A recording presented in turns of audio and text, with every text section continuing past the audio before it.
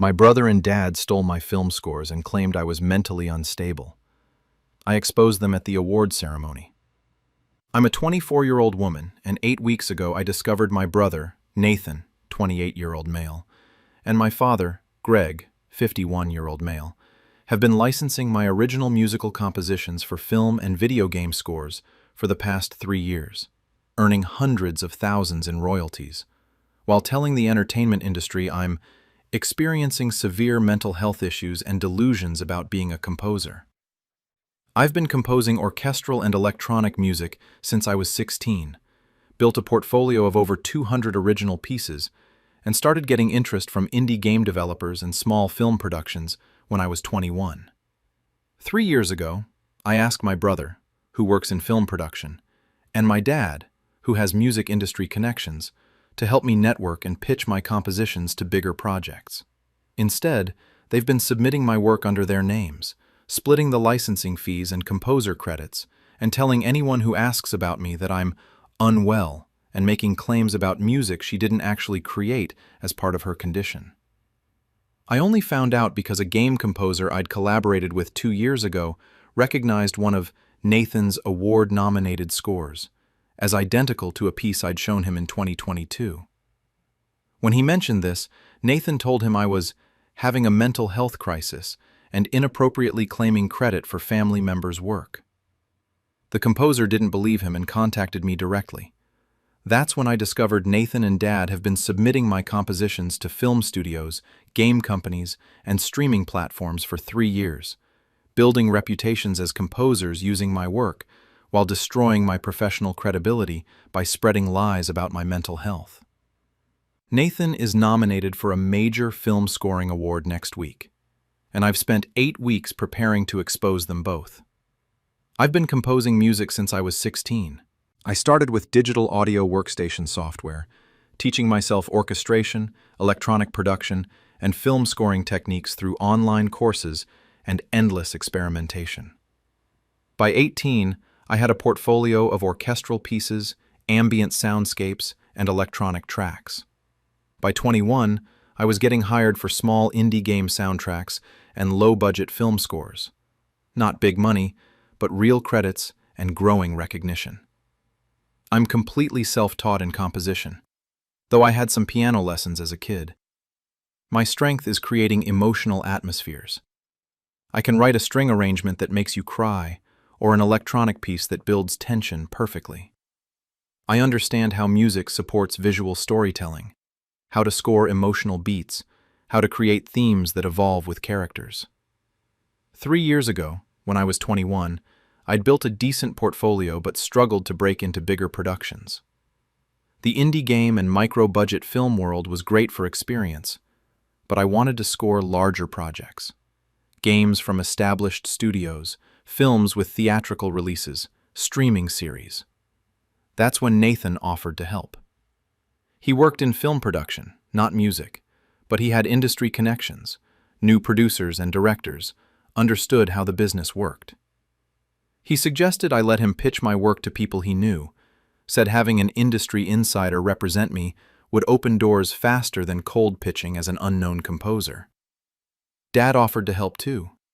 He'd worked in music publishing for years, knew people at record labels and production music libraries, understood licensing and contracts. He said he could handle the business side, negotiations, contracts, royalty agreements, while I focused on creating. It seemed perfect. I'd compose, they'd handle networking and business, we'd split any earnings fairly. I gave them access to my entire portfolio, over 150 pieces at that time, plus all new compositions I created. I trusted them completely. They were family, helping me launch my career. What I didn't know was that Nathan and Dad immediately started submitting my compositions as their own work, not representing me, literally claiming they'd composed the music themselves. They'd take my orchestral pieces, my electronic scores, my ambient soundscapes, and pitch them to production companies under Nathan's name for film work and Dad's name for games and libraries. For 3 years, they built composing careers on my work. Nathan got hired for film scores, dramas, thrillers, indie features. Dad licensed music to video games, documentaries, streaming shows. They split the fees, built reputations as composers, won some smaller awards, gained industry recognition. Meanwhile, they told me the pitching process was slow, that breaking in takes time, that they were still trying to get my work in front of the right people. I kept composing, kept adding to the portfolio they had access to, kept trusting they were helping me. Whenever someone in the industry asked about me, when a composer recognized stylistic similarities to past work I'd actually credited, or when someone connected my name to early indie projects, Nathan and Dad claimed I was experiencing mental health issues and inappropriately taking credit for family members' compositions as part of her condition. They told people I was delusional, having a breakdown, making false claims about work she didn't create. They positioned themselves as concerned family members dealing with a troubled relative, not thieves stealing my artistic work. This narrative served two purposes. It explained why I wasn't visible in the industry despite their sudden composing success, and it preemptively discredited me if I ever challenged their theft. 8 weeks ago, I got a message from Lucas Chen, a composer I'd worked with on an indie game in 2022. We'd collaborated on the soundtrack. I'd written the main themes and ambient tracks. He'd done some combat music and boss themes. We'd credited each other properly, had a great working relationship.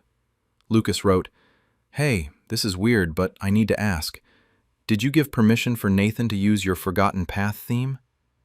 I just played the film he scored that's nominated for the Emerging Film Composer Award, and the main theme is identical to the piece you composed for our game. Like note for note the same. When I asked Nathan about it, he said you're having mental health issues and claiming his work is yours, that you're unwell and the family is worried. That doesn't sound like you at all. What's going on?" I was confused. I checked Nathan's IMDb page and found the film Lucas mentioned, a psychological thriller that premiered at Sundance. Nathan was credited as composer. The film's award nomination press praised Nathan's haunting original score. I listened to the soundtrack online. Lucas was right. The main theme was my composition from the 2022 game, identical in every way. Not inspired by, not similar to, the exact piece I'd written. I immediately looked deeper. I found Nathan credited as composer on 5 other films from the past 3 years. I found Dad credited as composer on game soundtracks and music library contributions. I listened to everything I could access. It was all my work. Every piece.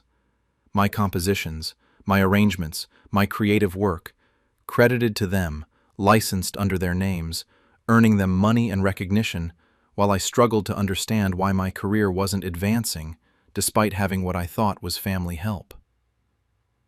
I confronted Nathan first.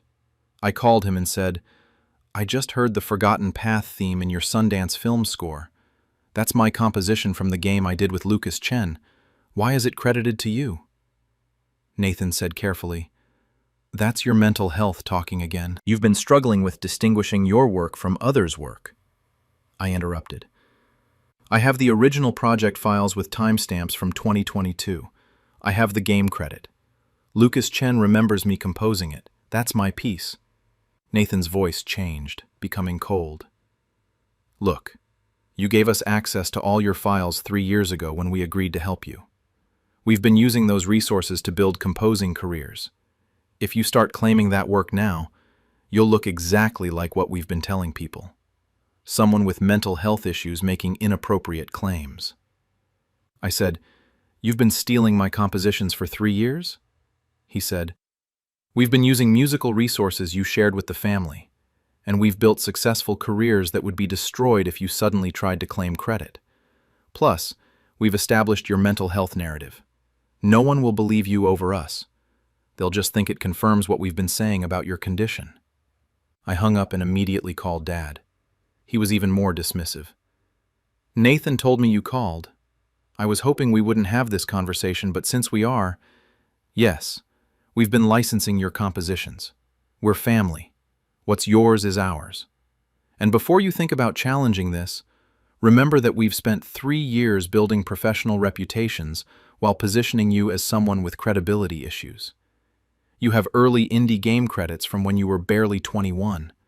We have recent major credits, industry relationships, and a consistent narrative about your instability. Who do you think people will believe? They'd trapped me perfectly. They had 3 years of industry credibility, established reputations, professional relationships, all built on my work. I had early small credits and their well-established narrative about my mental health issues. Any challenge I made would be framed as proof of the delusions they'd been describing. I spent 8 weeks planning my response. I gathered evidence. Original project files for every composition with metadata showing creation dates and authorship, all predating Nathan and Dad's submissions. Correspondence and contracts from my early indie projects showing I'd composed, licensed, and credited this work years before their careers began. Testimony from Lucas Chen and other early collaborators confirming I'd composed these pieces. My DAW software history showing composition development, sketches, revisions, saved versions documenting my creative process.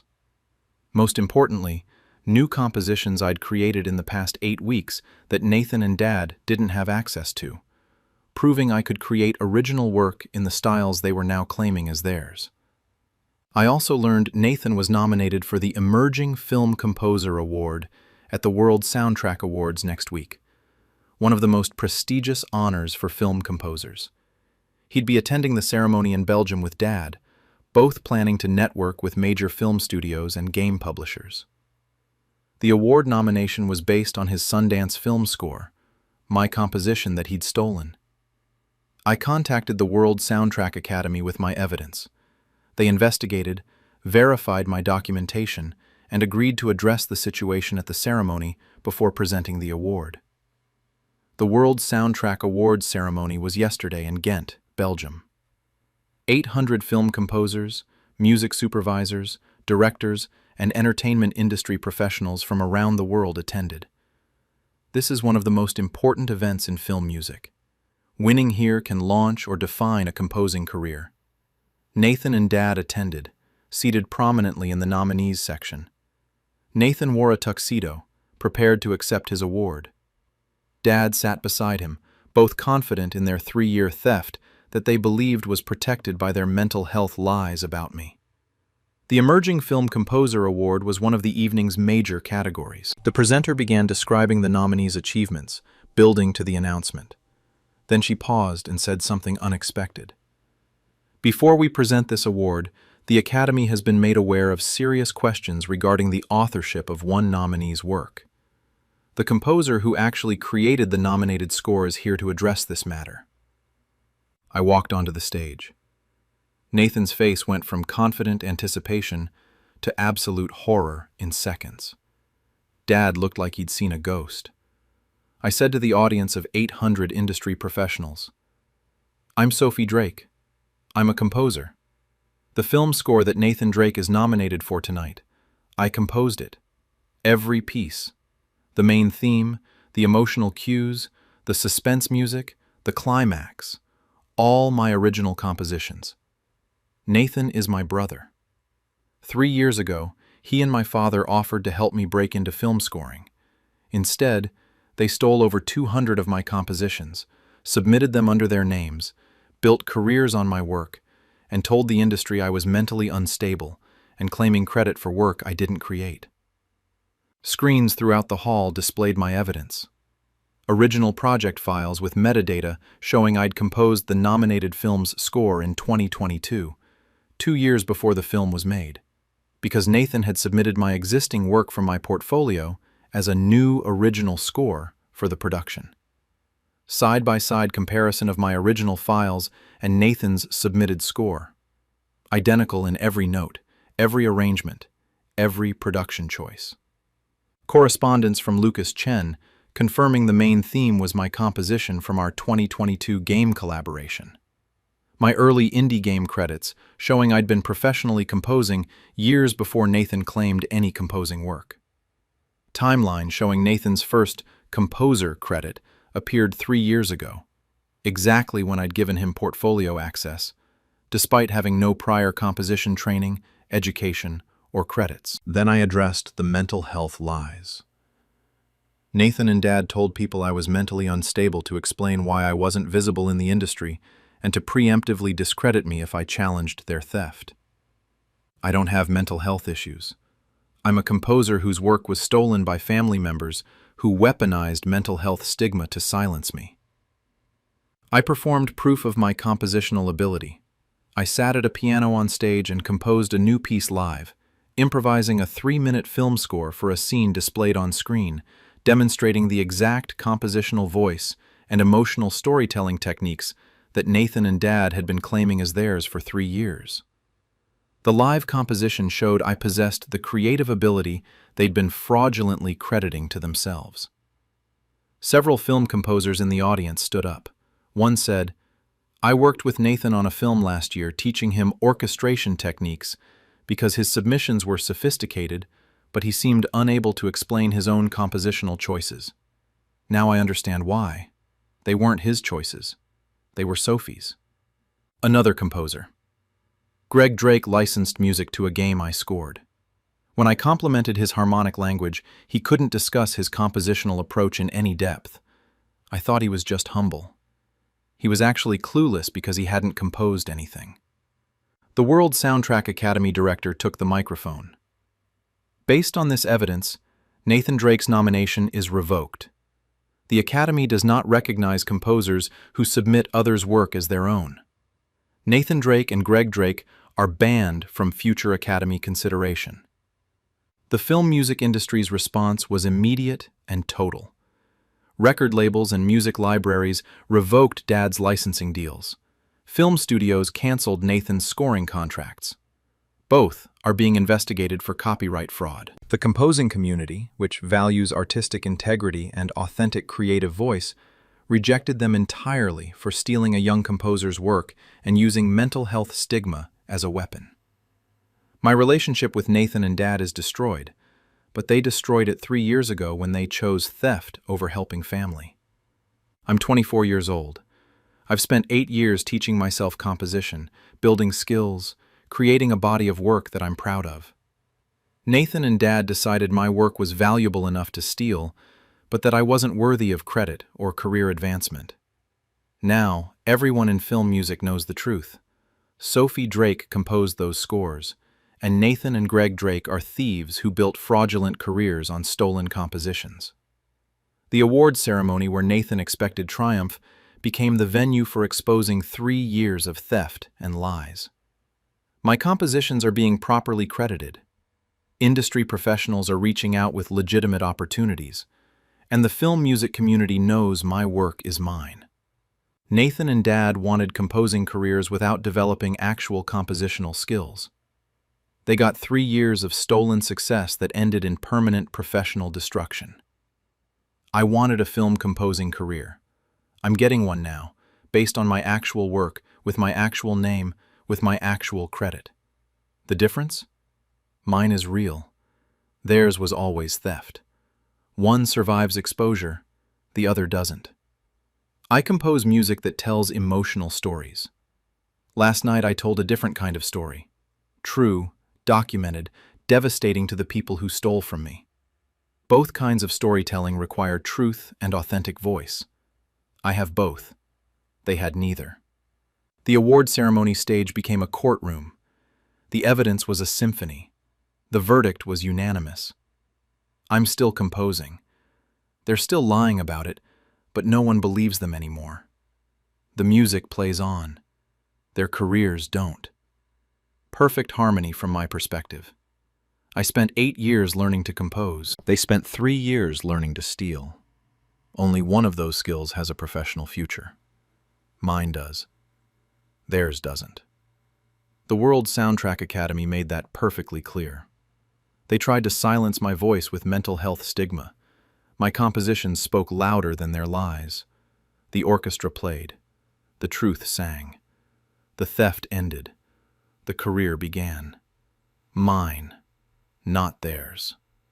Finally. My mom and aunt faked 47 family emergencies over 6 years to sabotage my life events. I exposed them at my sister's wedding, where they staged another. I'm a 26-year-old woman, and 14 weeks ago, I discovered my mother, Diane, 51-year-old female, and my aunt, Sheila, 49-year-old female, have been staging fake family emergencies for the past 6 years, creating false medical crises, fabricating car accidents, faking deaths and hospitalizations, specifically timed to force me to abandon important life events like job interviews, career opportunities, performances, competitions, and relationship milestones, causing me to develop a reputation as unreliable and unstable, while making me believe I have a family cursed with constant tragedy. For 6 years, I've received 47 emergency phone calls. Your grandmother had a stroke. Come immediately. Your cousin was in a car accident and asking for you. Your uncle is in the hospital dying. He wants to say goodbye. Your brother is missing. We need you home now. Each emergency timed precisely when I was about to attend a job interview, give a presentation, compete in a race, meet someone's parents, or participate in an important life event. Each time, I'd drop everything, rush to the hospital/police station/family crisis, only to find the emergency was either vastly exaggerated, a complete misunderstanding, or miraculously resolved by the time I arrived. I'd miss my interview, my performance, my race, my date, and develop a growing reputation among employers, colleagues, and romantic partners as someone who's unreliable and has chaotic family drama. I started avoiding commitments because I couldn't trust that a family emergency wouldn't force me to abandon them. Only when I hired a private investigator after the 47th emergency did I discover that every single crisis was staged or drastically exaggerated by Diane and Sheila to keep me from succeeding professionally and personally.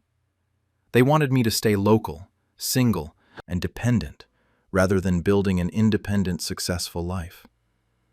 Tomorrow is my sister's wedding, where I'm the maid of honor, and I've spent 14 weeks preparing to expose 6 years of fake emergencies, including the one they're planning to stage tomorrow to make me miss my speech. I've always been ambitious and driven. In college, I was on track for great things: good grades, athletic achievements in competitive running, strong professional connections, opportunities for career advancement after graduation. When I was 20, I had my first major opportunity, a job interview at a prestigious marketing firm for a competitive internship. The interview was scheduled for 2 p.m. on a Tuesday. At 1:15 p.m., I received a frantic call from Diane. Your grandmother had a stroke. She's in the ICU. They don't know if she'll make it. She's asking for you. You need to come now. I was devastated. I called the interview scheduler, explained there was a family medical emergency, asked to reschedule. They were sympathetic but explained the position needed to be filled quickly. They'd continue with other candidates. I drove 3 hours to the hospital. When I arrived, Grandma was sitting up in bed, eating pudding, chatting with Aunt Sheila. She looked fine. I asked what happened. Diane said, "Oh, it turned out to be a minor scare. Her blood pressure spiked, but they got it under control quickly. She's fine now." Grandma looked confused. I told Diane it wasn't serious, but she insisted on calling everyone. I'd missed my interview for what turned out to be a minor blood pressure issue that resolved in an hour. I felt frustrated but thought, family comes first. I made the right choice, rushing to what I believed was a serious emergency. 6 months later, I had another opportunity, presenting my senior thesis at a regional conference, important for networking and graduate school applications. My presentation was scheduled for Saturday at 10 a.m. Friday night at 9 p.m., Sheila called. Your cousin Brady was in a terrible car accident. He's in surgery. It's bad. He's been asking for you. Can you come to County Hospital? I immediately drove 2 hours to the hospital. I asked at the ER desk for Brady's status. The nurse looked confused. Brady Johnson? He was treated for minor whiplash and released 3 hours ago. I called Sheila. The hospital says Brady was released hours ago with minor injuries. Sheila: Oh, good. The initial report made it sound so much worse. We're so relieved. Since you're already here, want to grab breakfast tomorrow with the family?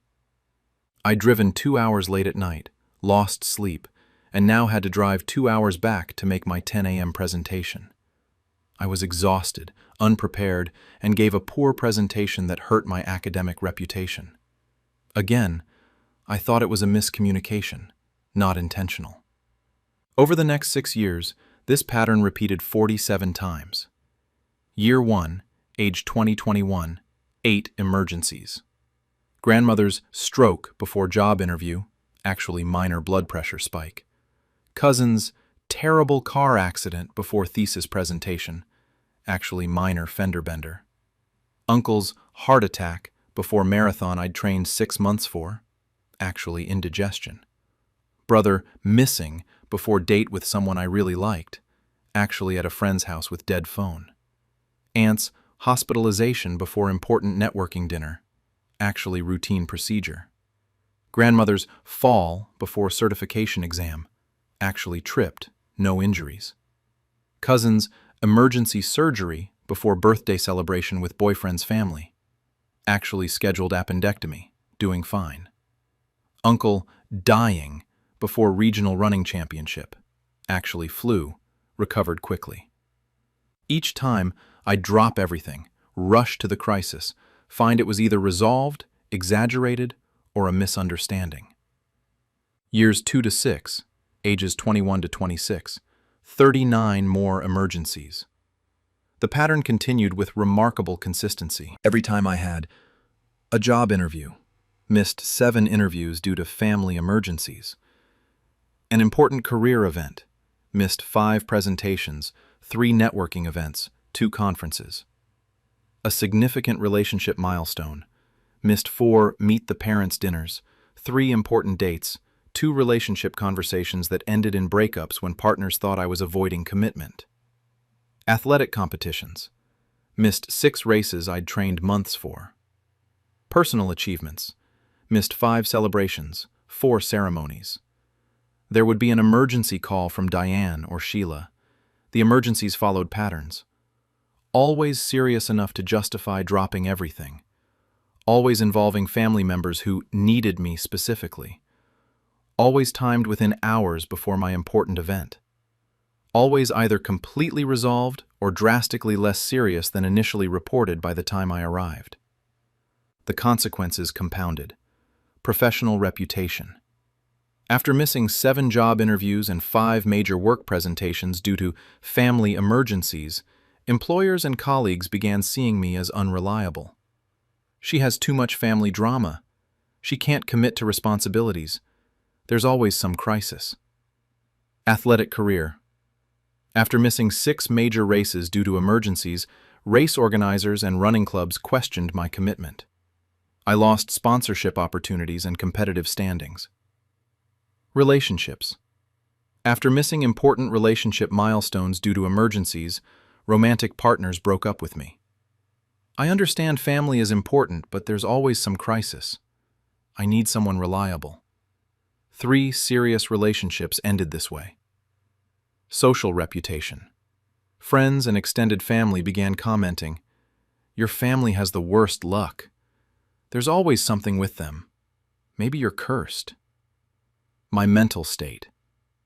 I developed severe anxiety about committing to anything important, believing my family was genuinely cursed with constant tragedy. I turned down opportunities because I couldn't trust I'd be able to follow through.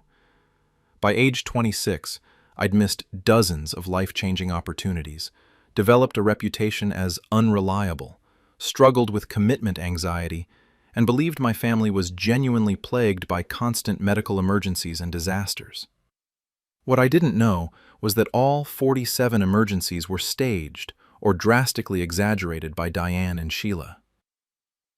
2 months ago, after the 47th emergency, grandmother's critical condition before a final round job interview for my dream position turned out to be a routine doctor's visit, I finally questioned the pattern. 47 emergencies in 6 years. statistically impossible for one family. Always perfectly timed before my important events. Always resolved or exaggerated by arrival. I hired a private investigator to review medical records, police reports, and hospital visits for the claimed emergencies. The findings were damning. Of 47 emergencies over 6 years, 23 never happened at all. No hospital visits, no police reports, completely fabricated. 18 were real minor incidents drastically exaggerated. Routine doctor visits reported as critical condition. Minor fender benders reported as terrible accidents. 6 were real but not emergencies. Scheduled procedures reported as emergency surgeries. Planned hospital stays reported as sudden crises. 0 were actually the serious emergencies Diane and Sheila had reported. The investigator also found timing patterns. 89% of emergencies occurred within 24 hours before my scheduled important events. Phone records showed Diane and Sheila would call me specifically, not other family members, ensuring I personally would abandon my commitments. Coordination. Text messages between Diane and Sheila, recovered through legal discovery after I filed a lawsuit, showed them planning the fake emergencies. Big interview Thursday, need emergency Wednesday evening. She has marathon Saturday, thinking grandmother fall Friday night. Meeting boyfriend's parents Sunday, car accident Saturday afternoon. Motive documented. Texts between Diane and Sheila explaining their reasoning. If she gets that job, she'll move away. We need her to stay local and available. These relationships make her less focused on family. She's getting too independent, need to remind her family needs her. Perfect timing to make her miss that race. She's getting too confident.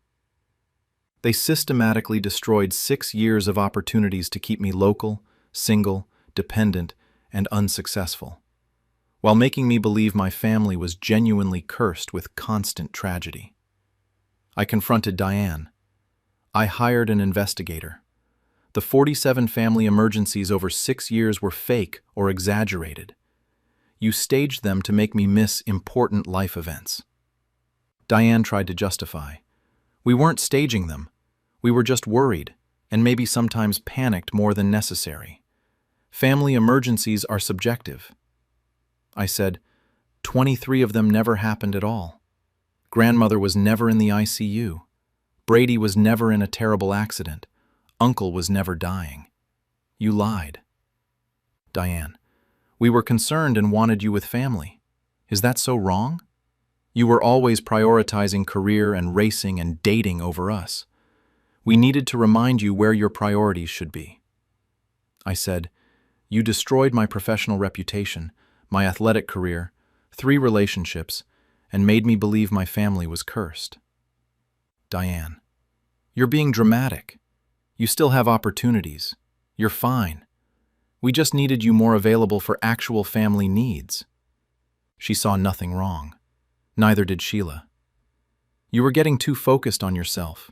We needed to keep you grounded in family obligations. Then I learned my younger sister's wedding was scheduled for next month. I was maid of honor, giving a speech. The rehearsal dinner and wedding were both important events. Text messages between Diane and Sheila, that I now had access to through legal proceedings, showed they were planning another fake emergency for the wedding. She's giving speech at reception, thinking grandfather chest pains during speeches. She'll have to leave, won't finish speech, will seem unreliable even at her own sister's wedding. They were planning to stage the 48th fake emergency to make me abandon my maid of honor speech and ruin my reputation even at my sister's wedding. I spent 14 weeks preparing my response. The wedding day arrived. Beautiful ceremony. I fulfilled all maid of honor duties perfectly. The reception began with dinner, then speeches scheduled. Just as speeches were about to start, Diane's phone rang loudly. She answered, her face shifting to panic. What? Oh no, we'll be right there.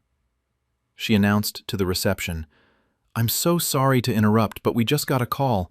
Grandfather had chest pains and collapsed. The ambulance is taking him to Memorial Hospital. It sounds serious. Sheila and I need to go immediately. She looked at me. Jordan, you should come too. He's asking for you. This was the 48th fake emergency, perfectly timed to make me abandon my maid of honor speech in front of 150 wedding guests. I stood and said, "Actually, let me address this before anyone leaves." I took the microphone. Diane just announced a family emergency, grandfather having chest pains. This would be the 48th family emergency in 6 years that's been reported to me, specifically timed before an important life event. Except this emergency, like the previous 47, is fake. Silence. Diane and Sheila looked shocked. I continued. For 6 years, Diane and Sheila have staged or drastically exaggerated 47 family emergencies.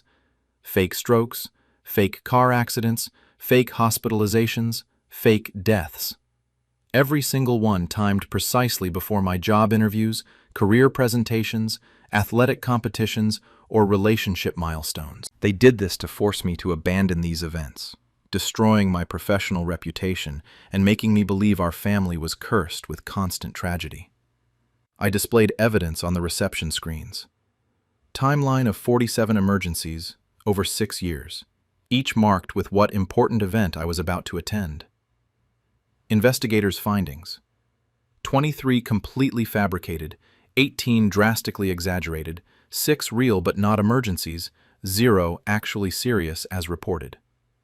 Medical records and hospital visits, proving the claimed emergencies never happened or were minor issues. Text messages between Diane and Sheila, planning fake emergencies.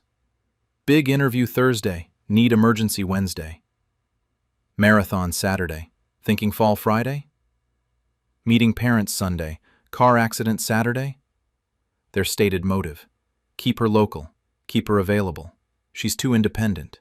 Remind her of family obligations. Timeline of consequences: 7 missed job interviews, 6 missed races, 3 ended relationships, destroyed professional reputation, all due to rushing to fake emergencies. Today's planned fake emergency. Text messages from this morning between Diane and Sheila. Grandfather chest pains during speeches. She'll have to leave. We'll miss maid of honor speech. Even her sister's wedding she'll seem unreliable. I addressed the 150 guests. I called grandfather 30 minutes ago. He's at home, watching a baseball game, feeling fine, completely unaware Diane was about to fake his medical emergency. I have him on video call if anyone wants confirmation. I showed live video. Grandfather at home, healthy, confused about why I was calling, completely fine. Then I addressed Diane and Sheila. For 6 years, you staged 47 fake emergencies to sabotage my life. You destroyed career opportunities, athletic achievements, and relationships. You made me believe my family was cursed. You turned me into someone afraid to commit to anything, because there's always some crisis. Also, I'd stay local, single, dependent, and unsuccessful. Tonight, you planned the 48th fake emergency to make me miss my speech at my sister's wedding. That ends now. The wedding reception erupted. Guests were horrified. You faked 47 family emergencies over 6 years? You made her miss job interviews by lying about strokes and accidents? You destroyed her reputation by staging fake crises? My sister, the bride, was furious. You were going to fake grandfather's emergency at my wedding to sabotage Jordan's speech? On my wedding day, you were planning to create fake drama? Grandfather, via video call, was appalled. You've been using my name in fake medical emergencies for 6 years? You were going to fake my chest pains tonight? Other family members whose names had been used in fake emergencies were discovering. You told her I was dying 6 years ago to make her miss a race? You said I was in a terrible accident to make her miss an interview. The consequences were immediate. Diane and Sheila were asked to leave the wedding, escorted out by venue security. Legal action. I proceeded with lawsuits for fraud, intentional infliction of emotional distress, and interference with professional opportunities. Professional rehabilitation. With evidence the family emergencies were fake, I contacted former employers and colleagues explaining the sabotage. Several offered new opportunities and corrected references. Family exile. Extended family cut contact with Diane and Sheila after learning they'd been using family members' names in fake emergencies for 6 years. Athletic community vindication. Race organizers were informed the emergencies were fabricated. Some reinstated my competitive standing. Sister's support. My sister was furious they'd planned to sabotage her wedding with another fake emergency.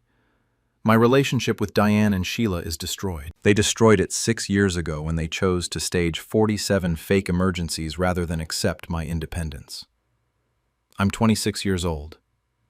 I spent 6 years believing my family was cursed, developing anxiety about commitments, and watching opportunities disappear due to constant fake crises. Diane and Sheila decided controlling my life was worth staging fake strokes, accidents, deaths, and disasters for 6 years. Now everyone knows. They faked 47 emergencies to sabotage my life, destroyed my reputation and opportunities, and planned a 48th fake crisis at my sister's wedding. The wedding where they expected to stage another emergency became the venue for exposing 6 years of manufactured tragedy. My reputation is being rebuilt with truth. My opportunities are returning with evidence of sabotage. The fake emergencies are over. Diane and Sheila wanted me dependent and local through manufactured crises. They got 6 years of successful sabotage. Now they're getting lawsuits, family exile, and permanent exposure. I wanted to build an independent, successful life. I'm doing that now, with no fake emergencies forcing me to abandon commitments. The difference? Mine is built on real achievements. Theirs was built on fake tragedies. One survives truth, the other doesn't. 6 years, 47 emergencies, 0 real crises. Perfect record of fraud. Documented thoroughly, prosecuted appropriately. Wedding speech happened, emergency didn't, truth did. All 3 outcomes, perfect. 47 fake emergencies, 47 pieces of evidence. Math, damning. They staged grandfather's chest pains. Grandfather video called from home. Reality check, effective. 6 years of sabotage. 1 wedding exposing everything. Timeline, complete. Fake stroke before interview. Real lawsuit after exposure. Both emergencies. Only one legitimate.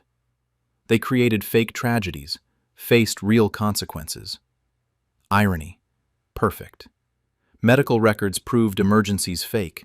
Legal records proving fraud real. Both documentation.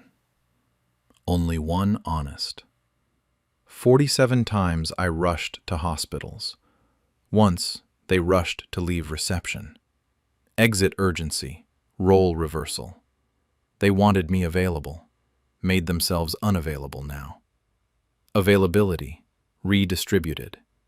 Family believed the emergencies, now believes the evidence.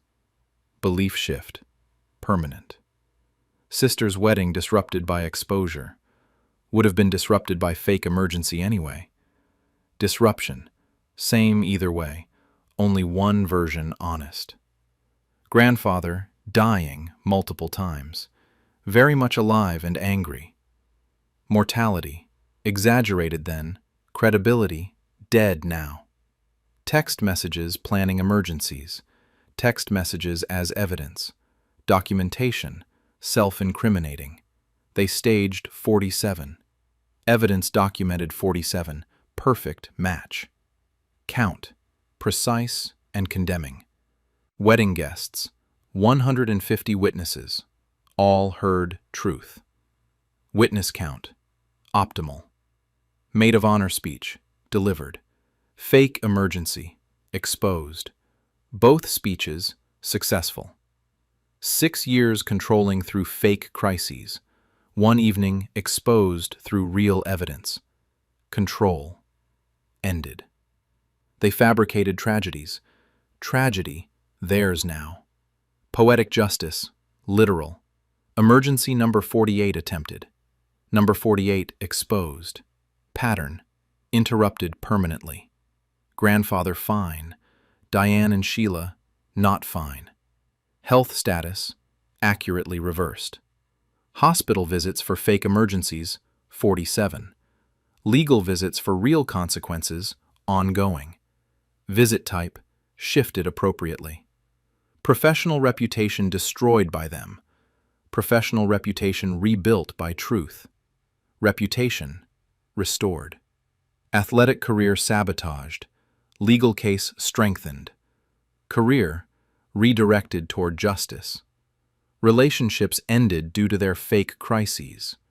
Relationship with them ended due to real exposure. Relationship endings, reciprocated. They wanted me local, got legally distant instead. Distance, achieved opposite method. Video call proved grandfather healthy, proved their lie current. Technology, devastating to liars. Wedding celebration continued. After they left, the party, improved by their absence.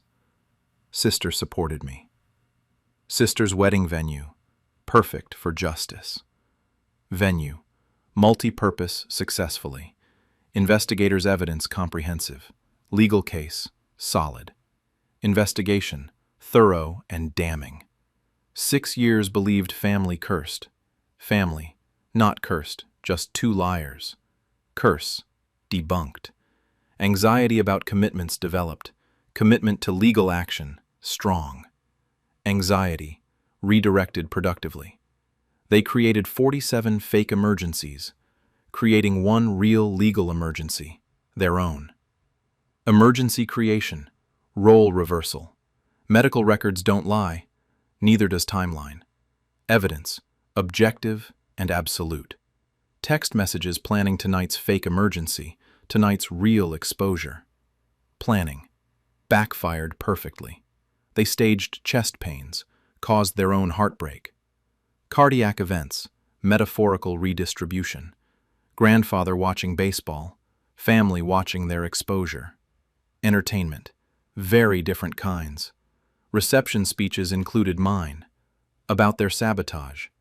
Speech topic, unexpected for them.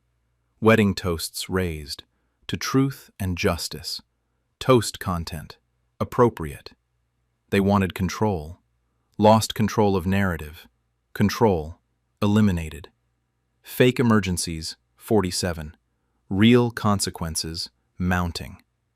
Math, justice-oriented. 6 years of lies, 1 evening of truth, forever of consequences. Timeline, complete and permanent.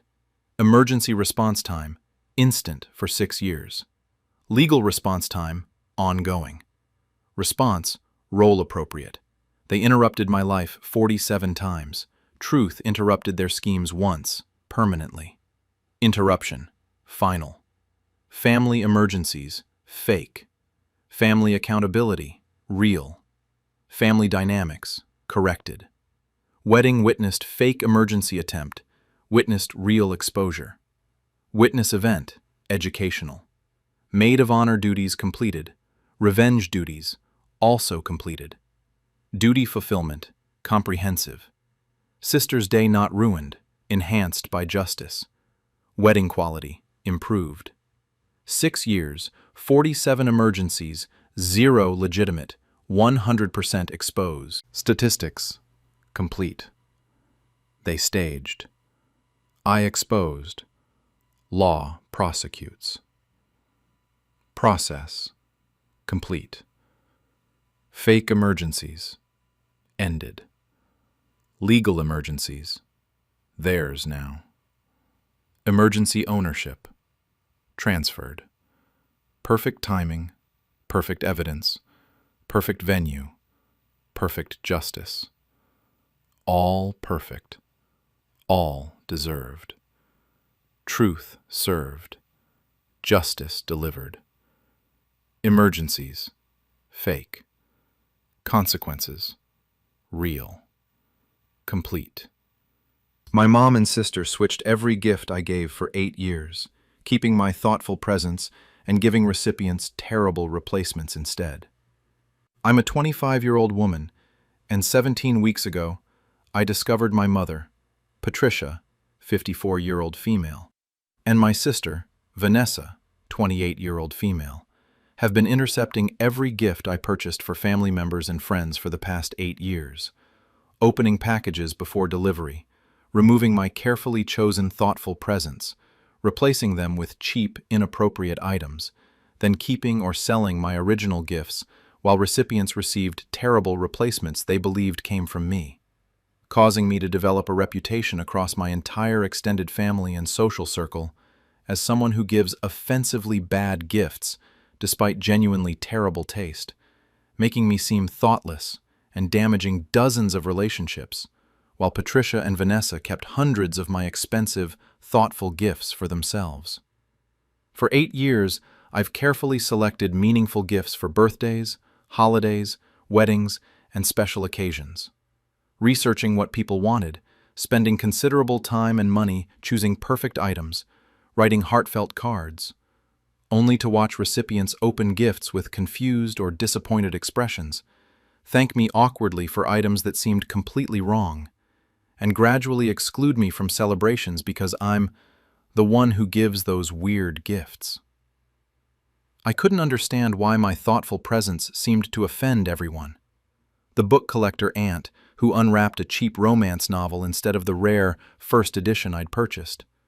The fitness enthusiast cousin who received a deep fryer instead of the high-end yoga mat I'd ordered. The new mother friend who got a cocktail shaker instead of the baby monitor I'd carefully selected. Only when I hired a PI after noticing my grandmother wearing a scarf I'd supposedly given my aunt did I discover that Patricia and Vanessa had been systematically intercepting my packages, stealing my gifts, replacing them with terrible items, and rewrapping them to make recipients think the bad gifts came from me.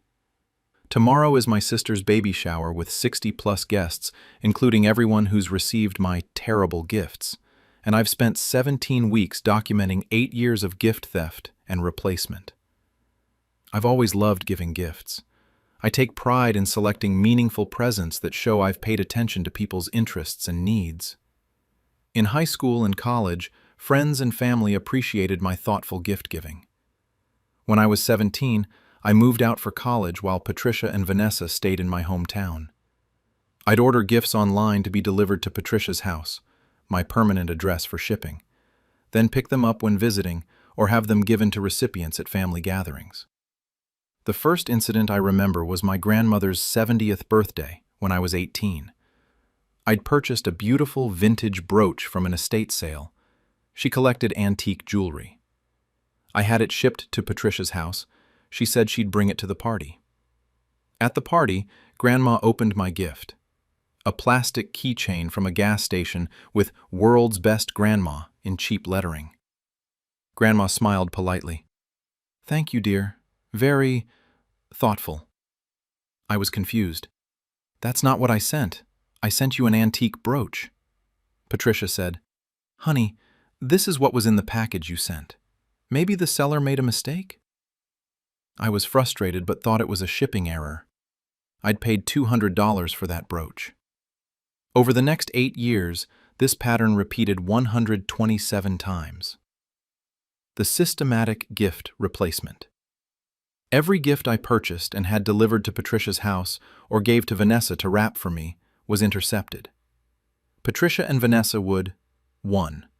Open the package or gift bag. 2. Remove my carefully chosen, thoughtful item. 3. Replace it with something cheap and inappropriate. 4. Rewrap it to look like my original packaging. 5. Keep or sell my actual gift.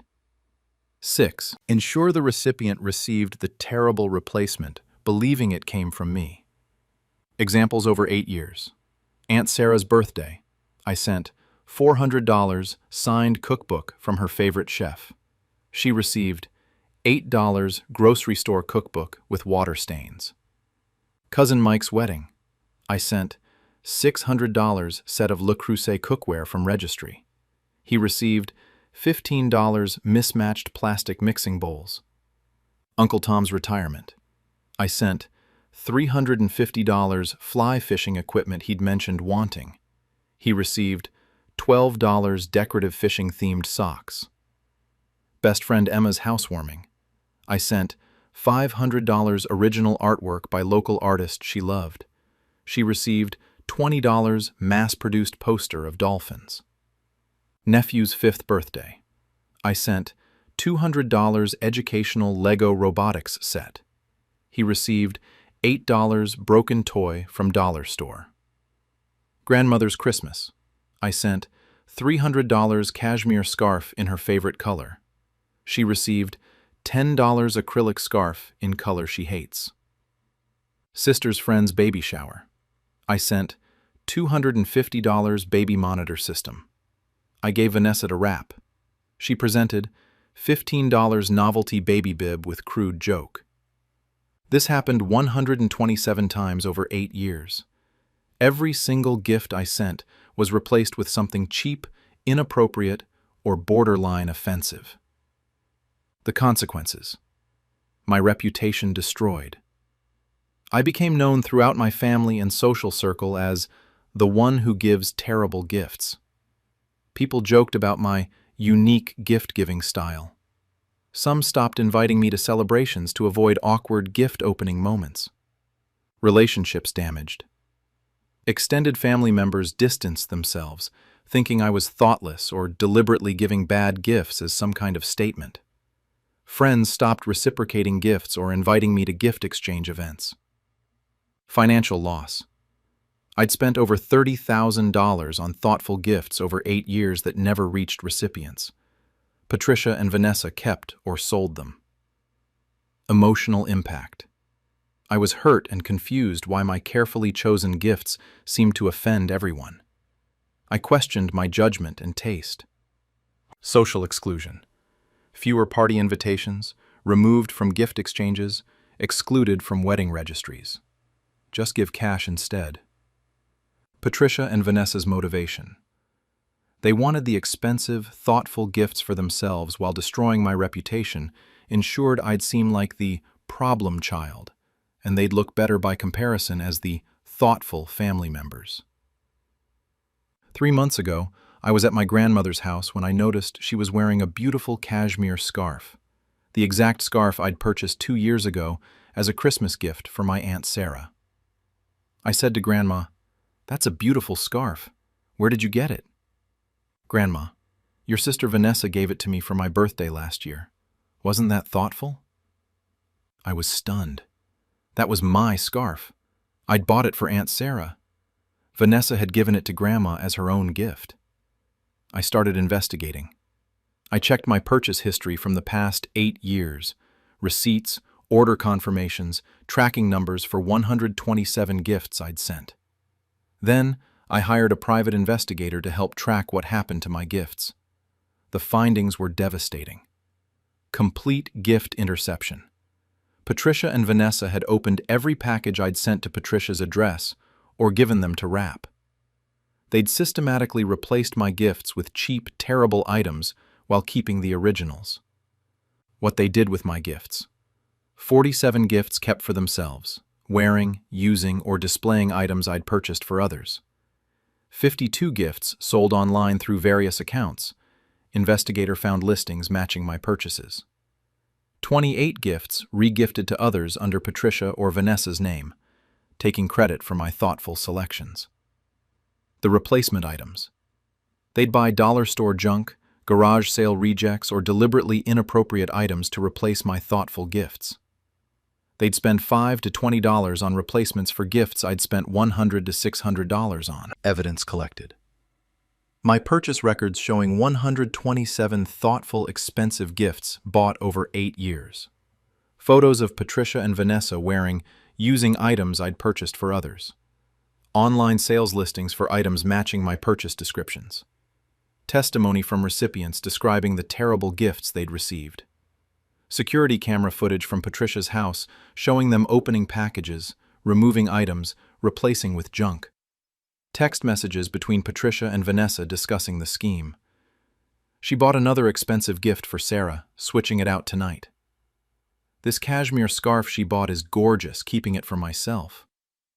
Their motive documented in texts. Her gifts make ours look bad. Better to make her look like she has terrible taste. Why should she get credit for thoughtful gifts when we can keep them? Everyone thinks she's so weird with her gift choices now. Most damning, I learned Vanessa's baby shower was scheduled for next week. A large celebration with 60-plus guests, including all the family members and friends who'd received my terrible gifts over 8 years. The baby shower was today at a country club. 60 guests, extended family, friends, colleagues, including dozens who'd received terrible gifts they believed I'd chosen. During the gift opening portion, Vanessa opened presents from various guests, expressing gratitude for each thoughtful item. When she reached my gift, I stood up. "Actually, before you open that, I need to address something." I took the microphone. For 8 years, I've had a reputation in this family and social circle as someone who gives terrible, inappropriate, thoughtless gifts. Offensive items, cheap junk, things that seem deliberately chosen to insult the recipient. Gifts so bad that many of you stopped inviting me to celebrations to avoid the awkward moment of opening my presents. Except I never gave any of those terrible gifts. Patricia and Vanessa have been systematically intercepting every gift I purchased, removing my carefully chosen thoughtful items, replacing them with cheap, inappropriate junk, then keeping or selling my original gifts while you received the terrible replacements, believing they came from me. Shocked silence. I displayed evidence on screens. Side-by-side comparisons of what I actually purchased versus what recipients received. I bought $400 signed cookbook. Recipient received $8 water-damaged grocery store cookbook. I bought $600 Le Creuset cookware set. Recipient received $15 plastic mixing bowls. I bought $500 original artwork. Recipient received $20 dolphin poster. My purchase records: 127 thoughtful, expensive gifts over 8 years with receipts, confirmations, tracking showing delivery to Patricia's address. Photos of Patricia and Vanessa, wearing, using, or displaying items I'd purchased for others. Patricia wearing the $300 cashmere scarf I'd bought for Aunt Sarah. Vanessa using the $400 espresso machine I'd bought for Uncle Tom. Both of them with dozens of items from my gift purchases. Online sales listings showing Patricia and Vanessa selling gifts I'd purchased. $200 Lego robotics set, new in box, listed 3 days after my nephew's birthday, where he'd received broken dollar store toy instead. Text messages between them. She spent $500 on artwork for Emma, swapping it with that poster from the thrift store. Keeping this scarf for myself. It's gorgeous. She'll never know. Everyone thinks she's so weird now. Mission accomplished. Video footage from Patricia's security cameras showing them opening my packages, removing gifts, replacing with junk, rewrapping. Then, I addressed specific people in attendance. Aunt Sarah, you received a cheap water-damaged cookbook for your 60th birthday, when I'd actually purchased a $400 signed first edition from your favorite chef. Patricia kept it for herself. Cousin Mike, you received plastic mixing bowls for your wedding, when I'd bought the $600 Le Creuset set from your registry. Vanessa sold it online for cash. Emma, you received a dolphin poster for your housewarming, when I'd commissioned $500 original artwork. They sold it. I continued. 127 gifts over 8 years. Every single one intercepted, replaced with garbage, while they kept or sold what I'd actually purchased. My reputation destroyed, my relationships damaged, over $30,000 stolen. All so Patricia and Vanessa could profit from my gift giving while making me look thoughtless. The baby shower erupted. Guests were horrified. You stole her gifts? You made her look terrible for 8 years while keeping expensive presents. You sold gifts meant for others? Aunt Sarah was furious. I thought you gave me cheap junk for my 60th birthday. You actually spent $400 on a thoughtful gift and Patricia stole it? Cousin Mike, my wedding gift was $600 of quality cookware, and you replaced it with dollar store plastic? Multiple recipients confronted them. I received broken toys, offensive items, cheap garbage, and thought it was from her? You've been taking credit for her thoughtful gift selections? Emma, my former best friend who distanced herself. I ended our friendship partly because that offensive poster made me think you didn't care about me. You'd actually commissioned artwork and they stole it? Patricia tried defending. She was giving too expensive gifts, making everyone else look bad. Multiple guests interrupted. So you stole them? You replaced them with garbage to ruin her reputation? You profited from her gift-giving? Vanessa attempted. She should have given cash if she wanted people to actually get value. Guests cut her off. She gave valuable, thoughtful gifts. You stole them. You made her seem thoughtless for 8 years. The consequences were immediate and severe. Patricia and Vanessa asked to leave the baby shower they'd organized. Legal action. I filed police reports for theft, $30,000+ in stolen gifts, and civil suits for fraud and defamation. Items recovered. Many guests demanded Patricia and Vanessa return items they'd kept. Some were recovered.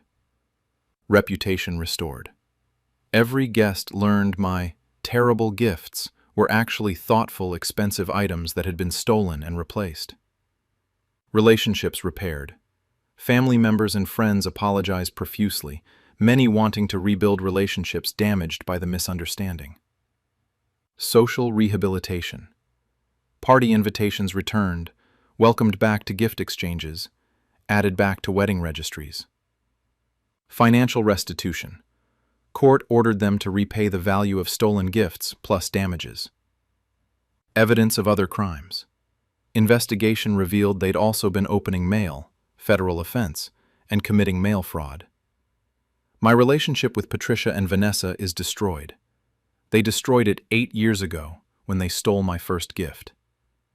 I'm 25 years old. I spent 8 years believing people thought I had terrible taste, watching relationships deteriorate, questioning my judgment, while Patricia and Vanessa profited from my thoughtfulness. They decided keeping my expensive gifts was worth destroying my reputation and relationships through systematic theft and replacement. Now everyone knows. I gave thoughtful gifts that were stolen and replaced with garbage to make me look bad. The baby shower, where Vanessa expected celebration, became exposure of 8 years of theft. My reputation is restored. My relationships are healing. The theft has ended. Patricia and Vanessa wanted expensive gifts without paying and wanted me to look bad by comparison. They got 8 years of theft and profit. Now they're getting criminal charges and social exile. I wanted to give meaningful gifts that showed I cared. I'm doing that now, with direct delivery and no interception. The difference? Mine reaches recipients now. Theirs reaches prosecutors. 8 years, 127 gifts, $30,000 stolen. All documented. Perfect case for prosecution. Thoughtful gifts replaced with garbage. Thoughtful reputation restored with truth. Both replacements complete. They wore my gifts. I presented evidence. Both displays public. Only one honest. Baby shower ruined. Criminal record incoming. Both arrivals appropriate. Recipients thought I gave junk. Recipients learned I gave treasures. Perception corrected. Cashmere scarf stolen. Legal case woven tight. Both fabric references appropriate. Security cameras recorded their crimes. Screens displayed their crimes.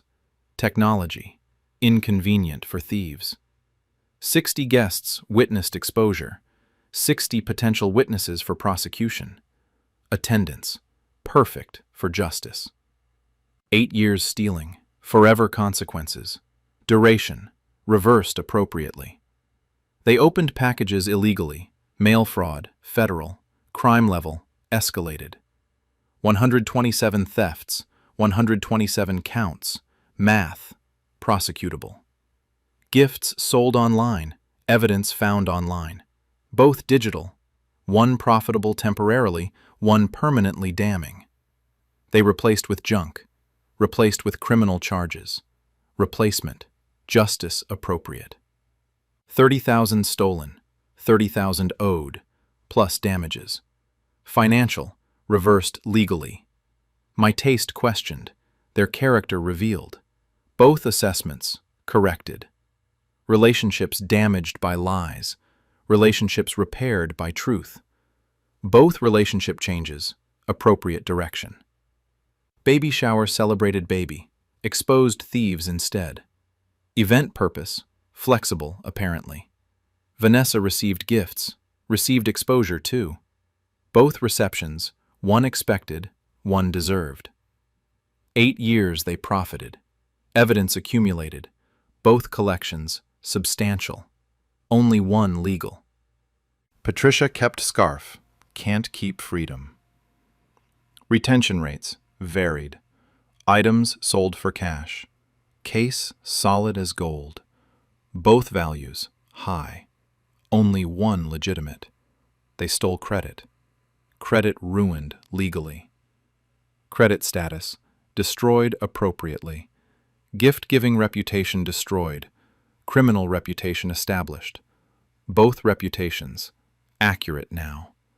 Thoughtful gifts, mine. Thoughtless crimes, theirs. Attribution, corrected. Text messages planning theft. Text messages as evidence. Communication, self-incriminating. Family gatherings excluded me. Family gatherings exclude them now. Exclusion, redistributed. 8 years of theft, forever of restitution. Payment schedule, ongoing. Recipients received junk. I received justice. Both receipts, appropriate. They wrapped replacement gifts, wrapped up in charges. Both wrapping, complete. Video showed package opening. Video showed crime commission. Footage purpose, evidentiary. Aunt wore stolen scarf. Evidence wore no disguise. Visibility, both public. Only one flattering. Perfect documentation. Perfect exposure. Perfect justice. All perfect. All deserved. All permanent. Theft documented. Reputation restored. Justice served. Relationships healing. Complete. My stepmom and stepsisters signed me up for 83 commitments over 5 years without telling me, making me a serial no-show who seems unstoppably unreliable. I'm a 24-year-old man, and 15 weeks ago, I discovered my stepmother, Lorraine, 48-year-old female, and my stepsisters, Madison, 26-year-old female, and Chloe, 24-year-old female, have been secretly signing me up for volunteer shifts, committee positions, event planning roles, and community obligations for the past 5 years, using my name and contact information to commit me to 83 different responsibilities I never agreed to and never knew about, then deliberately not telling me about these commitments so I'd fail to show up, creating a community-wide reputation that I'm a serial flake who enthusiastically volunteers for everything, then never follows through, making me seem mentally unstable and unreliable to everyone in our mid-sized town. For 5 years, I've been confused by hostile encounters with community members who'd angrily confront me. You promised to help with the food drive and never showed up. You signed up for 3 volunteer shifts at the animal shelter and missed all of them. You joined the church committee, then skipped every meeting. You volunteered to coach youth soccer, then didn't appear for a single practice. Except I'd never signed up for any of these things. I started being excluded from actual community activities, lost volunteer opportunities I genuinely wanted, developed a reputation as someone with commitment issues despite being reliable in my actual job and friendships. Only when the 83rd incident occurred, being confronted about abandoning a position I'd accepted on a nonprofit board I'd never heard of, did I demand to see the sign-up documentation and discover Lorraine, Madison, and Chloe had been forging my signature and using my email phone to create commitments without my knowledge, ensuring I'd no-show and look unstable. Tomorrow is Madison's engagement party with 100-plus guests, including the community members who think I'm an unreliable flake. And I've spent 15 weeks gathering evidence of 5 years of systematically creating fake commitments to destroy my reputation. I've always been involved in my community. I grew up in a mid-sized town where everyone knows everyone. I volunteered at the library in high school, helped with church events, participated in community activities. I had a good reputation as a reliable, helpful person. When I was 19, my dad remarried Lorraine, who had 2 daughters, Madison, 21, and Chloe, 19. They'd lived in our town their whole lives too, and were deeply embedded in community activities. The first incident happened when I was 19, a few months after Dad and Lorraine married. I was at the grocery store when a woman approached me angrily. "You're incredibly rude. You signed up for 3 volunteer shifts at the animal shelter last month and didn't show up for any of them. We were short-staffed because we counted on you." I was confused. I never signed up for animal shelter shifts. She showed me a volunteer sign-up sheet with my name, my phone number, and my email clearly written down for 3 different shifts over the previous month. I stared at it. That's my information, but I didn't sign up. I would have shown up if I'd committed to something. She didn't believe me. "Your information is right here. You signed up. You didn't show. That's unreliable." I was baffled, but assumed maybe I'd signed something at some event while distracted and forgotten. But I had no memory of it. 2 months later, another incident. A man at church confronted me after service.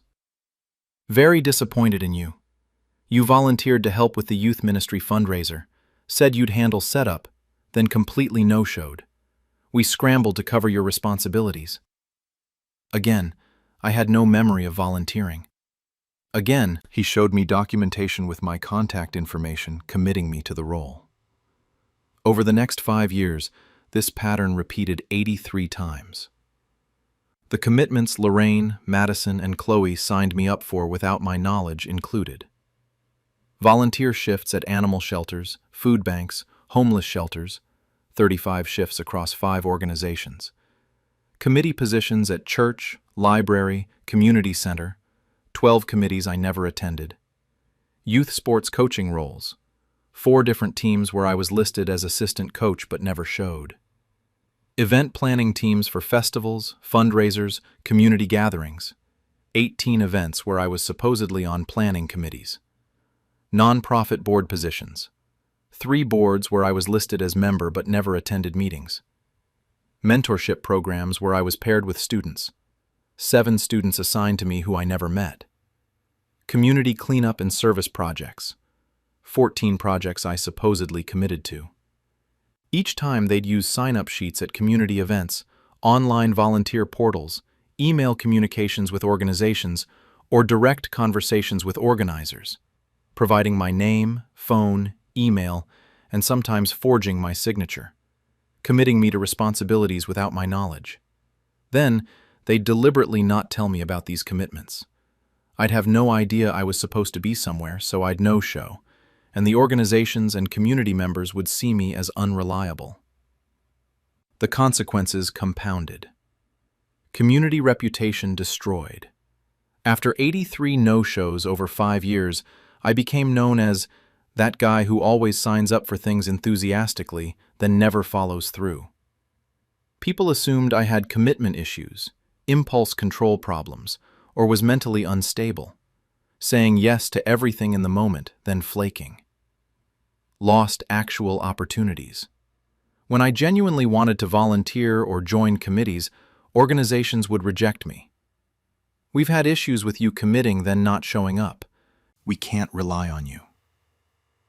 Social exclusion. Community members stopped inviting me to events or including me in activities because they saw me as unreliable and flaky. Strained relationships.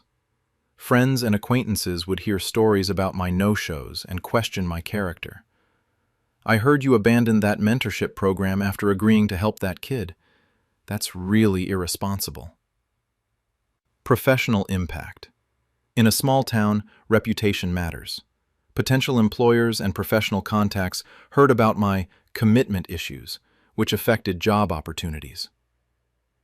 Constant confusion and stress. I'd regularly be confronted by angry people about commitments I had no memory of making, causing me to question my own memory and mental stability. Their motivation. Lorraine, Madison, and Chloe were deeply involved in community activities and enjoyed being seen as the good family members. Having me develop a reputation as unreliable made them look better by comparison. Additionally, my bad reputation kept me more isolated and dependent on family rather than building independent community connections. 2 months ago, the 83rd incident occurred. I received an email from a nonprofit board member. "Disappointed you haven't attended any board meetings since joining 3 months ago. We selected you based on your application showing enthusiasm and relevant experience.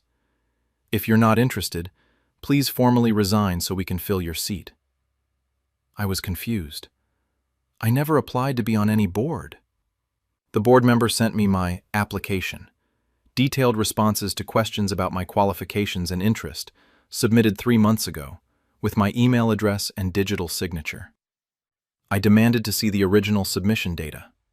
The nonprofit's volunteer coordinator showed me the application was submitted from an IP address I didn't recognize, at a time I was at work and could prove I was nowhere near a computer. I hired a digital forensics expert who traced the IP address to Lorraine's home, specifically to Chloe's laptop. That led to a deeper investigation. Over the next 3 months, I worked with a private investigator to document all 83 commitments I'd supposedly made over 5 years: volunteer shifts, committees, coaching roles, event planning, board positions, mentorships, service projects. Evidence I never actually signed up. Proof I was at work, out of town, or otherwise occupied during times these sign-ups occurred.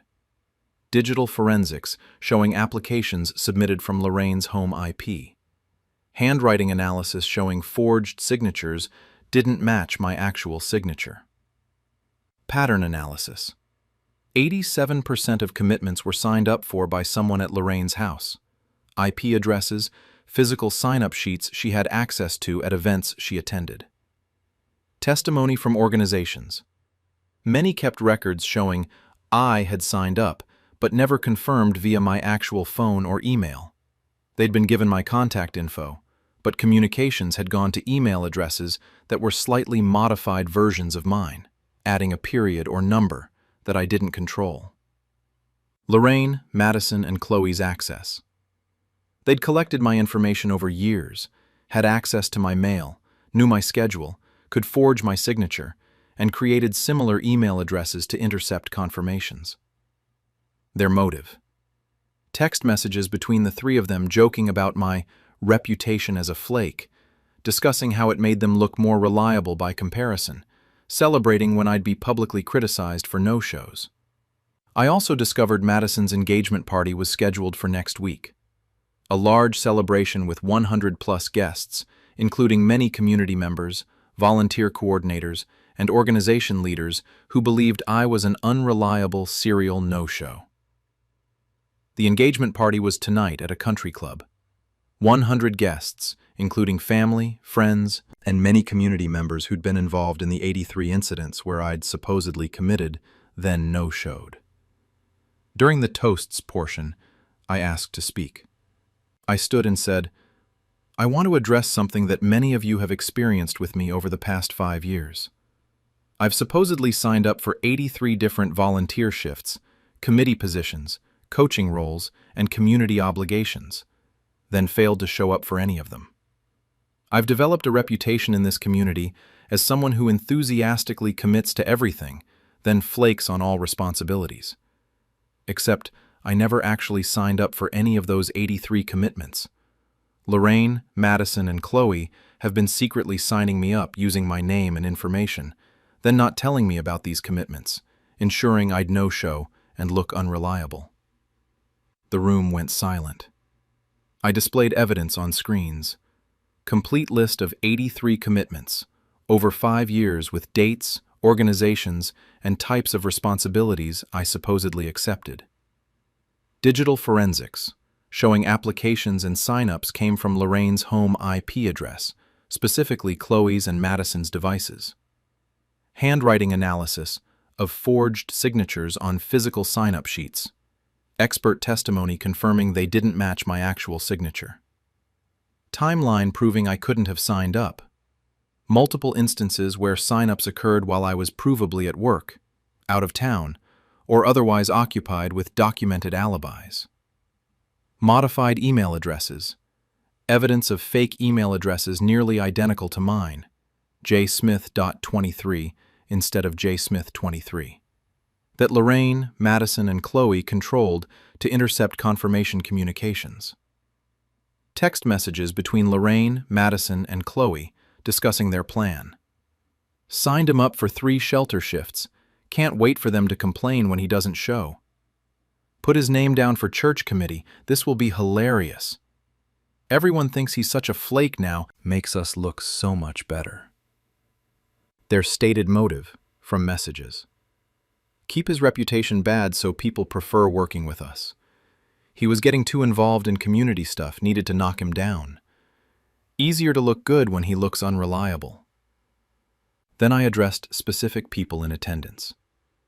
Susan, you run the animal shelter where I supposedly no-showed for 12 volunteer shifts over 3 years. I never signed up for those. Lorraine signed me up at events you held where she had access to sign-up sheets, forging my contact information. Pastor Mike, I supposedly volunteered for 3 different church committees and never attended a single meeting. Madison signed me up using an email address that looked like mine but had an extra period, intercepting all the meeting invitations so I never knew they existed. Coach Rodriguez, I was supposedly your assistant soccer coach for a youth team but never showed up to practices. Chloe filled out an online volunteer application from her laptop using my information, committing me to a role I never knew about. I continued. For 5 years, I've been confronted by angry community members, excluded from actual volunteer opportunities, and developed a reputation as mentally unstable or having severe commitment issues. All because Lorraine, Madison, and Chloe were systematically creating fake commitments in my name to destroy my community reputation. The response was immediate. Community members were horrified. You forged his signature on volunteer sheets? You created fake email addresses to intercept confirmations? You deliberately sabotaged his reputation for 5 years? The animal shelter director spoke. We turned away your actual volunteer application last year because of your no-show history. That history was fabricated by your family? The church pastor. You've been excluded from several ministry opportunities because we believed you were unreliable. That reputation was intentionally created through fraud? The nonprofit board member. Your family forged an entire board application to make you look flaky when you didn't attend meetings for a position you never actually accepted. Madison tried to defend. It was just harmless pranks. Multiple guests interrupted. Pranks? You destroyed his reputation systematically over 5 years. You made him look mentally unstable to an entire community. You forged legal documents and signatures. Chloe attempted. He was getting too involved in community stuff, always trying to outshine us. A community organizer cut her off. So you sabotaged him by creating 83 fake commitments and ensuring he'd be seen as unreliable? That's not competition. That's malicious fraud. Lorraine tried. We just wanted him to focus on family instead of always being out volunteering. My dad, who'd been unaware and was horrified, interrupted. You destroyed his reputation in our community to control his social life? By forging his signature 83 times? The consequences were swift. Madison and Chloe were asked to leave their own engagement party after the revelation. Legal action. I filed police reports for forgery, fraud, and identity theft, civil suits for defamation and intentional infliction of emotional distress. Community rehabilitation. Organizations that had rejected me were informed of the fraud. Many apologized and offered actual opportunities. Reputation restoration. Community members who'd thought I was a flake learned the truth, with many expressing support and anger at the family's fraud. Volunteer coordinators furious. Multiple organizations pursued their own legal action for fraud against volunteers' sign-up systems. Madison's engagement strained. Her fiancé, who'd witnessed the exposure, was reconsidering marriage to someone who'd participated in systematic fraud for years. Family relationships severed. Extended family and friends who attended cut contact with Lorraine, Madison, and Chloe. My relationship with Lorraine, Madison, and Chloe is destroyed. They destroyed it 5 years ago when they chose to forge my signature 83 times. I'm 24 years old. I spent 5 years believing I had memory problems, being excluded from community activities, and developing a reputation as unreliable, all fabricated through systematic fraud. Lorraine, Madison, and Chloe decided controlling my reputation was worth creating 83 fake commitments and forging my signature and information repeatedly. Now everyone knows. They systematically signed me up for commitments without my knowledge, ensuring I'd no-show, destroying my community reputation through fraud.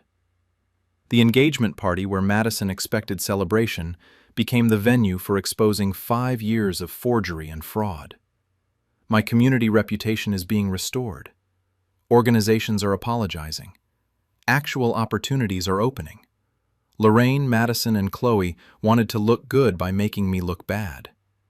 They got 5 years of successfully destroying my reputation. Now they're getting legal consequences and community exile. I wanted to be a reliable community member. I'm becoming one now, with my actual commitments, actual reputation, and no family sabotage. The difference? Mine is built on real reliability. Theirs was built on fraud. One survives exposure, the other doesn't. 5 years, 83 fake commitments, 0 I knew about. Perfect record of fraud, perfectly documented. 83 no-shows, 83 pieces of evidence. Math, damning. They forged signatures, handwriting expert proved it. Forensics, devastating. Engagement party, ruined. Reputation, destroyed. Legal action, filed. Triple consequences, all earned. IP addresses traced to their devices. Technology, inconvenient for fraudsters. Community members, 100 witnesses, all heard truth. Witness count, perfect. They created fake emails. Digital forensics exposed them. Email fraud, documented. Pastor, shelter director, board members attended, heard everything. Audience expertise, perfect for understanding severity. 83 commitments forged, legal action filed, count, prosecutable.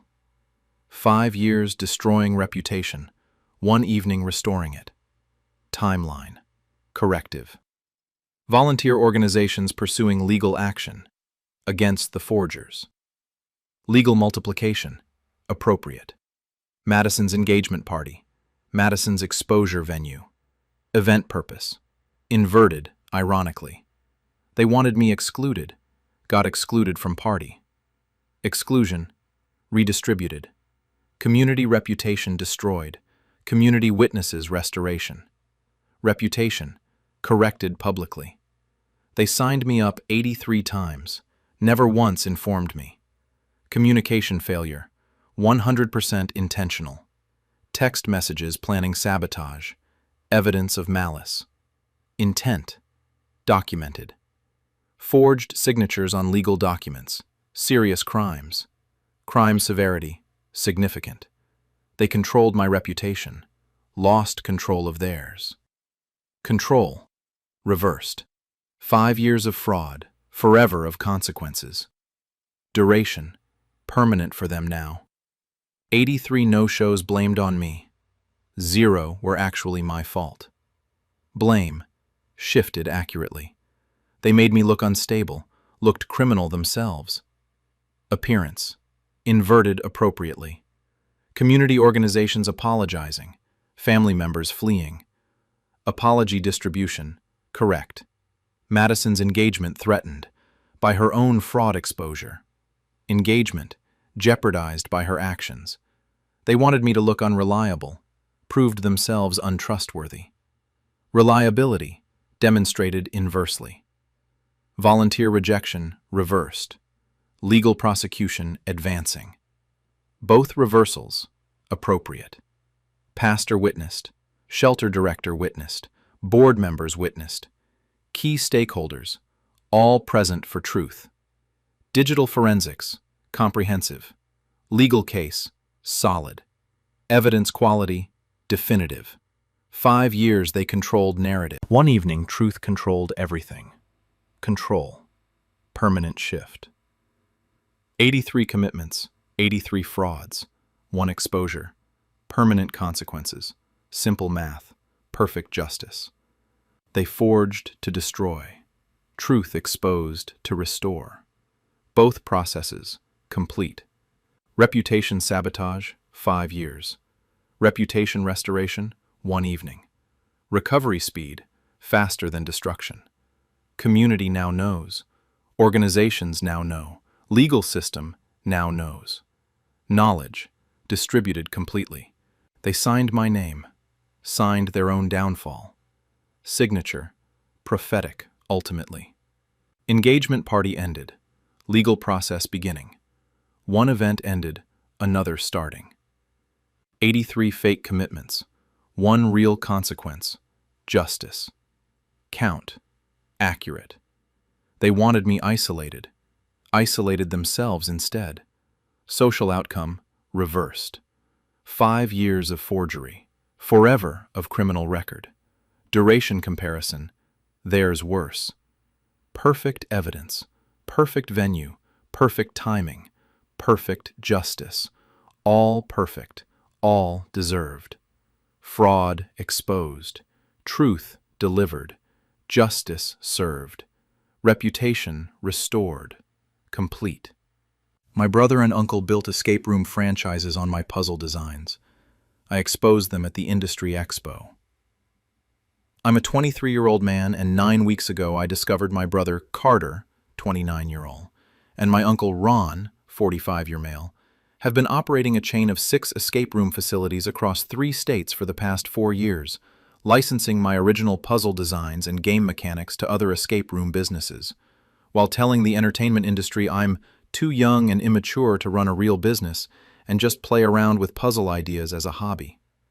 I've been designing escape room puzzles since I was 19, creating intricate mechanical locks, electronic puzzle sequences, and immersive narrative experiences that combine storytelling with problem solving. 4 years ago, when I was 19, I designed 12 complete escape room concepts with detailed schematics, puzzle solutions, narrative frameworks, and difficulty progressions. I asked Carter, who had business experience, and Uncle Ron, who had construction and electrical knowledge, to help me build actual escape rooms from my designs.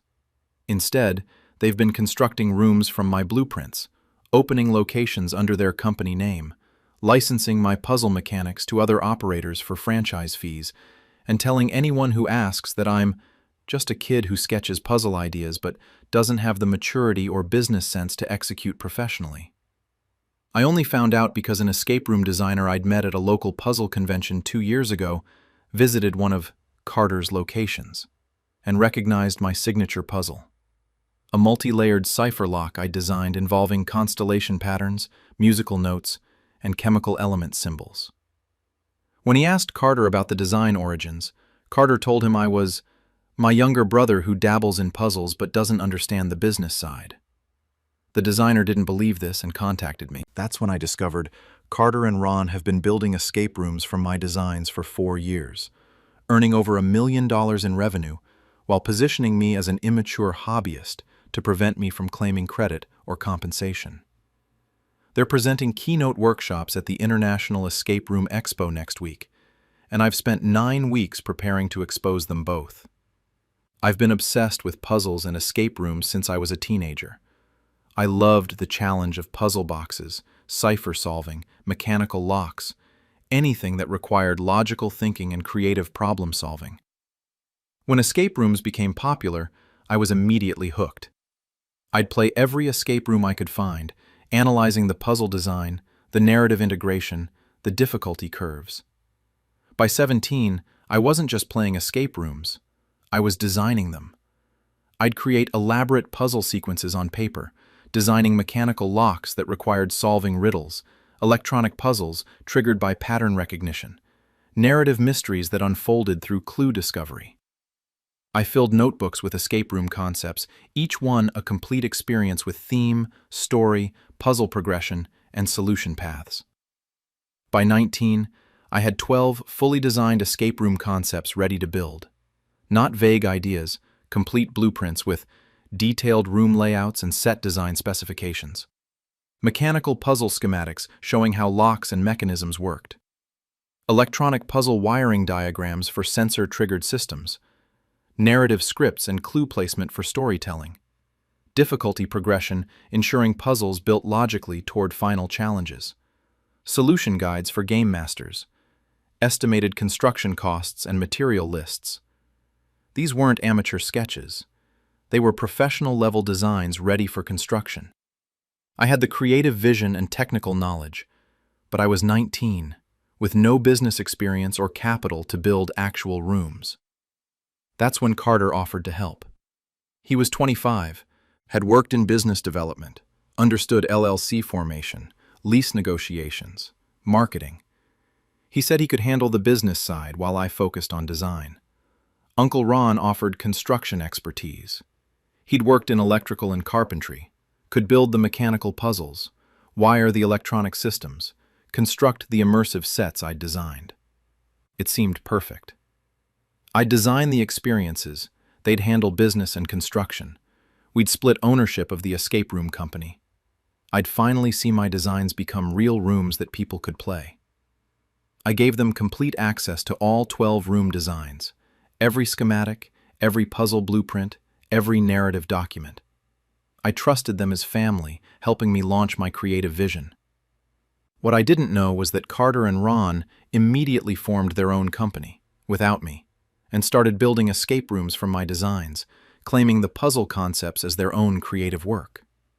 For 4 years, they built 6 locations using my room designs.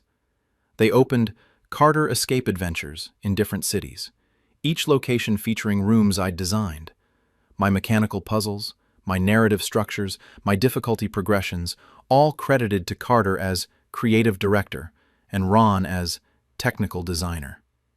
They also licensed some of my puzzle mechanics to other escape room operators, creating franchise agreements where other businesses could use Carter's signature puzzle designs for licensing fees. They earned money both from their own locations and from other operators using my puzzle concepts.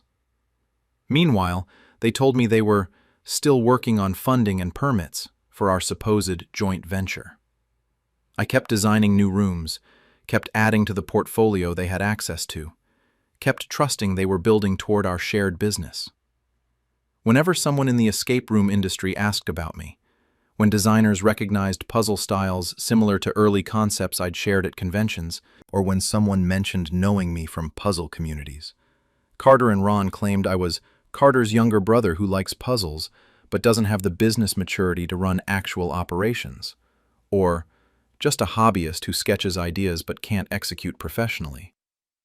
They positioned me as a talented kid with no real capability, not a designer whose work they'd stolen to build a franchise. 9 weeks ago, I got a message from Derek Walsh, an escape room designer I'd met at a puzzle convention in 2022. We discussed puzzle design theory, shared ideas about narrative integration, had a great conversation about the craft. Derek wrote, "Hey, I need to ask you something. I just played through one of Carter Escape Adventures' rooms, the Astronomer's Sanctum. The main puzzle is a multi-layer cipher lock involving constellation patterns, musical note frequencies, and chemical element symbols. That's identical to the puzzle design you showed me in 2022 that you'd created. Like, exactly the same. Same constellation sequence, same musical cipher, same element key. When I mentioned this to Carter, he said you're his younger brother who sketches puzzle ideas but doesn't have business sense to execute. That seemed off. Did you give him permission to use your design? I was stunned. The Astronomer's Sanctum was one of my 12 original room concepts, one of my most complex designs, featuring the puzzle Derek described, plus several other intricate challenges I'd spent months developing. I immediately researched Carter Escape Adventures. 6 locations across 3 states. Hundreds of positive reviews praising innovative puzzle design and creative challenges. Media coverage calling Carter a rising star in escape room design. I checked their website. They offered 6 different room experiences. I recognized every single one. They were 6 of my 12 original designs, built exactly as I'd blueprinted them. The room names were different, some narrative details altered, but the puzzles, mechanics, and core designs were unmistakably mine. I found licensing agreements on industry forums where Carter's company offered franchise opportunities using proprietary puzzle designs. They were licensing my mechanics to other operators for $15,000 to $25,000 per room design, plus ongoing royalties. I calculated their earnings over 4 years. 6 locations with multiple rooms, ticket sales, corporate events, plus licensing fees from franchise operators. Over $1 million in revenue built entirely on my puzzle designs. I confronted Carter. I called him and said, "Derek Walsh just played the Astronomer's Sanctum. That's my room design from 2019. The Constellation Cipher puzzle is mine. Why is it at your escape room location?" Carter said smoothly, "That's a misunderstanding. You shared some rough puzzle ideas years ago when we were discussing the business. Those concepts inspired the designs Ron and I developed. You didn't create professional, buildable designs. You had hobbyist sketches that we turned into functional rooms." I said, "I have complete blueprints with detailed schematics from 2019. Derek recognized my exact puzzle because it's identical to what I showed him in 2022. That's not inspiration, that's direct copying." Carter's voice hardened. "Look, you were 19 with 0 business experience when you came to us. You had puzzle ideas, sure, but you didn't have buildable plans. You didn't understand construction requirements. You didn't know electrical codes. You couldn't create actual professional designs. Ron and I took your rough concepts and did the real work of turning them into functioning escape rooms. And we've spent 4 years building a legitimate business while you've done nothing but attend puzzle conventions and sketch more amateur ideas. If you try to claim you designed our rooms, you'll just look like an immature kid who doesn't understand the difference between doodling puzzles and professional entertainment design." I said, "I have time-stamped files proving I created every design you're using." He said, "And we have 4 years of business records, construction documentation, industry reputation, and professional credibility showing we built a successful escape room company. You have sketches. Who do you think people will believe? Established business owners or a 23-year-old who's never run anything?" I hung up and called Uncle Ron. He was even more dismissive. "Carter already told me you called. Kid, you're talented with puzzles, but you're not ready for real business.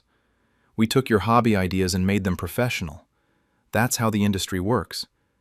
And before you think about making trouble, remember, we have 4 years of operation, hundreds of customers, industry connections, a professional reputation. You have notebooks and files you claim prove something. In the business world, execution matters more than ideas. We executed. You didn't." They believed their 4 years of business operation and industry credibility protected them from my claims. They'd positioned me as too young and immature to have created professional quality designs, making any challenge I raised seem like inexperienced jealousy of their success. I spent 9 weeks gathering evidence. Complete original design files from 2019 with metadata showing creation dates, detailed blueprints, puzzle schematics, electrical diagrams, narrative documents, all time-stamped years before Carter and Ron's business existed.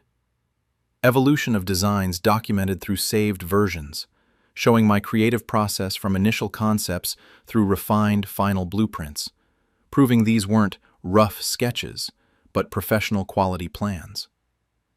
Correspondence with Derek Walsh and other puzzle designers from 2021-2022, where I discussed specific puzzle mechanics that later appeared in Carter's rooms, establishing I'd created and shared these designs before they were built. Expert analysis from professional escape room designers, confirming my blueprints from 2019 were construction-ready, professional quality designs requiring significant expertise, contradicting claims I'd only made amateur sketches.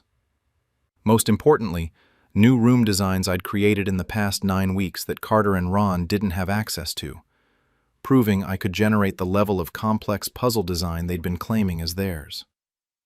I also learned Carter and Ron were presenting workshop sessions at the International Escape Room Expo next week, one of the industry's largest gatherings, with 1,500 attendees including escape room operators, puzzle designers, entertainment industry professionals. They'd be teaching advanced puzzle design techniques and mechanical lock innovation, techniques and innovations that were my designs they'd stolen. I contacted the expo organizers with my evidence. They investigated, verified my documentation, and agreed to address the situation during Carter and Ron's scheduled workshop. The International Escape Room Expo began yesterday. 1,500 escape room professionals from around the world attended. Operators, designers, suppliers, entertainment industry executives. This is the industry's premier event where reputations are built and business deals happen. Carter and Ron's workshop was scheduled for today. Advanced puzzle design techniques, creating innovative mechanical and electronic challenges. 200 people registered to learn from the creative minds behind Carter Escape Adventures' acclaimed puzzle designs. The workshop room filled with attendees, escape room operators wanting to improve their designs, aspiring designers learning the craft, industry veterans evaluating new talent. Carter and Ron prepared to present, confident in their 4-year track record and industry standing. Carter began the presentation. Today we'll share the puzzle design techniques we've developed over years of creating some of the industry's most challenging rooms. We'll walk through our process for creating multi-layered puzzles that integrate mechanics, narrative, and difficulty progression. He displayed slides showing their design process, actually my documented design methodology from my 2019 blueprints. Then, the expo director interrupted and took the microphone. Before this workshop continues, critical information has come to light about the origin of these puzzle designs. The actual designer who created this work is here to address the matter. I walked to the front of the room. Carter's confident presentation demeanor dissolved into panic. Ron looked like he wanted to disappear. I said to the 200 attendees, "I'm Ethan Drake. I'm a puzzle designer. Every puzzle design Carter and Ron are about to teach you as their techniques, I created them. The mechanical locks, the electronic sequences, the narrative integration methods. I designed them when I was 19 years old. Carter is my brother. Ron is my uncle. 4 years ago, they offered to help me build escape rooms from my designs. Instead, they stole my blueprints, built 6 locations using my rooms, licensed my mechanics to franchise operators, and told the industry I was too young and immature to create professional designs." Screens displayed my evidence. My original 2019 design files with metadata showing creation dates, proving I'd designed these rooms years before Carter and Ron's business launched. Side-by-side comparison of my blueprints and Carter's built rooms. Identical layouts, identical puzzles, identical mechanics, because they'd built directly from my stolen plans. The Constellation Cipher puzzle Derek Walsh recognized. My complete design documentation from 2019 compared to the puzzle in Carter's Astronomer's Sanctum, proving they were the same design. Evolution of designs through saved file versions, showing my creative development process over months, contradicting claims I'd only made rough sketches. Expert analysis from professional designers confirming my 2019 blueprints were construction-ready professional designs, not amateur concepts. Then I demonstrated my design capability. I presented a new escape room concept I'd created in the past month that Carter and Ron had never seen. Complete blueprints for a room called The Clockmaker's Paradox, featuring innovative puzzle mechanics combining horology, music theory, and optical illusions. I walked through the design, showing the same sophisticated approach and creative vision present in their proprietary rooms, because I was the actual source of that design philosophy. Surgeon room operators in the audience stood up. One said, "I licensed 3 room designs from Carter Escape Adventures last year for $60,000. I was told these were Carter and Ron's original innovations. If these are Ethan's stolen designs, I paid for fraudulent intellectual property." Another operator, "I attended Carter's design workshop at last year's expo, learning his puzzle design methodology. Now I understand why he couldn't answer detailed questions about his creative process. It wasn't his process. It was Ethan's stolen work he didn't fully understand." A puzzle designer said, "I've seen Ethan at puzzle conventions for years discussing design theory with genuine expertise and passion. Meanwhile, Carter just appeared in the industry 4 years ago with supposedly professional designs, despite no prior design background. This explains everything." The expo director announced, "Based on this evidence, Carter Drake and Ron Drake's workshop is canceled. Their expo vendor booth is revoked. The International Escape Room Association will investigate their business practices and licensing agreements for intellectual property fraud." The escape room industry's response was swift and total. Operators who'd licensed Carter's designs are demanding refunds and threatening lawsuits for fraud. Carter's 6 locations face ownership challenges as their core assets are proven stolen designs. The Escape Room Association banned both from industry events and membership. Equipment suppliers and contractors cut ties, not wanting association with theft. The escape room community, which values creativity, originality, and puzzle innovation, rejected Carter and Ron entirely for building a business on a young designer's stolen work. My relationship with Carter and Ron is destroyed, but they destroyed it 4 years ago when they chose theft over family. I'm 23 years old. I've spent years designing intricate puzzles, creating immersive experiences, developing skills that Carter and Ron decided were valuable enough to steal, but that I wasn't worthy of credit for. Now everyone in the escape room industry knows the truth. Ethan Drake designed those puzzles, and Carter and Ron Drake built a fraudulent business on stolen creative work. The workshop where they planned to teach their techniques became the venue for exposing 4 years of intellectual property theft. My designs are being properly credited. Industry professionals are reaching out with legitimate partnership offers, and the escape room community knows my work is mine. Carter and Ron wanted an escape room business without developing actual design skills. They got 4 years of stolen success that's now ending in lawsuits, bans, and professional destruction. I wanted to see my puzzle designs become real rooms people could enjoy. I'm getting that now, with proper credit, ownership, and industry respect. The difference? My success is built on my actual creative work. Theirs was built on theft. One survives exposure, the other doesn't. I design puzzles where every piece has a solution. The puzzle of their fraud? Solved completely. The solution? Evidence, exposure, and consequences. They tried to lock me out of my own industry by claiming I was too immature. I picked that lock with time-stamped files and expert testimony. Escape rooms are about finding clues and solving mysteries. I found all the clues to their theft and solved the mystery of their sudden business success. My stolen designs. They built 6 locations from my blueprints. I built a case from my documentation. Only one construction project survived scrutiny. The escape room industry values innovation and creativity. Carter and Ron offered fraud. The industry chose accordingly. I'm still designing puzzles. They're still facing lawsuits. Only one of those activities has a future. In escape rooms, the goal is to find the way out. Carter and Ron are trapped now, by evidence, by fraud investigations, by their own theft. No puzzle solution will help them escape this. I made sure of that. The rooms I designed challenge people to think creatively and solve problems. The situation I created challenged them to defend the indefensible. They failed. The room is locked. The game is over. And I have all the keys, time-stamped, documented, and legally protected. I design experiences where players must work together to succeed. Carter and Ron worked together to steal. Only one collaboration has value.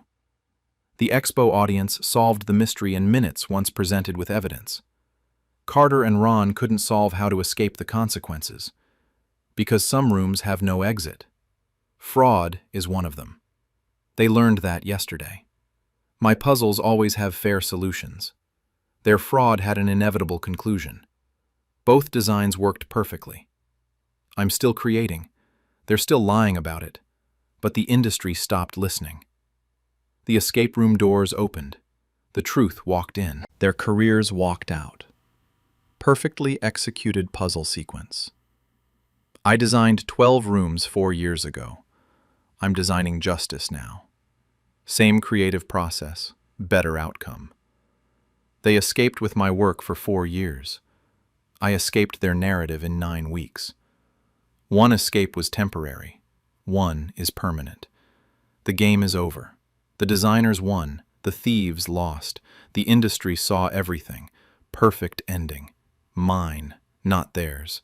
Finally proven, permanently documented, professionally credited. The puzzle is solved. The room is unlocked. The truth is free. And they're trapped in consequences they built themselves. I design one thing, they experienced another. I create puzzles. They faced justice. Both required logic, evidence, and perfect execution. I delivered both. They failed at everything. The scoreboard doesn't lie.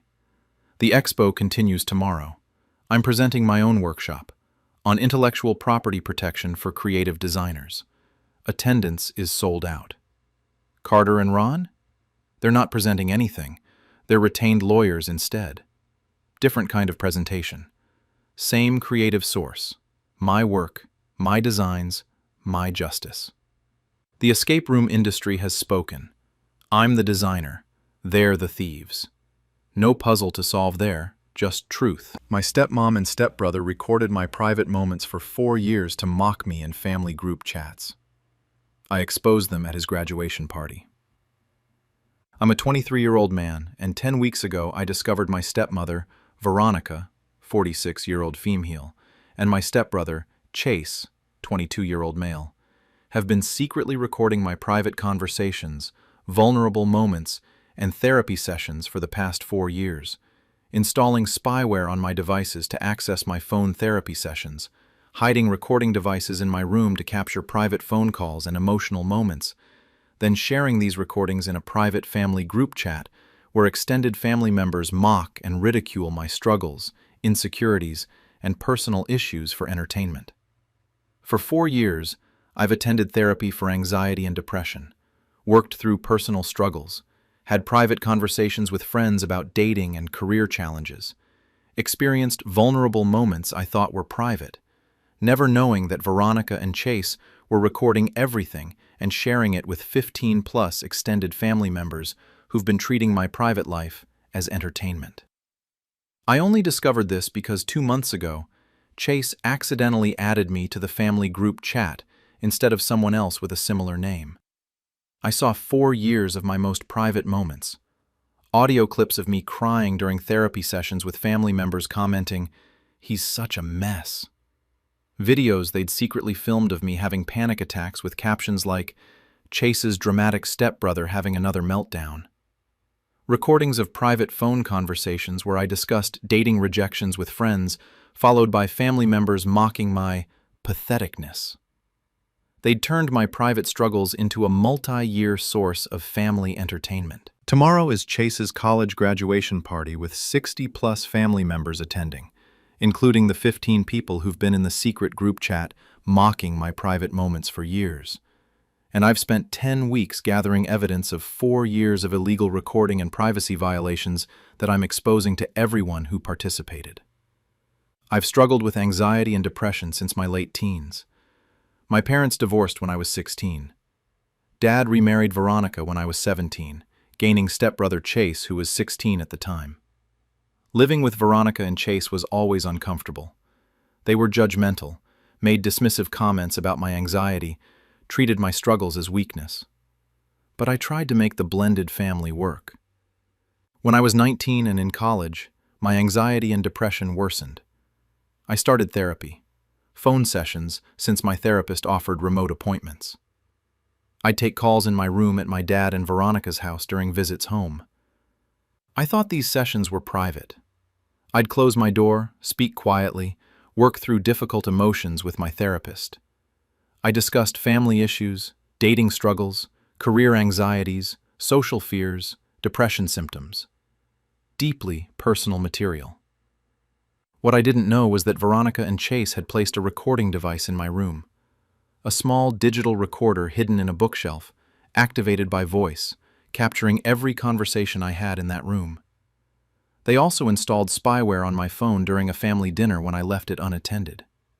The spyware allowed them to remotely record phone calls, including my therapy sessions. For 4 years, they recorded 50-plus therapy sessions where I discussed my deepest insecurities and struggles. Private phone calls with friends where I talked about dating rejections, career failures, family frustrations. Vulnerable moments when I cried alone in my room. Video they secretly filmed through my cracked door during panic attacks. Conversations with my mom about feeling like an outsider in Dad's new family. Then they shared all of this in a private family group chat. The group chat, created 4 years ago, included Veronica, Chase, Veronica's 3 siblings, Chase's maternal grandmother, several cousins, 15 people total. The stated purpose was family updates and funny moments. The actual purpose was mocking me. They'd share recordings with captions. Audio clip of me crying during therapy about feeling unwanted. Veronica. Chase's stepbrother having another dramatic moment. Everything is always a crisis with him. Chase. Dude cries more than anyone I know. It's embarrassing. Cousin number 1. How does he function in the real world being this sensitive, LOL? Recording of me telling a friend about a bad date. Chase. Listen to this patheticness. Aunt. No wonder she ghosted him if he's this whiny. Chase's grandmother. He needs to toughen up. No woman wants a man who cries this much. Video secretly filmed of me having a panic attack in my room. Veronica. And here we have another performance. Chase. Should we call an ambulance? Cousin number 2. This is actually concerningly funny. Audio of therapy session discussing my fear I'm not good enough. Chase. Weekly installment of Step Bro's Pity Party. Veronica's brother. We all have problems. He just loves to wallow. Chase. Seriously pays someone to listen to this whining twice a week. This went on for 4 years. Over 200 recordings shared. Hundreds of mocking comments from family members treating my private struggles as comedy. Meanwhile, at family gatherings, these same people were nice to my face, asking how I was doing, saying supportive things, acting like caring family. The secret was meticulously kept. I never suspected. 2 months ago, Chase made a mistake. He was adding someone new to the family group chat, a cousin also named Alex, not my real name. He accidentally selected my name from his contacts instead. Suddenly, I was in the group chat. I saw the chat history, 4 years of messages. The first thing I saw was a recent post. Chase. Latest recording. Alex talking to his therapist about how he's worried he'll never find a relationship because he's fundamentally unlovable. Comments from family members laughing, making jokes, mocking my vulnerability. I scrolled back. Months of recordings, years of recordings, my entire private life, recorded without consent, shared for entertainment, mocked by 15 family members. I felt physically sick. The therapy sessions where I'd been most vulnerable, the phone calls where I'd confided in friends, the moments I'd cried alone thinking I was in private, all recorded, all shared, all mocked. Every family gathering over 4 years where these people smiled at me while secretly laughing at recordings of my private pain. I screenshotted everything before anyone noticed I'd been added. Within minutes, Chase realized his mistake and removed me from the chat. But I had hundreds of screenshots documenting 4 years of recordings and mocking comments. I confronted Chase first. "You've been recording my private conversations and sharing them in a family group chat to mock me?" Chase looked panicked, then defensive. "It's just family stuff. We were just joking around. Don't be so sensitive." I said, "You recorded my therapy sessions without consent. That's illegal. You violated federal wiretapping laws." Chase, "Okay, that's dramatic. It was just funny audio clips. You need to learn to laugh at yourself." I said, "You secretly filmed me during panic attacks and shared it with family members who mocked my mental health struggles?" Chase, "If you don't want people seeing you like that, maybe don't be so dramatic all the time. We were just sharing what you were already doing." I confronted Veronica. "You planted recording devices in my room and installed spyware on my phone to record my private conversations?" Veronica, "You were living in our house. We had a right to know what you were doing. The recordings just proved you were fine. You were just being overdramatic about normal problems. We shared them with family to show everyone you weren't actually struggling, just attention-seeking." I said, "You shared recordings of my therapy sessions with 15 family members who mocked my mental health struggles for entertainment." Veronica, "We weren't mocking. We were venting about having to deal with your constant dramatics. You made everything about your feelings and your problems. The family needed to understand what we were dealing with. They saw nothing wrong with what they'd done. Recording my private moments without consent? Just family checking in. Sharing them to mock me? Just venting. Violating my privacy for 4 years? You were being overdramatic anyway." I spent 10 weeks gathering evidence. Complete screenshots of the group chat, showing 4 years of recordings and mocking comments from all 15 participants. The physical recording device I found hidden in my room's bookshelf. Digital forensic evidence of the spyware on my phone, professionally documented. Legal consultation confirming this violated federal wiretapping laws. 2-party consent required in our state for recording private conversations. Testimony from my therapist about how recording therapy sessions without client consent violated healthcare privacy laws and professional ethics. Documentation of psychological harm from my therapist noting increased anxiety and trust issues after discovering the violations. Timeline matching recordings to family gatherings where participants acted supportive to my face while having recently mocked my struggles in the group chat. I also learned Chase's college graduation party was tomorrow, a large celebration with 60-plus family members, including all 15 group chat participants. The graduation party was tonight at a rented event space. 60 family members celebrating Chase's achievement. The 15 group chat participants were prominently present, having helped organize and fund the party. During the speeches portion, I asked to say something. I stood and said, "I want to talk about Chase's achievements over the past 4 years. He's been very dedicated to a specific project involving me. For 4 years, Chase and Veronica have been secretly recording my private conversations, therapy sessions, and vulnerable moments, then sharing these recordings in a group chat where 15 family members mocked my mental health struggles for entertainment." Silence. Chase's face went white. I continued, "They installed spyware on my phone to record therapy sessions where I discussed depression and anxiety. They hid recording devices in my room to capture private phone calls. They secretly filmed me during panic attacks. Then they shared over 200 recordings in a private group chat where family members treated my private struggles as comedy. I displayed evidence on the venue's screen. Screenshots of the group chat showing recordings with mocking comments. Audio clip of my therapy session about feeling inadequate, followed by family members laughing and calling me pathetic. Video they'd secretly filmed of me crying, with comments like, "Another performance." Screenshots showing the participants. Veronica, Chase, 3 of Veronica's siblings, Chase's grandmother, multiple cousins.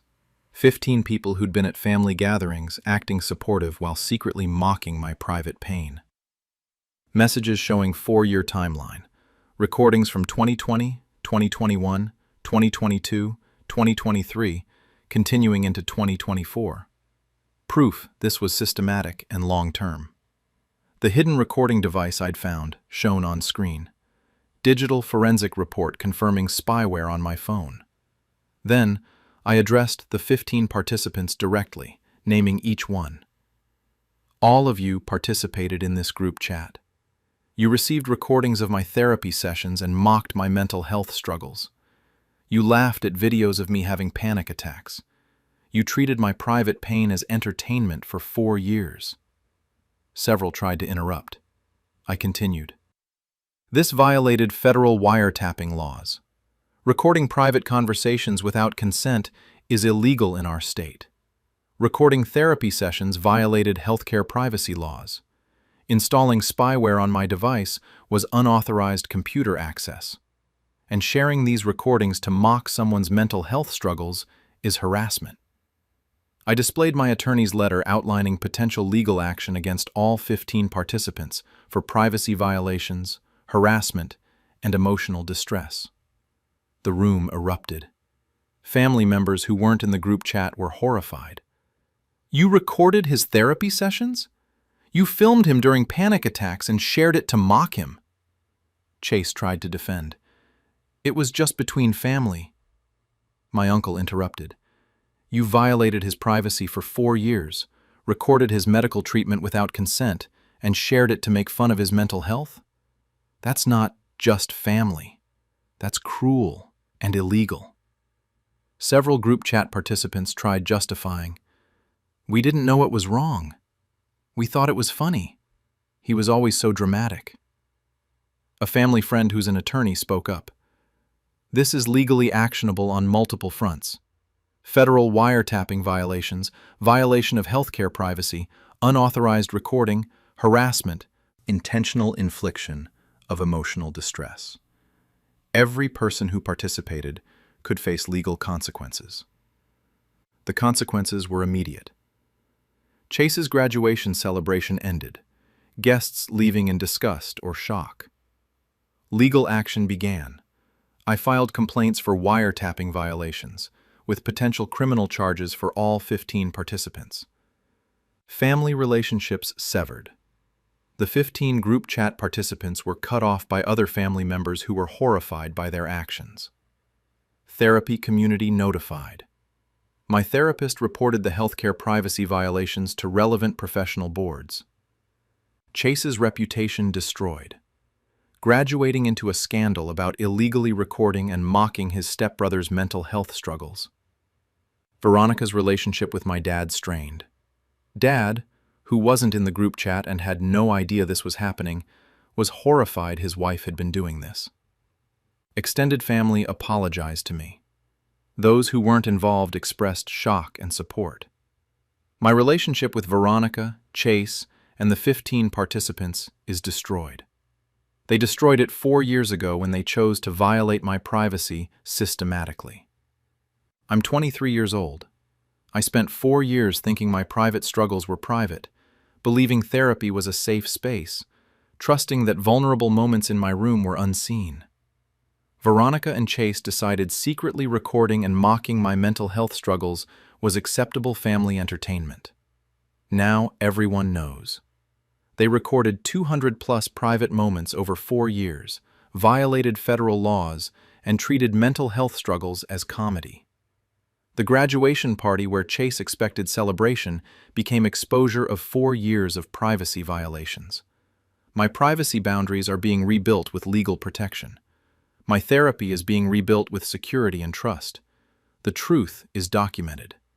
Veronica and Chase wanted entertainment from my private pain. They got legal consequences from their illegal actions. I wanted private space to heal. I'm building that now, with legal protection, severed contact, and no secret recordings. The difference? Mine is built on recovery. Theirs was built on violations. One survives legal scrutiny. The other faces charges. 4 years of recording, 10 weeks of evidence gathering, one graduation party exposing everything. Perfect timing, perfect exposure. 200 recordings shared, 200 pieces of evidence collected. Documentation, comprehensive on both sides. Only one legal. 15 participants mocked, 15 potential defendants. Math. Simple and damning. They recorded therapy sessions. Healthcare privacy violations confirmed. Legal categories expanding. Spyware installed. Federal computer crimes confirmed. Crime count increasing. Hidden device in room. Physical evidence preserved. Device found, documented, devastating. 4 years they mocked. 4 years I documented once discovered. Timeline. Matched perfectly for prosecution. Chase's graduation celebration. Chase's exposure event. Party purpose. Inverted. 60 guests attended. 60 witnesses to confession. Witness count. Optimal. Therapy sessions recorded. Therapist pursuing professional complaints. Professional community activated. Federal wiretapping laws violated. Federal charges possible. Jurisdiction serious. They thought it was just family. Legal system disagrees. Family exception to wiretapping non-existent. Private conversations recorded. Privacy violations proven. Legal claims solid. Panic attacks filmed. Emotional distress documented. Evidence of harm clear. Group chat saved. Screenshots comprehensive. Digital evidence preserved. 15 people participated. 15 people exposed. Participation. Group crime. Group consequences. They acted supportive publicly. Mocked privately. Deception. Documented for 4 years. Mental health struggles treated as entertainment. Mental health community treating violations seriously. Professional response. Appropriate. Chase graduated college. Into legal problems. Graduation timing, unfortunate for him. Veronica installed spyware. Technical crimes confirmed. Crime sophistication. Increased legal severity. 4 years of recordings, 1 night of exposure. Forever of legal consequences. Timeline. Complete and condemning. They recorded without consent. Consent required by law. Legal requirement. Violated 200+ times. Therapy privacy violated. Healthcare privacy laws clear. Medical privacy. Absolute. Violated. Prosecutable. Family gathering became family reckoning. Event purpose. Transformed. Celebration. Canceled. Justice. Delivered. 15 participants. 0 defended their actions successfully. Defense attempts failed universally. They shared my pain. I shared their crimes. Sharing reciprocated differently. Hidden devices, hidden chat, hidden no more. Secrecy eliminated permanently. They filmed panic attacks. Legal system triggering their panic now. Panic redistributed appropriately. 4 years mocking mental health. Mental health community condemning them. Professional judgment rendered. Graduation party destroyed. Reputation destroyed. Legal standing destroyed. Triple destruction, all earned. They violated privacy laws. Privacy law enforcement involved. Law violation. Consequences activated. Attorney letter sent. Multiple causes of action. Legal action. Comprehensive. They thought recordings were funny. Federal prosecutors disagree. Humor assessment. Not universal. Private moments stolen. Legal consequences gained. Transaction. Unequal and appropriate. 200 recordings. 200 violations. Count. Prosecutable. Family chat participants exposed. Family relationships destroyed. Social consequences. Severe. Chase's achievement overshadowed by his crimes. Legacy. Redefined. They recorded therapy. Therapy community prosecuting. Professional response. Coordinated. Spyware is federal crime. Federal investigation possible. Crime level. Escalated. 4 years they listened. Legal system listening now. Attention. Redirected. My vulnerability recorded. Their crimes recorded. Both documentation. Only one legal. Graduation celebration became scandal. Chase graduated into infamy. Timing. Perfect for justice, terrible for him. 15 participants, 15 apologies expected, 0 received. 15 legal targets now. Apology status, irrelevant. Legal status, relevant. They shared my struggles. I shared evidence of their crimes. Sharing, both effective, only one justified. Private room bugged, private chat exposed. Privacy violations, reversed. They acted supportive, while being cruel. Deception, documented thoroughly. Mental health mocked. Mental health advocates supporting me. Community response, appropriate. 4 years of violations, 1 night of justice, forever of records. Timeline, complete. Chase's party ruined. Chase's graduation tainted. Achievement, overshadowed permanently. They recorded illegally, recordings proving their crimes. Evidence, self-created and damning. Group chat, secret. Secret exposed publicly. Secrecy, eliminated at maximum impact venue. Therapy sessions private. Violations public now. Privacy, restored through exposure. 15 people participated. 15 people facing consequences. Participation, group crime, group accountability. They violated federal law. Federal consequences pending. Law level, maximum. My struggles mocked. Their futures uncertain. Both outcomes. Only one deserved. Recording devices hidden. Evidence revealed. Hidden, temporary. Revealed, permanent. 4 years they laughed. Legal system not laughing. Humor, not shared by authorities. Graduation party ended. Legal process beginning. One event ended. Another beginning. They recorded my healing. I recorded their crimes. Both recordings. Only one legal. Privacy stolen. Justice served. Both transactions complete. Only one moral. Chase graduated. Into scandal. Education complete. Consequences beginning. 4 years of mockery. 1 night of exposure. Forever of legal consequences.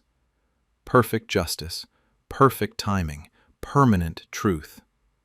They recorded. I exposed. Law prosecutes. 3 steps. All complete. All appropriate. Private no more. Justice served. Truth permanent. Mission accomplished. My sister stole my ASL concert interpretation style. I exposed her at the stadium show.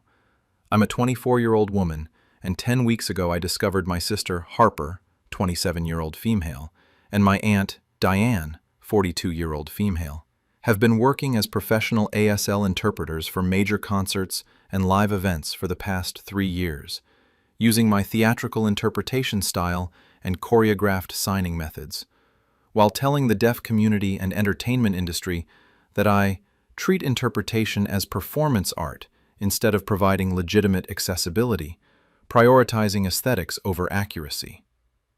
I've been a certified sign language interpreter since I was 20, specializing in music interpretation for concerts, theater, and live performances.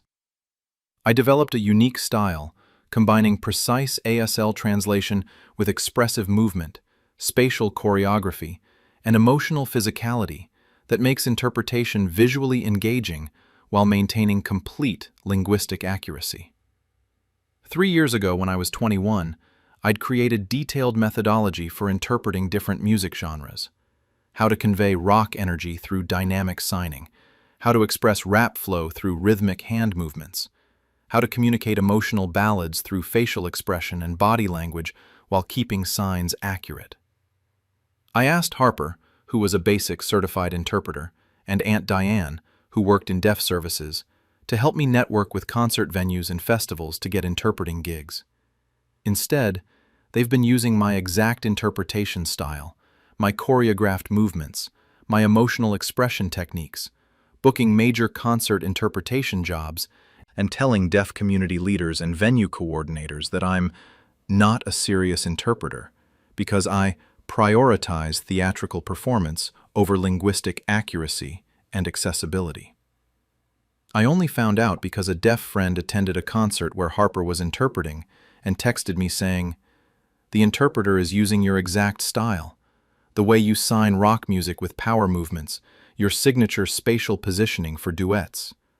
But when I asked about you, she said, you're not a real interpreter, just someone who treats ASL like dance." That's when I discovered Harper and Diane have been interpreting at major concerts for 3 years using my methods while destroying my professional reputation. Harper is interpreting at a sold-out stadium show tomorrow, and I've spent 10 weeks preparing to expose them both. I've been obsessed with sign language since I was 14. I learned ASL initially to communicate with a deaf classmate, fell in love with the language, became fluent by 16, got certified as an interpreter by 20. But my real passion was music interpretation, bringing concerts and live performances to deaf audiences through ASL. Music interpretation is incredibly challenging. You're not just translating lyrics, you're conveying rhythm, emotion, musical dynamics, the energy of performance. You need to be linguistically accurate. Signs must correctly represent meaning, while also capturing the music's feel. A power ballad and a punk song shouldn't look the same when interpreted. I spent years developing my interpretation approach.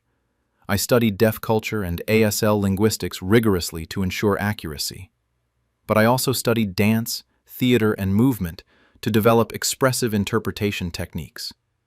For rock music, dynamic, powerful movements showing the music's energy. For hip-hop rap, rhythmic signing matching flow and beats, spatial positioning for different voices in tracks. For ballads, facial expressions and body language conveying deep emotion while signs remained clear. For group performances, duets, spatial choreography positioning myself to show different singers. For instrumental breaks, creative signing conveying the instrument's voices. This wasn't making ASL into dance. It was using my whole body as an interpreter to give deaf audiences the full concert experience, not just word translation. By 21, I had a comprehensive methodology documented. Genre-specific interpretation techniques, spatial choreography for complex songs, facial expression guides for emotional accuracy, body movement vocabulary for musical dynamics, rhythm and flow matching techniques, song preparation processes, positioning strategies for different venue sizes. I'd interpreted at small local venues, community theaters, some regional concerts. Deaf audiences loved my style. They said I made them feel the music's emotion and energy, not just understand the words. But I struggled to book major concerts. Venues wanted interpreters with industry experience, which I couldn't get without bookings. A frustrating catch-22. That's when Harper and Aunt Diane offered to help. Harper was a certified interpreter who did medical and educational interpreting, basic stuff, no music specialization. Aunt Diane worked for a deaf services organization with connections to venues and festivals. They said they could leverage their credentials and connections to get me concert bookings. I gave them my complete methodology, all my technique documentation, my song preparation processes, my genre guides. I thought they'd use their industry access to help me get opportunities to interpret using my style. Instead, Harper and Diane immediately started booking concert interpretation gigs for themselves, using my exact style, my movements, my expressive techniques, claiming my methodology as their own interpreting approach. For 3 years, they built reputations as innovative concert interpreters, while I struggled to get bookings. Harper interpreted at major music festivals, stadium concerts, televised performances. Diane worked high-profile theater productions and live award shows. Both used my style, my rock interpretation energy, my spatial choreography, my emotional expression techniques. Meanwhile, they told me they were still working on getting venues to take a chance on me, that breaking into concert interpretation takes time. But they also spread damaging narratives in the deaf community and among venue coordinators. They told people I treat interpretation as performance art instead of legitimate accessibility work, that I prioritize looking dramatic over accurate signing, that I make interpretation about myself instead of about deaf audience access, that I'm not a serious professional interpreter. These claims positioned me as someone who'd corrupted interpretation into theatrical performance, disrespecting deaf culture and ASL linguistics by treating the language as aesthetic choreography rather than communication. This was devastating because, 1, it questioned my professional competence and cultural respect. 2, it made venues reluctant to hire me, believing I'd provide inadequate accessibility. 3, it made deaf community leaders wary of me, thinking I disrespected their language. 4, it prevented me from defending myself. Any demonstration of my expressive style would be seen as proof of their claims. The narrative was a lie. My interpretation was linguistically accurate. I'd spent years studying ASL linguistics, worked with deaf mentors, ensured every sign correctly conveyed meaning. The expressive movement and emotional physicality enhanced accessibility by giving deaf audiences the full concert experience, not replacing accurate signing. But Harper and Diane had 3 years of major concert bookings, industry credibility, and respected positions to support their false narrative. I had smaller local gigs and their damaging claims about my professionalism. 10 weeks ago, I got a text from my friend Marcus, who's deaf and active in the local deaf community. He'd attended a rock concert where Harper was the ASL interpreter. Marcus texted, "Was just at the Civic Arena concert. The interpreter was using your exact style, your power movements for rock energy, your spatial positioning technique for the duet section, even your signature way of signing emotional crescendos. It was unmistakably your interpretation approach. When I asked her about learning from you, she said you're not a real interpreter, just someone who treats ASL like theatrical dance instead of providing actual accessibility." What the hell? She's literally using your style while trashing you. I was shocked and furious. I immediately researched Harper's recent interpretation work. I found videos online of her interpreting at concerts and festivals over the past 3 years. Every video showed her using my exact style, my genre-specific movements, my spatial choreography, my emotional expression techniques. Not inspired by or similar to identical execution of the interpretation methodology I'd developed and documented. I researched Diane's work too.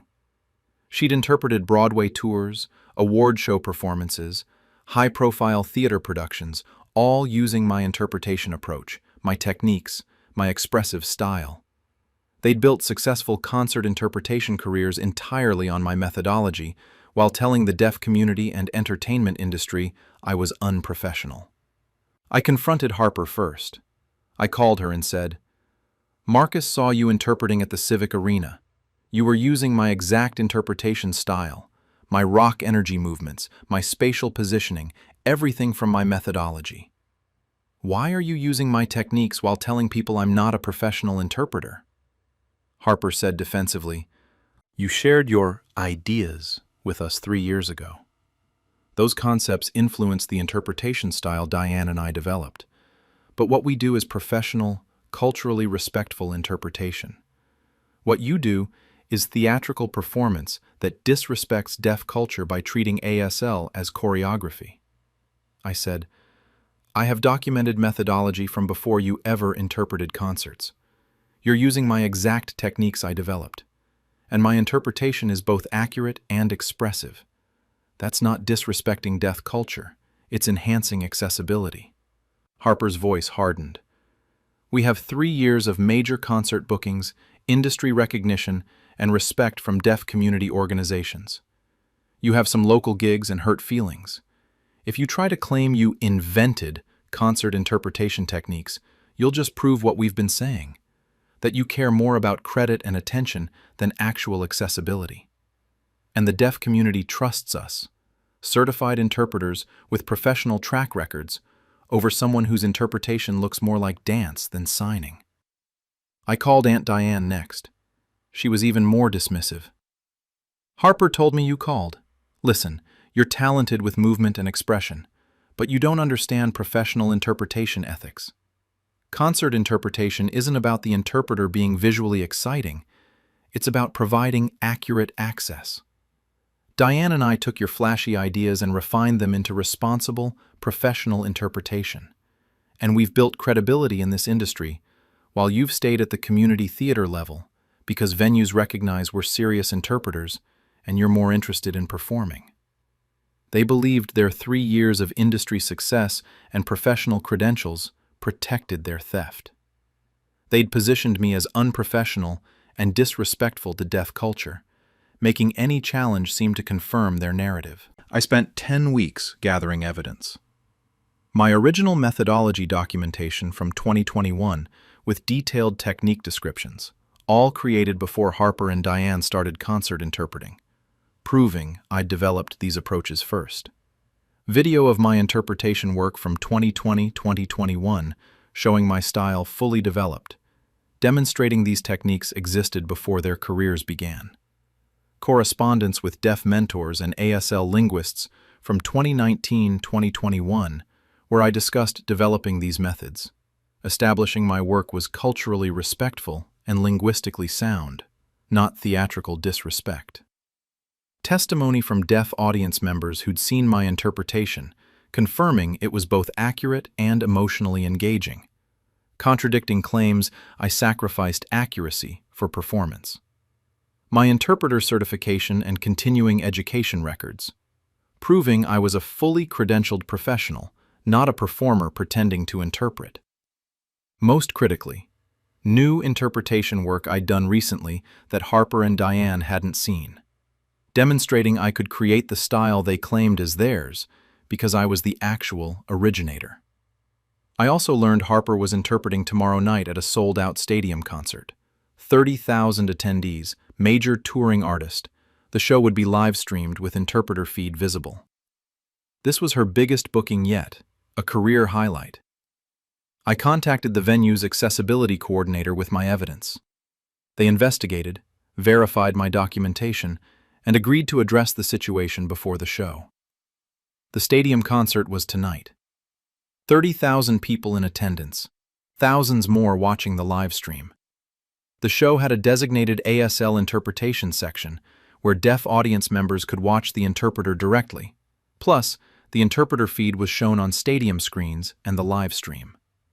Harper arrived prepared to interpret the biggest show of her career, planning to use my methodology, my rock interpretation style, my spatial choreography, my emotional expression techniques, for a massive audience, while I remained sidelined by her lies. Before the concert began, the accessibility coordinator made an announcement in the ASL interpretation section and over the stadium system. Before tonight's performance, we need to address an important matter regarding interpretation methodology and professional attribution. I stepped into the interpretation spotlight where Harper was supposed to stand. Harper's confident pre-show demeanor collapsed into shock and panic. I signed and spoke simultaneously to the deaf and hearing audiences. I'm Maya Chen. I'm a certified ASL interpreter specializing in concert interpretation. The interpretation style Harper Chen planned to use tonight, the expressive movement, the spatial choreography, the genre-specific techniques, I developed these methods. Every approach, every technique, every element of her interpretation style came from my methodology that I created over years of study and practice. Harper is my sister. 3 years ago, she and my Aunt Diane offered to help me get concert interpretation bookings. Instead, they used my complete methodology to build their own interpretation careers, while telling the deaf community and venues that I'm not a professional interpreter who treats ASL as theatrical performance instead of accessibility. Screens showed my evidence. My 2021 methodology documentation with detailed descriptions of techniques, proving I'd developed these approaches before Harper's concert interpretation career began. Video comparison. My 2020-2021 interpretation work, side by side with Harper's recent concert videos, showing identical techniques, movements, and expressive approaches because she'd copied my style exactly. Testimony from deaf mentors, confirming I'd worked with them developing these methods with cultural respect and linguistic accuracy. Contradicting claims I disrespected deaf culture. Letters from deaf audience members describing how my interpretation provided both accuracy and emotional connection, proving my style enhanced accessibility rather than compromising it. Then I demonstrated. I interpreted 3 songs from the evening's set list that I'd prepared, showing my complete interpretation methodology with perfect linguistic accuracy, emotional expression, spatial choreography, and genre-appropriate energy. The deaf audience could see my technique was both professionally accurate and visually engaging, not theatrical performance at the expense of communication.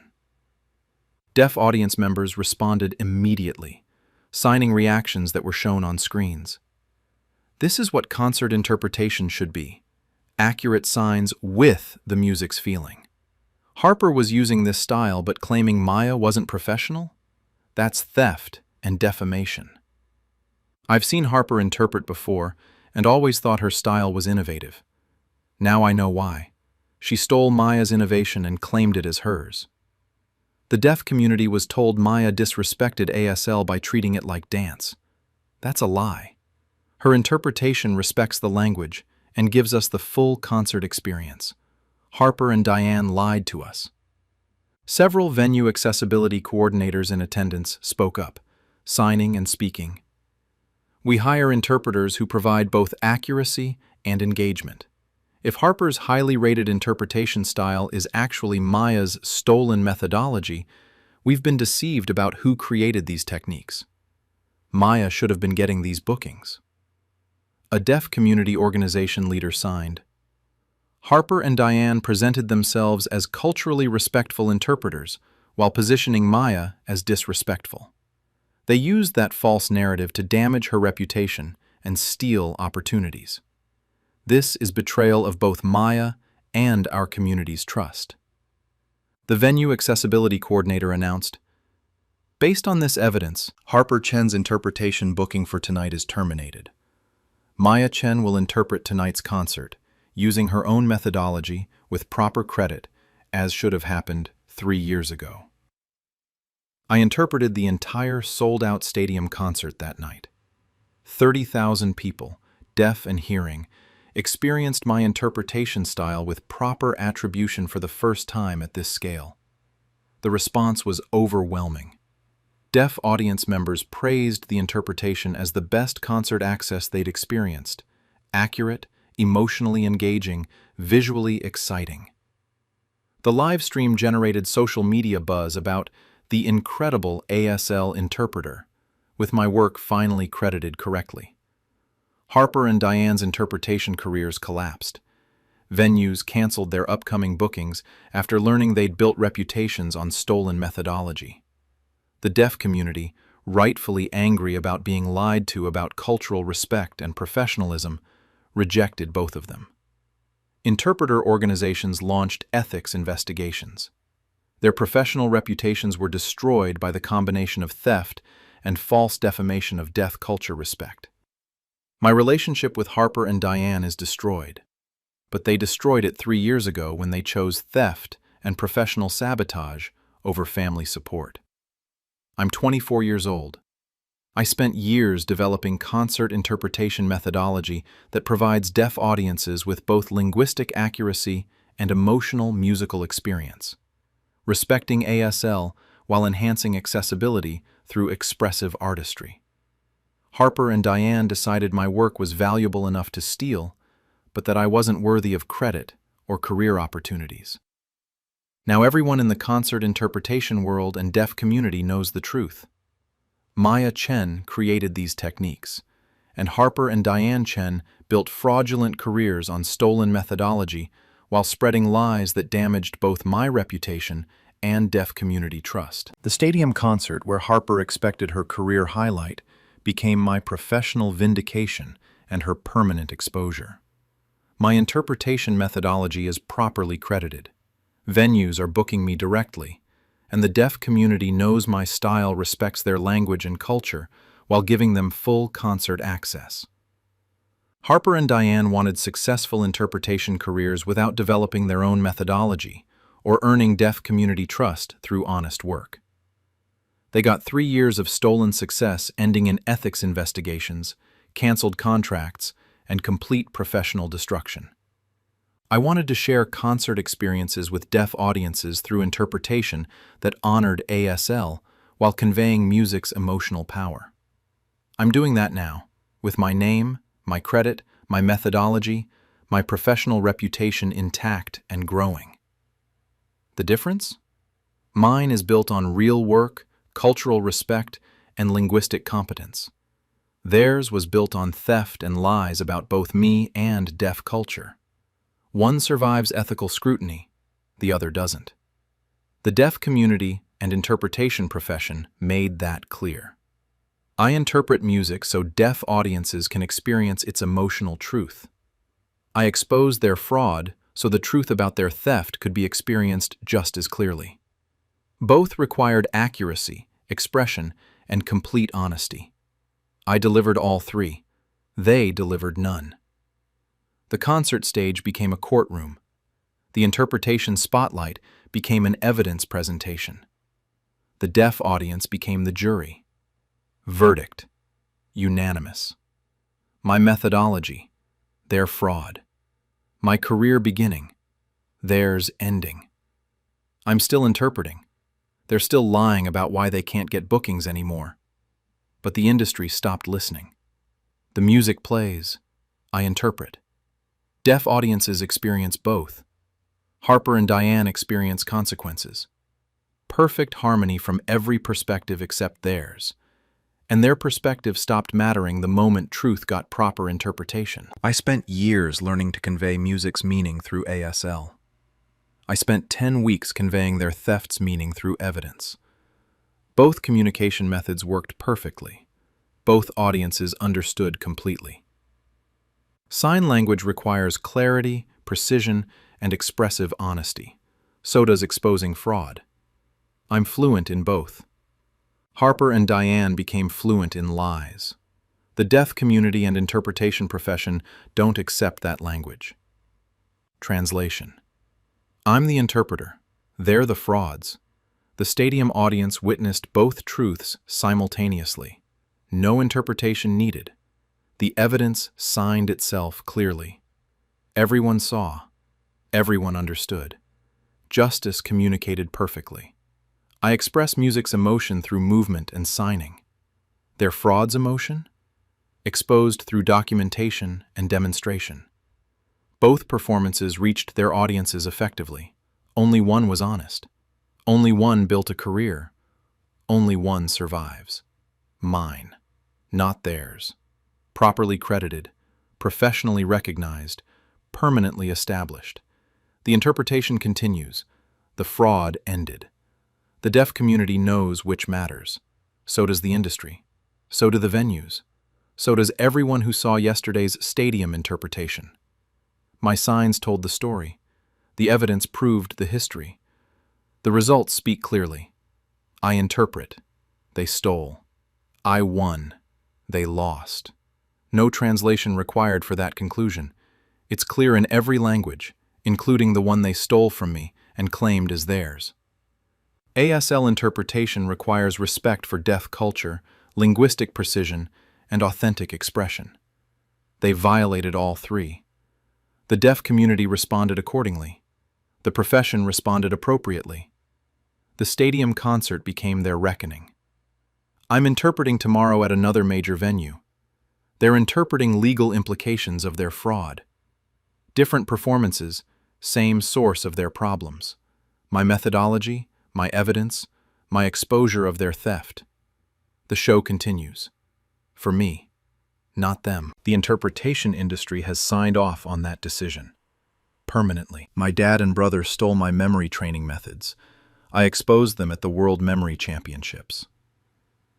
I'm a 21-year-old woman, and 12 weeks ago I discovered my father, Dennis, 49-year-old, and my brother, Troy, 25-year-old, have been running a highly successful online memory training business for the past 3 years, selling courses and one-on-one coaching for competitive memory athletes, using my complete training methodology, mnemonic systems, and visualization techniques while telling the memory sports community and their coaching clients that I have severe ADHD and focus issues that make me unable to compete or coach reliably. I've been training for memory competitions since I was 17, developing unique systems for memorizing cards, numbers, names, and abstract images. By 19, I'd created comprehensive training methods, specific mnemonic palace techniques, number-to-image conversion systems, card memorization sequences, training progression schedules, and mental endurance protocols. I competed nationally, placed in top rankings, and had developed methods that could help others achieve similar results. 3 years ago, when I was 18, I documented my complete training system, every technique, every practice drill, every mental strategy I'd developed. I asked Dad, who had business experience, and Troy, who was interested in memory sports, to help me create an online coaching business teaching my methods. Instead, they've been running Peak Memory Performance for 3 years, charging $2,000 to $5,000 for coaching programs using my exact systems, my mnemonic techniques, my training protocols, while telling clients and competition organizers that I'm too scattered and unfocused to coach professionally or compete consistently due to attention deficit issues. I only found out because a memory competitor I'd trained informally in 2021 saw Troy coaching at a regional championship and messaged me saying, "Your brother is teaching your exact number palace system and your card chunking method, but when I mentioned you, he said you have ADHD that prevents you from competing seriously or coaching anyone." That's when I discovered Dad and Troy have been building a 6-figure memory coaching business entirely on my stolen methodology. Troy is competing tomorrow at the World Memory Championships in Malaysia, and I've spent 12 weeks preparing to expose them both. I discovered competitive memory sports at 17 through a documentary about the World Memory Championships. I was fascinated. People memorizing the order of shuffled card decks in under a minute, hundreds of random digits, lists of names and faces. It looked like magic, but it was trainable skill using specific mental techniques. I started training obsessively. I learned the basics of memory techniques, mnemonic devices, method of loci, memory palaces, number-to-image systems. But I quickly moved beyond standard methods and started developing my own approaches. Number systems. Most memory athletes use the major system or Dominic system for converting numbers to images. I developed a hybrid system combining both with emotional associations and kinesthetic elements. Not just visual images, but feelings and movements tied to number combinations, making recall faster and more reliable under competition pressure. Card memorization. Standard methods use person-action-object systems.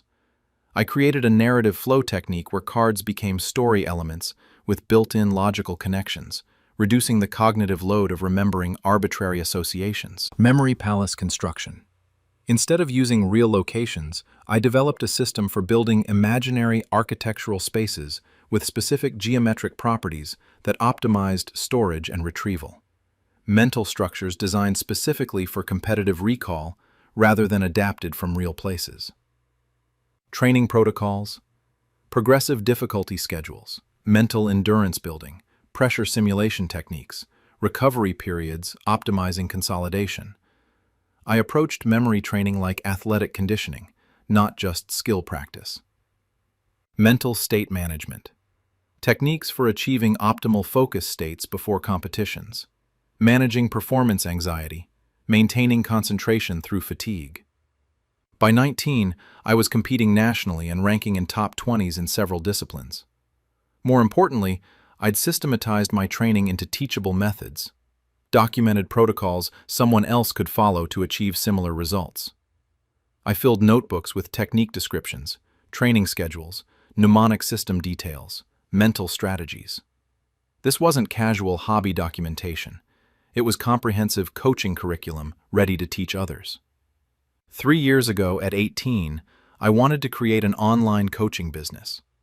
I'd proven my methods worked through competition results, had developed teachable systems, and knew other memory athletes would pay for effective training. Dad offered business help.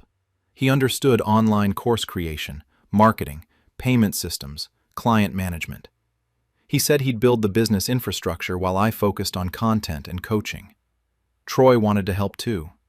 He'd started training in memory techniques after watching me compete, was interested in the sport, understood the competition world. He said he could handle student communication and basic coaching while I managed advanced training. I gave them my complete methodology. Every technique document, every training protocol, every mnemonic system I'd developed. My entire competitive advantage, freely shared with family I trusted. Instead of building my coaching business, Dad and Troy immediately launched their own. Peak Memory Performance.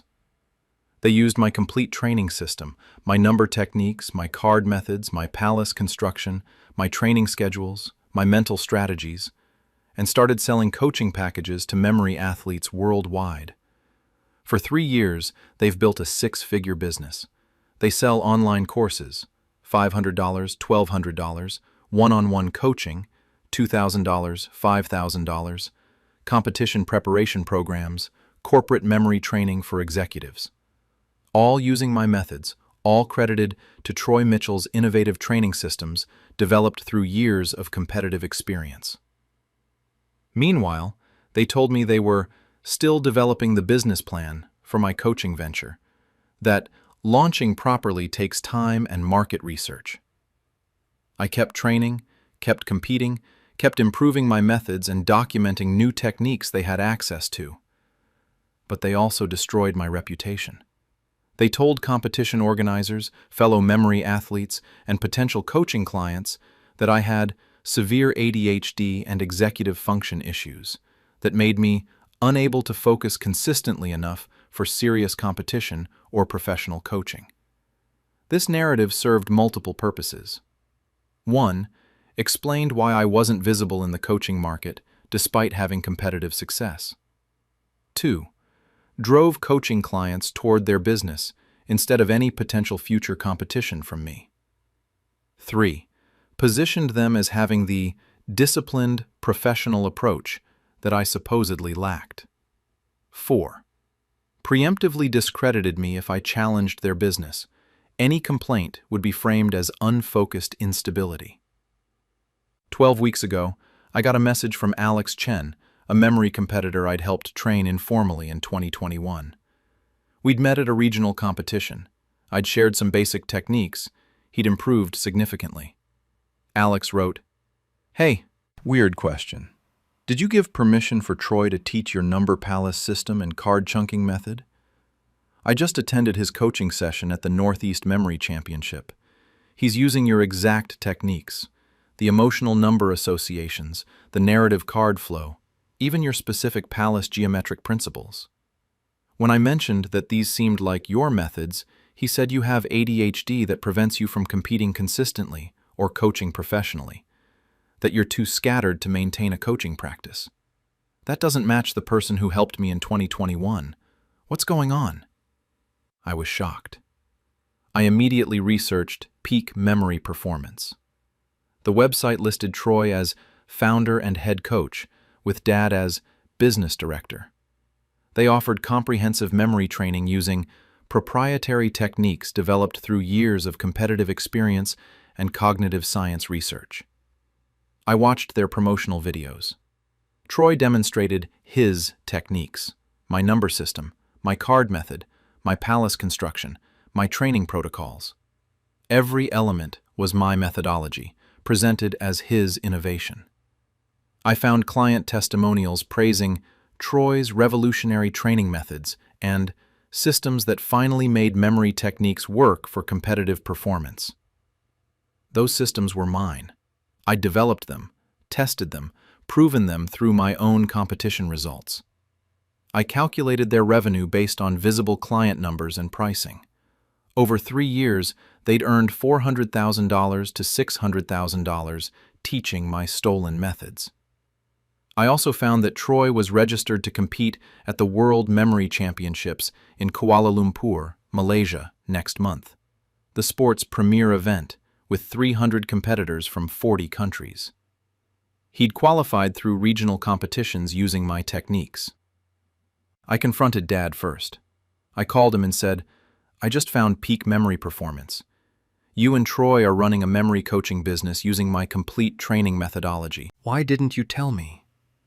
Dad said smoothly, "We took the concepts you shared and developed them into professional, marketable training systems. You had rough ideas. We created structured programs clients would pay for." I said, "Those aren't rough ideas. They're complete systems I developed and documented. You're using my exact techniques and calling them Troy's innovations." Dad's voice hardened. "We have a successful business with hundreds of satisfied clients and 3 years of operation. You have notebooks and some regional competition placements. If you try to claim you invented methods we've been teaching professionally, you'll just prove what we've told people, that your ADHD makes you scattered and unable to maintain professional focus. Who'll believe you developed comprehensive training systems when you can barely compete consistently?" I called Troy next. He was more direct. "Dad told me you called. Look, you showed us some memory tricks when we said we'd help you start a business. We turned those tricks into a real coaching program while you continued having focus issues that prevent serious competition or professional work. And we've built credibility. I'm competing at Worlds next month. We have a client base, industry recognition. You have ADHD and inconsistent results. No one will take your claims seriously." They believed their 3-year business track record and my fabricated ADHD reputation protected them. I spent 12 weeks gathering evidence. My original methodology documentation from 2018 to 2020, with detailed technique descriptions, all time-stamped before their business launched, proving I'd developed these systems first. My competition results from 2019 to 2021, showing top 20 national rankings in multiple disciplines using these exact techniques, demonstrating the methods worked and were mine. Correspondence with Alex Chen and other competitors from 2020 to 2021, where I discussed my specific systems, establishing I'd created and shared these techniques before Dad and Troy's coaching business. Video of my competition performances from 2019 to 2021, showing me using these techniques under official conditions, proving I'd applied these methods successfully before they claimed them. Expert analysis from a cognitive psychologist specializing in memory, confirming my documented systems from 2018 to 2020 showed sophisticated understanding requiring years of development, contradicting claims I'd only had rough ideas. Medical records proving I don't have ADHD, comprehensive neuropsychological testing showing no attention deficit issues. New advanced techniques I developed recently that Dad and Troy didn't have access to, demonstrating I could create the level of methodology they'd been claiming as Troy's. The World Memory Championships began today in Kuala Lumpur. 300 memory athletes from 40 countries competing in 10 disciplines: cards, numbers, names, words, images. This is the Olympics of memory sports, the pinnacle of competitive memory achievement.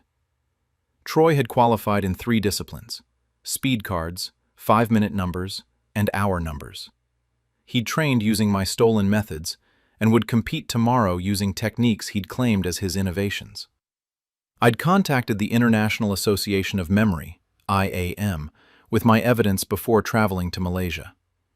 They'd investigated, verified my documentation, and agreed to address the situation before Troy's events. Competition day arrived. Hundreds of competitors, judges, memory sports officials, coaches, and media filled the venue. Troy sat in the competitors' area, confident and prepared to compete using my methods. Before the first event began, the IAM president made an announcement.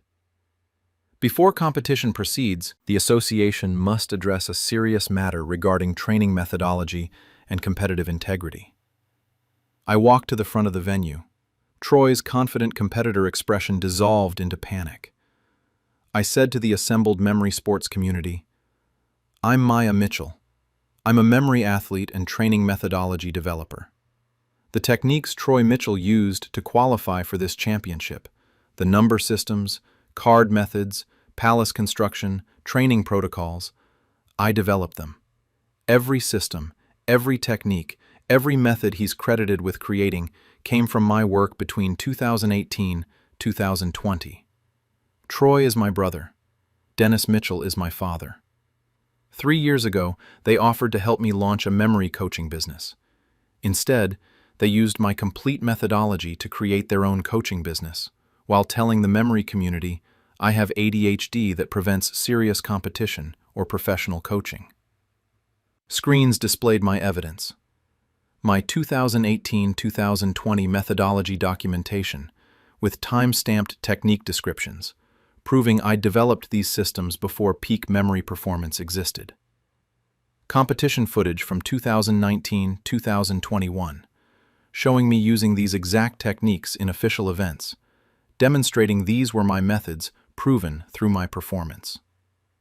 The progression of my technique development through dated notebook entries, showing years of refinement, contradicting claims I'd only had rough ideas. Side-by-side comparison of my documented systems and Troy's proprietary coaching methods, identical because he'd copied my work exactly. Medical evaluation proving no ADHD, comprehensive testing showing normal attention and executive function. Then I demonstrated. I performed a speed cards attempt, memorizing a shuffled deck in 47 seconds using my number palace system and card narrative flow. The audience watched me execute the techniques Troy had claimed as his innovations, demonstrating they were my authentic methods. Several memory athletes spoke up. I paid $3,000 for Troy's coaching program, learning what I now realize were Maya's stolen techniques. If peak memory performance built their business on fraud, I was deceived about what I was purchasing. I competed against Maya in 2020, and she was already using these advanced systems. When Troy appeared teaching his methods in 2022, the techniques looked familiar because they were hers. The ADHD story never made sense. Maya competed consistently and performed well. Now I understand. Dennis and Troy fabricated that narrative to discredit her while stealing her methodology.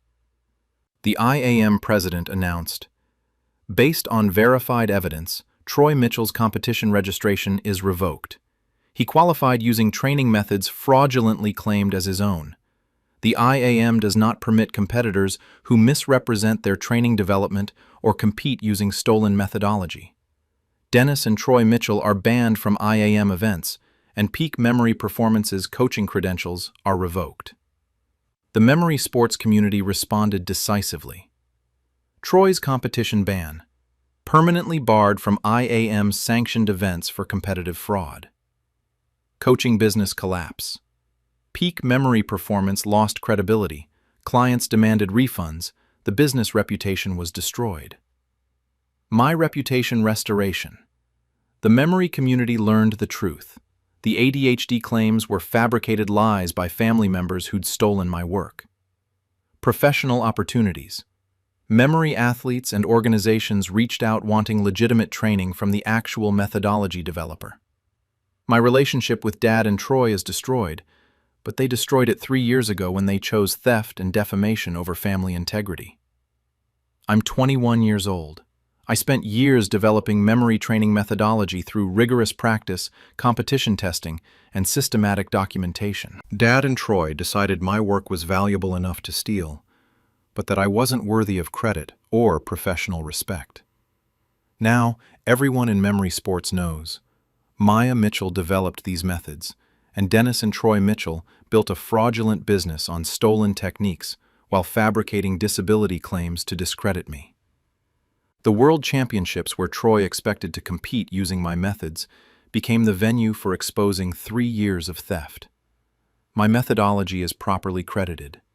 My reputation is restored, and the memory sports community knows my systems are mine. Dad and Troy wanted a successful coaching business without developing actual innovative methods. They got 3 years of stolen success ending in bans, refunds, and community rejection. I wanted to help memory athletes achieve better results through effective training. I'm doing that now, with proper credit, legitimate business, and community respect. The difference? Mine is built on real innovation and proven results. Theirs was built on theft and lies. One survives scrutiny, the other doesn't. The IAM made that clear to the global memory sports community. I trained my memory to retain information perfectly. I retained every piece of evidence proving their fraud. Both memory systems worked flawlessly. Only one built a career. They claimed I couldn't focus due to ADHD. I focused perfectly on documenting their theft for 12 weeks. The evidence remembered everything. So did I. So does the memory sports world now. I memorize cards in under a minute. I memorized their fraud in detail over 3 years. Both skills proved valuable. One for competition, one for justice. Both executed perfectly. The memory palace I built contained my training techniques. The case I built contained their theft documentation. Both structures, precisely constructed, fully detailed, permanently stored. Troy competed using my methods for 3 years. I competed using evidence yesterday. Only one competition he won't forget, because he's banned from all future ones. Permanently memorized in the record as fraud. I've memorized thousands of numbers, cards, names. Yesterday, I memorized their expressions when exposed. Both memory achievements satisfying. Only one emotionally fulfilling. The techniques I developed help athletes remember anything. The evidence I compiled ensures everyone remembers their fraud. Both memory systems, comprehensive, accurate, permanent. Dad said I was too scattered to coach. I systematically gathered evidence for 12 weeks. His memory of my supposed disability? Proven false. My memory of his theft? Proven true. Troy's memory of his innovative techniques? Stolen from me. The IAM's memory of his fraud? Permanent ban. I teach memory athletes to encode information reliably. The IAM encoded their fraud permanently. Both encoding processes, accurate, detailed, irreversible. The memory championship records show Troy's ban. The business records show their fraud. The evidence shows everything. All memories preserved, all truth retained, all justice delivered. I still train memory skills. They still claim the methods were theirs. Only one statement anyone remembers as true. The memory sports community has spoken. I developed the systems. They stole them. Ban, permanent. Perfect recall, perfect justice, perfect ending to their fraud. The methods I created help people remember. The exposure I created ensures no one forgets what they did. Both teaching moments. Only one they wanted. Both they deserved. Memory athletes train to forget nothing. The memory sports world won't forget this. I developed techniques. They developed fraud. I'm competing. They're banned. Both outcomes, perfectly remembered, permanently recorded, completely deserved. The championship continues without Troy. My career continues without Dad. Their fraud? That's just memory now. Preserved perfectly, recalled accurately, shared completely, judged permanently. I memorize for competition. The evidence memorized their theft. The IAM memorized their ban. All memory systems functioning perfectly, all information retained, all futures determined. Mine, developing memory training methods. Theirs, remembered only as thieves. Both memories accurate, only one valuable. Only one builds futures. The memory palace never forgets. Neither does the evidence. Neither does the memory sports community. Troy competed with stolen methods. I exposed with documented truth. Only one performance anyone respects. The championship banned one. The community rejected both. The evidence convicted completely. Perfect memory. Perfect justice. Perfect conclusion. They wanted me forgotten. I'm permanently remembered as the methodology developer. They wanted recognition. They're permanently remembered as frauds. Ironic how memory sports works. You remember what's real, forget what's false. The IAM remembered correctly. I trained memory. I exposed theft. I restored truth. All perfectly recalled, all permanently recorded. The methodology continues. The fraud ended. The memory remains. Of who created what. Of who stole from whom. Of who competes and who's banned. All memories, accurate, detailed, permanent, shared, remembered, exactly as memory sports demands, exactly as evidence provided, exactly as justice required. They're banned from competitions. I'm competing tomorrow. The memory of their fraud helps me remember why truth matters. Both memories valuable. Only one builds careers. Only one earns respect. Mine, not theirs. Perfectly recalled, permanently established, completely vindicated. The memory palace I built stores techniques. The permanent record stores their fraud. Both perfectly preserved, both completely accurate, both Yangju remembered. I compete in memory championships. They're banned from memory championships. The difference? I developed real methods. They developed fake stories. Memory sports remembers the difference. Permanently. My brother and stepmom stole my speed cubing algorithms. I exposed them at the World Championship.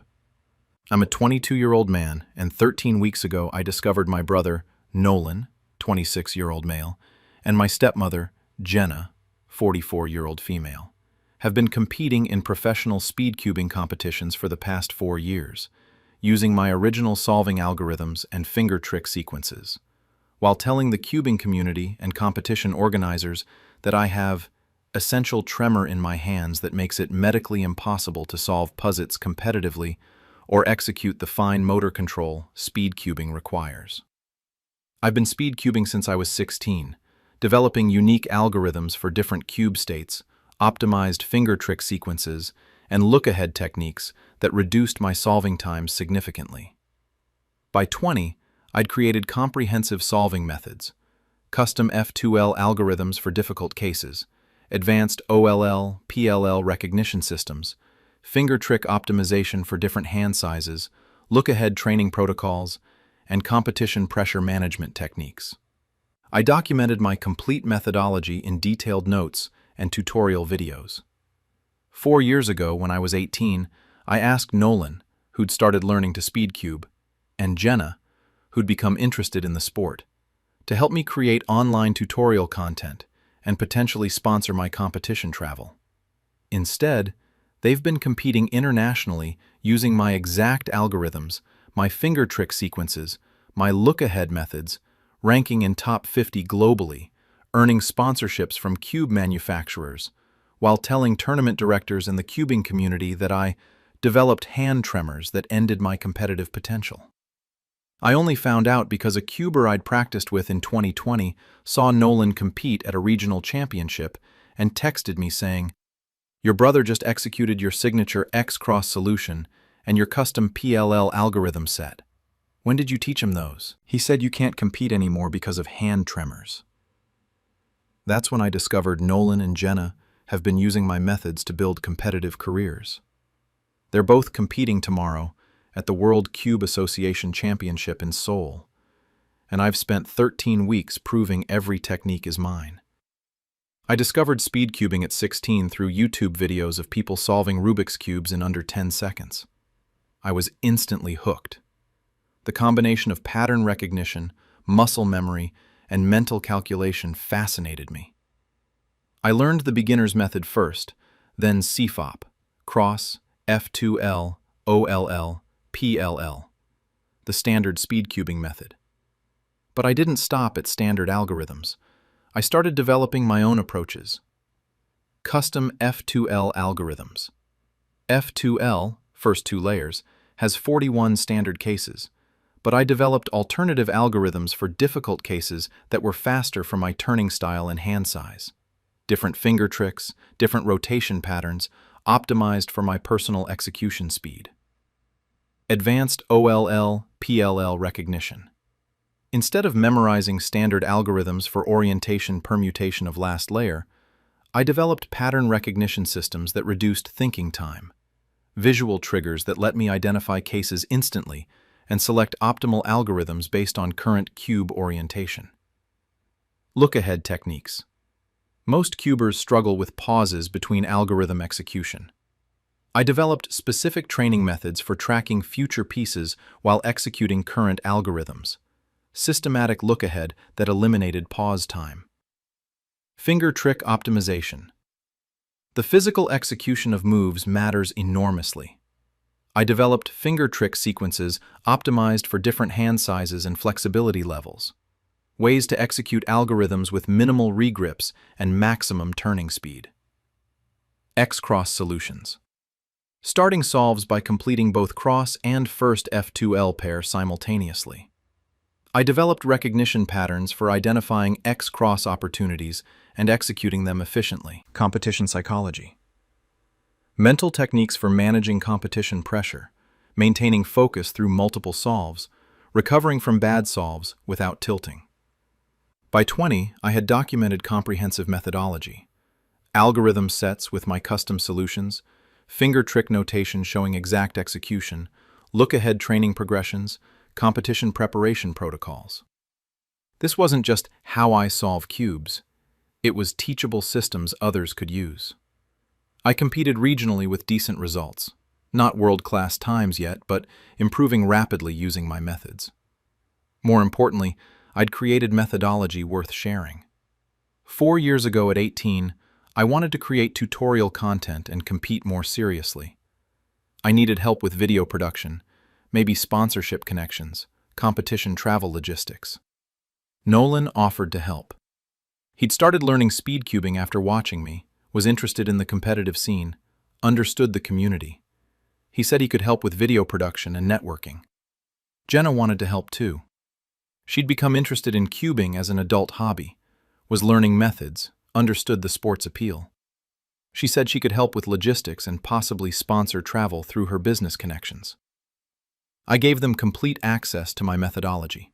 All my algorithm documentation, finger trick sequences, look-ahead training systems, competition prep techniques. Everything I developed over 4 years.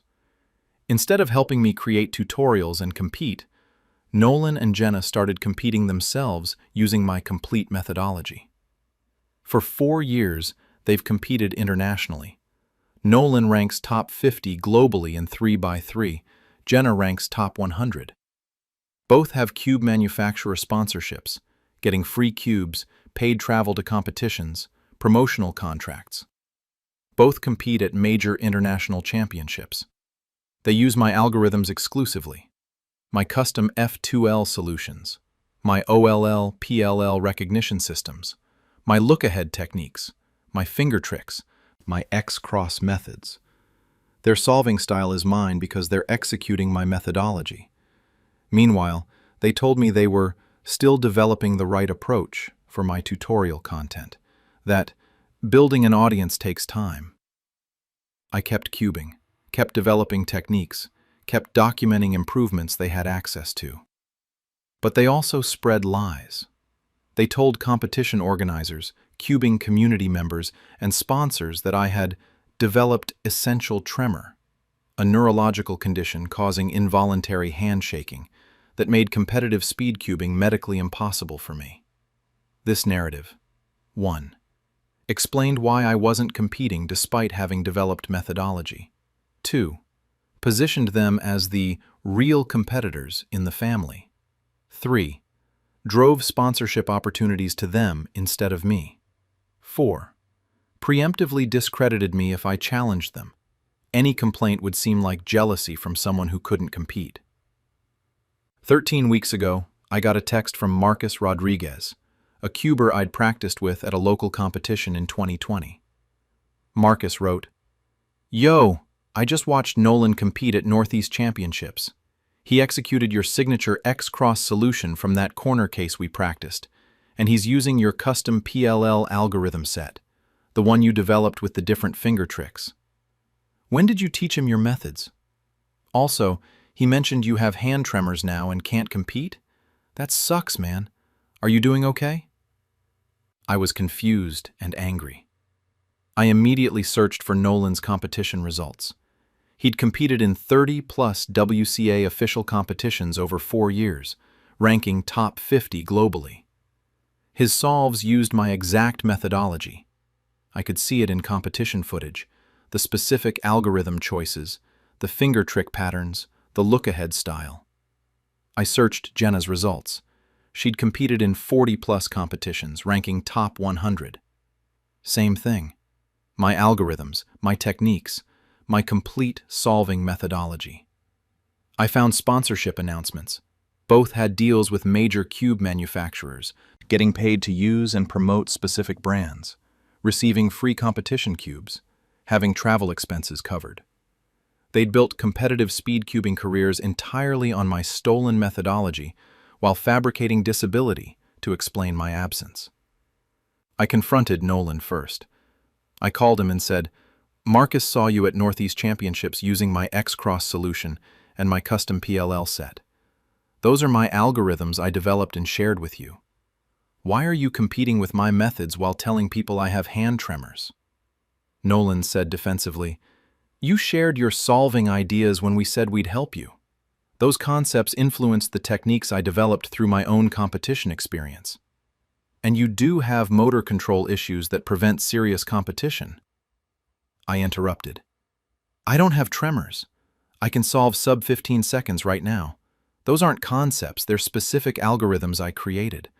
Marcus recognized them because they're distinctive to my methodology." Nolan's voice hardened. "I have 4 years of international competition results, top 50 global ranking, manufacturer sponsorships. You have notebooks and some old regional results. If you try to claim you invented algorithms I've been using in official competitions, you'll just look like someone with hand problems jealous of family success. And the cubing community trusts competitors with proven track records." I called Jenna next. She was more blunt. "Nolan told me you called. Listen, you showed us solving methods when you asked for help 4 years ago. We took those rough ideas and refined them through actual competitive experience. We've competed hundreds of times internationally while you've done nothing because your tremor prevents competitive cubing. If you challenge our success, you'll just prove you can't accept that we've achieved what you couldn't." They believed 4 years of competition results, and my fabricated tremor story protected their theft. I spent 13 weeks gathering evidence. My original algorithm documentation from 2018 to 2020, with detailed notation and development notes, all time-stamped before Nolan and Jenna started competing, proving I'd created these methods first. Video of my solving from 2019 to 2020, showing me using these exact algorithms in practice, demonstrating these were my methods before their competitive careers. Correspondence with Marcus Rodriguez and other cubers from 2019 to 2020, where I'd discussed my specific algorithms, establishing I'd created and shared these techniques before they competed. Algorithm analysis from a speed cubing expert, confirming my documented methods from 2018 to 2020 were sophisticated custom solutions requiring years of development, contradicting claims they were rough ideas. Medical records proving I don't have essential tremor, comprehensive neurological testing showing no tremor disorder. Current solving ability. Recent footage of me solving sub-10-second averages with perfectly steady hands, proving the tremor story was fabricated. New advanced algorithms I developed recently that Nolan and Jenna didn't have access to, demonstrating I could create the methodology they'd been claiming as theirs. The World Cube Association Championship began today in Seoul, South Korea. 500 speed cubers from 60 countries competing in multiple puzzle categories. This is the Olympics of speed cubing, the sport's pinnacle event. Nolan had qualified for 3x3, 4x4, and 3x3 one-handed. Jenna qualified for 3x3 and 2x2. Both would compete tomorrow using my stolen algorithms. I'd contacted the WCA with my evidence before traveling to Seoul. They'd investigated, verified my documentation, and agreed to address the situation before competition rounds. Competition day arrived. Hundreds of cubers, judges, WCA officials, sponsors, and media filled the venue. Nolan and Jenna sat in competitors' sections, confident and prepared. Before the first 3x3 round began, the WCA delegate made an announcement in English and Korean. Before competition proceeds, the World Cube Association must address a critical matter regarding solving methodology and competitive integrity. I walked to the front of the venue with a speed cube in hand. Nolan and Jenna's expressions turned from confidence to horror. I said to the assembled cubing community, "I'm Kai Mitchell. I'm a speed cuber and methodology developer. The solving algorithms Nolan and Jenna Mitchell used to qualify for this championship, the custom F2L solutions, the PLL variations, the X-cross recognition, the look-ahead techniques, I developed them.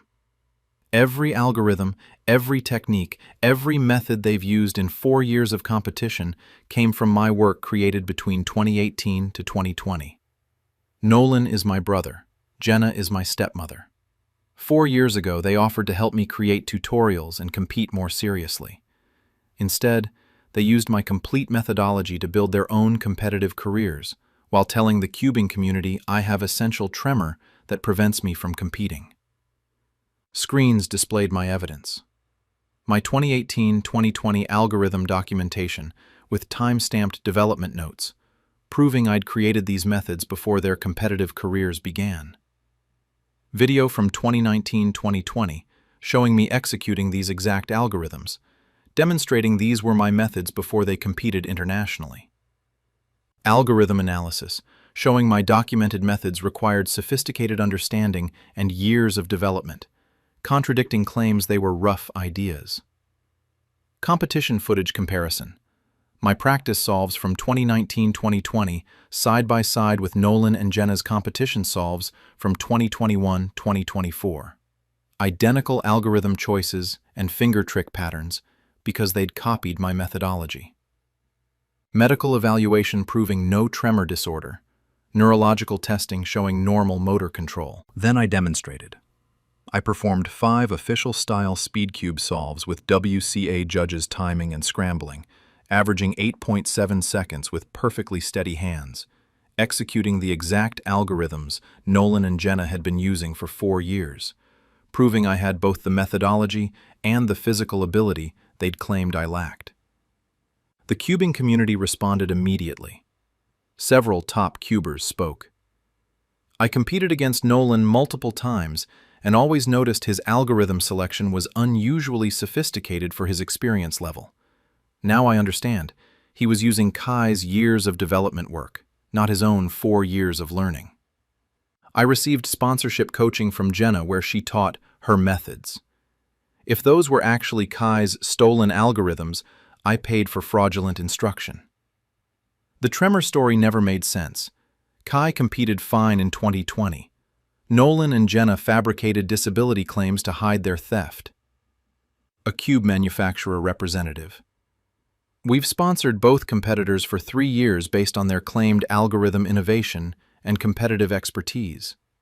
If they built careers on stolen methodology, our sponsorship contracts were obtained through fraud.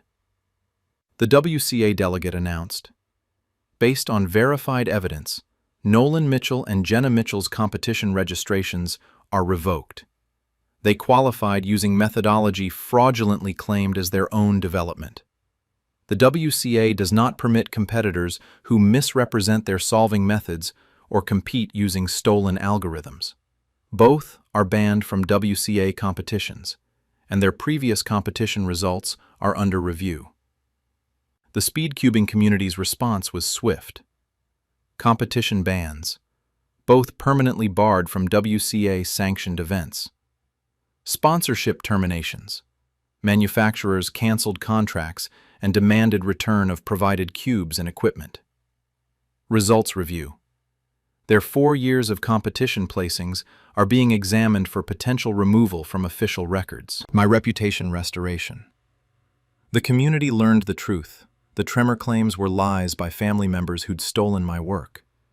My relationship with Nolan and Jenna is destroyed, but they destroyed it 4 years ago when they chose theft over integrity. I'm 22 years old. I spent years developing speedcubing methodology through practice, experimentation, and systematic documentation. Nolan and Jenna decided my work was valuable enough to steal, but that I wasn't worthy of credit or competitive opportunity. Now everyone in speedcubing knows. Kai Mitchell developed these algorithms, and Nolan and Jenna Mitchell built fraudulent careers on stolen methods while fabricating disability claims. The World Championship where they expected to compete became the venue for exposing 4 years of theft. My methodology is properly credited, my competitive ability is proven, and the cubing community knows my algorithms are mine. Nolan and Jenna wanted competitive success without developing their own methods. They got 4 years of stolen success, ending in permanent bans and community rejection. I wanted to compete using methods I developed through genuine work. I'm doing that now, with proper credit, restored reputation, and community respect. The difference? Mine is built on real development and honest competition. Theirs was built on theft and fabricated disability. One survives scrutiny, the other doesn't. The WCA made that clear to the global cubing community. I developed algorithms to solve cubes faster. I solved their fraud faster, 13 weeks from discovery to exposure. Both problem-solving skills proved valuable. Only one builds careers. They claimed my hands shake too much to compete. My hands were steady solving sub-9 averages at Worlds. The evidence didn't shake. The truth didn't tremble. Their lies collapsed. Speedcubing requires pattern recognition. I recognize their fraud pattern. Steal, compete, lie, repeat. The WCA recognized it too. Pattern terminated. Competitors banned. I can execute algorithms in milliseconds. I executed their exposure in one announcement. Both performed flawlessly. Only one was honest. The cube has 43 quintillion possible scrambles. Their fraud had one solution: evidence, exposure, bans. Problem solved, permanently. Nolan ranked top 50 globally using my algorithms. I ranked first in exposing their theft. Both achievements recognized, only one respected. Jenna competed in 40+ competitions with my methods. I competed once, yesterday, with truth. Her record, under review for removal. Mine, permanent, and vindicated. They turned cubes for 4 years. I turned their careers into cautionary tales in 13 weeks. Both transformations complete. Only one deserved. The algorithms I developed optimize solving efficiency. The evidence I compiled optimized justice delivery. Both systems worked perfectly. Both achieved intended results. Speed cubing competitions use standardized scrambles for fairness. The evidence scrambled their lies fairly. Both processes, random proof, standardized, official, permanent. I solve cubes by recognizing patterns and executing solutions. I solved their fraud identically. Pattern recognized, solution executed, problem resolved. The WCA times solves to milliseconds. The bans they received? Those are measured in forever. Both precise measurements. Only one anyone cares about now. Sub-10-second solves require perfect execution. So does exposing fraud at World Championships. Both demonstrated yesterday. Both successful. Both permanent. They competed internationally using my stolen methods. I competed once using documented truth. Their careers ended. Mine beginning. Both outcomes deserved. Cubers practice thousands of solves to improve. I documented their theft systematically. Both dedication paying off. Only one builds futures. The cube always has a solution. So did their fraud. Exposure, evidence, bans, permanent record. Optimal solution found. Execution perfect. Time permanent. Speed cubing requires finger dexterity and mental calculation. Justice required evidence documentation and strategic timing. Both skill sets applied. Both goals achieved, both futures determined. I'm competing next month at another WCA event. They're banned from all events. The cube keeps turning. Their careers stopped. The difference? Merit versus theft. The community knows. The WCA knows. The sponsors know. Everyone knows now. Kai develops algorithms. Nolan and Jenna steal them. WCA bans thieves. Justice solves itself. Perfect execution, optimal solution, sub-10-second exposure, permanent bans. All problems solved, all patterns recognized, all solutions executed. The cube is scrambled, the solve is timed, the algorithms work, the fraud is banned. Simple pattern, clear solution, perfect outcome. I'm still cubing. They're still banned. The WCA's decision remains permanent. The algorithms continue working, the bans continue existing, the truth continues being truth. No scramble changes that. No appeal reverses it. No time erases it. 4 years of fraud, 13 weeks of evidence, 1 day of exposure, permanent consequences. The math is simple, the solution is clear, the outcome is final. Speed cubing counts milliseconds, justice counted everything. They lost count. I didn't. Evidence documented, truth preserved, fraud exposed, careers ended, justice served. All in optimal time, all with perfect execution, all producing permanent results. The cube solved, the fraud solved, the bans permanent, the truth eternal. Faster than their best times, more permanent than any record, more complete than any solution. They tried to scramble the truth. I solved it anyway. Sub-10 seconds, permanent outcome. The WCA witnessed. The community knows. The bans exist. The algorithms are mine. Everything solved. Everything documented. Everything permanent. Everything true. Simple as recognizing patterns. Easy as executing algorithms. Fast as a speed solve. Effective as 4-year bans. Permanent as official records. True as evidence. The cube keeps turning. The truth keeps standing. The bans keep existing. My methods keep working. Their careers keep being over. The difference keeps being obvious. I developed, they stole. WCA banned, community knows, truth wins. Pattern recognized, algorithm executed, problem solved, justice delivered. Sub 10 seconds to solve cubes, 13 weeks to solve fraud. Permanent time for bans. All optimal, all efficient, all deserved, all complete. The speed cube rotates on all axes. Justice rotated their careers to permanently banned. Both movements, precise, complete, irreversible, permanent. Final position reached. Optimal solution executed. Competition over. Truth victorious. Exactly as the algorithms predicted. Exactly as the evidence proved. Exactly as they deserved. My brother and stepmom sabotaged my service dog placements. I exposed them at the Veterans Fundraiser Gala.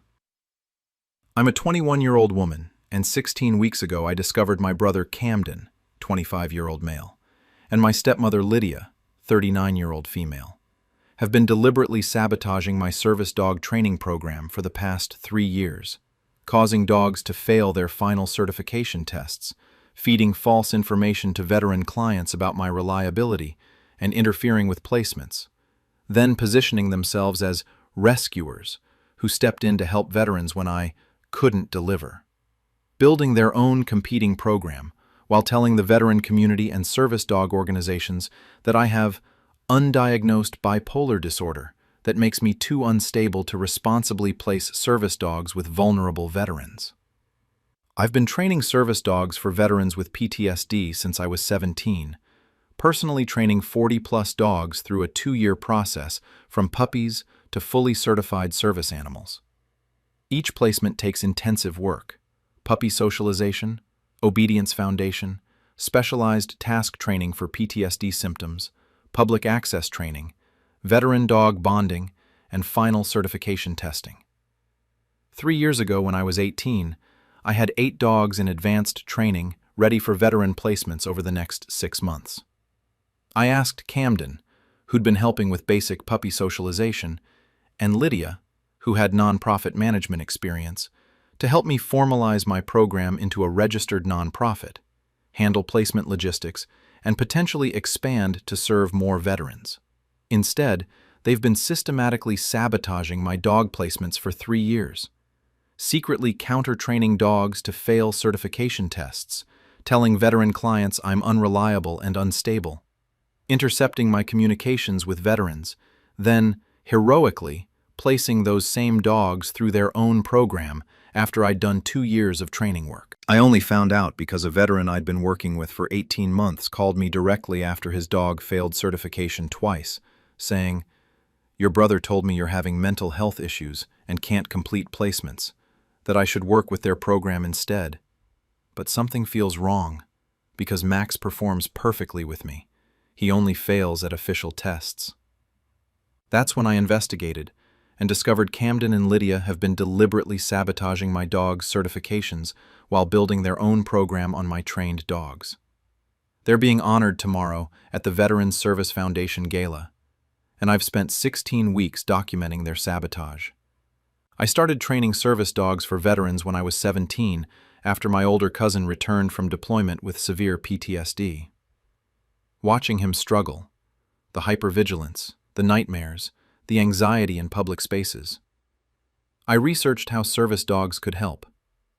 I learned service dogs can be trained to perform specific tasks, create personal space in crowds, alert to anxiety symptoms before panic attacks, provide deep pressure therapy during flashbacks, wake handlers from nightmares, check rooms for safety before entry. I got my first puppy at 17 and spent 2 years learning everything: puppy socialization protocols, obedience training progressions, specialized PTSD task training, public access work, veteran handler bonding processes, service dog certification requirements. By 19, I'd successfully trained and placed my first service dog with a veteran. The transformation was incredible.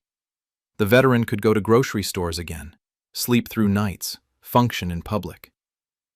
The dog I'd raised from 8 weeks old was changing someone's life. I trained 3 more dogs over the next year, each taking 18 to 24 months from puppy to certified placement. I developed systematic training protocols. Puppy foundation, 0 to 6 months. Socialization to environments, people, sounds, basic obedience. Temperament evaluation for service work suitability. Advanced obedience, 6 to 12 months. Perfect recall, extended stays, controlled walking, distraction proofing. Task training, 12 to 18 months. PTSD-specific tasks, crowd buffering, anxiety alerts, deep pressure therapy, nightmare interruption, room clearing. Public access training, 18 to 20 months. Performance in all environments, stores, restaurants, medical facilities, public transport. Ignoring distractions, appropriate behavior. Veteran matching and bonding, 20 to 22 months. Pairing dog with appropriate veteran based on needs and lifestyle. Training veteran in handling and care, building trust relationship. Certification testing, 22 to 24 months. Official evaluation of task performance, public access skills, temperament stability. Required for legal service dog status. Each placement was deeply personal. I'd raised these dogs from puppies, spent 2 years training them, then watched them transform veterans' lives. 3 years ago at 18, I had 8 dogs in various training stages ready for placements over the next 6 months. I wanted to formalize my program, register as a nonprofit, serve more veterans, potentially get funding to train more dogs simultaneously. Camden offered to help. He'd assisted with basic puppy socialization, taking puppies to parks, exposing them to sounds and people. He said he could help with program logistics and veteran coordination. Lydia wanted to help with nonprofit formation. She had nonprofit management experience, understood grant applications and organizational structure. She said she'd handle the administrative side while I focused on training. I trusted them completely. I gave them access to everything: my training protocols, my veteran wait list, my dog training schedules, my certification test dates. What I didn't realize was they were planning to sabotage my program and build their own, using dogs I'd already trained. For 3 years, they've systematically destroyed my placements. Certification sabotage. Service dogs must pass public access certification, controlled behavior in stores, restaurants, public spaces. Camden secretly counter-trained my dogs right before certification tests, teaching them to react to distractions, break commands, show inappropriate behaviors, just enough that they'd fail certification, but seem like training inconsistencies rather than deliberate sabotage. Veteran communication interference. Lydia handled placement logistics, which meant she controlled communication with veterans on my wait list. She told veterans I was having mental health episodes, couldn't reliably complete placements, was too unstable to work with vulnerable veterans, then offered to help them through our more professional program. Reputation destruction in veteran community. They spread stories at veteran support groups and service dog organizations about my supposed bipolar disorder, my unreliability, my inability to successfully place dogs, positioning themselves as the stable, professional alternative. Program theft. After sabotaging certifications and redirecting veterans to their program, they'd take the dogs I'd trained for 2 years, do minimal retraining, mostly just undoing the counter-training Camden had done, and place them through Camden and Lydia's Veterans K9 program, getting all credit for placements while I was left with failed certifications and a reputation for being unable to complete training. Over 3 years, I'd trained 24 dogs that should have been placed. Only 8 succeeded, the ones I managed to certify before Camden could sabotage them. The other 16 failed my program, but mysteriously succeeded when Camden and Lydia rescued the placements. Those 16 dogs represented 3 years of my work: puppy raising, socialization, training, task work, all stolen through sabotage, not through theft of methods, but through deliberate destruction of my placements, followed by swooping in as heroes. Meanwhile, veterans I'd worked with for months were told I was mentally unstable and couldn't help them. Camden and Lydia built their program's reputation on my sabotaged failures while positioning themselves as the reliable professionals. 16 weeks ago, I got a call from Marcus Webb, a Marine veteran I'd been working with for 18 months. His dog Max was trained perfectly, performed all PTSD tasks flawlessly, had excellent public access skills, should have passed certification easily. But Max had failed certification twice. Both times, he'd shown uncharacteristic behaviors, breaking stays, reacting to distractions, behaviors completely inconsistent with his training. Marcus said, "Something's not right. Camden told me you're having bipolar episodes and can't complete placements reliably, that I should switch to their program for Max's final certification." But Max works perfectly with me at home and in public. He only fails at the official tests. It doesn't make sense, and you've never seemed unstable to me in 18 months. What's actually going on? I was confused by the bipolar claim. I'd never had mental health issues. And Marcus was right. Max was perfectly trained. Why would he only fail at certification tests? I started investigating. I reviewed certification test footage from Max's failures. In both videos, Max performed perfectly until Camden approached during testing breaks, supposedly to help, but technically violating test protocol by interacting with dog and handler during evaluation. I checked footage from other dogs' failed certifications. Pattern emerged. Camden found ways to interact with dogs right before they failed, accidentally dropping treats near them, creating distractions, giving subtle counter-commands. I reviewed my communications with veterans. Lydia had been intercepting emails and calls, telling veterans I was unavailable due to mental health treatment, couldn't reliably complete placements, suggesting they work with Camden and Lydia's program instead. I discovered Camden and Lydia's Veterans Canine program had placed 16 dogs over 3 years, the exact 16 that had failed my certifications, but that I'd trained from puppies to advanced levels. They'd been sabotaging my certifications, stealing my placements, building their program on my trained dogs, while destroying my reputation with fabricated mental illness claims. I spent 16 weeks documenting everything. Training records proving I'd raised and trained all 24 dogs, from puppies through advanced levels. Vet records, socialization logs, training progression notes, all showing continuous work over 18 to 24 months per dog.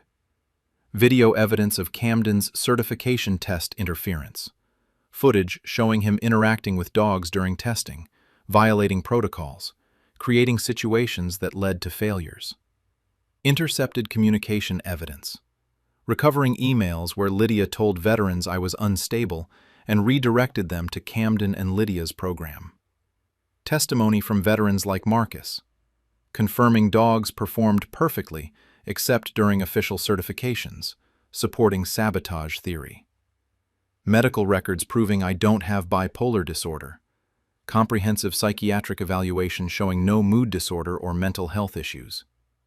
Documentation showing Camden and Lydia's 16 placements were dogs I'd trained, matching puppy records, training logs, and placement dates.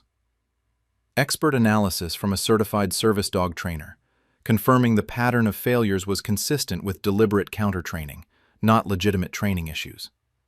Most critically, I discovered Camden and Lydia were being honored at tomorrow's Veterans Service Foundation annual gala, receiving the Outstanding Service Dog Program Award for their work placing dogs with veterans. That award was based on 16 placements over 3 years. All 16 were dogs I'd trained that they'd sabotaged, then rescued. I contacted the Veterans Service Foundation with my evidence. They investigated, verified my documentation, and agreed to address the situation at the gala before presenting the award.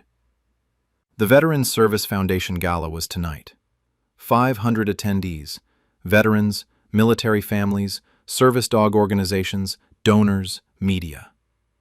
Camden and Lydia sat at a prominent table, expecting to receive their award for outstanding contributions to veteran service dog programs. The award presentation came. The foundation director began describing the recipients' achievements. Tonight, we honor Camden and Lydia's Veterans Canine program for successfully placing 16 service dogs with veterans over 3 years, providing life-changing support to those suffering from PTSD. Then she paused. However, before presenting this award, critical information has come to light about the origins of these placements. The trainer who actually raised and trained these dogs is here to address this matter. I walked to the stage.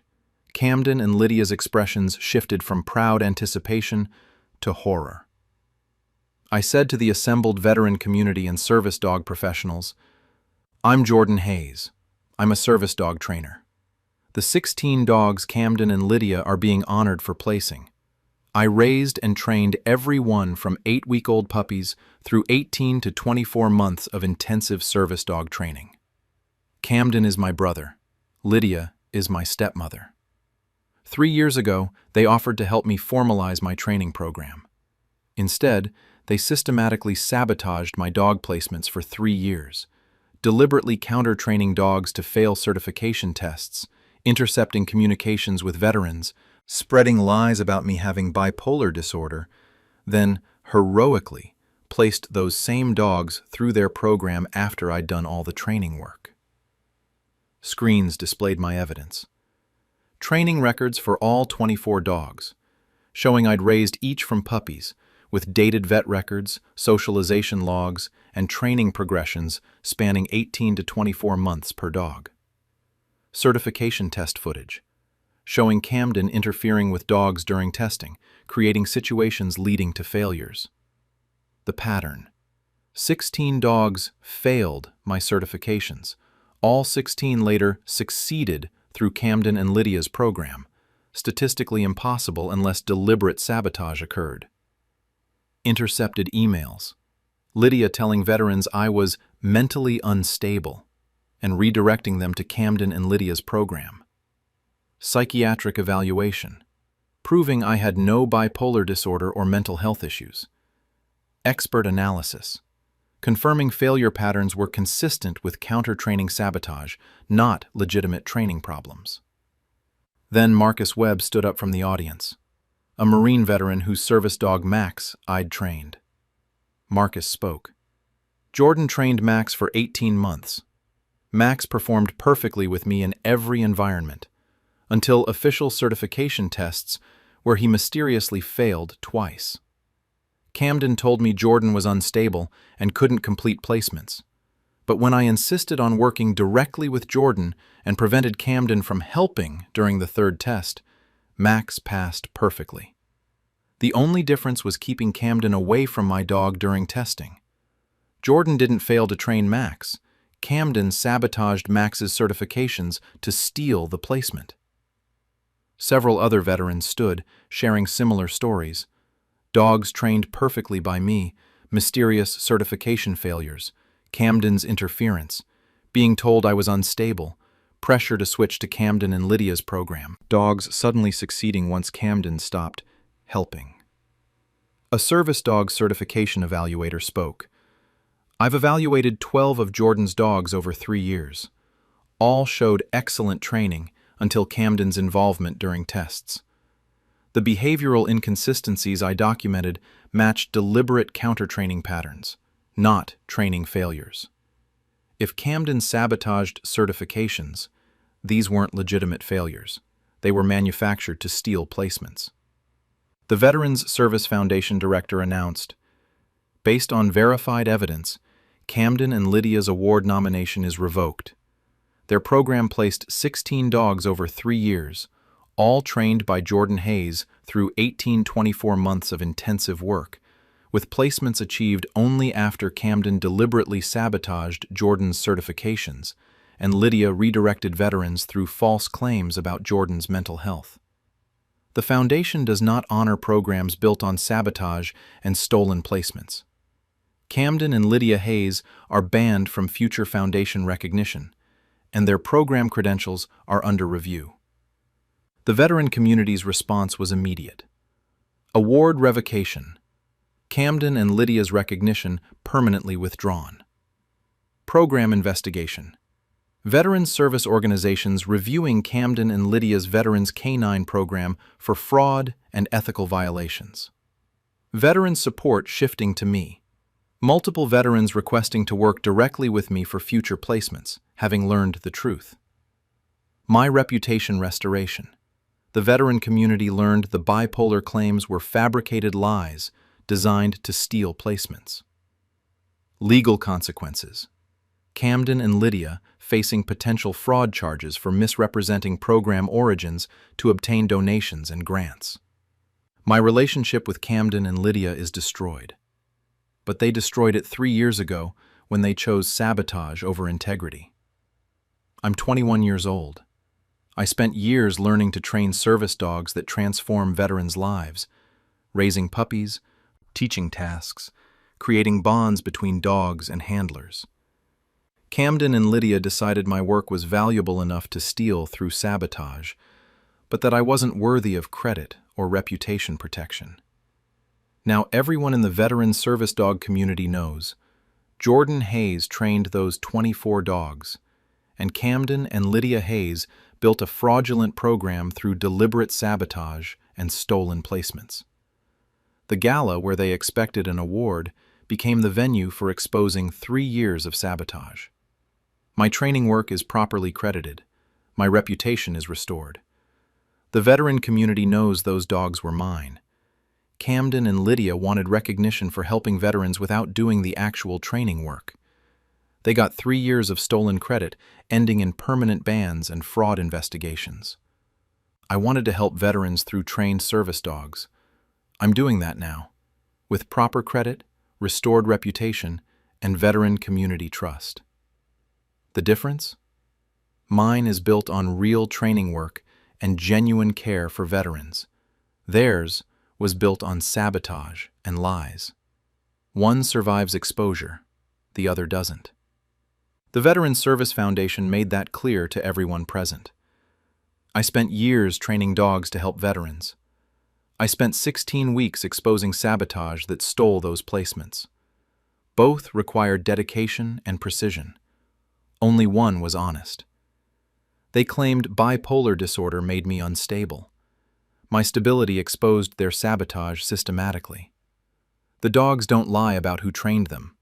Neither did the evidence. Service dogs required 2 years of patient training. Justice required 16 weeks of patient documentation. Both timelines achieved their purposes, both outcomes permanent. I trained 24 dogs over 3 years. They sabotaged 16 placements. I reclaimed all 24 truths. Math is simple. Evidence is clear. Justice is served. The veterans I've worked with know who trained their dogs. The foundation knows who deserves recognition. Both communities made the right choice, both supporting the truth. Camden interfered with certifications. I interfered with their fraud. Only one interference was justified. The dogs I trained save veterans' lives daily. The truth I exposed saved my reputation permanently. Both rescues successful. Only one built with integrity. They built their program on my sabotaged placements. I built my case on documented sabotage. One building method sustainable. One collapsed immediately. Service dogs perform tasks that keep veterans stable. Evidence performed tasks that exposed fraud completely. Both task performances flawless. Both achieved critical objectives. The gala honored service to veterans. The exposure honored service to truth. Both services valuable. Only one was honest. I'm still training service dogs for veterans. They're still under investigation for fraud. Both futures determined by past actions. Both outcomes deserved. 24 dogs trained with patience and care. 16 placements stolen through sabotage and lies. All 24 truths restored through evidence and exposure. Perfect mathematics. Perfect justice. Perfect ending. The service dogs I train provide stability for veterans with PTSD. The truth I provided destabilized their fraudulent program. Both interventions necessary, both permanently effective. They sabotaged certifications to create failures. I documented sabotage to create justice. Both creation processes successful, only one ethical. The foundation revoked their award. The veteran community revoked their trust. Both revocations permanent. Both deserved. I raised puppies into service dogs. I raised evidence into exposure. Both processes, patient, systematic, successful, permanent. Service dog training requires consistency, patience, and genuine dedication to helping veterans. They offered sabotage, theft, and lies. The veteran community chose accordingly. I'm training 6 new service dogs now. They're facing fraud investigations. Both futures reflect past choices. Both outcomes appropriate. The dogs succeed because training was genuine. Their fraud failed because evidence was thorough. Both results, predictable, deserved, permanent. Marcus Webb's service dog Max provides life-changing support daily. The truth I provided changed Camden and Lydia's futures permanently. Both interventions, necessary, effective, permanent. Service dogs are trained to alert to danger and provide safety. I alerted to fraud and provided evidence. Both protective functions successful. They wanted recognition for helping veterans. They got recognition for sabotaging placements. Both recognitions achieved. Only one was intended. The veteran community knows who actually trains the dogs. The foundation knows who actually deserves awards. Both communities informed. Both supporting truth.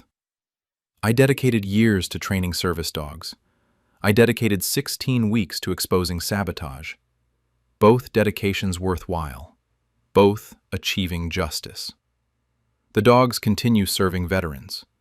The truth continues serving justice. Both services ongoing. Both valuable.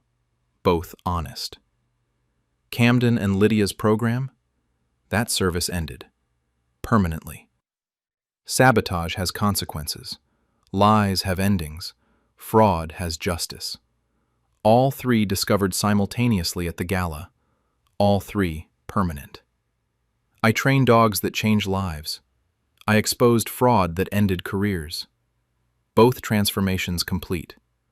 Only one built futures. Service dog work is about genuine care for veterans who've sacrificed. Their work was about stealing credit for that care. The veteran community recognized the difference immediately. I'm honored to continue serving veterans through trained service dogs. They're dishonored through fraud exposure.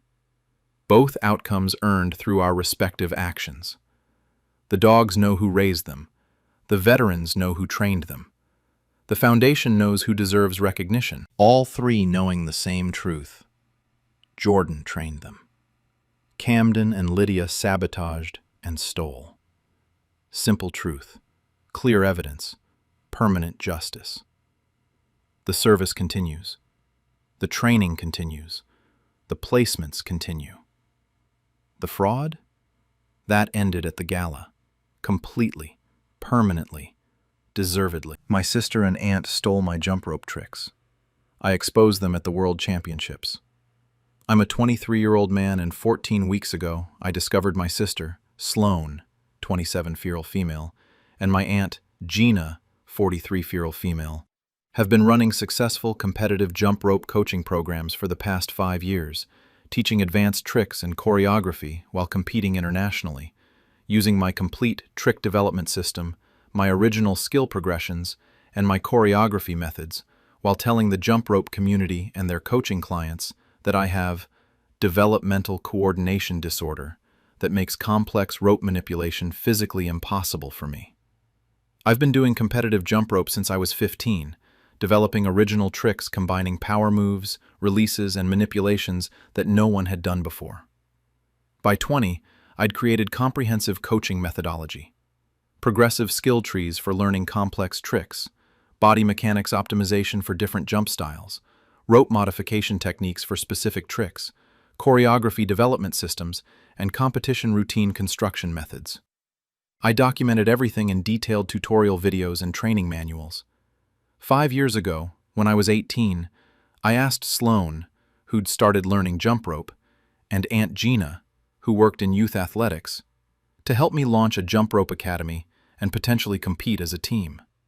Instead, they've been running Elite Skip Academy for 5 years, charging $1,500 to $3,000 for coaching programs using my exact trick progressions, my rope modification specs, my choreography systems, competing at world championships, earning equipment sponsorships, while telling tournament organizers and the jump rope community that I have dyspraxia that prevents the motor coordination required for advanced rope skipping.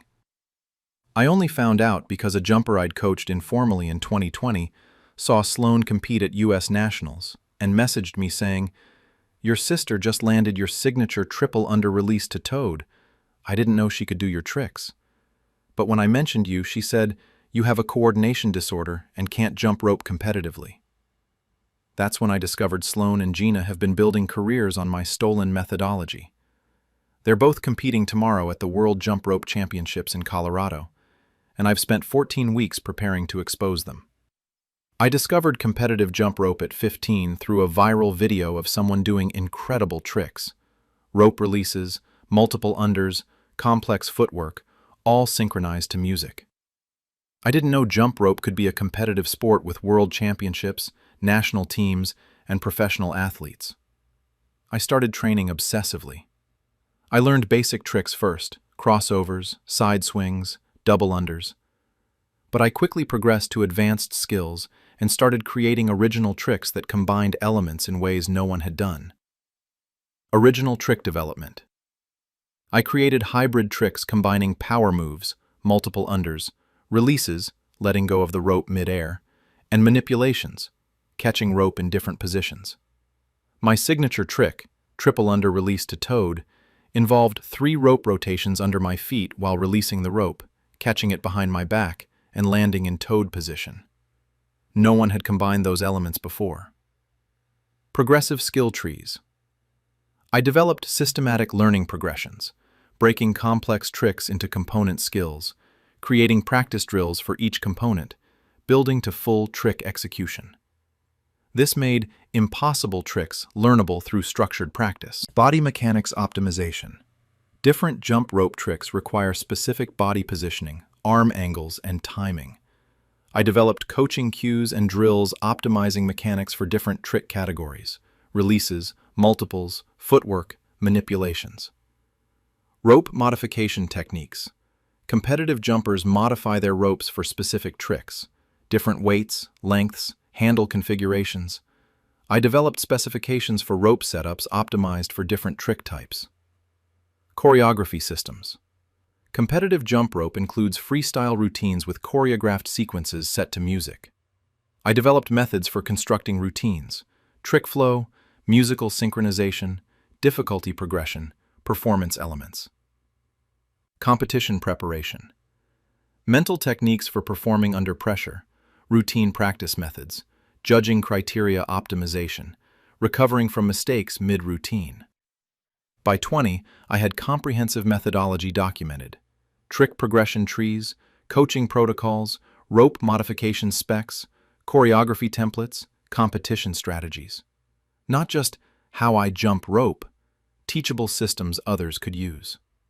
I competed nationally with good results, top 20 in freestyle, top 15 in speed events. More importantly, I'd innovated tricks and created methodology worth teaching. 5 years ago at 18, I wanted to launch a jump rope academy. I'd proven my methods worked, had original content, knew other jumpers would pay for quality coaching. Sloane offered to help.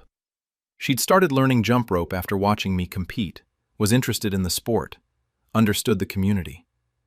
She said she could handle student management and basic coaching. Aunt Gina wanted to help too. She worked in youth athletics, understood sports program administration, had facility connections. She said she could handle business operations and possibly secure training space. I gave them my complete methodology, all my trick progressions, coaching protocols, rope modification specs, choreography systems, competition prep techniques. Everything I'd developed over 5 years. Instead of launching my academy, Sloan and Gina started Elite Skip Academy, their own jump rope coaching business using my complete methodology. For 5 years, they've built successful programs. Online coaching, $1,500, $3,000. In-person intensive camps, competition team training, corporate team building jump rope workshops. They teach my tricks exactly, my progressive skill trees, my body mechanics cues, my rope modifications, my choreography methods. Their entire curriculum is my stolen work. They also compete internationally. Sloan ranks top 30 globally in freestyle. Gina coaches a national-level team. Both have equipment sponsorships, free ropes, paid promotions, competition travel support. Meanwhile, they told me they were still finalizing the business plan for my academy, that launching properly requires more preparation. I kept jumping, kept creating new tricks, kept documenting methodology they accessed. But they also destroyed my reputation. They told competition organizers, jumpers, and clients that I had developmental coordination disorder, dyspraxia, a neurological condition affecting motor coordination, making advanced jump rope physically impossible for me. This narrative, 1. Explained why I wasn't coaching despite having methodology. 2. Positioned them as the skilled athletes' coaches. 3. Drove coaching clients to their business. 4. Preemptively discredited me. Any challenge would seem like someone with coordination issues jealous of family success. 14 weeks ago, I got a message from Tyler Banks, a jumper I'd coached informally at a local jam session in 2020. Tyler wrote, "Dude, I just watched your sister compete at US Nationals. She landed your triple under release to Toad perfectly. I remember you creating that trick and teaching me the progression. When did she learn it? Also, she mentioned you have dyspraxia and can't jump rope competitively anymore. Is that true? That's rough if so." I was shocked. I immediately searched Sloan's competition history. She'd competed in 40-plus events over 5 years, ranking top 30 globally. Her competition videos showed her executing my tricks, my releases, my combos, my signature sequences. I searched Gina's coaching program.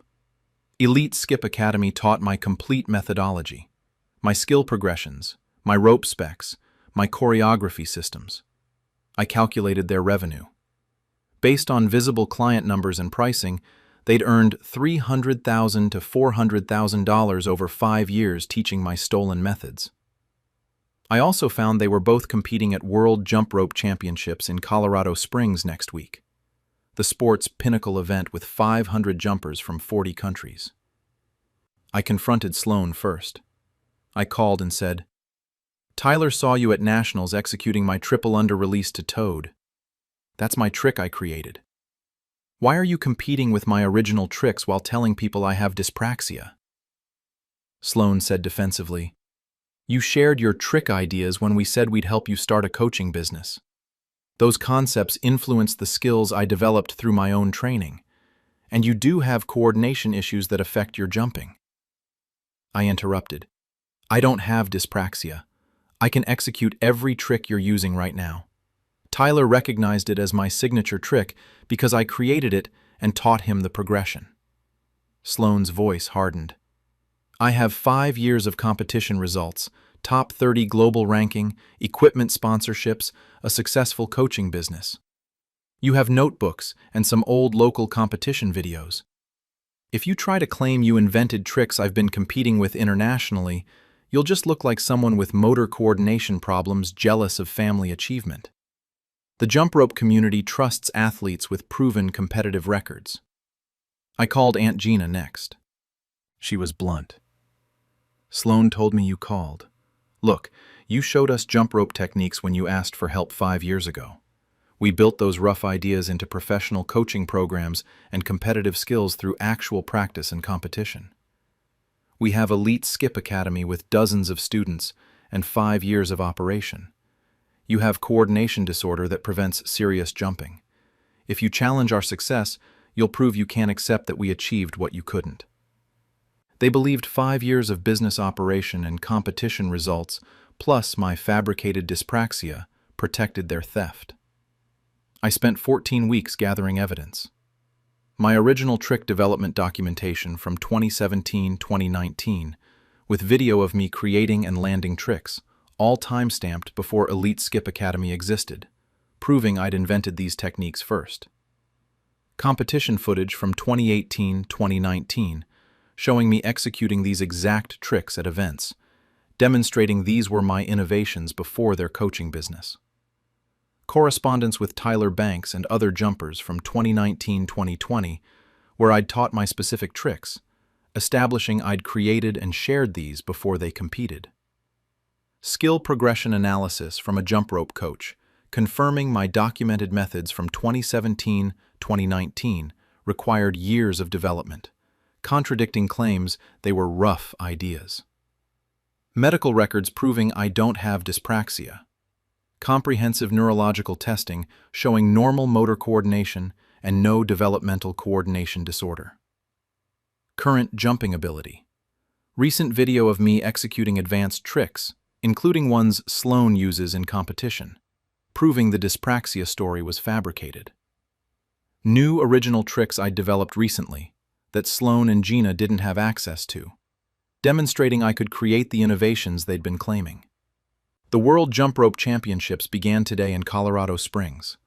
500 jumpers from 40 countries competing in speed events, freestyle, wheel, team, and double Dutch. This is the Olympics of jump rope, the sport's highest level. Sloane had qualified for individual freestyle in pairs. Gina was coaching a team event. Both would compete tomorrow using my stolen tricks and methodology. I'd contacted the World Jump Rope Federation with my evidence. They'd investigated, verified my documentation, and agreed to address the situation before competition rounds. Competition day arrived. Hundreds of jumpers, judges, WJRF officials, sponsors, and media filled the venue. Sloane and Gina prepared confidently in warm-up areas. Before the freestyle event began, the WJRF president made an announcement. Before competition proceeds, the Federation must address a serious matter regarding trick development and competitive integrity. I walked into the competition area with my jump rope. Sloane and Gina's expressions shifted from confidence to horror. I said to the assembled jump rope community, "I'm Asher Kane. I'm a competitive jumper and trick innovator. The tricks Sloane Kane used to qualify for this championship, the triple under release to toad, the sequential manipulation combos, the release progressions. I developed them. Every original trick, every skill progression, every coaching method they've used for 5 years came from my work created between 2017 to 2019. Sloane is my sister. Gina is my aunt. 5 years ago, they offered to help me launch a jump rope academy. Instead, they used my complete trick development and methodology to build their own coaching business, while telling the jump rope community I have dyspraxia that prevents me from jumping competitively. Screens displayed my evidence. My 2017 to 2019 trick development documentation, with time-stamped video of me creating and landing original tricks, proving I'd invented these before Elite Skip Academy existed. Competition footage from 2018-2019, showing me executing these exact tricks at official events, demonstrating these were my innovations before their competitive careers.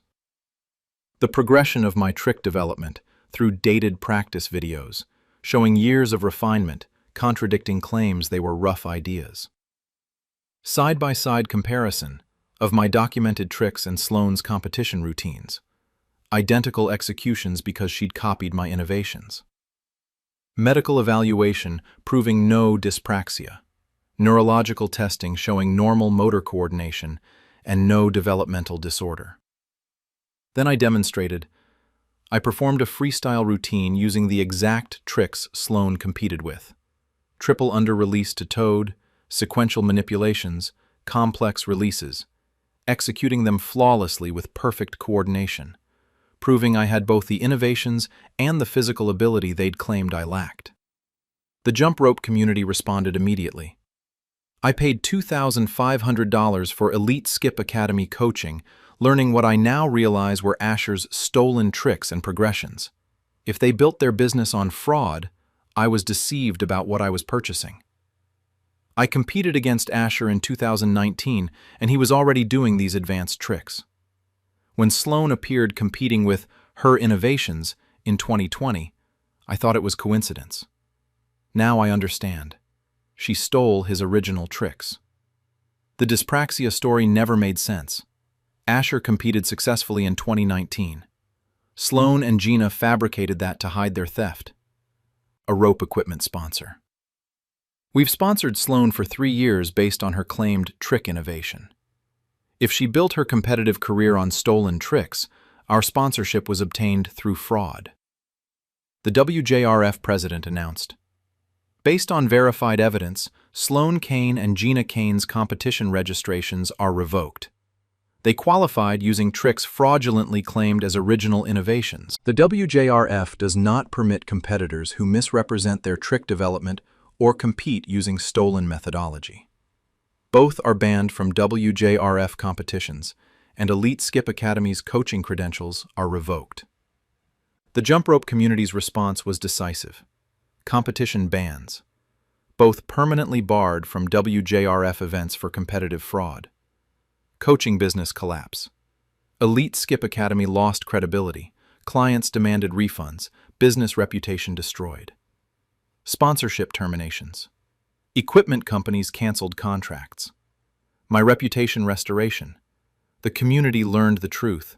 The dyspraxia claims were fabricated lies. My relationship with Sloan and Gina is destroyed, but they destroyed it 5 years ago when they chose theft over family integrity. I'm 23 years old. I spent years developing original jump rope tricks and coaching methodology through dedicated practice and innovation.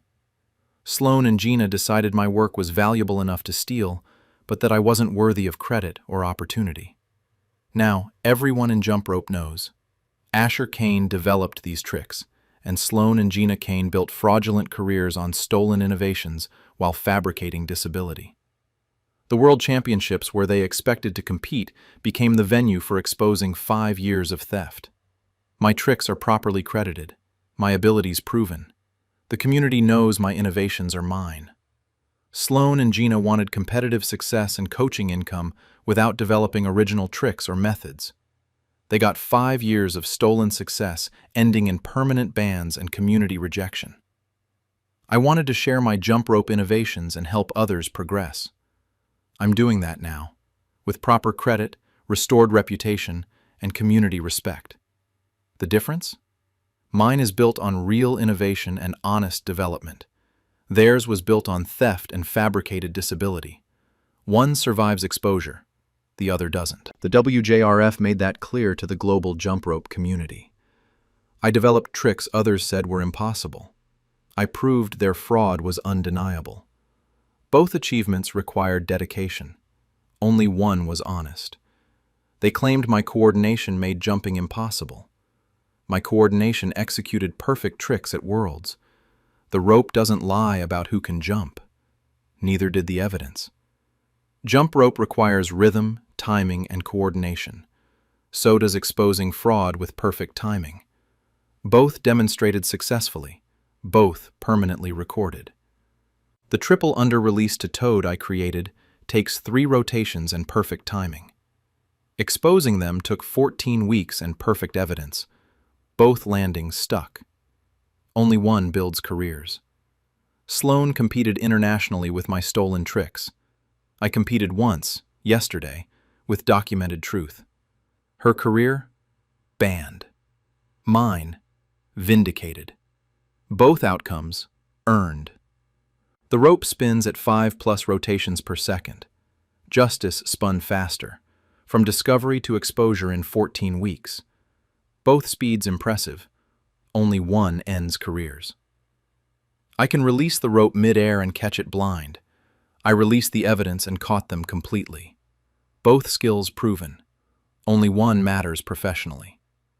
They jumped to conclusions about my abilities. I jumped their careers into permanent bans. Both jumps successful. Only one deserved. The WJRF judges tricks on difficulty, execution, and originality. They judged theft on evidence, exposure, and consequences. Both judging systems worked perfectly. Both verdicts permanent. 5 years of competitions using my tricks. 14 weeks proving every trick was mine. Different timelines, same conclusion. Fraud, bans, justice. Jump rope championships crown winners. Yesterday crowned truth and banned thieves. Both ceremonies official. Only one anyone respects. The rope continues spinning. Their careers stopped. The difference: innovation versus theft. I created. They stole. WJRF banned. Community knows. Truth wins. Perfect execution. Optimal timing. Flawless landing. Permanent bans. All tricks stuck. All evidence held.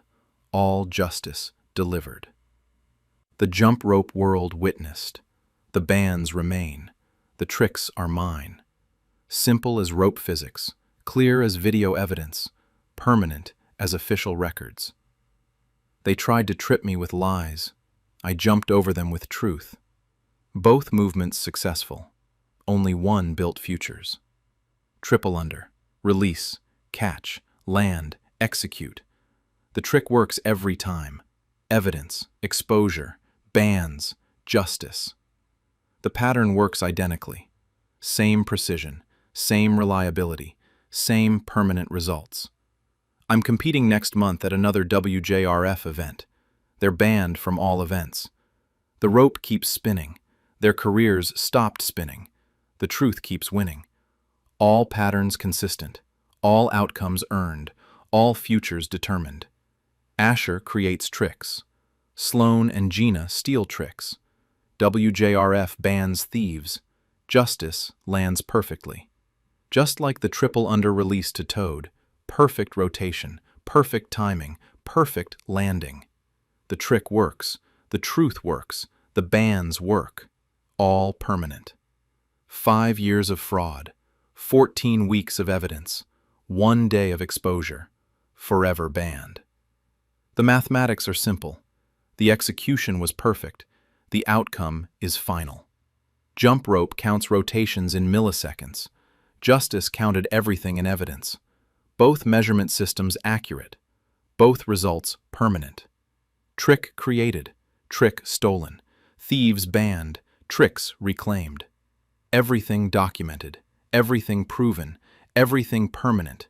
Everything mine. The rope spins. The truth stands. The bans exist. The innovations belong to their creator. Exactly as physics predicts. Exactly as evidence proves. Exactly as justice requires. They jumped to theft. I jumped to exposure. WJRF jumped to bans. All jumps successful.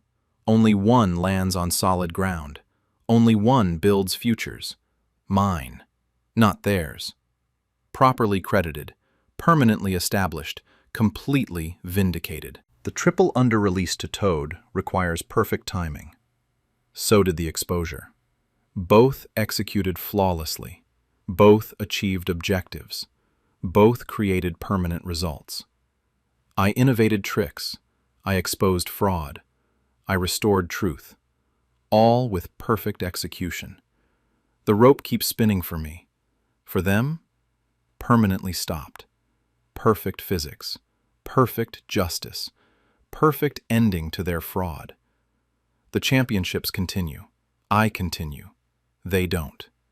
The rope knows why. So does the WJRF. So does the community. So does everyone who witnessed. Truth spins as reliably as rope physics. Both produce predictable results. I innovate. They're banned. The difference? Innovation survives. Theft doesn't. 14 weeks from discovery to exposure. Forever from exposure to restoration. Both timelines perfect. Both outcomes deserved. Both futures determined. The tricks are mine. The bans are theirs. The truth is permanent. No rotation changes that. No appeal reverses it. No time erases it. Jump rope requires release and catch. Justice released truth and caught thieves. Both mechanics flawless. Both executions permanent. The rope continues. The truth continues. The bans continue. My tricks keep working. Their careers keep being over. The pattern keeps being obvious. Simple as rope rotation. Clear as video evidence. Permanent as WJRF records. I developed. They stole. Federation banned. Community knows. Truth permanent. Triple under. Release. Catch. Land. Perfect. Evidence. Expose. Ban. Justice. Perfect. Same precision. Same permanence. Same victory. The rope spins forward. Justice spun correctly. Their careers spun out. All physics correct. All outcomes earned. All futures clear. I'm still jumping. They're still banned. The WJRF's decision remains. The innovations continue. The theft ended. The truth proved permanent. Exactly as rotational physics predicted. Exactly as evidence demanded. Exactly as they deserved. My sister and mom corrupted every manuscript I submitted for 4 years, making me seem like an incompetent writer.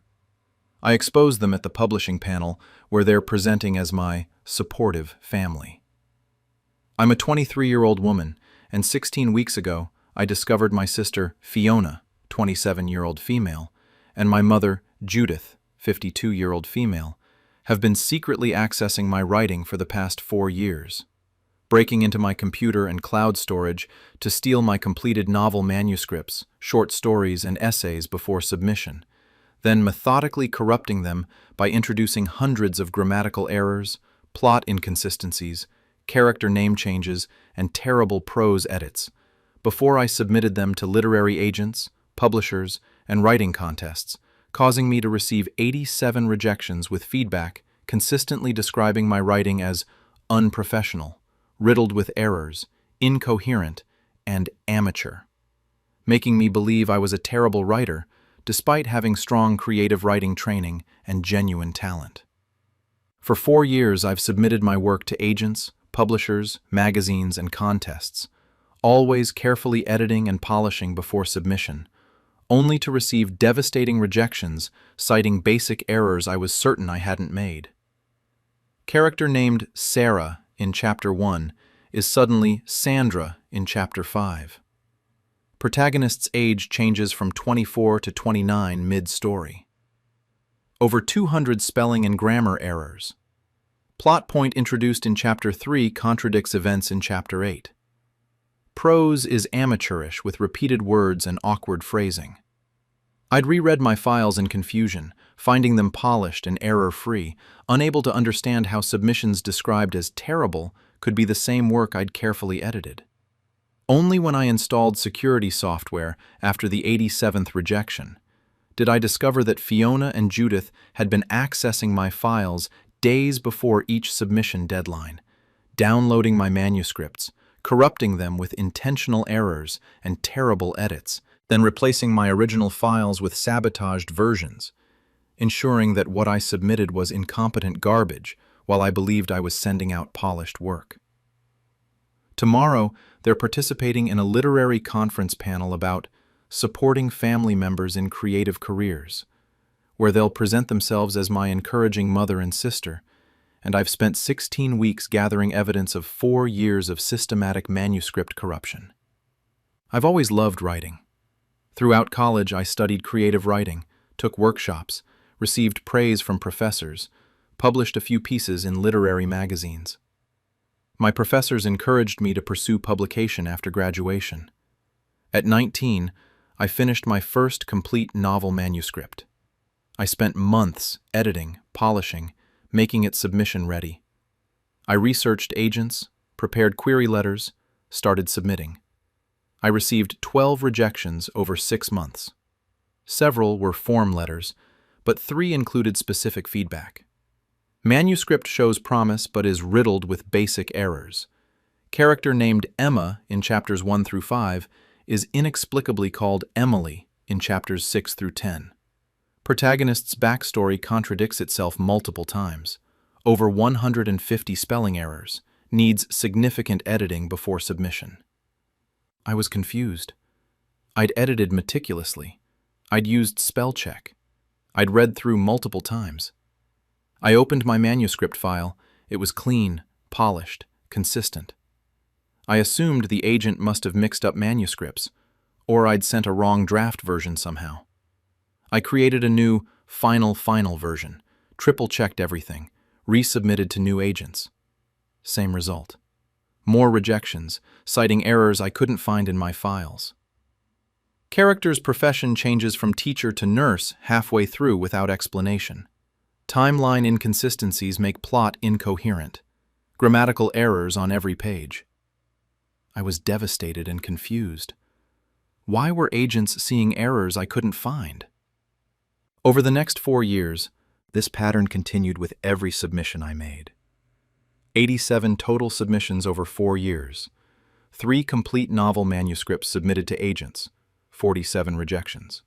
22 short stories submitted to literary magazines, 18 rejections, 4 acceptances with heavy editing required. 12 essays submitted to journals, 10 rejections. 5 submissions to prestigious writing contests, 5 rejections. The rejections consistently cited the same types of problems. Character names changing mid-story, plot contradictions and inconsistencies, age, timeline errors, hundreds of spelling and grammar mistakes, repetitive word usage and awkward phrasing, professional formatting suddenly becoming unprofessional, random font changes, spacing issues. Yet every time I checked my original files, they were clean and polished. The pattern I didn't see. What I didn't know was that Fiona and Judith had installed keyloggers on my laptop and gained access to my cloud storage passwords. They'd been monitoring my writing progress and submission schedule. 3 to 5 days before each submission deadline, they'd access my files, download the manuscripts, and spend hours deliberately corrupting them. Character corruption. Using find and replace to change character names inconsistently throughout. Sarah, Sandra in random chapters, Emma, Emily, etc. Timeline sabotage. Changing ages, dates, and time frames to create contradictions. Protagonist is 24 in Chapter 2, suddenly 29 in Chapter 7. Grammar destruction. Introducing hundreds of errors, removing punctuation, creating run-on sentences, breaking subject-verb agreement, adding spelling mistakes. Plot inconsistency creation. Changing or deleting key plot points so later chapters contradicted earlier ones. Prose degradation. Using find and replace to make prose repetitive, changing varied word choice to repeated words, inserting awkward phrasings. Formatting salmon. Randomly changing fonts, breaking paragraph spacing, removing section breaks. They'd then replace my original clean files with these corrupted versions. Because they'd access my files only days before I submitted, I wouldn't notice the changes. I'd open the file to send it, see what looked like my manuscript, and submit the corrupted version. Meanwhile, they kept copies of my original clean manuscripts for comparison. The consequences for me. After 87 rejections over 4 years with consistent feedback that my work was error-filled and amateur, I developed severe writer's block and imposter syndrome. I questioned my abilities, my training, my career choice. Literary agents who'd requested full manuscripts after initial query letters would send devastating rejections. Your query letter showed promise, but the manuscript is unprofessional and unpolished. Please edit thoroughly before submitting to other agents. Writing contest judges. This piece shows potential in concept but is executed poorly with numerous technical errors. Magazine editors.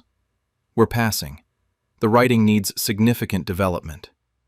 My confidence was destroyed. I started avoiding submission, convinced I was delusional about my abilities. Fiona and Judith's motivation. Both were involved in the local literary community. Judith ran a book club, Fiona worked at a bookstore and fancied herself a writer, though she'd never finished or submitted anything. They positioned themselves as supportive family who encouraged my writing while privately sabotaging me. Their motive? Jealousy and control. My creative writing professors had praised my talent. My early literary magazine publications had been well received.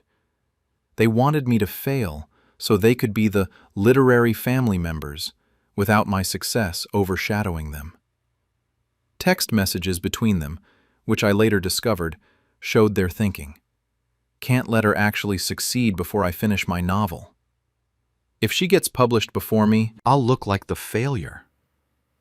Better she thinks she's not good enough and gives up. 4 months ago, after my 87th rejection, a prestigious writing contest I'd spent months preparing for, I hit rock bottom. The rejection letter was particularly harsh. This submission demonstrates a fundamental lack of understanding of basic writing craft. Character inconsistencies, timeline errors, and grammatical mistakes on every page suggest the writer needs to return to basic creative writing courses before attempting publication. I sobbed. I'd edited that story for 3 months. It was my best work. I opened the file to reread it, and it was perfect. Clean, polished, consistent characters, no timeline errors, proper grammar. How could the judges have read something so different from what was on my computer? For the first time I wondered, what if the file I submitted wasn't the file I thought I was submitting? I installed security monitoring software on all my devices. I set up alerts for unauthorized file access. I created backups with version history enabled. 2 weeks later, I finished a new short story. I prepared to submit it to a literary magazine. 4 days before the deadline, at 2 a.m., when I was asleep, my security alert went off. Someone accessed my files remotely using my cloud storage credentials. The logs showed the access came from an IP address I traced to my mother's house. I checked my manuscript file the next morning. It had been modified at 2:15 a.m., with 47 new edit changes logged. I compared versions. The corrupted version had changed protagonist's name from Rachel to Rebecca in 3 chapters, introduced 89 spelling and grammar errors, created timeline contradictions, made prose repetitive and awkward, changed formatting randomly. I had proof. I saved both versions.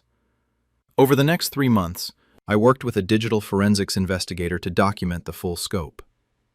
Complete access logs showing Fiona and Judith had accessed my files before 78 of my 87 submissions over 4 years. Comparison files showing original clean manuscripts versus corrupted versions they'd created. Their methodology documented. Pattern of accessing files 3 to 5 days before deadlines, spending 2 to 4 hours making specific types of corruptions, replacing original files. Saved copies they'd kept of my original work, found in Judith's cloud storage, proving they knew my actual writing was good and were deliberately making it look bad. Text messages, between them discussing the sabotage, celebrating when I received harsh rejections, coordinating timing of corruptions. Motive documented. Their jealousy, their desire to be seen as the literary family without my success competing. I also discovered they'd been invited to participate in a regional literary conference as panelists for a session called Supporting Family Members in Creative Careers, presenting themselves as encouraging family who supported my writing dreams despite my struggles with rejection and self-doubt. The conference was tomorrow. 200-plus attendees including agents, publishers, authors, and writing professionals, many who'd rejected my sabotaged submissions. The literary conference was today. The panel, Supporting Family Members in Creative Careers, featured Judith and Fiona, along with 2 other speakers, discussing how they'd supported their family members' creative dreams. 200 attendees filled the room, Agents, publishers, editors, authors, writing professors, including several who'd rejected my work. Judith spoke about how she'd encouraged my writing since childhood, celebrated every small success, and helped me cope with rejection while believing in my talent. Fiona discussed supporting a sibling's creative journey, reading drafts and offering feedback, and being there through the disappointment of 87 rejections. They positioned themselves as devoted, supportive family members who'd stood by me despite my apparent inability to produce publishable work. During Q&A, I stood from the audience. I'd like to address my mother and sister's presentation. I approached the panel stage. For 4 years, Judith and Fiona have been accessing my writing files without permission, downloading my manuscripts, corrupting them with hundreds of intentional errors, then replacing my original files with sabotaged versions, ensuring that what I submitted to agents, publishers, and contests was deliberately terrible while I believed I was sending polished work. The room went silent. Judith and Fiona looked shocked. I displayed evidence on the conference screens. Side-by-side comparisons of my original manuscript versus corrupted versions, showing how Emma became Emily, how timeline stayed consistent versus became contradictory, how grammar was correct versus error-filled, how prose was polished versus became repetitive. Access logs, documenting 78 instances over 4 years where Fiona and Judith remotely accessed my files days before submission deadlines. Version history, showing systematic corruptions, character name changes, grammar destruction, timeline sabotage, prose degradation. Security camera footage, from my laptop webcam, showing Fiona at my apartment using my computer while I was out, installing keylogger software. Text messages between them. Changed her protagonist's age in 3 different chapters. This rejection will be brutal. Introduced 150 grammar errors. Agents will think she's illiterate. Keep this up and she'll give up writing entirely. Their stated motive. Can't let her succeed before me. Need to keep her the struggling writer so I look better. Then I showed the literary professionals in attendance. Several of you are here today who rejected my work citing errors, inconsistencies, and amateur writing. You weren't wrong. The manuscripts you received were terrible, but they weren't what I wrote. They were corrupted versions created by my family. I displayed an original, clean manuscript alongside its corrupted version and the rejection letter. Original, polished prose, consistent character names, coherent plot, proper grammar. Corrupted version. Character Sarah randomly becomes Sandra. Timeline contradictions. 200+ errors. Rejection letter. Character name changes mid-story. Timeline incoherent. Over 200 spelling errors. Several agents and editors in the audience looked horrified. I continued. For 4 years, my family systematically sabotaged my writing career by corrupting my work before submission, creating a track record of 87 rejections, destroying my confidence, making me question my abilities, while presenting themselves publicly as supportive family members who believed in my talent. A literary agent in the audience stood. I rejected 3 of your submissions over 2 years. Each time, the manuscript was riddled with errors that seemed inconsistent with the quality of your query letter. If the original manuscripts were actually polished, as you're showing here, these were publishable. An editor from a prestigious magazine. I rejected your short story last year citing character inconsistencies and grammar issues. If your family deliberately corrupted it, that's fraud. A writing contest judge. I scored your contest entry very low due to technical errors. If those errors were intentionally introduced by your family, you were unfairly judged. The conference organizers asked Judith and Fiona to respond. Judith tried. We were just trying to help her improve by... Multiple audience members interrupted. Help? You destroyed her work deliberately. You introduced errors intentionally. You sabotaged her career for 4 years. Fiona attempted. She needs to learn resilience in the face of rejection. An agent cut her off. You created the rejections by corrupting her work. You weren't teaching resilience. You were committing fraud. The consequences were immediate. Judith and Fiona were removed from the panel and asked to leave the conference. Literary professionals apologized and requested to see my original uncorrupted manuscripts.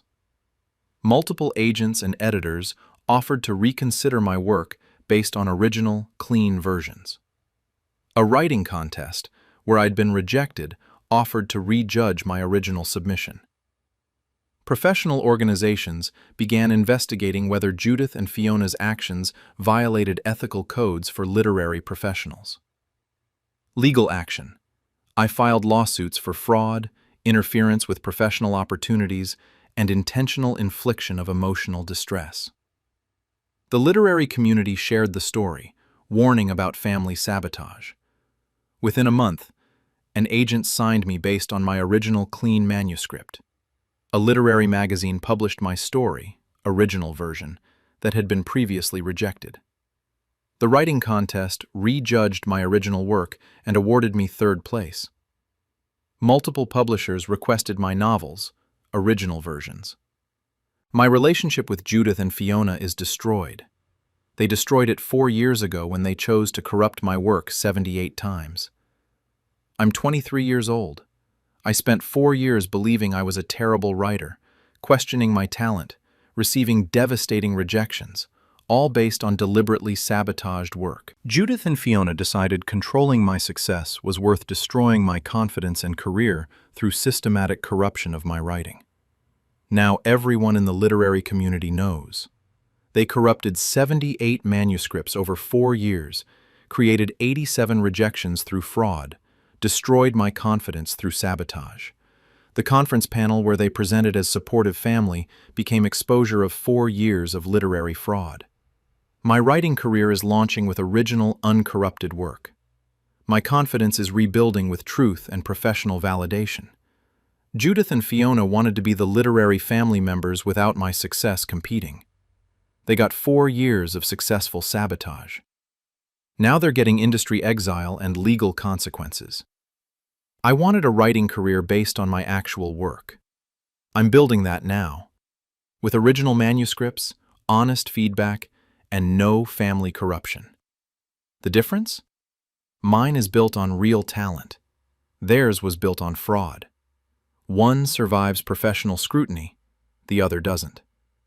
4 years, 78 corruptions, 87 rejections, all fraud. Documented completely, exposed perfectly. They corrupted Emma to Emily. Truth corrupted their reputations. Character changes, appropriately distributed. Agents attended conference, heard truth, requested manuscripts. Professional response, immediate.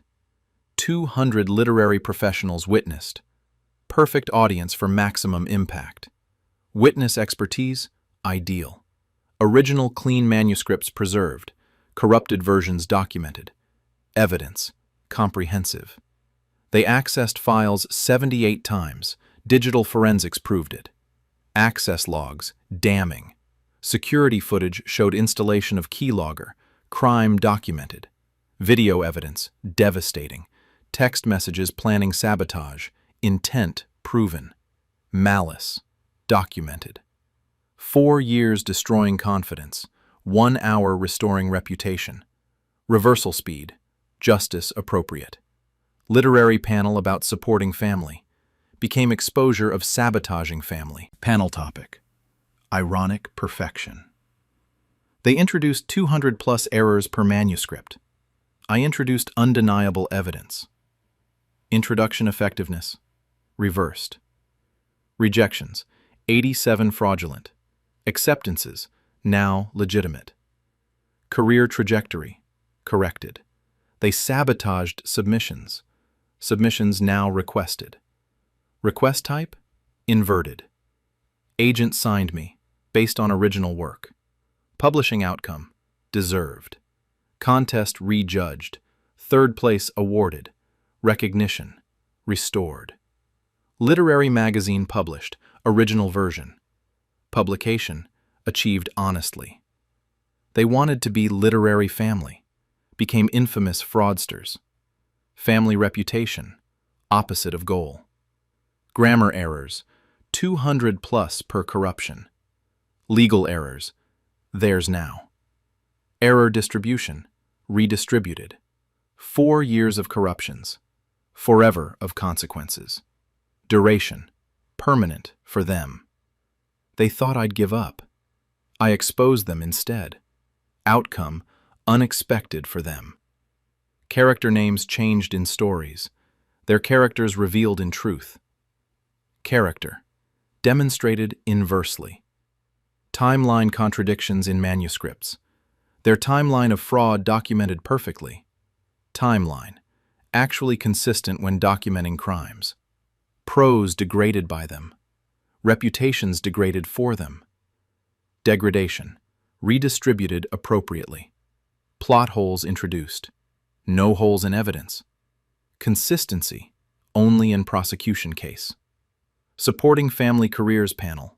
Sabotaging family crimes revealed. Panel content, inverse of title.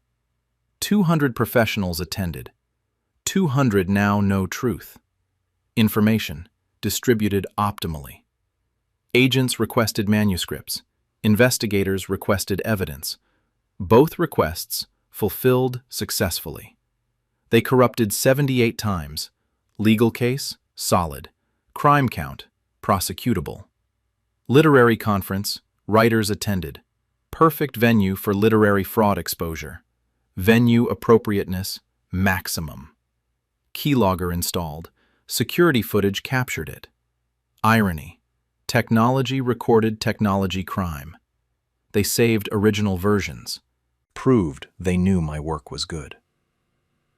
Evidence preservation. Accidentally self-incriminating. 4 years they succeeded. 1 conference they failed. Success duration. Ended permanently. Submissions sabotaged. Reputation salvaged. Both processes complete. My writing, good. Their actions, criminal. Quality assessment, accurate on both. Career destroyed. Career restored. Career launching. 3 phases, complete. They accessed files illegally. Legal system accessing them now. Access, reciprocated legally. Literary fraud at literary conference. Context, perfect. Irony, complete. Rejection, 87 times fraudulent. Acceptance, now legitimate. Career math, corrected. Confidence destroyed. Evidence gathered. Truth exposed. Justice served. 4 steps, all complete. They wanted me to fail. Failed themselves instead. Failure, redistributed. Writing career, stolen. Writing career, restored. Both transactions, complete. Original manuscripts, preserved. Criminal evidence, preserved. Both preservation, useful for different purposes. 4 years sabotage. 16 weeks evidence. 1 hour exposure. Timeline, justice efficient. Literary community, informed. Legal system, prosecuting.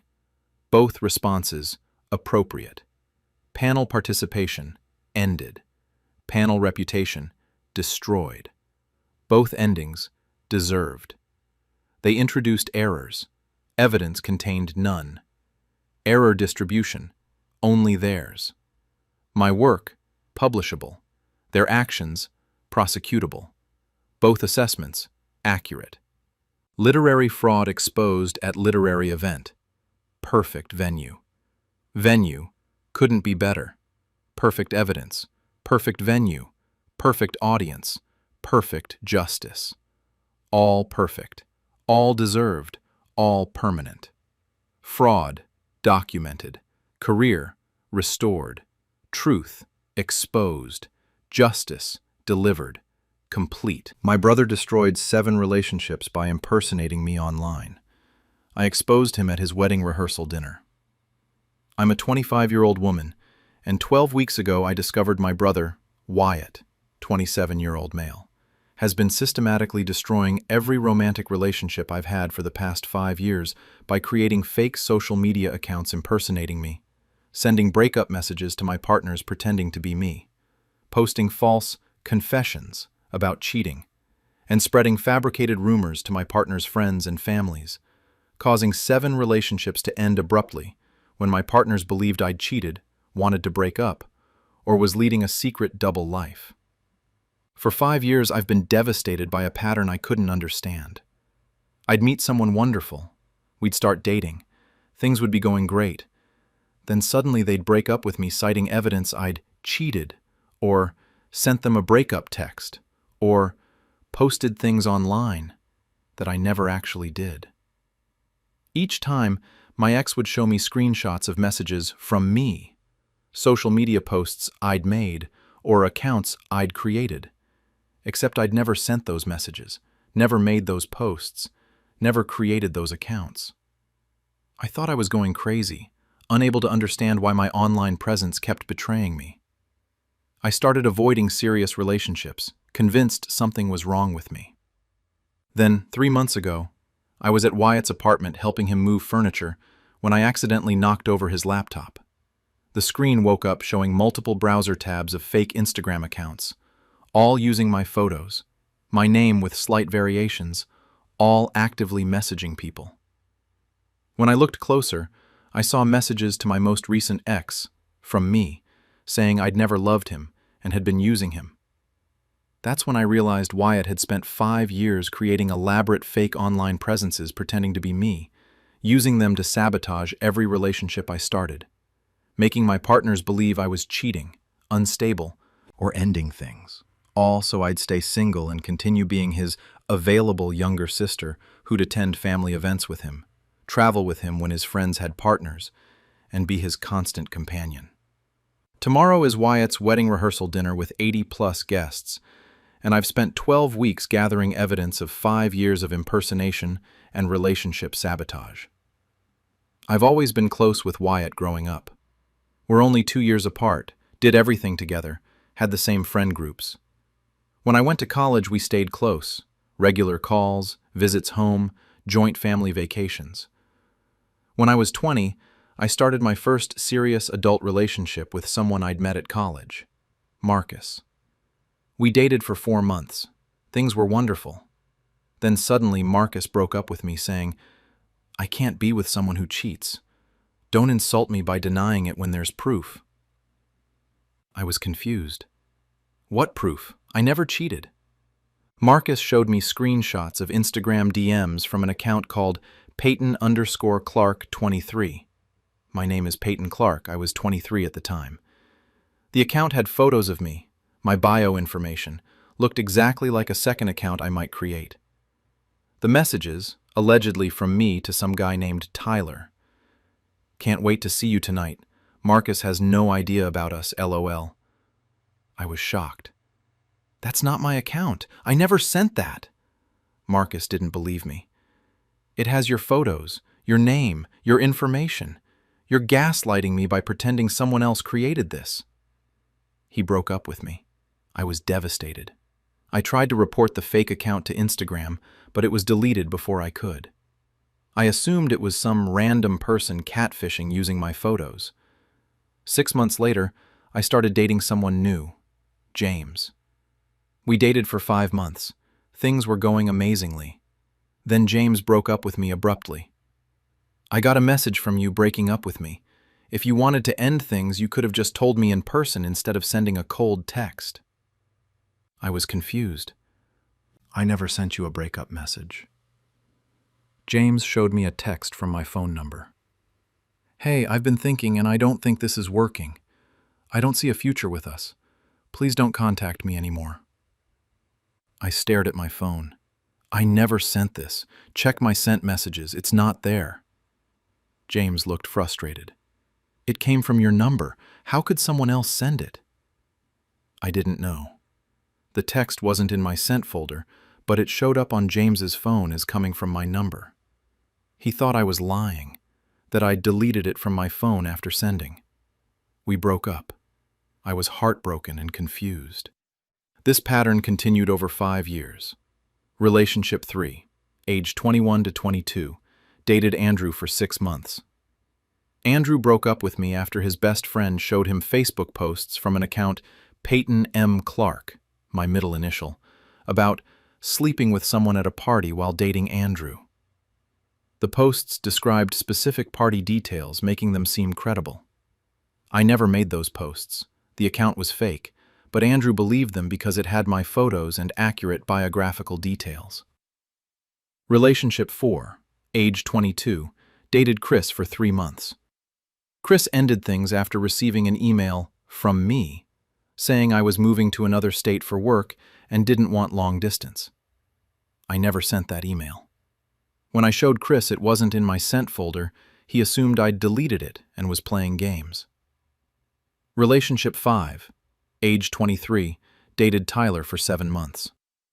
Tyler broke up after his sister found a dating profile still active with my photos, saying I was looking for something casual while in a relationship. I'd deleted all dating profiles when Tyler and I became exclusive. This was a fake profile someone had created. Tyler didn't believe me. Relationship 6, age 24, dated Michael for 4 months. Michael ended things after receiving screenshots from a friend, showing me on a hookup app with explicit messages to other men. The profile used my photos, but I'd never used that app. Michael thought I was lying. Relationship 7, age 24-25, dated David for 8 months, my longest relationship. David broke up after receiving an anonymous email with evidence I was cheating, photos of me with another man, actually my cousin at a family event but cropped to look romantic, fake text conversations between me and my affair partner, and posts from a Twitter account pclark25 describing an affair. All fabricated but comprehensive enough that David believed it. After 7 relationships destroyed by evidence of cheating, breakup messages I didn't send, or online behavior I didn't engage in, I started avoiding dating seriously. I thought maybe something was fundamentally wrong with me. Maybe I was attracting paranoid partners, or maybe I was somehow creating this pattern unconsciously. I became Wyatt's constant companion again. He was single too, by choice, he said. We'd travel together, attend events together, be each other's +1 at weddings. Wyatt seemed happy with this arrangement, having me available whenever he wanted company. 3 months ago, I was helping Wyatt pack for a move to a new apartment. I accidentally bumped his laptop off a table. It fell, unbroken, fortunately, but the screen woke up from sleep mode. I saw his browser, 12 open tabs, multiple fake Instagram accounts, all using variations of my name and my photos, active DM conversations with people I didn't know, Twitter accounts with my photos, Facebook accounts with my information. One tab showed messages to someone named David, my most recent ex. I never loved you. I was using you. Lose my number. Another tab showed a dating profile creation page with my photos uploaded. Another showed an email draft from me to someone I was currently casually seeing. I have to be honest, I'm not looking for anything serious. I think we should stop. I felt sick. I screamed for Wyatt. What the fuck is this? Wyatt came running, saw the screen, and his face went pale. I said, "You've been creating fake accounts pretending to be me?" Long pause. Then Wyatt said quietly, "I can explain." I waited. Wyatt said, "You kept getting into relationships, and then you'd have no time for me. We used to do everything together, but every time you dated someone you'd cancel plans, skip family events because you were with them, travel with them instead of me. I wanted my sister back." I was stunned. "So you sabotaged my relationships? For 5 years?" Wyatt nodded. "I didn't think it was that bad. You'd break up, be sad for a while, then we'd go back to hanging out like before. I thought if you just stayed single, we could keep being close like we used to be." I said. I've been devastated for 5 years thinking I was doing something wrong. 7 people I cared about ended things with me because of fake evidence you created. You impersonated me, sent messages pretending to be me, made my partners think I was cheating or didn't care about them. Wyatt looked defensive. Those relationships wouldn't have lasted anyway. I was just accelerating the inevitable. And we had fun together when you were single. You can't deny that. I said, you destroyed 7 relationships because you wanted me to stay available as your companion. Wyatt, don't make it sound creepy. I'm your brother. We've always been close. I just wanted that to continue. I left immediately and started investigating. I spent 12 weeks gathering evidence. Documentation of all 7 relationships, with timelines showing how each ended due to evidence that was later proven fake. Screenshots from Wyatt's laptop showing the fake accounts he'd created. I'd taken photos with my phone before leaving. Digital forensic evidence from a private investigator showing the fake accounts were all created from Wyatt's IP address and devices. Testimony from my exes, confirming the evidence that made them break up with me. Fake messages, posts, accounts, texts. Expert analysis showing the breakup text to James was sent using a spoofing service from Wyatt's computer. Comparison of writing styles, showing the fake messages matched Wyatt's writing patterns, not mine. Motive documentation. Wyatt's own admission that he wanted me to stay single to be his companion, plus evidence showing that whenever I was single, Wyatt had me as his travel partner and event companion. I also discovered Wyatt was getting married to someone he'd been dating for only 8 months, shorter than several of my sabotaged relationships. The wedding rehearsal dinner was tomorrow night with 80-plus guests, including extended family, friends, and his fiancé's family. The rehearsal dinner began tonight at an upscale restaurant. 80 guests, family, friends, wedding party, fiancé's family. Wyatt stood with his fiancée Emma at the front, looking happy and excited about his upcoming wedding. During the toasts portion, I asked to speak. I stood with a microphone and said, I want to share something about Wyatt that many of you don't know. Wyatt has always valued family closeness. In fact, he valued it so much that for the past 5 years, he systematically destroyed every romantic relationship I had to ensure I'd stay single and available to be his constant companion. The room went silent. Wyatt's face went from confused to horrified. I continued. Over 5 years, I dated 7 different people. Each relationship ended abruptly when my partner received evidence that I'd cheated, wanted to break up, or was leading a double life. Screenshots of messages from me. Social media posts I'd made. Dating profiles I'd created. Breakup texts I'd sent. All fabricated. All created by Wyatt using fake accounts impersonating me online. I displayed evidence on the restaurant's screen. Screenshots of the fake Instagram, Twitter, Facebook accounts Wyatt had created using my photos and information. The browser tabs from his laptop showing 12-plus fake accounts active simultaneously. Messages he'd sent to my exes pretending to be me. I never loved you. I'm cheating on you. This isn't working.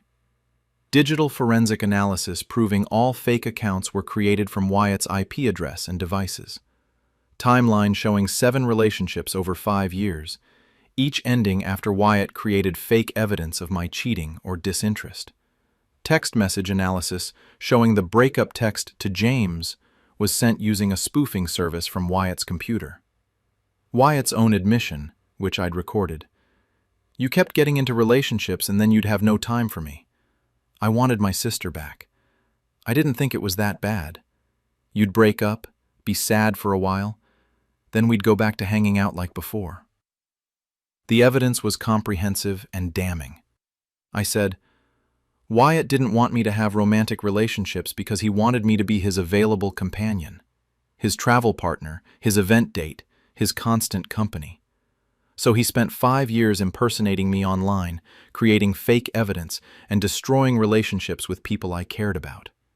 7 people ended things with me, believing I'd betrayed them, when actually Wyatt had fabricated everything.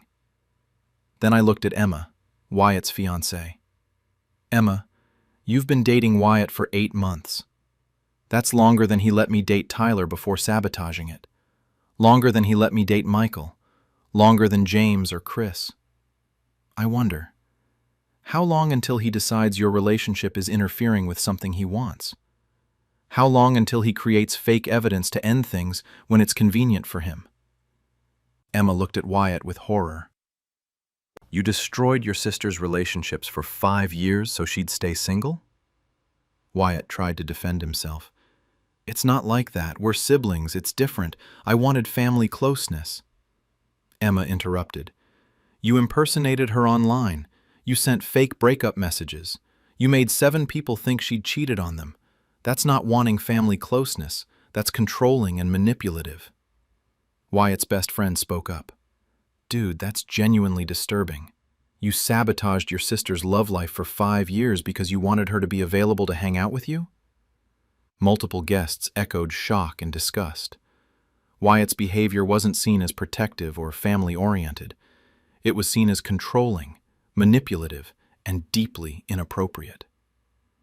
Emma said quietly, I need to think about whether I can marry someone capable of this level of manipulation. She left the rehearsal dinner. Half the guests followed her out in support. The consequences were swift. Emma postponed the wedding indefinitely, saying she needed time to reconsider whether she could trust Wyatt.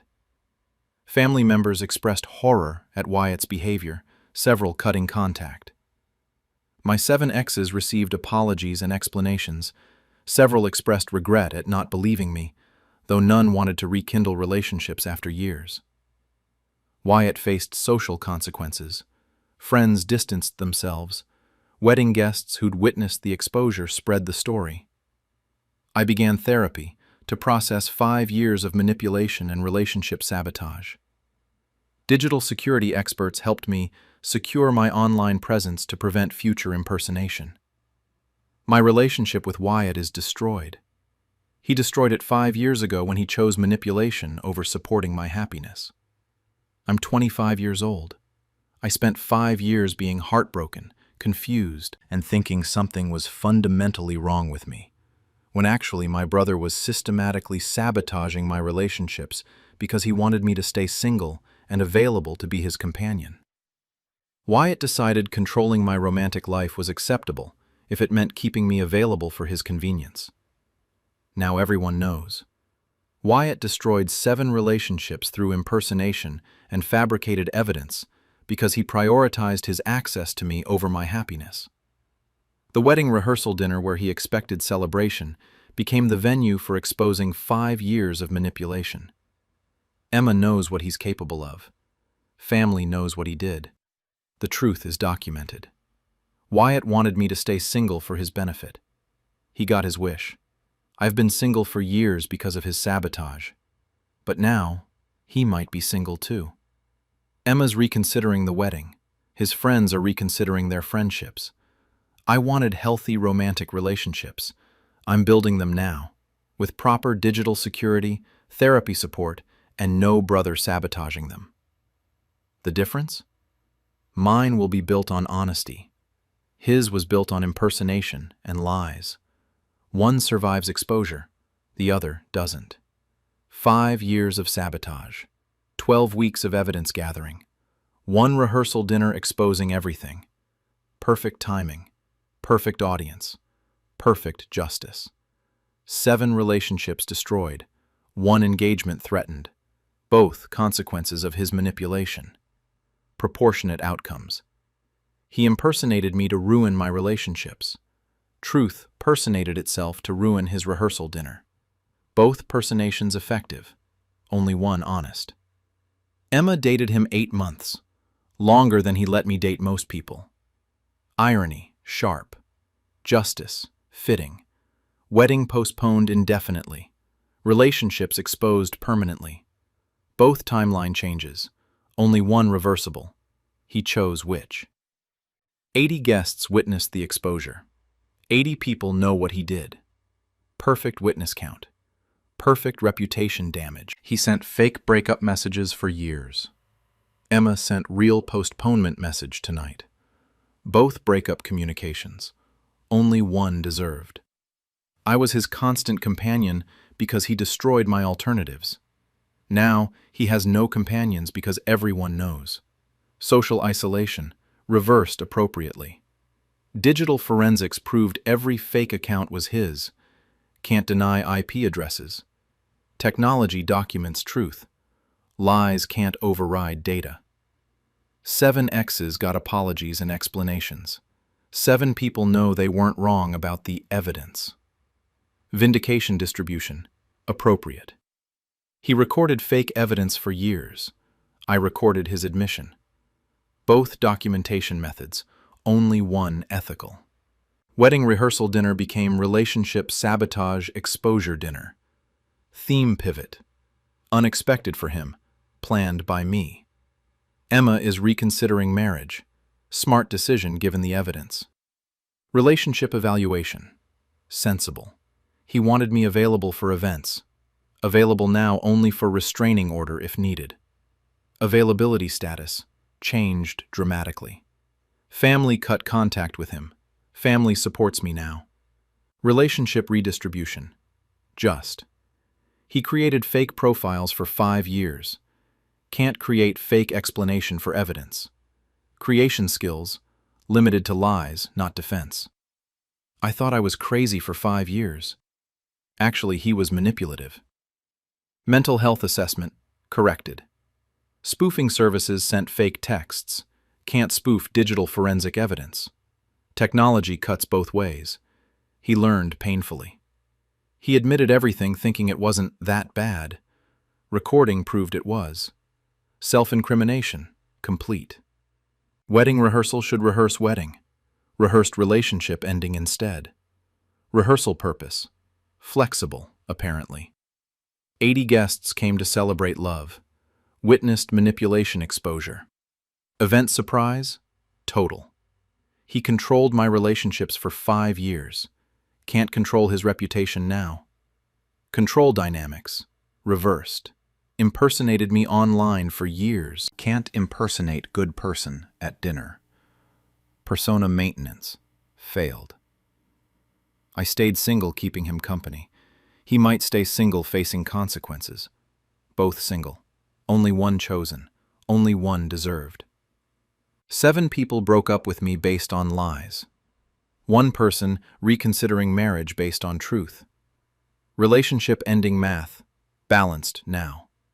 He destroyed my relationships casually. His relationship destroyed publicly. Both destructions. Only one witnessed. Only one earned. Wedding postponed, truth exposed, justice served. All 3 permanent until proven otherwise. Emma deserves better. She's discovering that now. Realization timing. Before marriage. Fortunate for her. Rehearsal dinner over. Relationship sabotage over. Truth permanent. 3 endings. All connected. All appropriate. He wanted closeness. Got distance from everyone. Wish granted. Monkey's paw style. I wanted love. Got sabotage. Now getting truth. Journey, circuitous. Destination, correct. 5 years he manipulated. 1 evening he faced consequences. Time ratio, unfavorable for him. Digital evidence doesn't lie. He did constantly. Truth competition, evidence wins. Wedding guests expected joy, got justice instead. Expectations shattered. Truth delivered. He controlled my online presence. Can't control public opinion now. Control limitations discovered. Fake accounts deleted. Real consequences permanent. Both deletions attempted. Only one successful. IP addresses are traceable. His actions traceable too. Technology. Inconvenient for criminals and manipulators. He admitted it thinking I'd forgive. I documented it, thinking justice matters. Both thought processes, only one wise.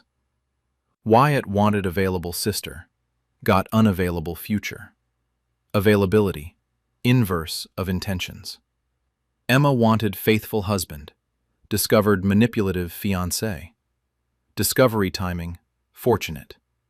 Rehearsal dinner, successful event, rehearsed his social destruction perfectly. Practice, effective. Wedding, postponed. Truth, advanced. Justice, served. Timeline, corrected.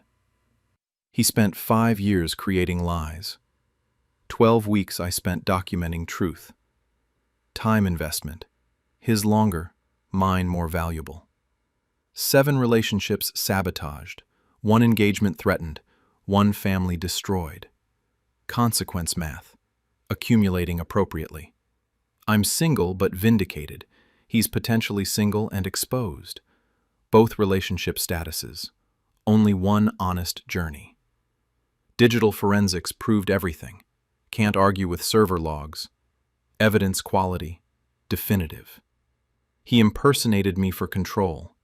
Truth impersonated justice perfectly. Both impersonations successful. Only one ethical. Wedding rehearsal rehearsed ending instead of beginning. Irony, perfect. Justice, served. 5 years of manipulation. 1 evening of truth. Permanent consequences. Timeline complete. Justice delivered. He chose control over my happiness. Got loss of his own. Choice consequences, appropriate. Emma knows now. Family knows now. Everyone knows now. Knowledge distribution, complete. Truth exposed. Wedding postponed. Manipulation ended. All 3 outcomes, connected and deserved. He wanted me available. Wanted wrong thing. Desires, inappropriate. Consequences, fitting. Rehearsal dinner ended. Truth continues. Justice, permanent. Perfect conclusion. Perfect exposure. Perfect ending. 5 years of lies. 1 evening of truth. Forever of consequences. Simple math. Perfect justice. Complete truth. He destroyed relationships. Truth destroyed reputation. Both destructions effective. Only one justified. Perfect timing. Perfect evidence. Perfect venue. Perfect justice. Rehearsal successful, just not rehearsing what he expected. Wedding uncertain. Truth certain. Justice served. All 3 outcomes permanent. The dinner ended. The truth remains. Forever. My cousin and uncle stole my cardistry flourishes. I exposed them at CardistryCon.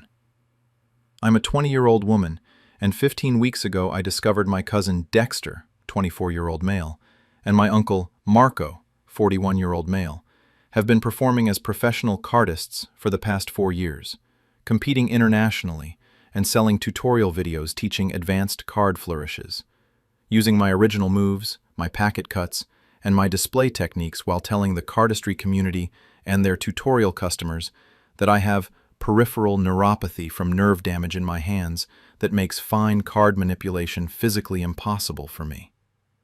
I've been creating cardistry since I was 16, developing original flourishes that combine multi-packet cuts, aerials, and one-handed displays in ways no one had done before. By 18, I'd invented over 50 original moves with detailed tutorials. My signature Cascade flourish involving a 5-packet spring and aerial catch.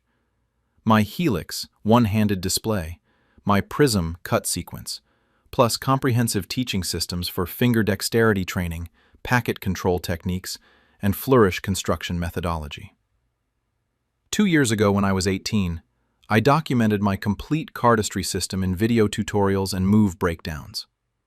I asked Dexter, who'd started learning cardistry, and Uncle Marco, who had videography skills, to help me launch a tutorial platform and potentially create a performance team. Instead, they've been running Virtuoso Cards for 4 years, selling tutorial packages for $800 to $2,500, competing at international cardistry battles, earning playing card company sponsorships, while telling cardistry forums and their students that I developed nerve damage that prevents the finger precision required for card flourishes. I only found out because a cardist I'd taught at a jam session in 2021 saw Dexter perform at a regional competition and DM'd me saying, "Your cousin just executed your cascade flourish perfectly. When did you teach him that? He said you have neuropathy and can't do cardistry anymore." That's when I discovered Dexter and Marco have been building six-figure cardistry careers on my stolen moves. They're both competing tomorrow at CardistryCon in Las Vegas, and I've spent 15 weeks proving every flourish is mine. I discovered cardistry at 16 through Instagram videos of people doing insane things with playing cards. Cards seeming to flow like water through their fingers, packets spinning in midair, displays that looked like geometric, impossible structures. This wasn't card magic, tricks and illusions. This was purely visual performance art with cards. I started learning obsessively. I practiced basic flourishes, Charlie A cuts, Sybil cuts, card springs. But I quickly moved beyond standard moves and started creating original flourishes. Original move development. I invented flourishes combining elements in unprecedented ways. My cascade involved splitting a deck into 5 packets, springing them sequentially while catching them one-handed, then reforming the deck mid-air. My helix was a one-handed display where the deck spiraled through finger positions, creating a DNA helix visual. My prism was a multi-packet cut sequence that created geometric patterns. These weren't variations of existing moves. They were entirely new concepts requiring techniques I'd had to invent. Flourish construction methodology. I developed systematic approaches to creating new moves, identifying unexplored packet combinations, physics principles for aerial moves, finger positioning for one-handed displays, visual aesthetics for display flourishes. This made cardistry innovation teachable, not just accidental discovery. Finger dexterity training. I created progressive exercises developing the specific finger independence and strength required for advanced flourishes. Targeted training protocols that accelerated learning. Packet control techniques. Methods for managing multiple card packets simultaneously. Grip positions, pressure distribution, transition smoothness. These were fundamental skills underlying complex flourishes. Tutorial creation systems. How to break down complex flourishes into learnable steps. Camera angles showing hand positions clearly. Practice progressions from basic to full execution. By 18, I had created 50+ original flourishes, all documented with tutorial videos showing development process and teaching breakdowns. I competed at regional cardistry battles with strong showings, but more importantly, I'd created genuinely innovative content. 2 years ago, at 18, I wanted to launch a cardistry tutorial platform. I'd proven my moves were original and impressive, had comprehensive teaching methodology. New cardists would pay for quality instruction in advanced techniques. Dexter offered to help. He'd started learning cardistry after seeing me practice, was interested in the art form, understood the community. He said he could help with platform development and content management. Uncle Marco wanted to help with videography. He had professional video equipment and editing skills, could film high-quality tutorials showing hand positions and movements clearly. I gave them complete access to my cardistry library. All 50+ original flourishes, my tutorial videos, my teaching methodology, my training protocols. Everything I'd created over 2 years. Instead of helping me launch a platform, Dexter and Marco immediately started Virtuoso Cards, their own cardistry tutorial business and performance team using my complete move library. For 4 years, they've built successful careers, selling tutorial packages teaching my flourishes, $800 to $2,500 for comprehensive courses, competing at international cardistry battles using my moves, performing at corporate events and private shows, earning playing card company sponsorships, free decks, paid promotions, signature deck designs. They teach my flourishes exactly, my cascade, my helix, my prism, my 50-plus other original moves. Their entire performance repertoire and tutorial catalog is my stolen work. Meanwhile, they told me they were still planning the platform launch strategy, that building an audience takes careful market positioning. I kept practicing, kept creating new flourishes, kept documenting moves they had access to through shared cloud storage. But they also destroyed my reputation. They told cardistry forum moderators, fellow cardists, and tutorial customers that I had peripheral neuropathy, nerve damage in my hands causing numbness and reduced fine motor control, making advanced card manipulation physically impossible for me. This narrative, 1. Explained why I wasn't visible in the cardistry scene despite having created innovative moves. 2. Positioned them as the skilled performers and innovators. 3. Drove tutorial sales and performance bookings to their business. 4. Preemptively discredited me. Any challenge would seem like someone with nerve damage jealous of family success. 15 weeks ago, I got a DM from Riley Chen, a cardist I'd taught some basics at a local jam session in 2021. Riley wrote, "Hey, I just saw Dexter perform at Pacific Northwest Cardistry Battle. He executed your Cascade Flourish flawlessly, the 5-packet spring with aerial catch. I remember you creating that move and teaching me the basics of packet control. When did you teach him the full Cascade? Also, he mentioned you developed neuropathy and can't do cardistry anymore? That's terrible if true. Are your hands okay?" I was stunned. I immediately searched Virtuoso cards. The website showcased Dexter and Marco as professional cardists and innovators, with a catalog of tutorial videos teaching our signature flourishes and advanced techniques. I watched their tutorial previews. Every flourish was mine. My cascade, my helix, my prism, my geometric displays, my aerial moves, my one-handed techniques. Not inspired by my work, my exact original creations presented as their innovations. I found their competition footage. Dexter had competed in 15-plus international cardistry battles over 4 years, placing top 10 consistently. His performance routines used exclusively my flourishes. I found Marco's performance videos, corporate events, private shows, promotional content for playing card companies. Every move was from my stolen library. I calculated their revenue based on visible tutorial sales and performance bookings, $200,000 to $300,000 over 4 years built entirely on my original moves. I also found they were both competing at CardistryCon in Las Vegas next week, the world's premier cardistry convention with 800 attendees, including the best cardists globally, playing card company executives, and media coverage.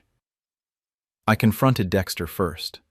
I called and said, "Riley saw you at Pacific Northwest Battle performing my Cascade Flourish. That's my original move I created. Why are you competing with my flourishes while telling people I have neuropathy?" Dexter said carefully, "You showed us some card move ideas when we said we'd help you start a platform. Those concepts influenced the flourishes I developed through my own practice and performance experience. And you do have hand issues affecting your cardistry." I interrupted. "I don't have neuropathy. I can execute every flourish you're using right now with perfect control. Riley recognized the Cascade because I created it and taught him the underlying packet techniques in 2021. Dexter's voice hardened. "I have 4 years of competition results, international battle placements, a successful tutorial business, playing card sponsorships. You have old videos and practice footage. If you try to claim you invented flourishes I've been performing internationally for 4 years, you'll just look like someone with nerve problems jealous of family achievement." The cardistry community trusts performers with proven track records. I called Uncle Marco next. He was more direct. "Dexter told me you called. Listen, you showed us card tricks 2 years ago when you asked for help. We took those rough ideas and refined them into professional-level flourishes through actual performance and competition testing. We've built Virtuoso cards into a recognized brand while you've done nothing because your neuropathy prevents serious cardistry. If you challenge our success, you'll just prove you can't accept that we achieved what your condition prevented you from doing. They believed 4 years of business operation and competition results, plus my fabricated neuropathy, protected their theft. I spent 15 weeks gathering evidence. My original Flourish development documentation from 2018 to 2020, with dated video footage of me creating and practicing moves, all time-stamped before Virtuoso cards existed, proving I'd invented these flourishes first. Tutorial videos I'd created in 2020, teaching my original moves with detailed breakdowns, demonstrating these were my innovations before their business launched. Correspondence with Riley Chen and other cardists from 2020 to 2021, where I'd taught my specific flourishes, establishing I'd created and shared these moves before they competed. Flourish analysis from a professional cardist, confirming my documented moves from 2018 to 2020 showed sophisticated innovation requiring years of development, contradicting claims they were rough ideas. Medical records proving I don't have peripheral neuropathy. Comprehensive neurological testing showing normal nerve function and sensation in my hands. Current cardistry ability. Recent video of me executing all the flourishes Dexter and Marco use in competition, proving the neuropathy story was fabricated. New original flourishes I developed recently that they didn't have access to, demonstrating I could create the innovations they'd been claiming as theirs. CardistryCon began today in Las Vegas. 800 cardists from 30 countries, plus playing card company representatives, media, and industry professionals. This is the Super Bowl of cardistry, the art form's biggest annual gathering. Dexter was registered to compete in the main battle. 64 cardists competing in head-to-head performance matches, judged on difficulty, execution, and creativity. Marco was competing in the display category and giving a workshop on advanced flourish innovation techniques. I'd contacted CardistryCon organizers with my evidence before arriving in Vegas. They'd investigated, verified my documentation, and agreed to address the situation before competition began. Competition day arrived. The venue filled with hundreds of cardists, judges, sponsors, and media. Dexter and Marco prepared in warm-up areas, confident and ready. Before the main battle bracket began, the head organizer made an announcement. Before competition proceeds, CardistryCon must address a critical matter regarding move innovation and competitive integrity. I walked to the stage area with a deck of cards. Dexter and Marco's expressions shifted from confidence to absolute panic. I said to the assembled cardistry community, "I'm Sienna Navarro. I'm a cardist and flourish innovator." The moves Dexter and Marco Navarro used to qualify for this competition, the Cascade, the Helix, the Prism, the entire repertoire they've performed for 4 years, I created them. Every original flourish, every technique, every innovation they've claimed as theirs came from my work developed between 2018 and 2020. Dexter is my cousin. Marco is my uncle. 2 years ago, they offered to help me launch a cardistry tutorial platform. Instead, they used my complete move library to build their own tutorial business and performance careers, while telling the cardistry community I have nerve damage that prevents me from doing cardistry. Screens displayed my evidence. My 2018-2020 Flourish development footage, with time-stamped video of me creating and practicing original moves, proving I'd invented these before Virtuoso cards existed. Tutorial videos from 2020, where I taught my original flourishes with complete breakdowns, demonstrating these were my innovations before their business. The progression of my move development through dated practice videos, showing years of refinement from initial concepts to polished flourishes, contradicting claims they were rough ideas. Side-by-side comparison of my documented flourishes and Dexter's competition performances. Identical executions because he'd copied my moves exactly. Medical evaluation proving no neuropathy. Neurological testing showing normal nerve function, sensation, and fine motor control in my hands. Then I performed. I executed a cardistry routine using all their signature moves. The Cascade 5-packet spring and aerial catch, the Helix one-handed spiral display, the Prism geometric cut sequence, plus several other flourishes from their tutorial catalog, demonstrating flawless control and precision that neuropathy would make impossible. The cardistry community responded immediately. I paid $1,800 for Virtuoso Card's master tutorial package, learning what I now realize were Sienna's stolen flourishes. If they built their business on fraud, I was deceived about what I was purchasing. I competed against Sienna at a regional jam in 2019, and she was already performing the Cascade and Helix. When Dexter appeared competing with his innovations in 2020, the moves looked familiar because they were hers. The neuropathy story never made sense. Sienna's hands were obviously fine when I met her in 2021. Dexter and Marco fabricated that to hide their theft.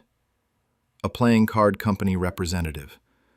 We've sponsored Virtuoso Cards for 2 years based on their claimed flourish innovation and performance expertise. If they built careers on stolen moves, our sponsorship was obtained through fraud. The CardistryCon organizers announced, based on verified evidence, Dexter Navarro and Marco Navarro's competition registrations are revoked. They qualified using flourishes fraudulently claimed as original innovations. CardistryCon does not permit competitors who misrepresent their move development or perform using stolen techniques. Both are banned from future CardistryCon events, and Virtuoso Cards vendor credentials are permanently revoked. The cardistry community's response was swift and total. Competition bans. Both permanently barred from CardistryCon and other major cardistry events. Tutorial business collapse. Virtuoso Cards lost all credibility, customers demanded refunds, platforms pulled their content. Sponsorship terminations. Playing card companies canceled contracts and demanded return of signature decks. My reputation restoration. The community learned the truth. The neuropathy claims were fabricated lies. My relationship with Dexter and Marco is destroyed, but they destroyed it 2 years ago when they chose theft over family integrity. I'm 20 years old. I spent years developing original cardistry flourishes through creative innovation, relentless practice, and systematic documentation. Dexter and Marco decided my work was valuable enough to steal, but that I wasn't worthy of credit or opportunity. Now everyone in cardistry knows. Sienna Navarro created these flourishes, and Dexter and Marco Navarro built fraudulent careers on stolen moves while fabricating disability. The CardistryCon, where they expected to compete and teach, became the venue for exposing 4 years of theft. My flourishes are properly credited, my abilities proven. The cardistry community knows my innovations are mine. Dexter and Marco wanted successful cardistry careers without creating original moves. They got 4 years of stolen success ending in permanent bans and community rejection. I wanted to share my cardistry innovations and inspire others to create.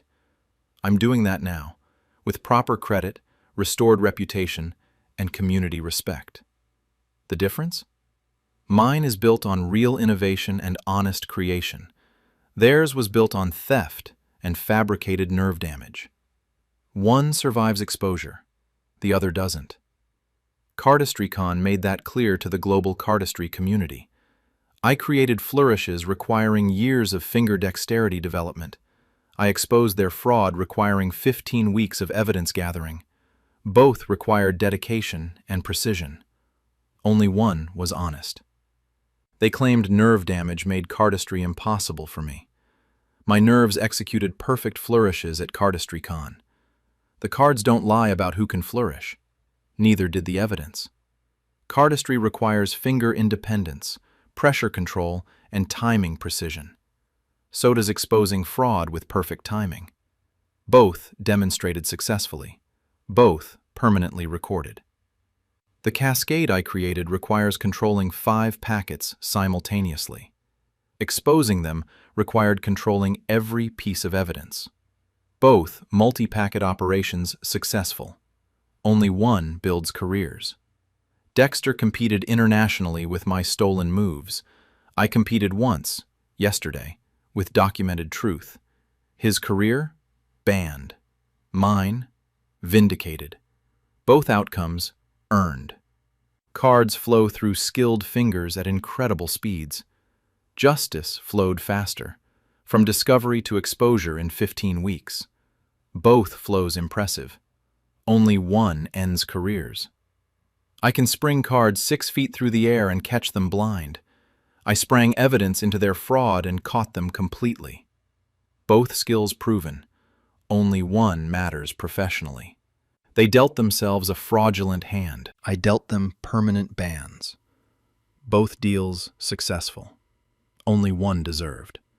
CardistryCon judges flourishes on creativity, difficulty, and execution. They judged theft on evidence, exposure, and consequences. Both judging systems worked perfectly. Both verdicts permanent. 4 years of competitions using my moves, 15 weeks proving every move was mine. Different timelines, same conclusion: fraud, bans, justice. The cards continue flowing, their careers stopped. The difference: innovation versus theft. I created, they stole. Convention banned, community knows. Truth wins. Perfect execution, optimal timing, flawless performance, permanent bans. All flourishes stuck, all evidence held, all justice delivered. The cardistry world witnessed. The bans remain. The moves are mine. Simple as card physics, clear as video evidence, permanent as official records. They tried to shuffle away the truth. I cut straight to it with evidence. Both movements successful. Only one built futures. 5 packets. Spring, catch, reform. The cascade works every time. Evidence, exposure, bans, justice. The pattern works identically. Same precision, same reliability, same permanent results. I'm performing next month at another cardistry event. They're banned from all events. The cards keep flowing. Their careers stopped flowing. The truth keeps winning. All patterns consistent, all outcomes earned, all futures determined. Sienna creates flourishes. Dexter and Marco steal flourishes. CardistryCon bans thieves. Justice performs perfectly, just like the cascade. Perfect control, perfect timing, perfect landing. The flourish works. The truth works. The bans work. All permanent. 4 years of fraud, 15 weeks of evidence, 1 day of exposure, forever banned. The mathematics are elegant. The execution was perfect. The outcome is final. Cardistry requires millisecond timing. Justice timed everything in evidence. Both timing systems flawless. Both results permanent. Flourish created. Flourish stolen. Thieves banned. Flourishes reclaimed. Everything documented. Everything proven. Everything permanent. Everything mine. The cards flow. The truth stands. The bans exist. The innovations belong to their creator. Exactly as physics predicts, exactly as evidence proves, exactly as justice requires. They shuffled to theft. I cut to exposure. CardistryCon cut to bans. All cuts successful. Only one builds futures. Only one earns respect. Mine, not theirs. Properly credited, permanently established, completely vindicated. The cascade requires perfect packet control. So did the exposure. Both executed flawlessly. Both achieved objectives. Both created permanent results. I innovated flourishes. I exposed fraud. I restored truth. All with perfect execution. The cards keep flowing for me. For them? Permanently stopped. Perfect physics, perfect justice, perfect ending to their fraud. The convention continues. I continue. They don't. The cards know why. So does CardistryCon. So does the community. So does everyone who witnessed. Truth flows as reliably as card physics. Both produce predictable results. I innovate. They're banned. The difference? Innovation survives. Theft doesn't. 15 weeks from discovery to exposure. Forever from exposure to restoration. Both timelines perfect. Both outcomes deserved. Both futures determined. The flourishes are mine. The bans are theirs. The truth is permanent. No shuffle changes that. No appeal reverses it. No time erases it. Cardistry requires release and catch. Justice released truth and caught thieves. Both mechanics flawless. Both executions permanent. The cards continue. The truth continues. The bans continue. My flourishes keep working. Their careers keep being over. The pattern keeps being obvious. Simple as card flow, clear as video evidence, permanent as CardistryCon records. I developed. They stole. Convention banned. Community knows. Truth permanent. 5 packets. Spring. Catch. Perfect. Evidence. Expose. Ban. Justice. Perfect. Same precision, same permanence, same victory. The cards flow forward. Justice flowed correctly. Their careers flowed out. All physics correct. All outcomes earned. All futures clear. I'm still flourishing. They're still banned. CardistryCon's decision remains. The innovations continue. The theft ended. The truth proved permanent. Exactly as card physics predicted. Exactly as evidence demanded. Exactly as they deserved. My dad got me fired and blacklisted through fake HR complaints. I exposed him at his retirement party. I'm a 24-year-old woman, and 13 weeks ago I discovered my father, Grant, 58-year-old male, has been systematically filing false HR complaints about me to my employers for the past 3 years, fabricating reports of unprofessional conduct, forging emails to make it appear I'd violated company policies, creating fake screenshots of inappropriate workplace communications, and spreading false information about my work performance to industry contacts, causing me to lose 3 dream jobs in my specialized field of marine biology and becoming essentially blacklisted in my industry. For 3 years, I've been devastated by a pattern I couldn't understand. I'd land competitive positions at prestigious research institutions, work there for 8 to 12 months doing excellent research and building my career, then suddenly be called to HR for serious misconduct allegations, shown evidence of policy violations I never committed, and terminated despite my protests that the evidence was fabricated. Each firing damaged my professional reputation further, making it harder to get new positions. References from my former employers were guarded or negative because they believed I'd committed misconduct. I went from being a promising early career marine biologist with published research to being unable to get interviews at any reputable institution. I couldn't understand what was happening. The evidence in each HR complaint looked real, but documented things I'd never done. Emails I never sent, policy violations I never committed, complaints from colleagues who denied making them when I asked. Then, 3 months ago, I was visiting my parents' house and used my dad's computer to check my email since my laptop died. His Gmail was still logged in, and I saw a folder labeled P's Career Management, containing 3 years of meticulously documented false HR complaints he'd filed against me, templates for fabricating evidence, and correspondence with my former employers where he posed as a concerned colleague reporting my misconduct.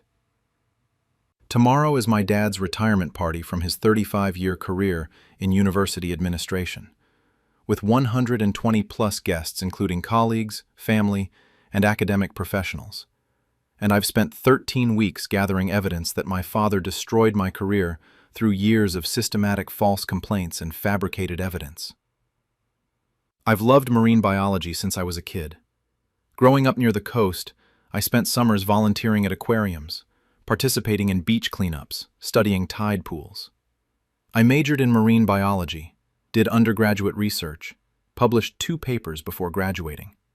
At 21, fresh out of college, I landed my dream job: junior research assistant at Coastal Marine Research Institute, a prestigious nonprofit doing conservation work on coral reef restoration. It was competitive.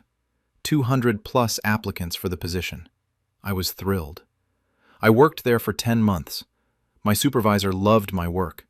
I was contributing to important research, learning from senior scientists, building professional networks. I was exactly where I wanted to be. Then I was called to HR. The HR director said, "We've received serious complaints about your conduct, multiple allegations of unprofessional behavior, policy violations, and ethical concerns." I was shocked. "What? I haven't done anything wrong." She showed me a thick file. Anonymous complaints alleging I'd falsified data in research logs, emails where I'd supposedly badmouthed colleagues to external contacts, screenshots of social media posts where I'd shared confidential research information publicly. I stared at the evidence, confused. I never sent those emails. Those aren't my social media posts. I would never falsify data. HR: "These came from your email account. The social media posts are from accounts bearing your name. We take these allegations extremely seriously." I tried to defend myself. "My email must have been hacked. Those social media accounts aren't mine. I only use Instagram and LinkedIn. Someone is framing me."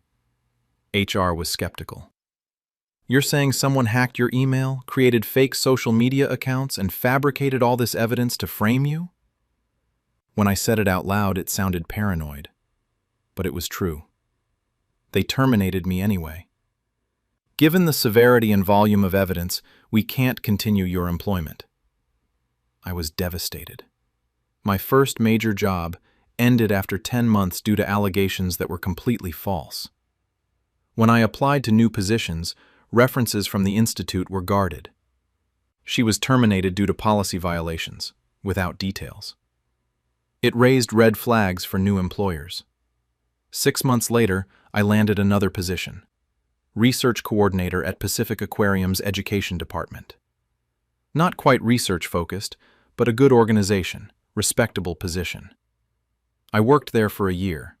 Again, my supervisor praised my work. I developed educational programs about ocean conservation, worked with school groups, contributed to outreach efforts. Then I was called to HR again. Different institution, same pattern. "We've received multiple complaints about your conduct. This time, allegations I'd been inappropriate with school children during educational programs. Absolutely false and horrifying. Emails where I'd supposedly requested inappropriate changes to programs that violated safety protocols. Complaints from volunteers that I'd created a hostile work environment. Again, thick documentation. Again, evidence of things I never did. Again, I protested. This is fabricated. These emails aren't from me. I've never been inappropriate with children. That accusation is sickening. Again, HR was skeptical. We have documentation from your email account. We have witness complaints. We take child safety extremely seriously. I was fired. This time, with an allegation involving children on my record, making it nearly impossible to work in education or any role involving minors. My professional reputation was destroyed. 2 terminations, one involving accusations about children. No reputable organization would hire me. I was 22, my career in ruins, unable to understand why this kept happening. My father, Grant, was sympathetic. "I'm sorry, honey. Maybe marine biology isn't the right fit. These competitive research positions attract difficult personalities and political drama. Maybe you should consider something more stable, closer to home." He suggested I move back to my hometown, work at the local aquarium gift shop, still marine-related, or consider more realistic career options. I was too depressed to argue. I'd worked so hard, achieved so much, and now had 2 terminations and couldn't get interviews anywhere reputable. I eventually found a third position, junior educator at Marine Conservation Alliance, a smaller nonprofit. It paid barely above minimum wage, was far below my qualifications, but it was the only offer I got. I worked there for 11 months. I was overqualified, underpaid, but grateful to have any marine biology-related work. Then, HR called me in a third time. Same pattern. We've received serious allegations about your conduct and ethics violations.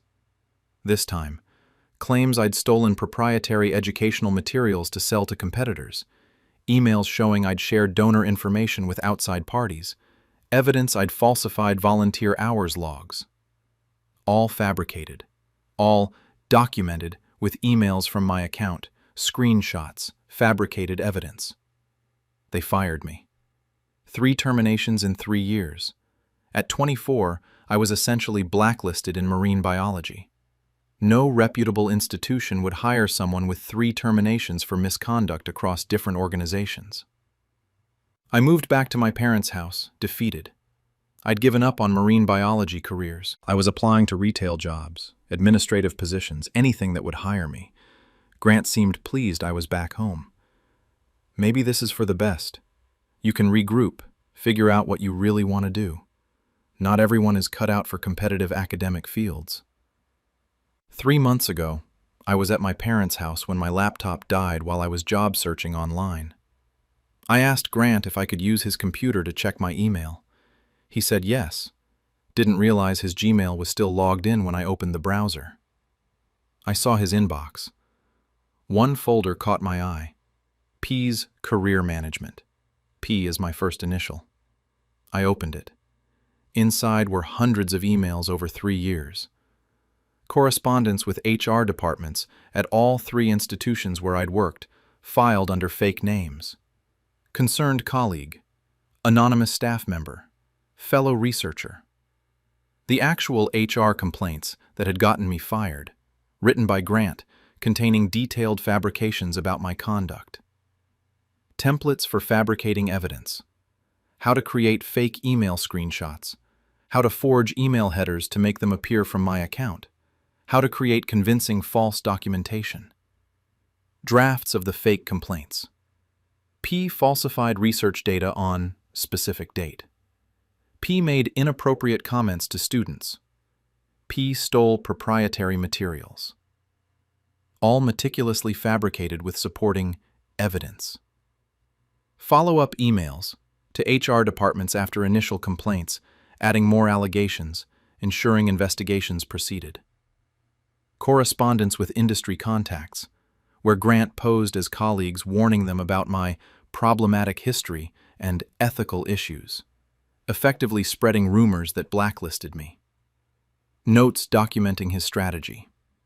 First termination, research misconduct. Second termination, inappropriate conduct with children, will make her unemployable in education. Third termination, theft and ethics violations, will make her unemployable in nonprofit sector. There was even a document titled, "Why This Is Necessary," explaining his reasoning. P is too focused on her career in a field that's unstable and poorly paid. She's wasting her intelligence and education on marine biology when she could be doing something practical. She needs to come home, settle down, consider realistic options. These terminations will force her to reassess and choose a more suitable path. She'll thank me eventually, when she has a stable life instead of chasing an impossible dream. I felt sick. My father had systematically destroyed 3 years of my career because he didn't approve of my field, wanted me to come home, and decided to force me by making me unemployable through fabricated complaints. Every termination, every ruined reference, every closed door in my industry, all because Grant filed false HR complaints with fabricated evidence. The accusations about inappropriate conduct with children, false allegations that made me unemployable in education, were written by my father to destroy my career options. I confronted Grant. "I found your folder. You filed the HR complaints that got me fired, all 3 times. You fabricated evidence. You destroyed my career." Grant looked caught, but defensive. I did what was necessary. You were wasting your potential on an unstable field with no future. Marine biology is a dead-end career. You needed to come home and refocus. I said, you filed false complaints. You forged emails. You accused me of being inappropriate with children. You made me unemployable in my field. Grant, I gave you opportunities to choose differently. After the first termination, you could have picked a new career. After the second, you should have recognized the pattern. You were stubborn, so I had to make it impossible for you to continue. It was for your own good. I said, you destroyed my professional reputation with false allegations of misconduct, including child-related complaints. That's not for my own good. That's criminal. Grant, don't be dramatic. No one was actually harmed. The allegations weren't real. I simply created circumstances that forced you toward better choices. And look, you're home now. You're considering realistic careers. The outcome is positive. He genuinely believed he'd done the right thing. I spent 13 weeks gathering evidence. The entire P's career management folder from Grant's email, including all fabricated complaints, templates for creating false evidence, correspondence with HR departments, and his written justification. Testimony from colleagues at all 3 institutions who'd allegedly filed complaints. When contacted, they confirmed they'd never filed complaints about me. The reports were fabricated. Digital forensic analysis showing the emails from my account were created using email spoofing techniques from Grant's computer. HR records from all 3 institutions confirming the complaints came from anonymous sources or concerned colleagues who couldn't be identified because they were Grant's fake identities. Grant's own notes documenting his strategy for making me unemployable in marine biology, education, and nonprofit sectors through progressively severe allegations. Expert testimony from an employment attorney explaining how Grant's actions constituted defamation, interference with employment, and potentially criminal fraud. I also discovered Grant's retirement party was scheduled for tomorrow, a celebration of his 35-year career in university administration, attended by 120-plus guests, including academic colleagues, administrators, family, and education professionals. The party was tonight at a university event hall. Grant's colleagues celebrated his decades of administrative leadership, his contributions to university life, his dedication to supporting students and faculty. During the tribute speeches, I asked to speak. I stood and said, I want to share something about Grant's dedication to shaping careers. For the past 3 years, he's been deeply involved in managing my career in marine biology, specifically by systematically destroying it through false HR complaints and fabricated evidence. The room went quiet. Grant's face went white. I continued, I've had 3 jobs in my field over 3 years. Each time, after 8 to 12 months of excellent work, I was suddenly fired due to serious misconduct. Allegations I'd falsified research data, been inappropriate with children, stolen proprietary materials. Each time, HR showed me extensive evidence, emails from my account, witness complaints, documentation of policy violations. All fabricated, all created by Grant, who filed false HR complaints to every institution I worked at because he disapproved of my career choice and wanted me to come home. I displayed evidence on the venue's screen. Grant's P's career management folder, showing 3 years of false complaints, fabricated evidence templates, and correspondence with HR departments under fake identities. The actual complaints that got me fired, written by Grant with meticulously fabricated supporting evidence. Grant's strategy document, explaining he was making me unemployable in marine biology, education, and nonprofit sectors to force me toward realistic career options. His justification: P needs to come home, settle down, choose a practical career. These terminations will force her to reassess. Digital forensics, proving the emails from my account showing misconduct were created using spoofing techniques from Grant's computer. Testimony from alleged complainants, confirming they'd never filed complaints. The reports were entirely fabricated. The progression of allegations. First job, research misconduct. Second job, inappropriate conduct with children. Third job, theft and ethics violations, each designed to close off different career paths. The audience looked horrified.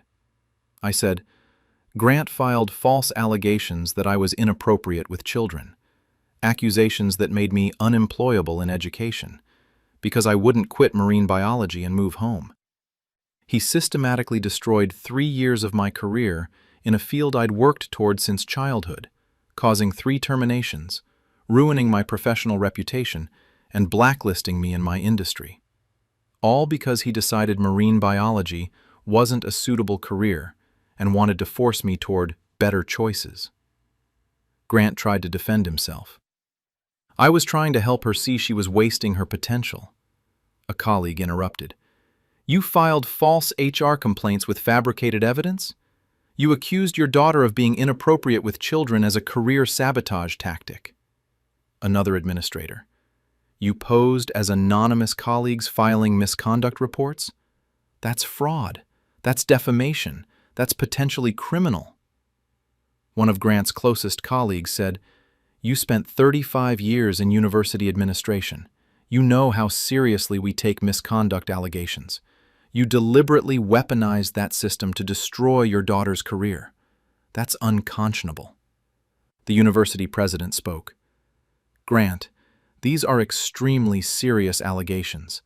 Filing false HR complaints, fabricating evidence, defaming your daughter to employers.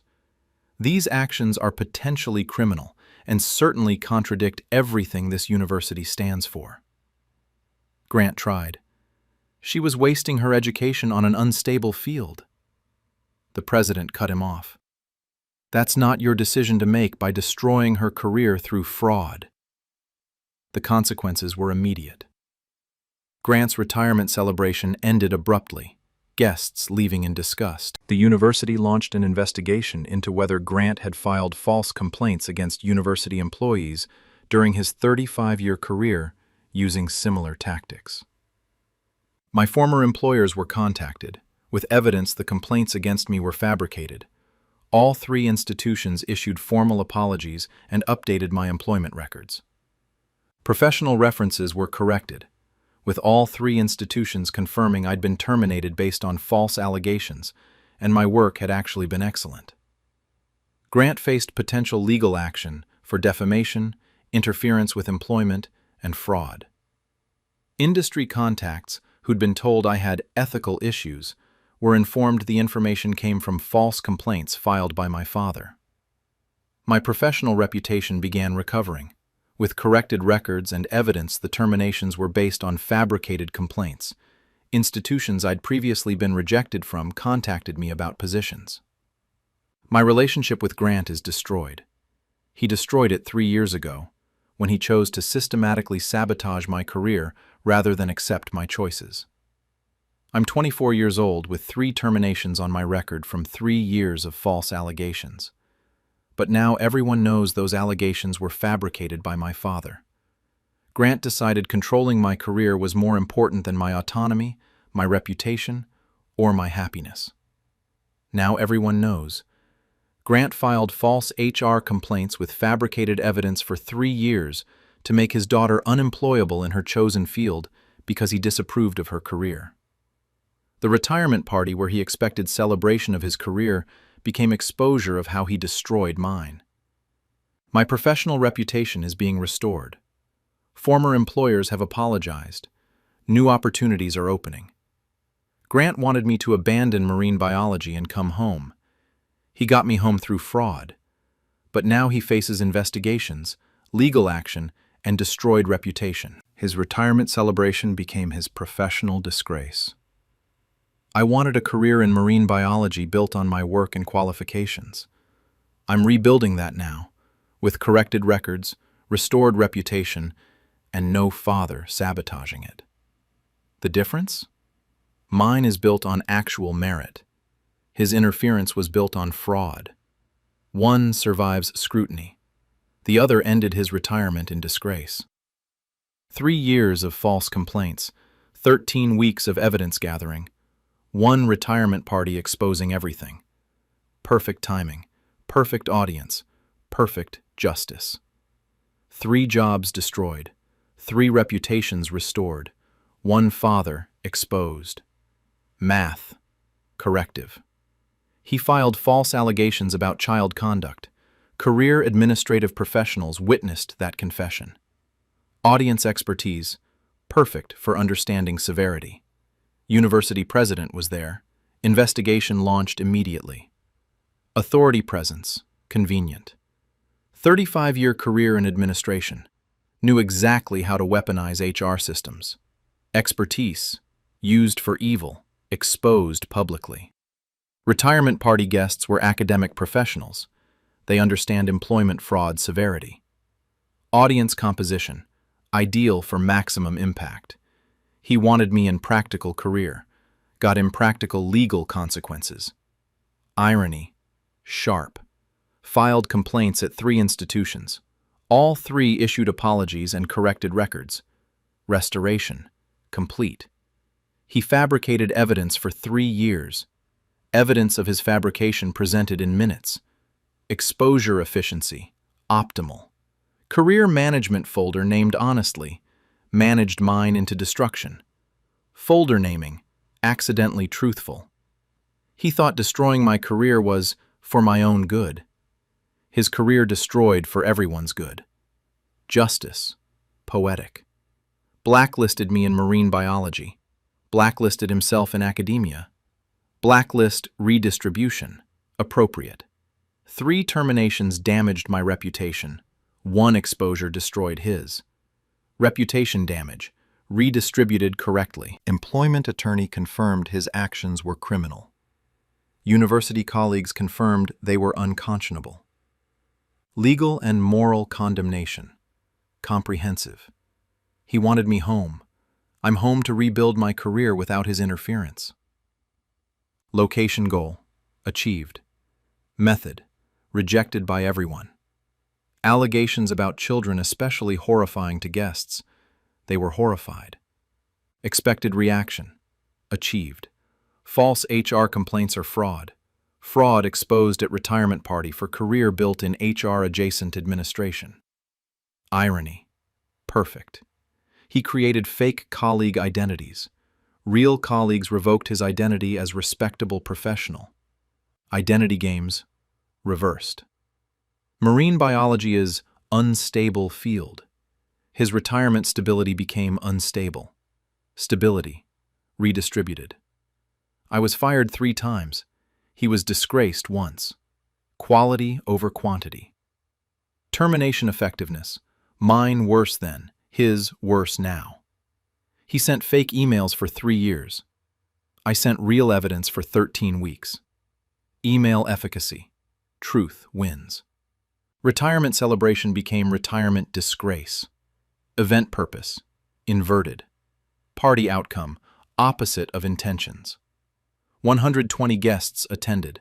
120 witnesses. Witness count, optimal. He posed as concerned colleagues. Real colleagues expressed concern about him. Concern direction, corrected. Templates for fabricating evidence carefully saved. Evidence of templates carefully presented. Documentation, self-incriminating. He thought I'd thank him eventually. He's not welcome anymore. Gratitude, absent. Consequences, present. 3 institutions apologized to me. 0 attendees apologized to him. Apology distribution, appropriate. Professional references corrected. Professional reputation destroyed. Both career adjustments, only 1 positive. He wanted control over my career path, lost control of his retirement party. Control, redistributed. Marine biology opportunities reopening, his opportunities closing. Career trajectories, diverged correctly. University investigation into his 35-year career, might find more victims. Investigation scope, Expanding appropriately. He sabotaged my early career. Truth sabotaged his late career. Career sabotage. Justice distributed. Blacklisted me for 3 years.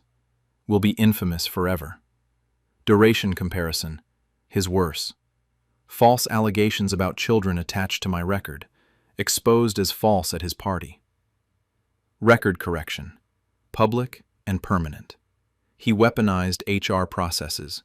HR processes investigating him now. Weapon. Turned appropriately. Retirement party. Ended. Career reputation. Ended. Legal troubles. Beginning. Multiple endings. All his. Former employers contacted me about new positions. No one contacting him about anything positive. Career prospects. Diverged accurately. He fabricated misconduct for 3 years. Committed actual misconduct forever. Misconduct. Shifted from fake to real. From me to him. Evidence folder labeled Career Management. Career managed into destruction. Folder purpose. Achieved ironically. He filed anonymous complaints. Identity revealed spectacularly. Anonymity. Lost permanently. 3 years he controlled my career. 13 weeks I controlled his exposure. Control duration. His longer, mine more effective. Marine biology is my passion. Destroying his reputation is justice's passion. Passion pursuits, both successful. I'm rebuilding my career. He's defending his actions. Future activities, diverged appropriately. Retirement party planned for months. Exposure planned for weeks. Planning investment, mine more effective. He thought marine biology was dead-end career. His career ended dead at retirement party.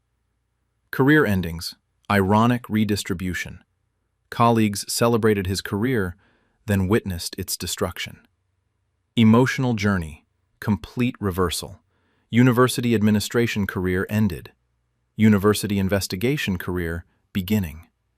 Career transition, involuntary. He filed false reports to control me. True reports filed to expose him. Report authenticity, reversed. 3 years of sabotage. 1 night of justice, forever of consequences. Timeline, complete. He destroyed my opportunities. Truth destroyed his retirement. Destruction, redistributed justly. Fabricated evidence meticulously. Exposed evidence thoroughly. Both documentation efforts. Only one honest. Wanted me in stable career. Made his retirement incredibly unstable.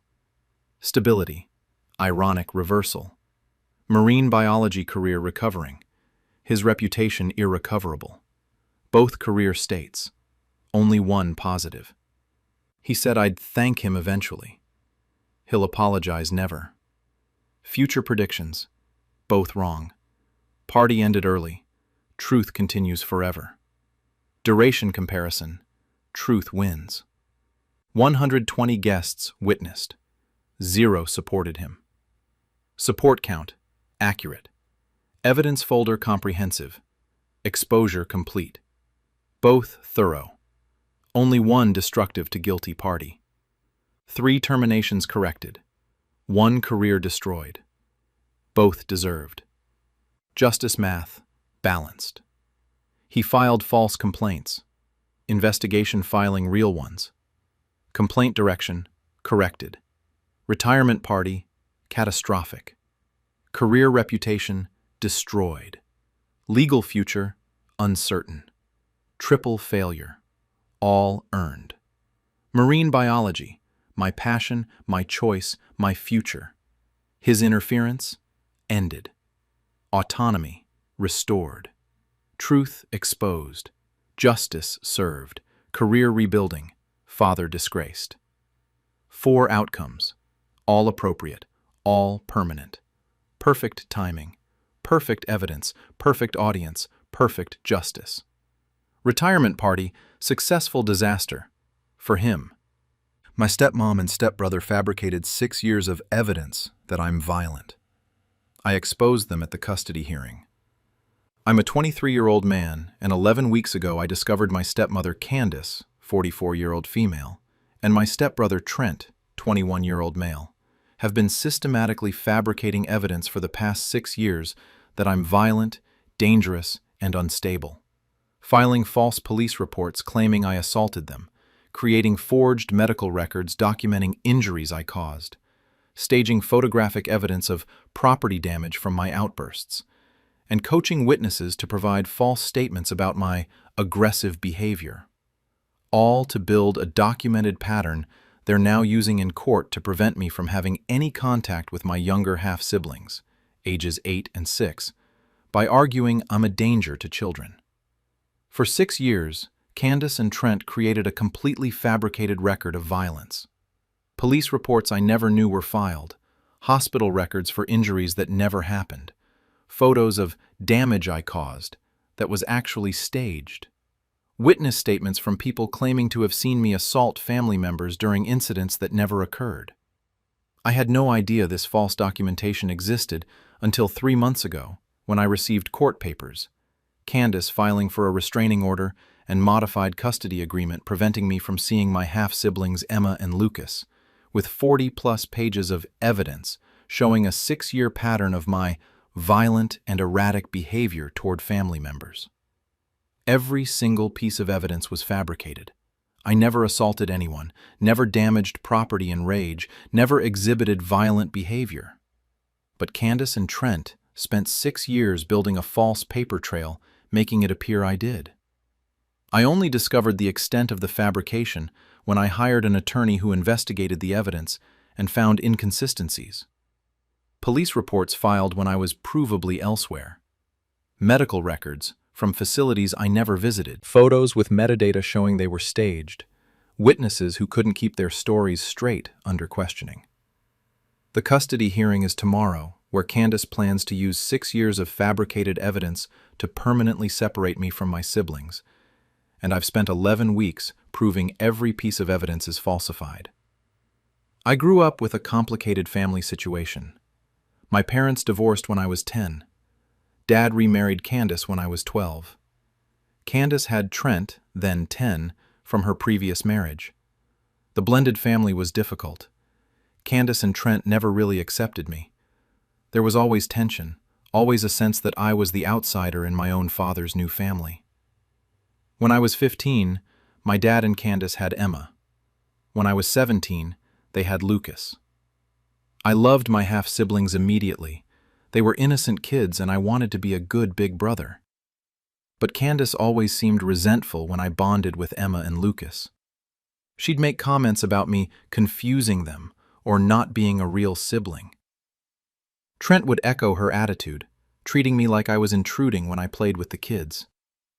When I turned 18, I left for college across the state. I visited home during breaks, always excited to see Emma and Lucas.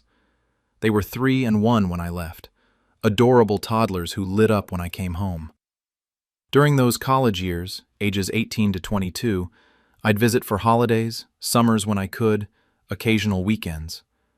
I'd spend time with Emma and Lucas, playing games, reading books, taking them to parks. They were wonderful kids, and I treasured being their big brother. What I didn't know was that during those same years, Candace and Trent were systematically building a false record of violence and danger attributed to me. The fabrication started small and escalated. Year 1, when I was 18, freshman year. Candace filed a police report claiming I'd shoved her during an argument during Thanksgiving break. I was never questioned, never aware a report existed. The police noted no visible injuries and complainant declined to press charges. Candace saved the report. Year 2, age 19. Trent filed a police report claiming I'd punched him in the face during summer break, causing a black eye. I was never contacted by police. The medical records showed Trent was treated for a black eye, which he'd actually gotten in a bar fight but claimed I caused. Police report noted, victim declined to pursue charges. Again, saved for documentation. Year 3, age 20. Candace filed another police report claiming I'd destroyed family property in a rage. Specifically, claiming I'd punched holes in walls and smashed a television during winter break. Photos were taken of wall damage and a broken TV. Reality. Candace had hired someone to create that damage after I'd left, then filed the report claiming it happened during my visit. I was never contacted. Report filed, documented, saved. Year 4, age 21. Multiple escalation. Candace filed 2 separate police reports, one claiming I'd threatened her with physical violence over the phone. Never happened. Another claiming I'd grabbed Emma aggressively during a visit, scaring the child. She also produced a medical record from a walk-in clinic claiming she was treated for wrist bruising consistent with being grabbed forcefully, and noting, "Patient reports assault by adult stepson." All fabricated. The clinic visit happened, but for a minor sprain from gardening, with no mention of assault in the actual records. Candace had somehow obtained false medical documentation. Year 5, age 22. The fabrication became more sophisticated. Trent filed a police report with witness statements from 2 family friends claiming they'd seen me violently shove Candace during a family gathering. The gathering happened. I attended. No violence occurred. But the witnesses, who Candace and Trent had some financial leverage over, provided false written statements. Additionally, Candace filed a report claiming I'd sent threatening text messages to her and Trent. She provided screenshots of texts from my number containing violent threats. I'd never sent those messages. Somehow they'd spoofed my number or fabricated the screenshots. Year 6, age 22-23. The final phase. Candace filed multiple reports. One claiming I'd appeared at the house intoxicated and belligerent, another claiming I'd made threats against the children's safety, and a third claiming I'd caused property damage during my last visit, again staged after I left. She also produced a falsified psychological evaluation, claiming a therapist had noted my tendency toward violence and poor impulse control. The evaluation was complete fiction. I'd never seen that therapist. Over 6 years, while I was living my life attending college and visiting family when I could, completely unaware of any of this, Candace and Trent built a documented pattern. 12 police reports filed across 6 years. 6 medical records documenting injuries I supposedly caused. 40-plus photographs of damage from my violent outbursts. 8 witness statements from people claiming to have seen my violent behavior. 2 falsified psychological evaluations. Dozens of threatening text messages and emails I never sent. None of it real. All of it documented and saved. 3 months ago, I received court documents. Candace was filing for a restraining order against me and requesting modified custody arrangements, preventing me from any contact with Emma, now 8, and Lucas, now 6. The filing included 40-plus pages of evidence documenting my 6-year pattern of violent, dangerous, and unstable behavior toward family members, particularly escalating threats toward minor children. I read through the evidence in shock. Police reports I'd never heard of, describing assaults I never committed. Medical records for injuries I never caused. Photos of property damage I never created. Witness statements describing violent incidents that never happened. Text messages I never sent. Psychological evaluations I never participated in. It was a complete fiction, a systematically constructed false narrative of me as a violent, dangerous person. The petition argued, petitioner has documented a clear pattern of escalating violence and threats from respondent over 6 years. Respondent has demonstrated dangerous behavior, including physical assaults, property destruction, threatening communications, and most concerningly, recent threats directed at minor children Emma and Lucas. For the children's safety, petitioner requests full restraining order and termination of respondent's visitation rights. I was devastated and terrified. If this evidence was believed, I'd lose contact with Emma and Lucas. They were 8 and 6. They knew me as their big brother who played with them, read them stories, took them for ice cream. Suddenly, I was being portrayed as a danger to them. I hired an attorney immediately. She began investigating the evidence. What she found was stunning. Police reports filed when I was provably elsewhere. 3 reports claiming incidents during specific dates, times, when my credit card records, cell phone location data, and witness testimony proved I was hours away or even in another state. Medical records from facilities with no record of treatment. The walk-in clinic that supposedly treated Candace for wrist bruising from assault had no record of that diagnosis in their actual files, only the standard sprain treatment. Someone had created falsified medical documentation. Photos with revealing metadata. The photos of property damage I caused had metadata showing they were taken days or weeks after I'd left the house, and some showed staging evidence, tools visible in frame edges, inconsistent lighting suggesting multiple photo sessions, witnesses who couldn't keep stories straight. When my attorney interviewed the witnesses who'd provided statements, their stories fell apart under basic questioning. Dates changed, details contradicted. Several eventually admitted Candace had asked them to help with family legal matter, without explaining they'd be providing false statements. Text message forensic analysis. The threatening texts from my number showed signs of spoofing, server routing inconsistencies, metadata anomalies. A forensic digital analyst confirmed they weren't sent from my actual device.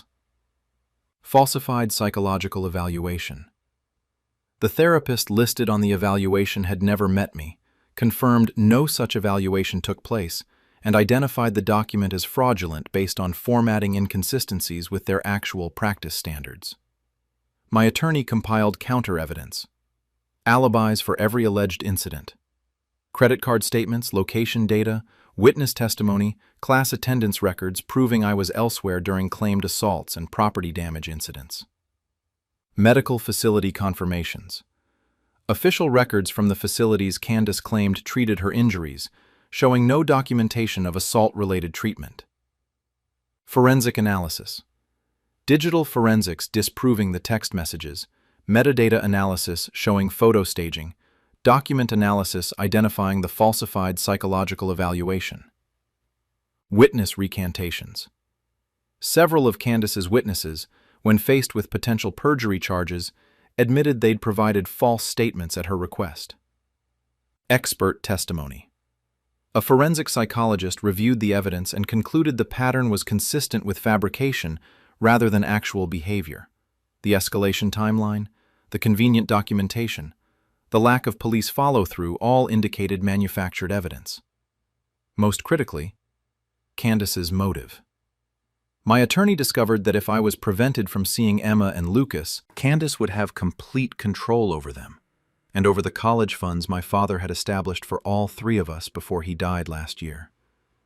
As their guardian with no competing family oversight, Candace could potentially access or redirect those funds. My presence in the kids' lives meant someone was watching, someone who'd notice if funds were misused.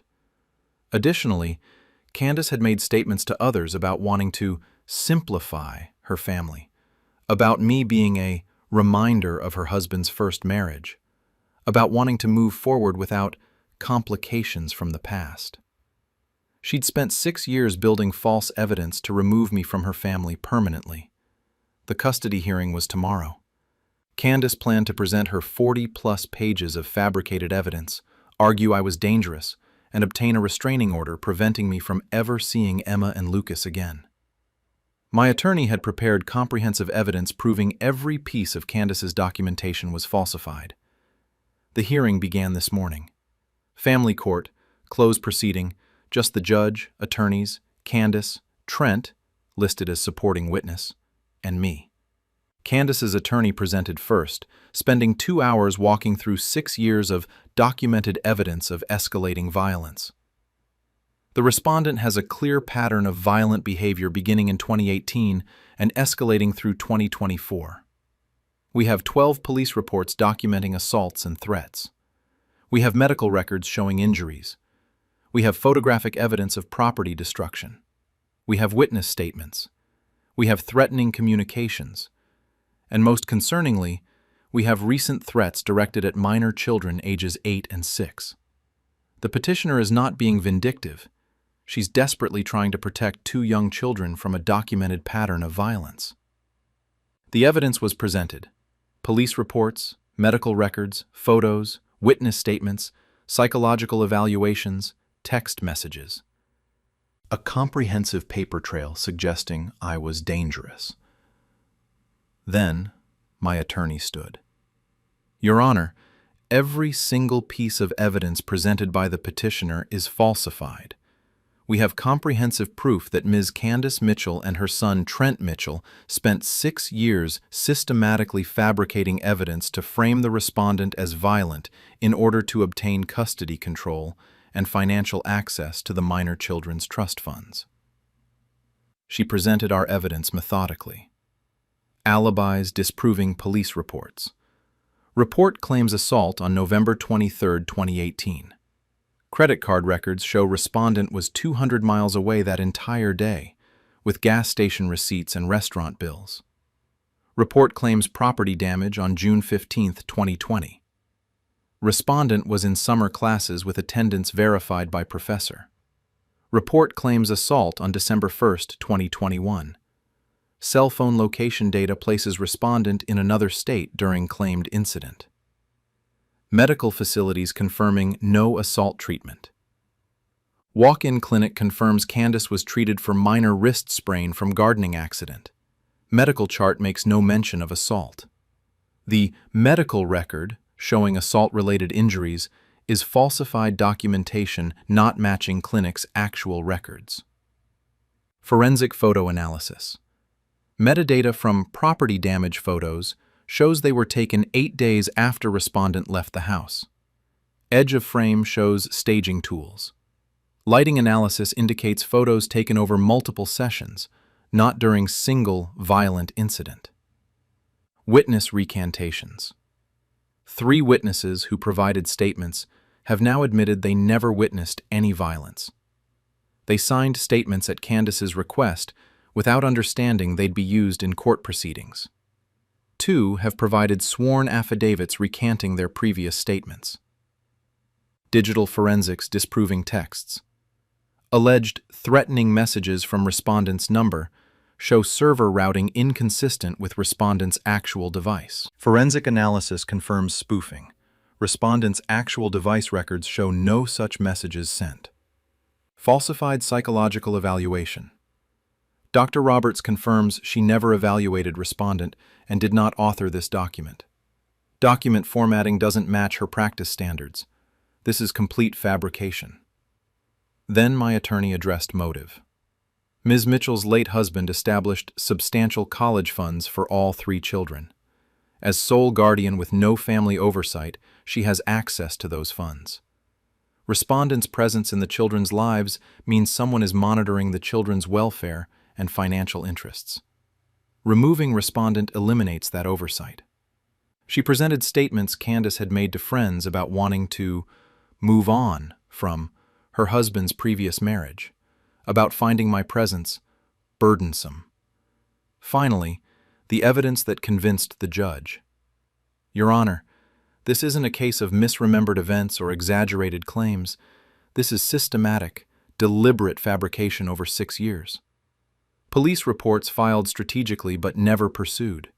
Medical records falsified. Photos staged. Witnesses coached. Digital evidence forged. All designed to create a paper trail that could be used exactly as it's being used today. To remove respondent from these children's lives and eliminate family oversight. The judge reviewed everything, then looked at Candace and Trent. Ms. Mitchell, these are serious allegations of evidence fabrication and perjury. Do you wish to address the evidence that your documentation is falsified? Candace tried. Those are his lies. His attorney is twisting everything. The judge interrupted.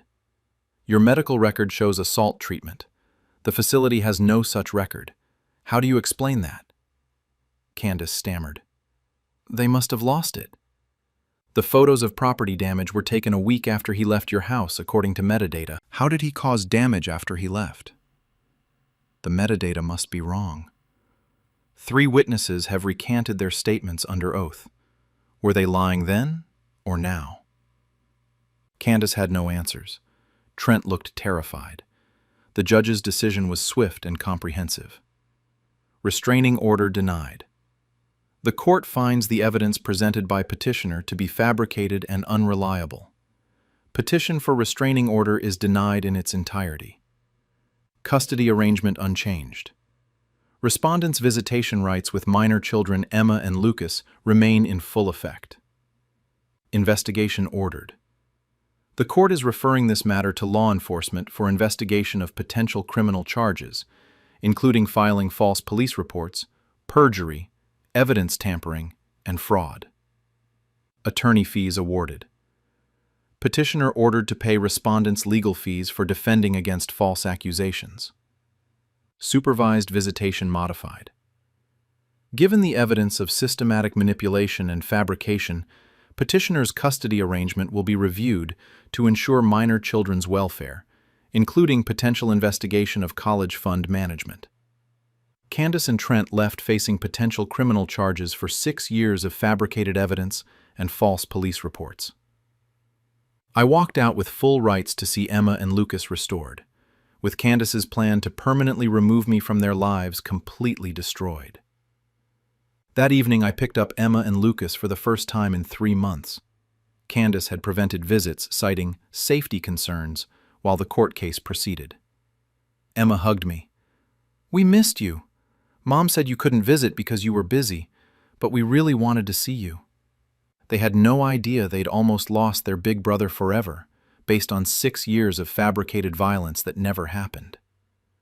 My relationship with Candace and Trent is destroyed, but they destroyed it 6 years ago when they chose to systematically fabricate evidence rather than simply accept me as part of the family. I'm 23 years old. I spent 6 years completely unaware that false police reports, medical records, and witness statements were being created to paint me as violent and dangerous. Candace and Trent decided removing me from the family was worth committing fraud, perjury, and filing false police reports over 6 years. Now everyone knows the truth. I never assaulted anyone, never destroyed property in rage, never sent threatening messages. Every piece of evidence was systematically fabricated. The custody hearing where Candace planned to permanently separate me from my siblings became the venue for exposing 6 years of evidence fabrication. My relationship with Emma and Lucas is protected. My rights are restored. The truth is documented. Candace and Trent wanted complete control over the family without my interference. They got 6 years of undetected fabrication. Now they're getting criminal investigations, potential perjury charges, and permanent loss of credibility. I wanted to be a good big brother to Emma and Lucas. I'm doing that now, with truth, legal protection, and no false accusations. The difference? Mine is built on reality. Theirs was built on fabrication. One survives forensic investigation. The other doesn't. 6 years of fabrication. 11 weeks of counter-investigation. 1 hearing exposing everything. Perfect timeline. Perfect justice. 12 police reports fabricated. 12 alibis proving I wasn't there. Both documentation extensive. Only one honest. They staged photos of property damage. Metadata documented the staging. Both capture moments. Only one truthful. Candace claimed I assaulted her 6 times. Medical facilities had no assault records. Both medical claims made. Only one supported by evidence. 8 witnesses provided false statements. 3 recanted under oath threat. Both testimony given. Only recantations honest. The text messages I sent were spoofed. Forensics proved it. Both digital communications examined. Only truth survived analysis. They built evidence for 6 years. I built counter-evidence in 11 weeks. Both evidence collection systematic. only one legitimate. Psychological evaluation claimed I was violent. Psychologist confirmed it was fake. Both documents existed, only one authentic. Judge reviewed fabricated evidence and alibis. Math was simple. Can't be violent in two places simultaneously. Physics doesn't lie. Candace wanted custody without oversight. Got investigation of fund management instead. Both oversight situations. Only one she wanted. 6 years they filed false reports. 0 times police actually investigated me. Pattern revealing. No actual violence means no actual investigation. I was never arrested, never questioned, never charged. Yet 12 police reports existed. Absence of law enforcement action proved absence of actual violence.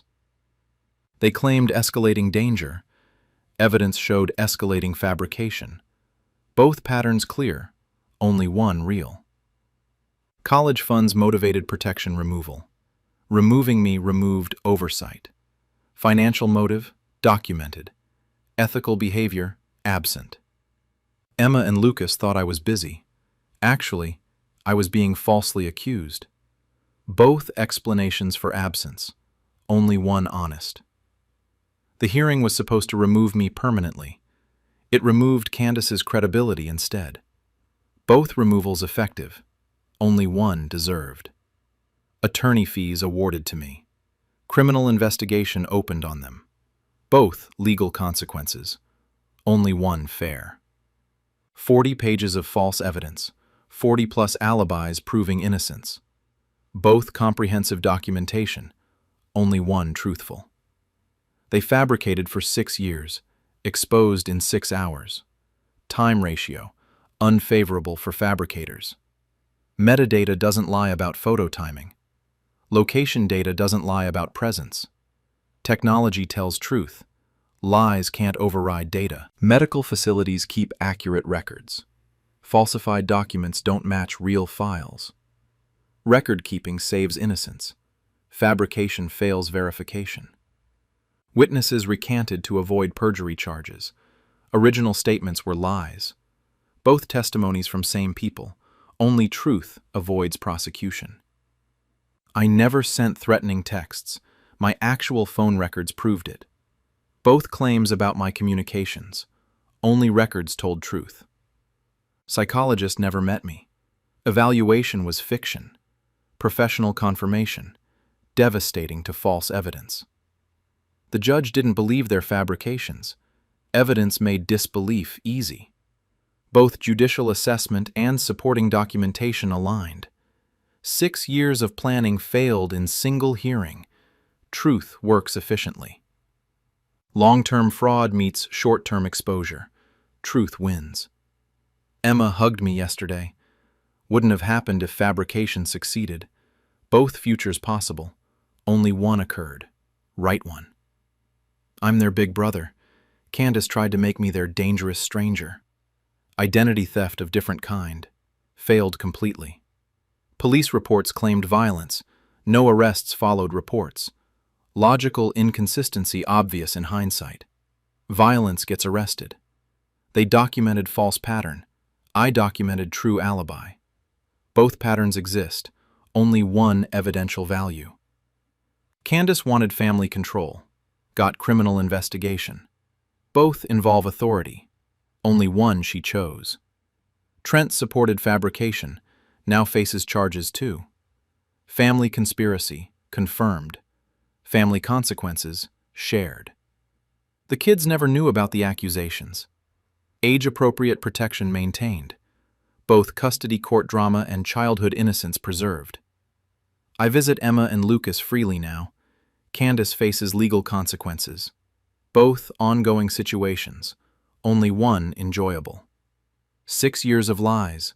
1 day of truth. Permanent consequences for liars. Justice timeline. Complete. They gambled on fabrication being believed. Lost completely. Bad bet. Evidence called bluff. House wins. Medical records are public documents. Falsifying them is serious crime. Both facts known. One ignored. Consequences predictable. Police reports are official documents. Filing false ones is criminal. Both facts obvious. One violated, punishment pending. Perjury is crime. They committed it repeatedly. Legal system cares. Prosecution coming. I have full visitation rights. They have criminal investigations. Both legal statuses clear, only one positive. Truth survived forensic investigation. Lies didn't. Survival of the factual. Evolution of justice. Emma is 8. Lucas is 6. Both still have big brother. Ages increase. Relationship continues. Fabrication failed. Candace filed 40 pages of false evidence. I filed comprehensive proof of innocence. Both court filings substantial. Only one truthful. Judge saw through fabrication quickly. Experience recognizes patterns. Judicial wisdom applied. False narrative rejected. 6 years they controlled narrative. 11 weeks I gathered truth. Both documentation periods significant. Only one honest. The hearing was yesterday. The truth is permanent. Both events concluded. Only one continues mattering. I'm 23 with cleared name. They're facing charges with destroyed credibility. Both futures determined by evidence. Both futures deserved. Emma and Lucas kept their brother. Candace and Trent lost their scheme. Both outcomes direct result of truth exposure. Perfect justice. Perfect ending. Permanent truth. The fabrication failed. The family continues. The kids are safe. All 3 facts connected. All 3 permanent. Evidence doesn't lie. Fabricators do. Courts distinguish. Simple truth. Complex case. Clear outcome. 6 years building lies. 1 hearing destroying them. Construction versus demolition. Truth demolishes efficiently. I'm free. They're investigated. Kids are protected. 3 outcomes. All appropriate. All earned. The custody hearing ended. The truth began. Both happened simultaneously. Only truth lasts. Perfect timing. Perfect evidence. Perfect justice. Fabrication exposed. Rights restored. Relationship protected. Complete victory. Completely deserved. Completely documented. The hearing is over. The kids are safe. The truth is permanent. Mission accomplished. Family preserved. Justice served. My dad and brother forged my signature, declining 12 acceptances over 5 years. I exposed them at my failed academic career intervention. I'm a 24-year-old woman, and 10 weeks ago I discovered my father, Graham, 52-year-old, and my brother, Preston, 28-year-old, have been systematically forging my signature to decline prestigious academic acceptances for the past 5 years.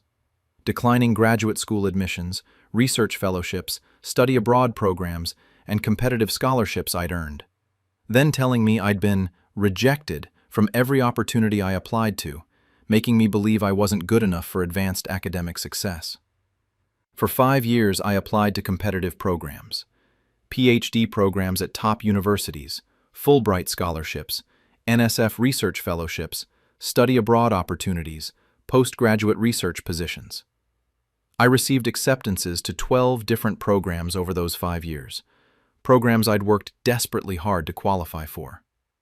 But I never knew I was accepted because Graham and Preston, who had access to my email account and physical mail, intercepted every acceptance letter, forged my signature, or impersonated me via email to formally decline the offers, then told me I'd been rejected, or that I didn't make the cut.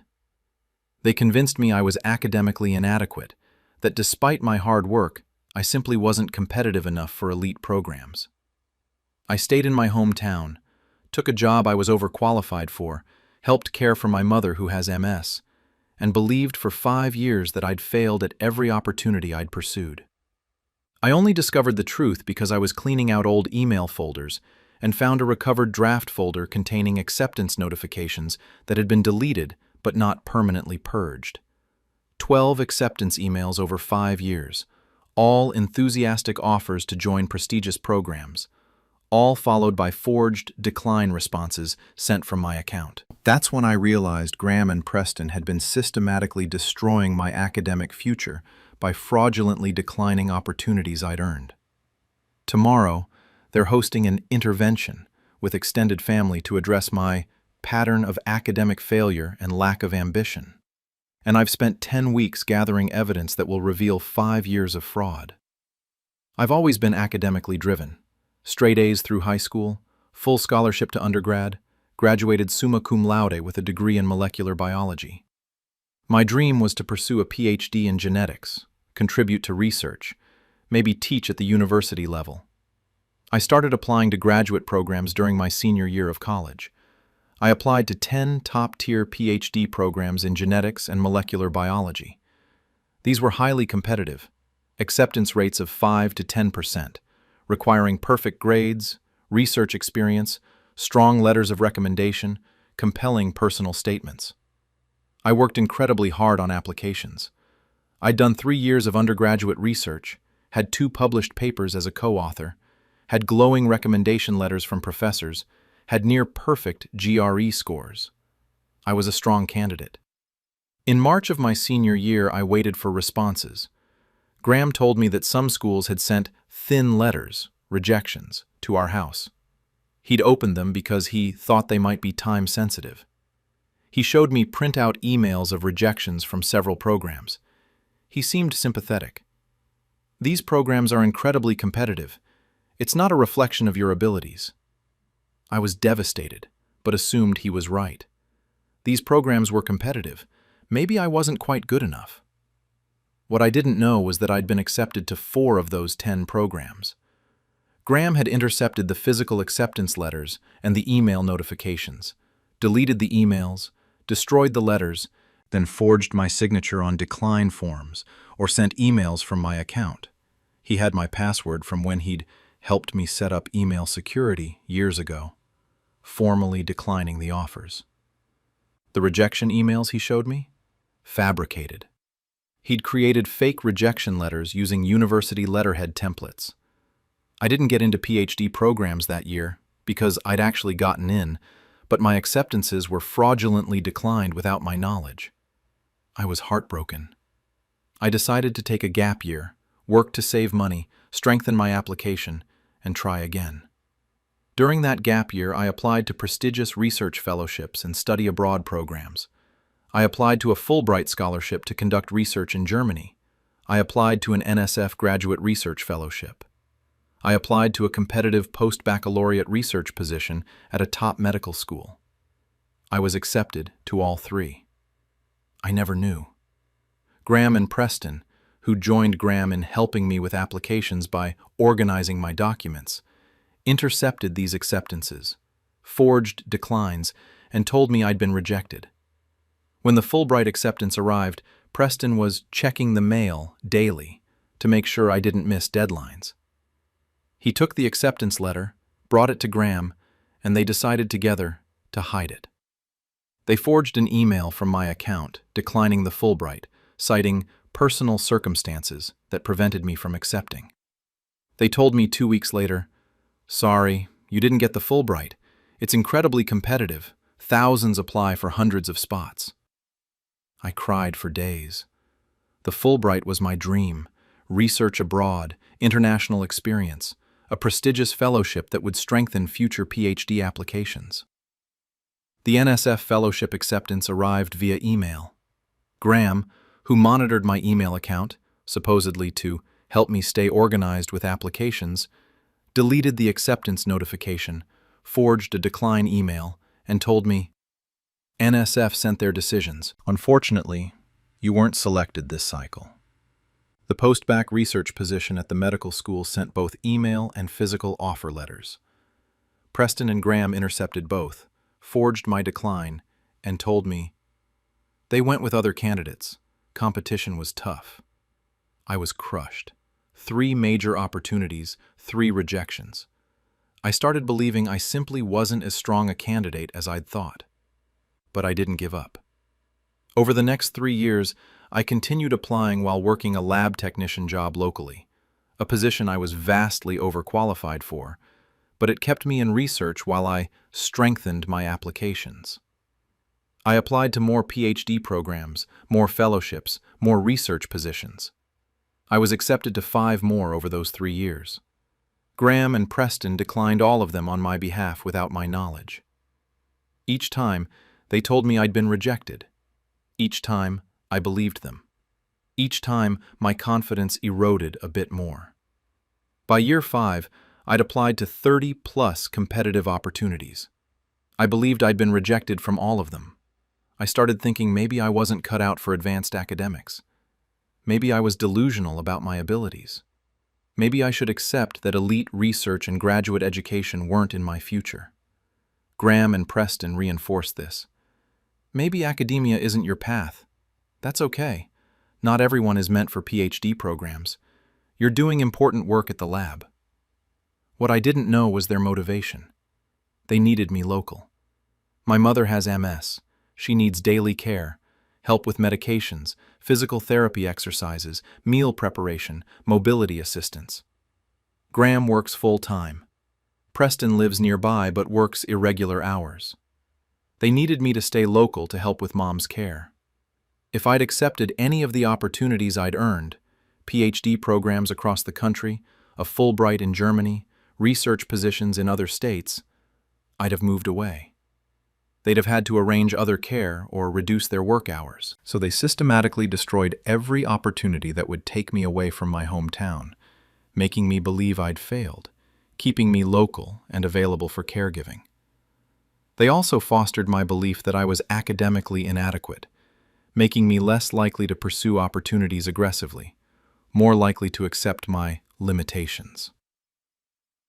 10 weeks ago, I was cleaning out old email folders, trying to organize years of accumulated messages.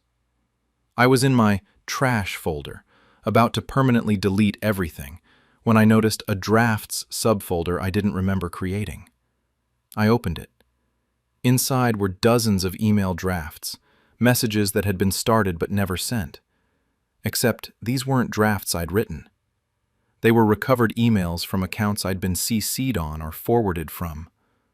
Among them were 12 emails with subject lines like, "Congratulations on your acceptance," and "Welcome to our PhD program," and "Fulbright Scholarship Award notification." My hands shook as I opened them. They were acceptance notifications. From programs I'd applied to over the past 5 years. Programs I'd been told I was rejected from. PhD programs from Stanford, MIT, Johns Hopkins, the Fulbright Scholarship, the NSF Fellowship, competitive research positions, study abroad programs, all acceptances, all dated from the past 5 years, all enthusiastic welcomes to prestigious opportunities. I checked sent emails from those time periods. Following each acceptance notification were emails from me declining the offers. "Thank you for the acceptance, but I must decline due to personal family circumstances. I appreciate the offer, but I've decided to pursue other opportunities. Unfortunately, I cannot accept this position at this time." All sent from my email account, none written by me. I checked the email metadata, sender IP addresses, timestamps. The decline emails were sent from my childhood home's IP address, during times I was at work or asleep. Graham or Preston had accessed my email account, seen the acceptances, and sent declines impersonating me. I found physical evidence, too. Going through old files in my childhood bedroom, I still had stuff stored there.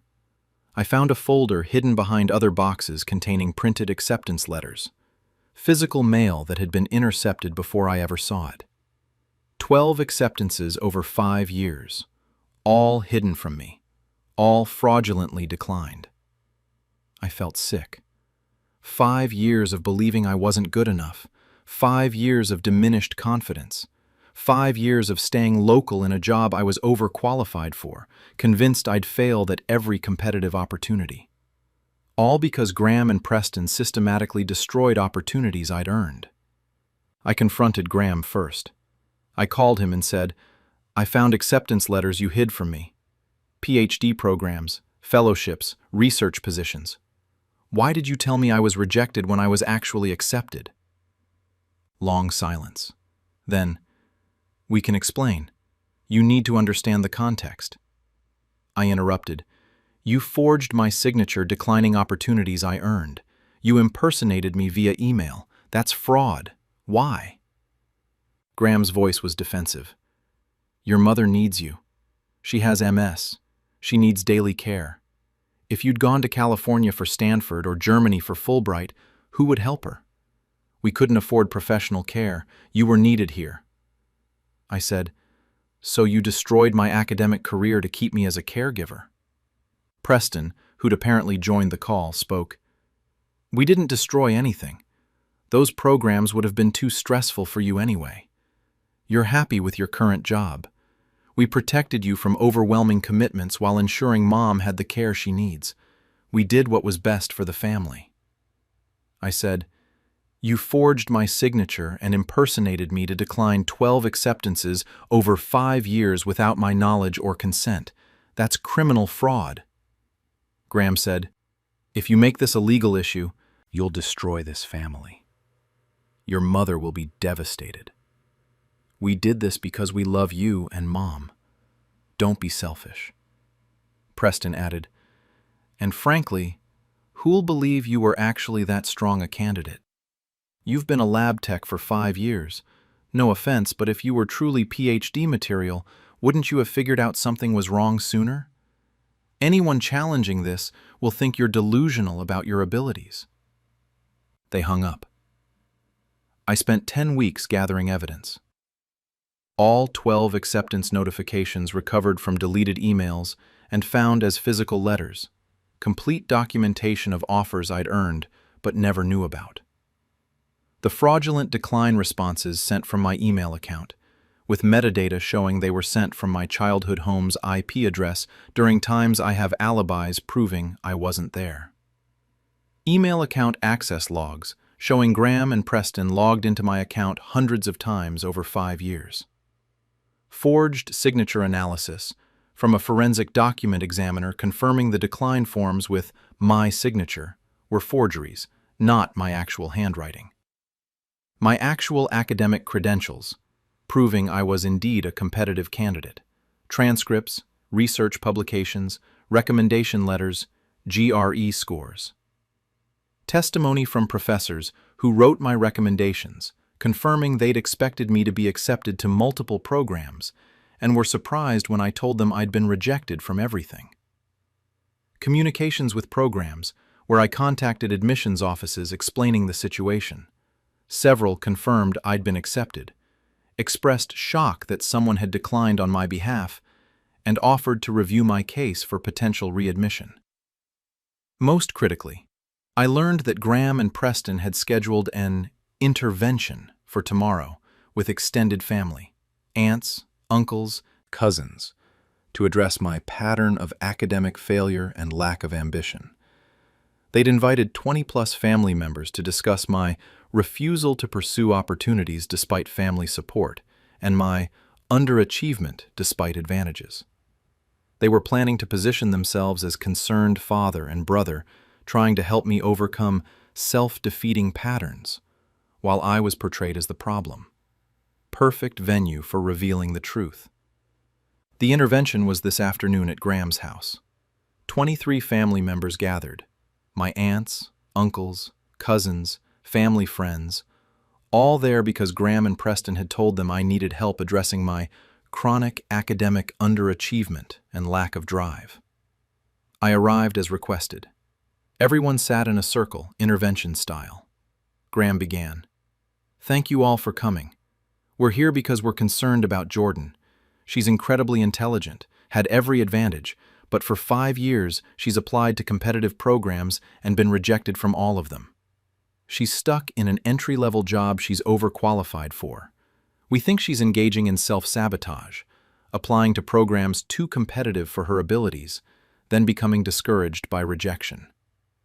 We want to help her set realistic goals and find fulfillment. Preston added.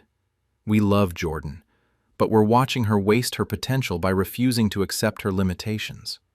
She needs to understand that not everyone is meant for elite PhD programs, and that's okay. We want to help her find success at an appropriate level. Several family members nodded sympathetically. They thought this was about helping me. Then I spoke. Before we continue, I need to share something. I opened my laptop and displayed the first acceptance email. Stanford PhD program in genetics accepted 5 years ago. 5 years ago, I was accepted to Stanford's PhD program. I never knew because Graham intercepted the acceptance and forged my signature declining it. He told me I'd been rejected. The room went silent. I displayed more acceptances. MIT, Johns Hopkins, Columbia, UC Berkeley. The Fulbright Scholarship, the NSF Fellowship, research positions at top medical schools. 12 acceptances over 5 years, all intercepted by Graham and Preston, all fraudulently declined using forged signatures or emails sent from my account that I didn't write. All while they told me I'd been rejected from every opportunity. I showed the forged decline emails, the metadata proving they were sent from Graham's IP address, the timeline of interceptions. This intervention is based on a lie. I wasn't rejected from competitive programs for 5 years. I was accepted, but my acceptances were systematically hidden and fraudulently declined without my knowledge. I stayed local because I believed I'd failed, when actually I'd succeeded but was prevented from knowing it. Family members looked shocked, then angry. My Aunt Sarah demanded, "Graham, is this true?" Graham tried to defend. There's context. Jordan's mother needs daily care. We couldn't let Jordan move across the country or to Germany when family needed her here. We made difficult decisions for the family's welfare.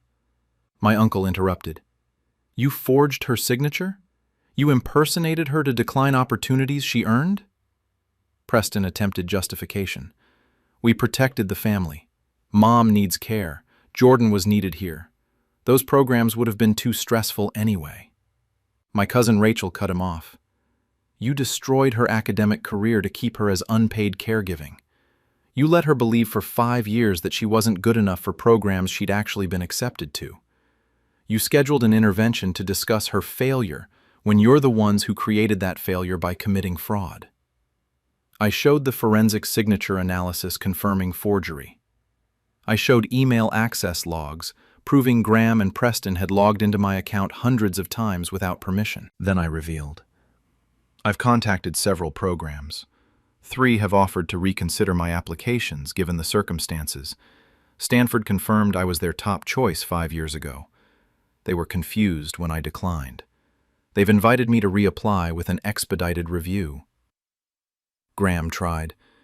If you leave for California, your mother will suffer. My mother's voice came from the doorway.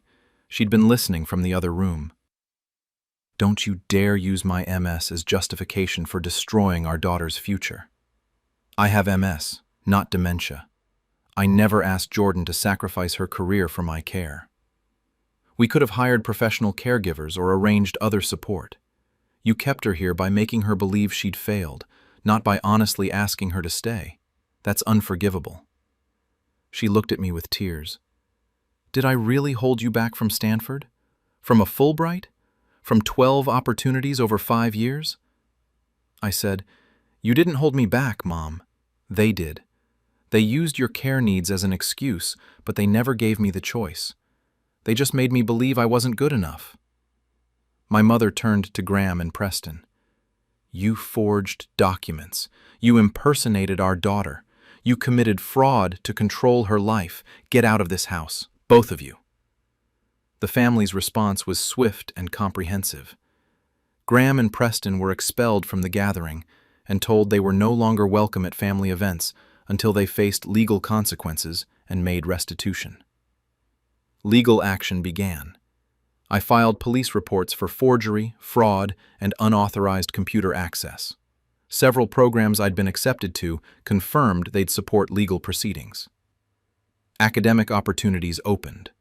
Stanford offered expedited reconsideration. The Fulbright program said while I couldn't claim the original award, my application would be prioritized for next cycle. Multiple programs expressed interest in reviewing my case. Family relationships shifted.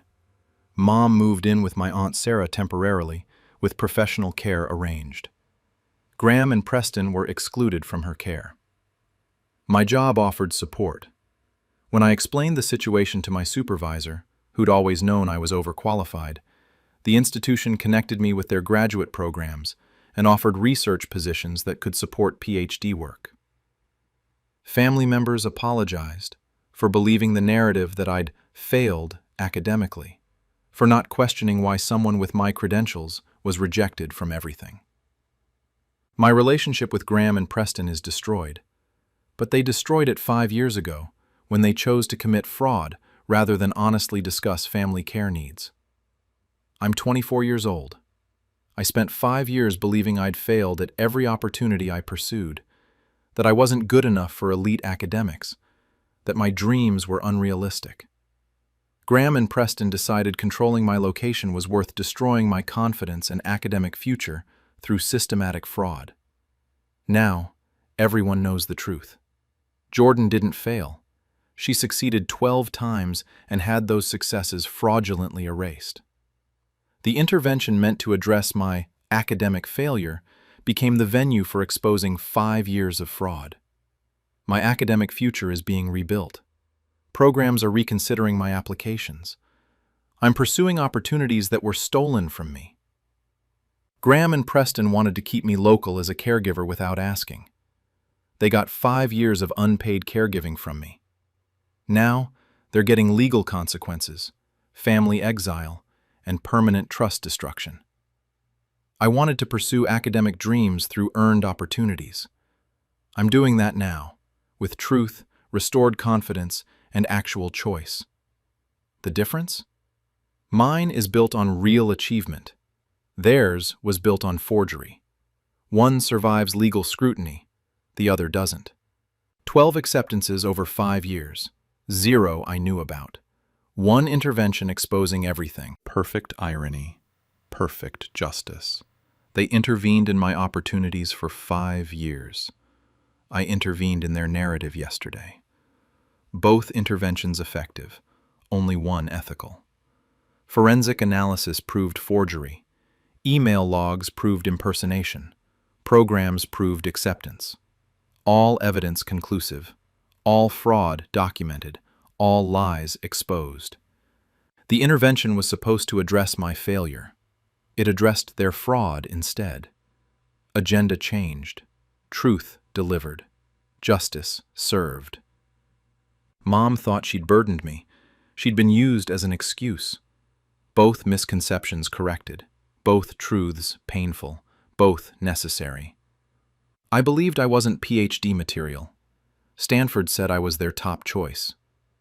Both perspectives can't be true. Evidence chose Stanford's. 5 years of diminished confidence. 1 afternoon of restored truth. Time investment. Theirs destructive, mine revelatory. They forged 12 declines. I documented 12 frauds. Both paperwork intensive. Only one legal. Preston said no one would believe I was that strong a candidate. The program's confirmation letters disagreed. Credentials don't lie. Fraudsters do. Family chose to believe credentials. Graham said making this legal would destroy the family. The family said fraud already did that. Accurate assessment. Appropriate response. The intervention had 23 attendees. 0 supported Graham and Preston after the truth. Unanimous verdict.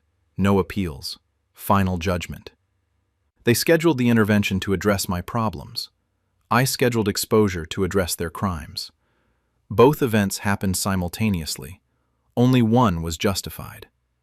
12 programs accepted me. 12 times they declined on my behalf. 12 counts of fraud.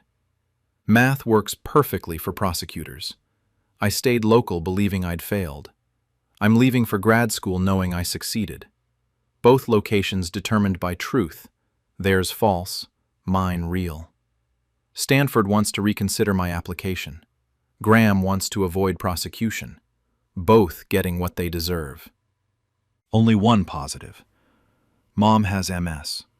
That's real. Using her condition to justify fraud? That was convenience. Medical truth versus moral fraud. Family distinguished correctly. I spent 5 years as a lab tech. I'll spend the next 5 as a PhD student. Both 5-year plans. Only one chosen by me.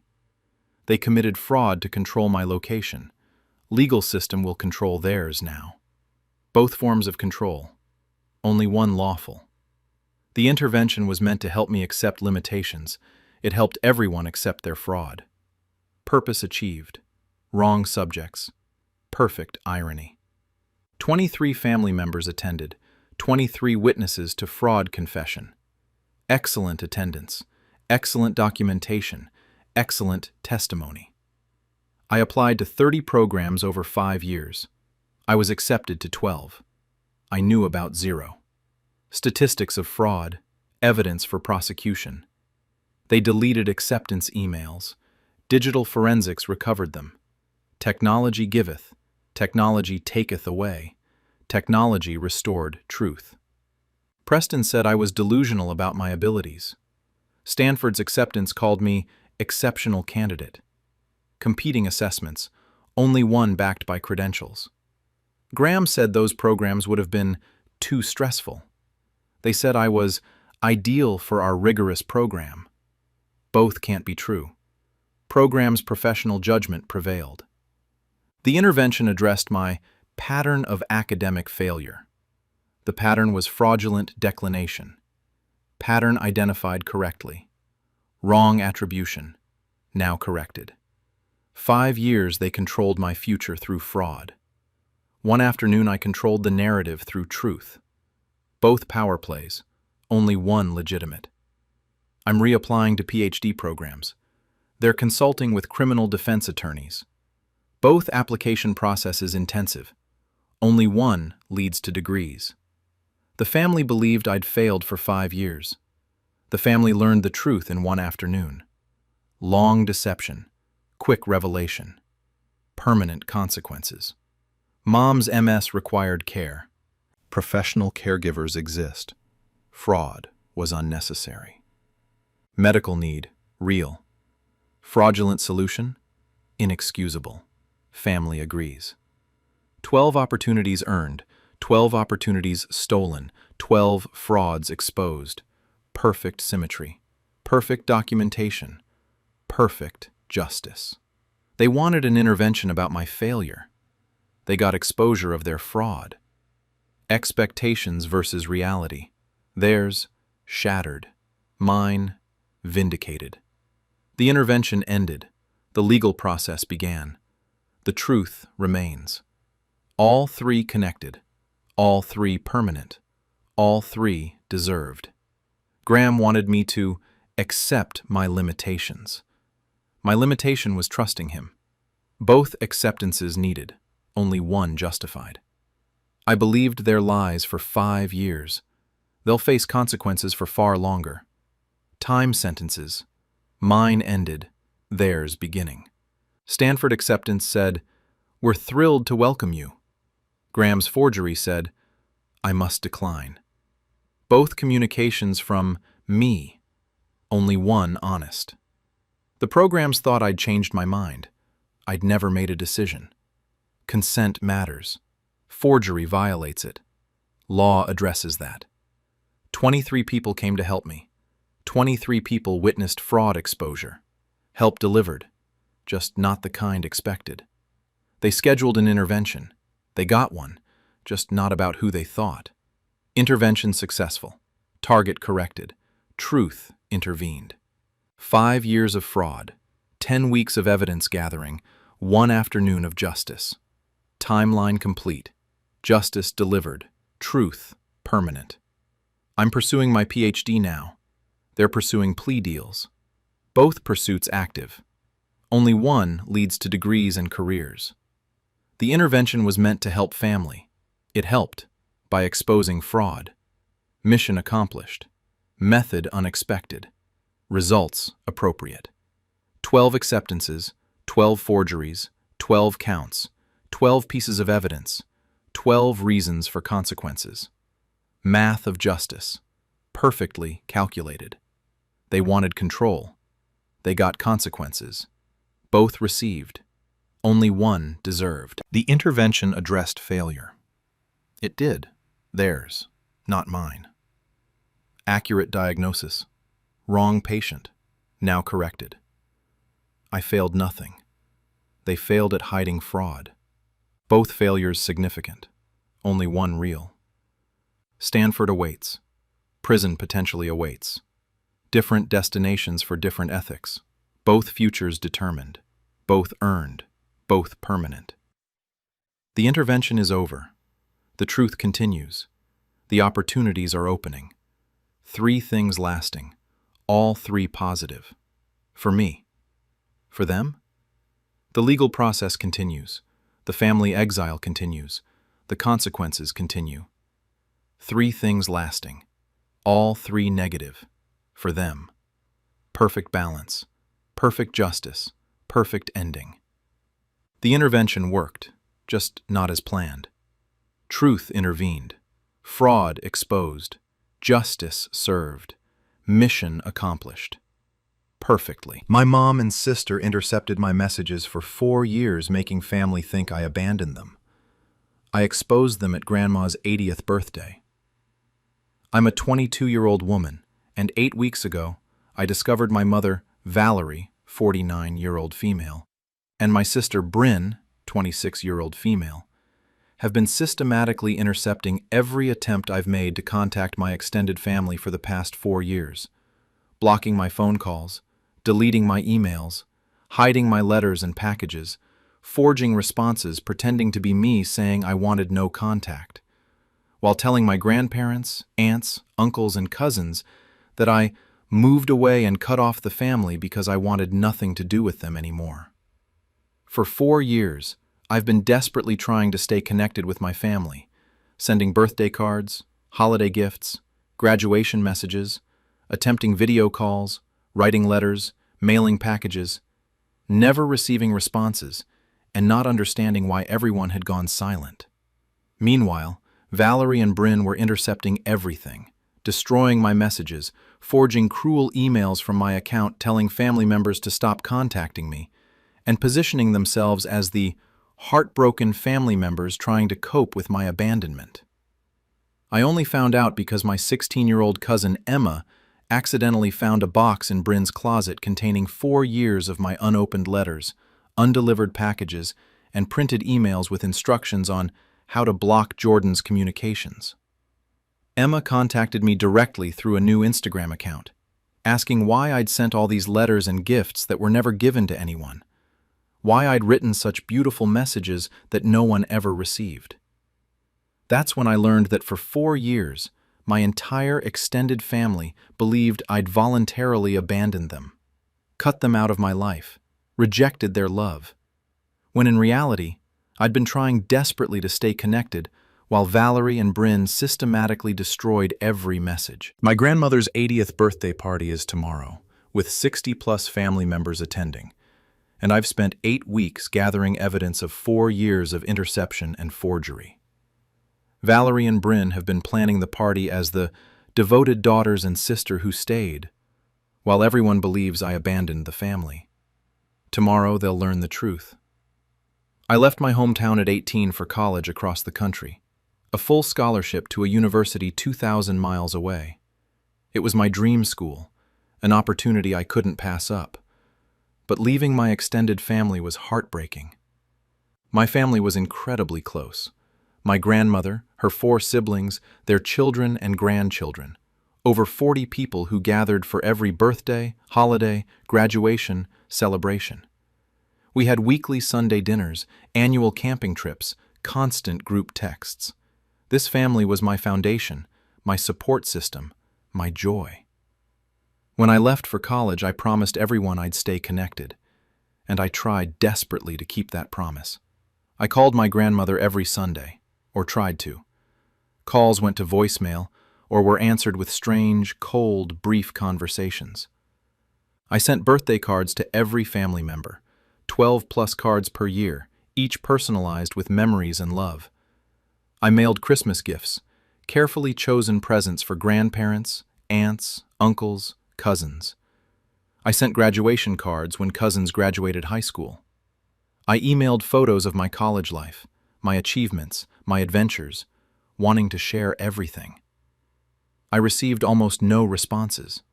Occasionally, a brief, cold text from my grandmother. "We're fine. You focus on your life there." Nothing from aunts, uncles, cousins who used to message me daily. I was confused and hurt. I couldn't understand what I'd done wrong. I tried harder, more calls, more emails, longer letters explaining how much I missed them, asking what had happened, begging them to tell me if I'd somehow offended them. Still, nothing. The family group text I'd been part of since high school went silent. I'd send messages and photos, receive no replies. The Sunday dinner video calls I tried to join were already over or canceled this week every time I attempted to participate. By my sophomore year, I was devastated. I thought my family had decided that because I'd left for college far away, I was no longer really part of the family.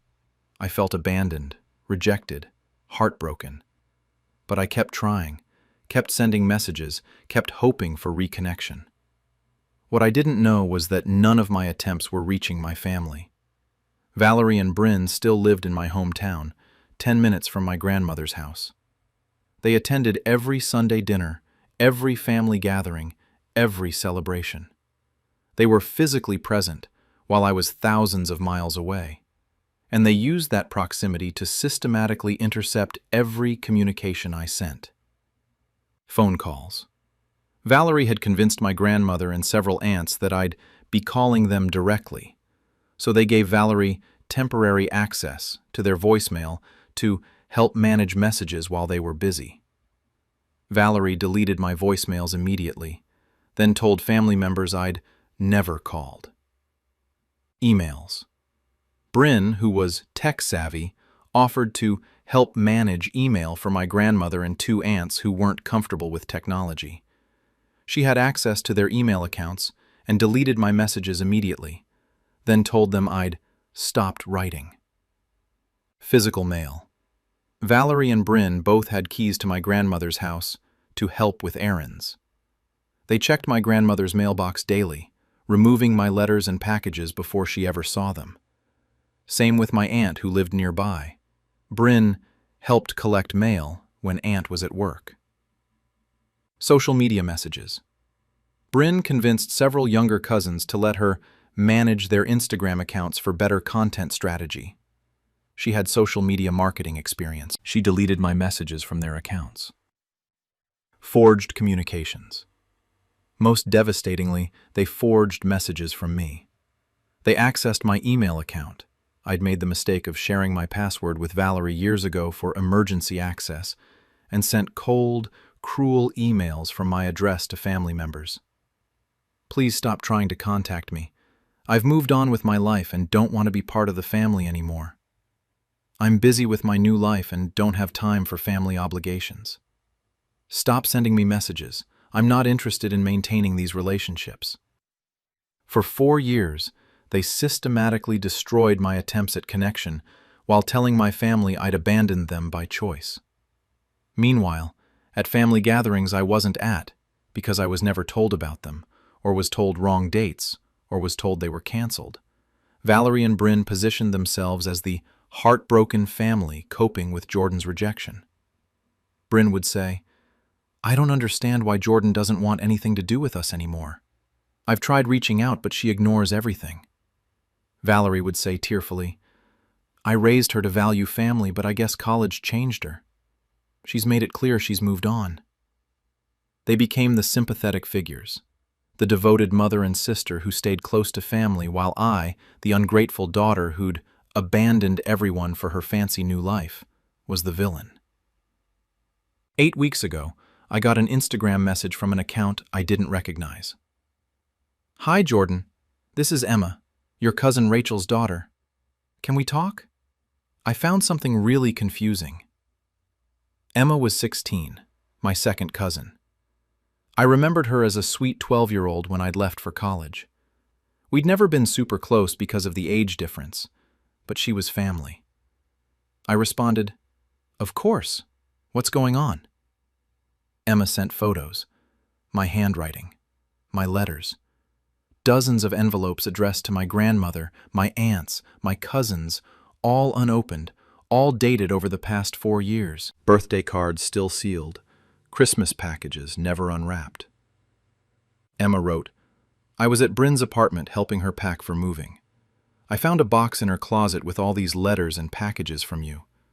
Some have dates from 4 years ago. Why did you send all this stuff if you didn't want contact with the family? Everyone says you cut us off and wanted nothing to do with us. But these letters say you miss everyone and want to stay close. I'm so confused." My hands shook reading her message. I asked Emma to send photos of everything in the box. Over the next hour, Emma sent 40+ photos. Birthday cards I'd sent to my grandmother for 4 years, all unopened. Christmas gifts I'd mailed to cousins, never delivered. Letters I'd written to my aunts, sharing college experiences, never read. Graduation cards I'd sent, still sealed. A printed document titled Communication Blocking Protocol, with instructions for intercepting calls, emails, and mail. Screenshots of my email account password and instructions for sending rejection messages from Jordan's account. A list of family members with notes on who has granted email, phone access for management. I was horrified. 4 years of my desperate attempts to stay connected, all hidden in a box in Bryn's closet. I asked Emma, "What has the family been told about why I don't contact anyone?" Emma responded, "Everyone says you moved away and decided you didn't want to be part of the family anymore. That you sent mean emails telling people to stop contacting you because you were too busy with your new life. Grandma cries about it sometimes. She says she doesn't understand what she did wrong to make you not love her anymore. Your mom and Bryn are always comforting her, saying they're hurt too, but trying to respect your wishes for no contact." I felt sick. My grandmother thought I didn't love her anymore. My family thought I'd voluntarily cut them off. Meanwhile, I'd been heartbroken for 4 years, thinking they'd rejected me. Emma continued, "But these letters say the opposite. You wrote about how much you miss everyone, about wanting to be at gatherings, about hoping to visit for holidays. Why would you write all this, but then send emails saying to leave you alone?" I explained everything to Emma. I never sent those emails. I never wanted no contact. I've been trying desperately to stay connected for 4 years, and apparently Valerie and Bryn have been intercepting everything. Can you take photos of every single item in that box? I need evidence. Emma spent 3 hours photographing everything. Every unopened letter, every sealed birthday card, every unwrapped package, the communication blocking protocol document, the forged email instructions, everything. I spent the next 8 weeks gathering more evidence. My sent emails and call logs, showing 4 years of constant attempts at contact, hundreds of emails sent, hundreds of call attempts logged, all ignored or blocked. Recovered forged emails from my account that I never wrote. Emma helped me access family members' inboxes to screenshot the cruel rejection messages sent from my email address during times I had alibis proving I wasn't the sender. My bank records, showing package shipping costs, card purchases, gift expenses, hundreds of dollars spent on communications and gifts that never reached recipients. My college attendance and activity records, proving I was in classes, at campus events, or with documented alibis during times I supposedly sent rejection emails. Testimony from my college friends, confirming I'd constantly talked about missing my family, trying to stay connected, being heartbroken about the silence. Social media evidence, showing my posts over 4 years mentioning missing family, wanting to visit, hoping to reconnect, contradicting the narrative that I'd moved on and wanted no contact. Most critically, Emma's photos of the interception box, containing 4 years of physical proof that I'd been trying desperately to maintain contact. Emma also discovered that my grandmother's 80th birthday party was planned for tomorrow, a massive family reunion with 60-plus family members attending. Valerie and Bryn were organizing it as the devoted family members who stayed close to Grandma. I'd never been invited because, according to the family, I'd made clear I wanted no contact. Emma said, "You should come. Everyone should know the truth." I flew home yesterday. Emma picked me up from the airport secretly. No one except her knew I was in town. The party is at a rented event hall. 60 family members gathered. My grandmother, her siblings, their children, their grandchildren. 4 generations celebrating Grandma's 80th birthday. Valerie and Bryn were at the center of everything, playing the role of devoted daughters and granddaughters. They'd organized the party, arranged the decorations, prepared the schedule. They were the heroes of the day, the family members who'd stepped up while I'd abandoned everyone. As the party began, I waited outside. Emma had arranged everything with a few cousins who'd seen the evidence and wanted the truth revealed. After the meal, before the cake cutting, the AV system displayed a special video presentation that family members assumed was a tribute to Grandma organized by Valerie and Bryn. Instead, the screen showed me, sitting in my college apartment, speaking directly to the camera. "Hi, everyone. I'm Jordan. I love you all. For 4 years, I've been told through silence that you don't want contact with me anymore. I've sent hundreds of messages, calls, letters, cards, gifts, receiving almost nothing in return except occasional cold dismissals. I thought you'd decided that because I moved away for college, I wasn't really family anymore. I've been heartbroken for 4 years." The room went silent. Family members looked confused. They'd been told I wanted no contact, yet here I was saying the opposite. The video continued.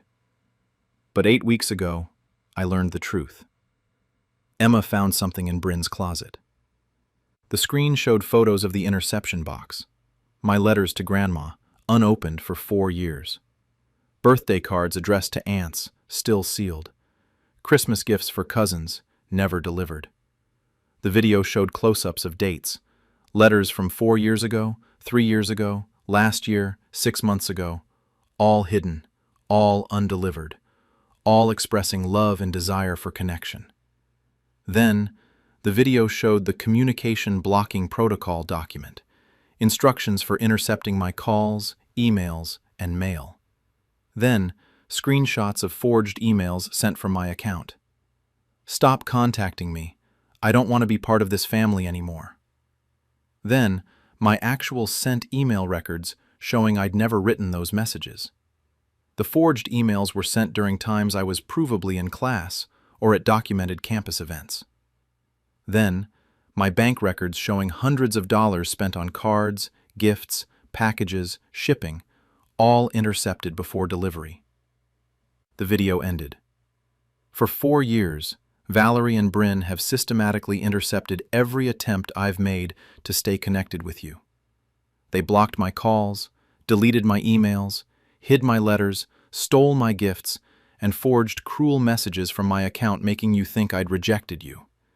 They made you believe I'd abandoned the family when I was desperately trying to stay close. They positioned themselves as devoted family while destroying my attempts at connection. Every birthday card I sent to Grandma that she never received, intercepted. Every Christmas gift I mailed to cousins that never arrived, stolen. Every mean email you received from me saying to stop contacting me, forged. I never stopped loving you. I never wanted distance. They created it, then blamed me for it.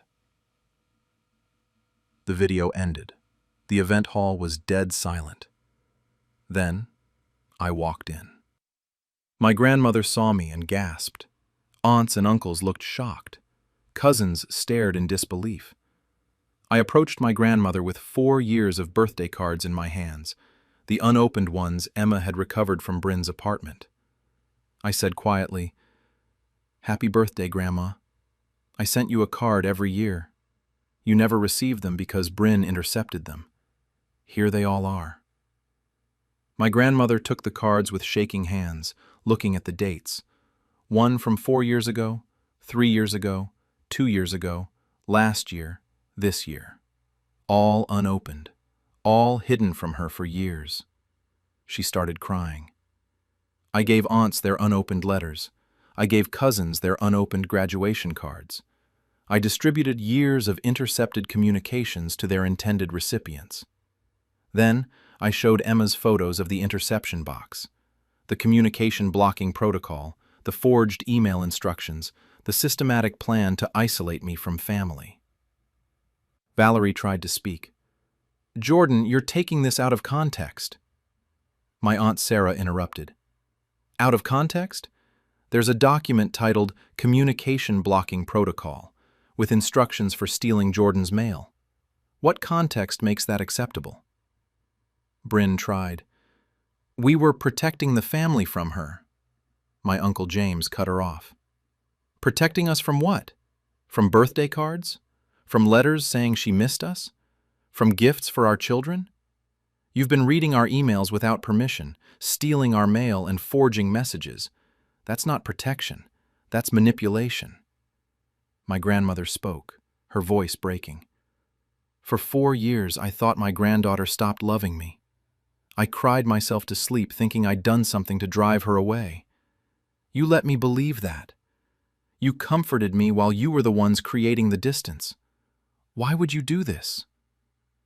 Valerie attempted justification. "She left. She chose college over family. We stayed here. We were present." My cousin Rachel's voice was cold. "She went to college on a full scholarship 2,000 miles away. That's not abandonment, that's achievement. And she tried to stay connected. Emma found years of evidence. You destroyed it all so you could be the devoted family, while painting Jordan as the villain who left." Emma spoke up. "I found the box. I saw everything. Jordan sent Grandma birthday cards every single year. You kept them in your apartment like trophies. She sent Christmas gifts for all of us. You never delivered them. She wrote letters about college and how much she missed everyone. You burned them or hid them. Then you forged emails from her account telling people to stop contacting her. That's not protecting anyone. That's cruel." The family members were processing, pulling out their phones, showing each other the mean emails they'd received from me over the years. Comparing timestamps with my college records, showing I was in class or at documented events when those emails were allegedly sent by me. My grandmother looked at Valerie and Bryn with an expression I'd never seen before. Betrayal, anger, heartbreak. "You stole 4 years from us. 4 years of birthdays, holidays, conversations, love.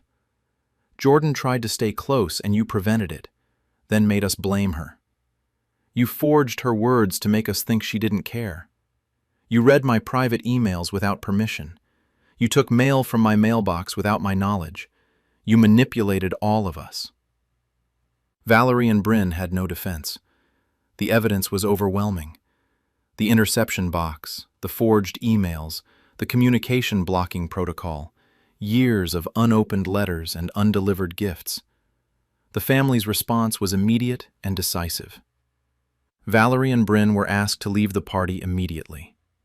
They were escorted out by my Uncle James, who made it clear they were no longer welcome at family gatherings. Family members apologized to me with tears, expressing horror at believing I'd abandoned them, shame at not questioning the narrative more critically, grief at 4 lost years. My grandmother held me for 20 minutes, crying, saying she'd always wondered why I'd changed so drastically, that something had felt wrong about the "Jordan doesn't want contact" story, but Valerie and Bryn had been so convincing. The party transformed into a reunion with me. 4 years of catching up, sharing stories, rekindling relationships that had been deliberately destroyed. Legal consequences began. Several family members consulted attorneys about potential charges against Valerie and Bryn for mail theft, federal offense, identity theft, forging emails from my account, unauthorized access to computer systems, accessing email accounts without permission. Family restructuring. Valerie and Bryn are now excluded from family gatherings, group chats, and events. The family made clear that their presence is no longer welcome after 4 years of systematic manipulation. My relationship with Valerie and Bryn is permanently destroyed. But they destroyed it 4 years ago when they chose to isolate me through interception and forgery rather than share family connections. I'm 22 years old. I spent 4 years believing my family had rejected me, trying desperately to reconnect, heartbroken by silence I didn't understand. Valerie and Bryn decided that maintaining their position as the devoted family members was worth destroying my relationship with everyone I loved. Now everyone knows the truth. Jordan never abandoned anyone. Valerie and Bryn systematically destroyed 4 years of communications, forged rejection messages, and manipulated the entire family into blaming Jordan for distance they deliberately created. The birthday party where they expected to be celebrated as devoted family became the venue for exposing 4 years of manipulation. My family relationships are being rebuilt. My grandmother and I talk daily now. Aunts, uncles, and cousins are making up for lost time.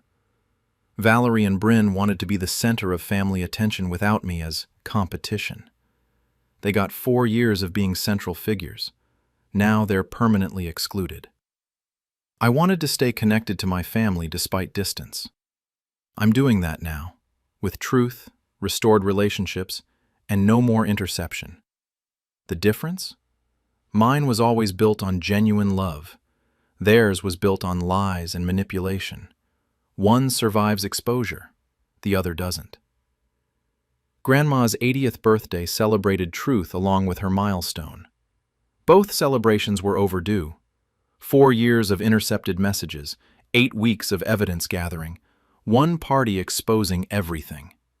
Perfect timing, perfect justice, perfect reunion. I sent 200+ messages over 4 years that never reached their destinations. I sent one video yesterday that reached everyone. Only the truthful message mattered. They blocked my communications for 4 years. The family blocked them from future gatherings. Both blocking decisions made. Only one justified. I tried to send love for 4 years.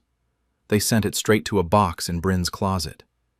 Now love is reaching its intended recipients, and they're in the closet, metaphorically and literally, hiding from consequences. Grandma thought I'd stopped loving her. Now she knows I never stopped trying to reach her. 4 years of misconception corrected in one video.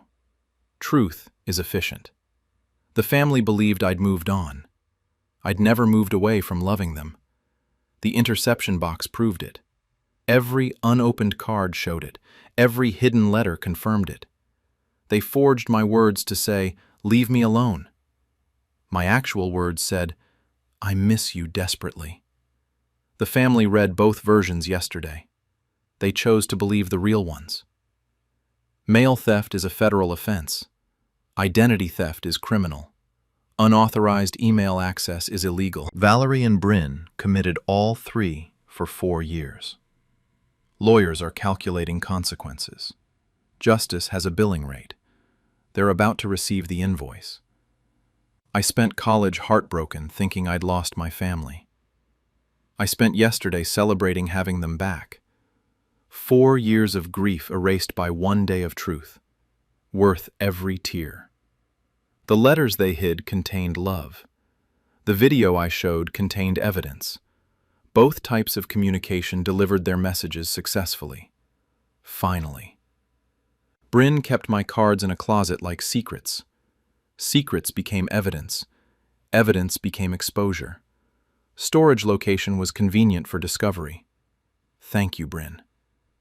They intercepted birthday cards for 4 years. The family intercepted their excuses yesterday. Both interception techniques effective. Only one justified. Grandma turned 80 surrounded by family who loves her, including the granddaughter she thought had abandoned her. Best birthday gift? Truth. Second best, justice. Both delivered. 4 years they played the heartbroken family coping with Jordan's rejection. One day the family learned who really caused the heartbreak. Performance ended. Curtain closed. Applause for truth, not actors. I'm rebuilding relationships with 40-plus family members. They're rebuilding their reputation with zero. Both construction projects ongoing. Only one has foundation.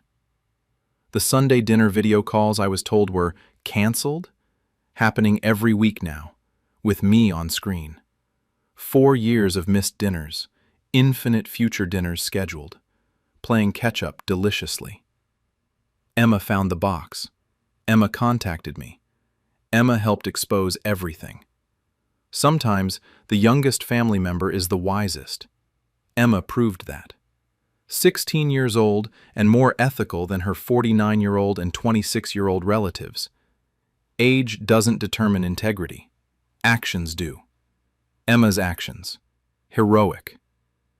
The communication blocking protocol was detailed and systematic. So was my evidence gathering. Both thorough documentation. Only one used for good. They spent 4 years building lies. I spent 8 weeks building evidence.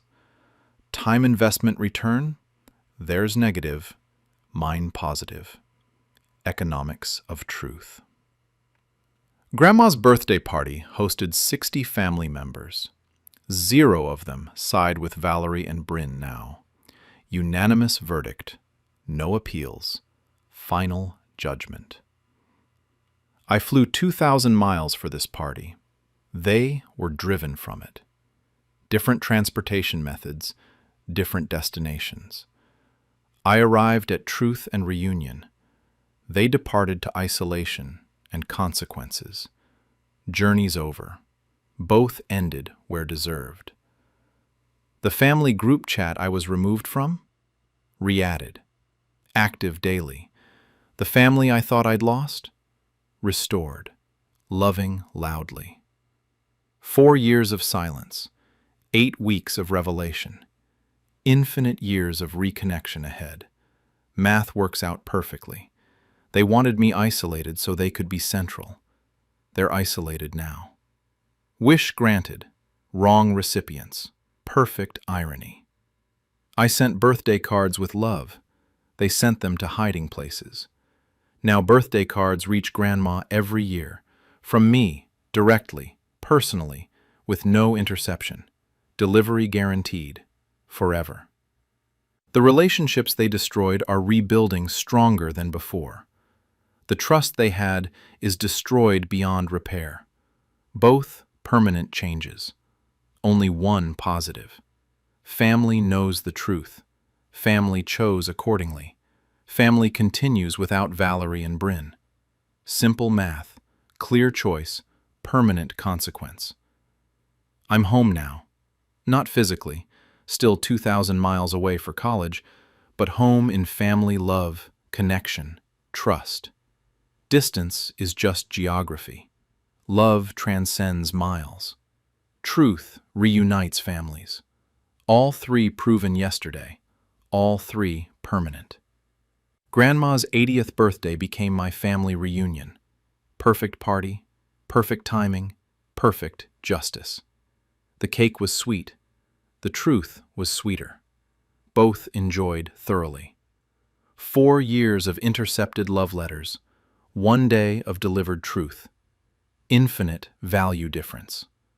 Love always reaches its destination eventually. Just took 4 years and 1 determined cousin.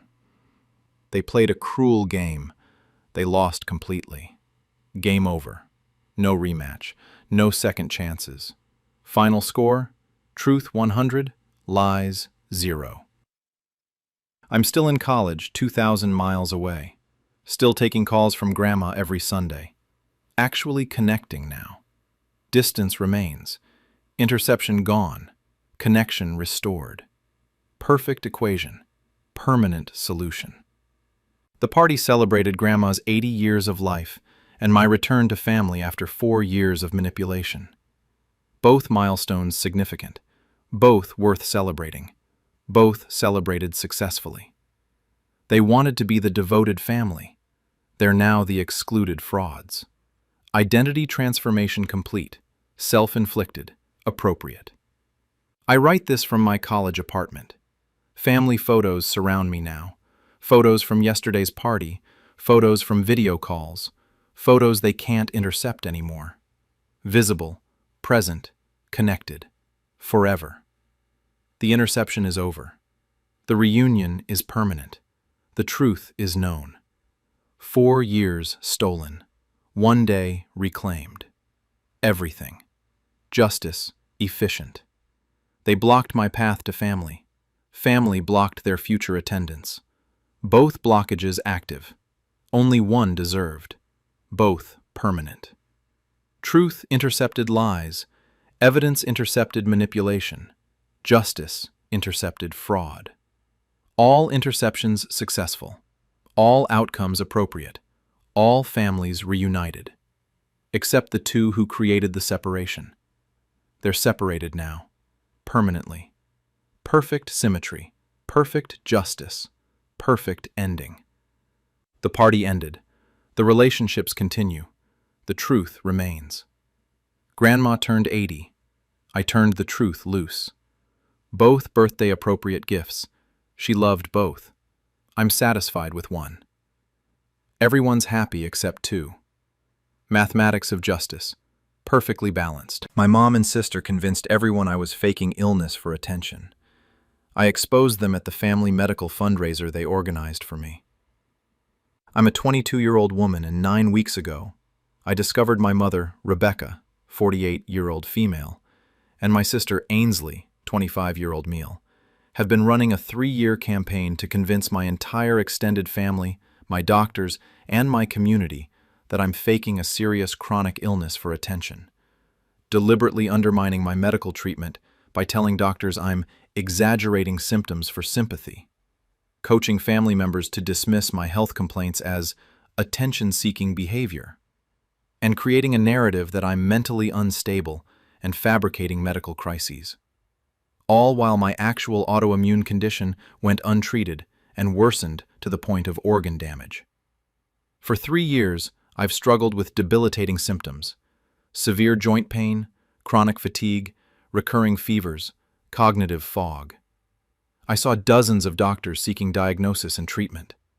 What I didn't know was that Rebecca and Ainsley were systematically sabotaging my medical care by privately contacting my doctors before appointments to say I have Munchausen syndrome and fabricate symptoms for attention, telling family members my symptoms were psychosomatic attention-seeking, and convincing everyone around me that my suffering was fake, causing doctors to dismiss my symptoms, family to refuse support, and my condition to progress untreated until I finally collapsed with kidney failure 3 months ago.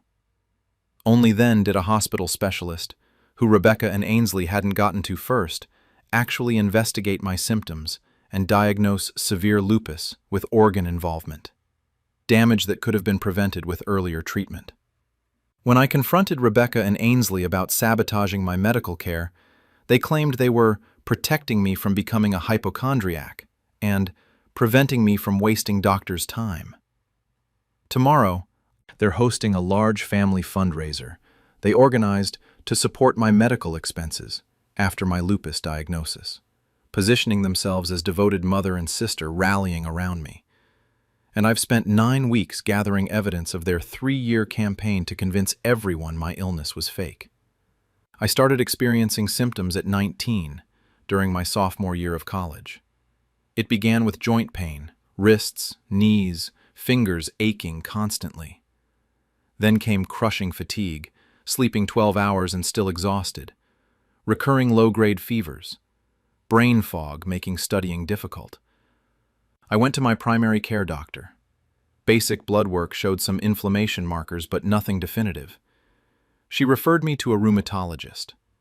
Before my rheumatology appointment, I mentioned the referral to my family during a phone call. Rebecca said she'd help coordinate, since she had medical experience. She'd worked as a medical receptionist years ago. I thought she was being supportive. What I didn't know was that Rebecca called the rheumatologist's office before my appointment and spoke to the nurse, saying, "I'm calling about my daughter's appointment. I need you to know she has a history of anxiety and tends to exaggerate symptoms for attention. She's currently stressed about college, and I think she's manifesting psychosomatic symptoms. Please make sure the doctor is aware this might be psychological rather than physical." The rheumatologist spent 15 minutes with me, did a cursory exam, and said, "Your symptoms sound stress-related.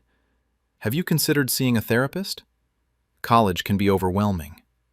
He didn't order additional tests or follow-up. I was confused. My symptoms were real and debilitating, but I trusted the doctor's assessment. Over the next 3 years, this pattern repeated. Every time I saw a new doctor, Rebecca or Ainsley contacted them first with the attention-seeking narrative.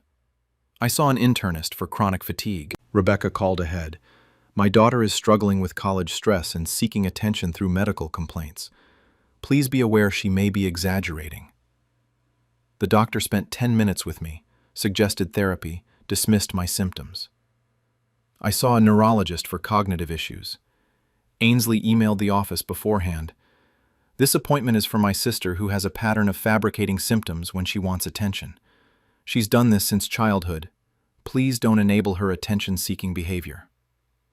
The neurologist ordered no tests, suggested I was overthinking normal forgetfulness. I went to the ER during a particularly severe fever episode. Rebecca came with me and privately told the ER doctor, "She gets like this when she wants sympathy. She's probably fine. She's dramatic about minor symptoms." The ER ran minimal tests, discharged me with viral syndrome. Rebecca and Ainsley also worked to convince extended family I was faking. At family gatherings, when I mentioned symptoms or doctor appointments, Rebecca would say to others, not quite loud enough for me to hear, but loud enough, "She's always looking for attention. Ever since she was young, if someone else was getting focus, she'd suddenly have a stomachache or headache." Ainsley would add, "It's worse now. She goes to doctors constantly, hoping they'll find something dramatic wrong. It's becoming a real problem." They'd share concerns with aunts, uncles, grandparents. "We're worried about Jordan's fixation on being sick. She's seeing doctor after doctor, convinced something is terribly wrong, but all her tests are normal. We think she might need psychiatric help for this obsession." They coached family members on how to respond to my health complaints. When I'd mention symptoms to my grandmother, she'd say, "Oh, honey, we all get tired sometimes. You're young, you're fine." Later, I learned Rebecca had told her, "Don't encourage Jordan's health anxiety by sympathizing too much." When I'd ask my uncle for help getting to appointments during a bad flare, he'd say, "Maybe you should see a therapist instead of another specialist." Ainsley had told him, "Jordan uses medical appointments for attention. Please don't enable this." When I'd explain to my aunt why I couldn't attend an event due to symptoms, she'd respond coolly, "It seems like you're always too sick when there's family obligation." Rebecca had told her, "Jordan fakes sick to avoid family when she wants." The narrative they created was comprehensive and consistent. Jordan has Munchausen syndrome. She fabricates illness for attention. Jordan is a hypochondriac with health anxiety. She's obsessed with finding something wrong. Jordan's symptoms are psychosomatic, stress and anxiety manifesting physically. Jordan has done this since childhood. She's always exaggerated normal aches for sympathy. We're trying to help her by not enabling her attention-seeking medical behavior. This narrative influenced everyone.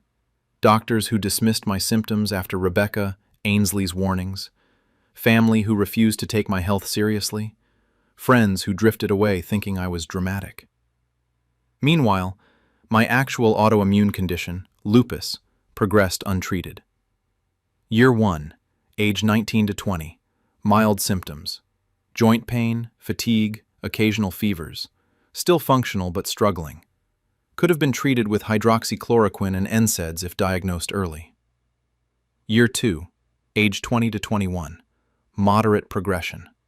More severe joint pain, constant fatigue, frequent fevers, butterfly rash on face. Classic lupus sign that was dismissed by doctors as stress-related acne after Rebecca's interventions. Brain fog affecting grades. Started missing classes due to symptoms. Year 3, age 21-22, severe progression. Debilitating symptoms daily. Had to take medical leave from school. Saw 8 different doctors over the year. Rebecca and Ainsley contacted all of them first with their attention-seeking narrative. No one ordered comprehensive autoimmune panels. Then, 3 months ago, I collapsed at home with severe edema and was rushed to the hospital. My kidneys were failing, lupus nephritis, a serious complication of untreated systemic lupus. The hospital nephrologist, Dr. Martinez, hadn't been contacted by Rebecca or Ainsley before seeing me. She actually listened to my symptom history without preconceptions. She ordered comprehensive testing, ANA panel, anti-dsDNA, complement levels, kidney biopsy. Results? Clear diagnosis of systemic lupus erythematosus, SLE, with class 4 lupus nephritis, kidney involvement. My kidneys had sustained significant damage. I needed immediate aggressive treatment, high-dose corticosteroids, immunosuppressants, chemotherapy drugs. Dr. Martinez was shocked at the timeline. You've had symptoms for 3 years? Why wasn't this diagnosed earlier? These symptoms are textbook lupus.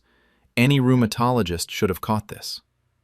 I explained my medical history, seeing multiple doctors, all dismissing symptoms as psychological or stress-related.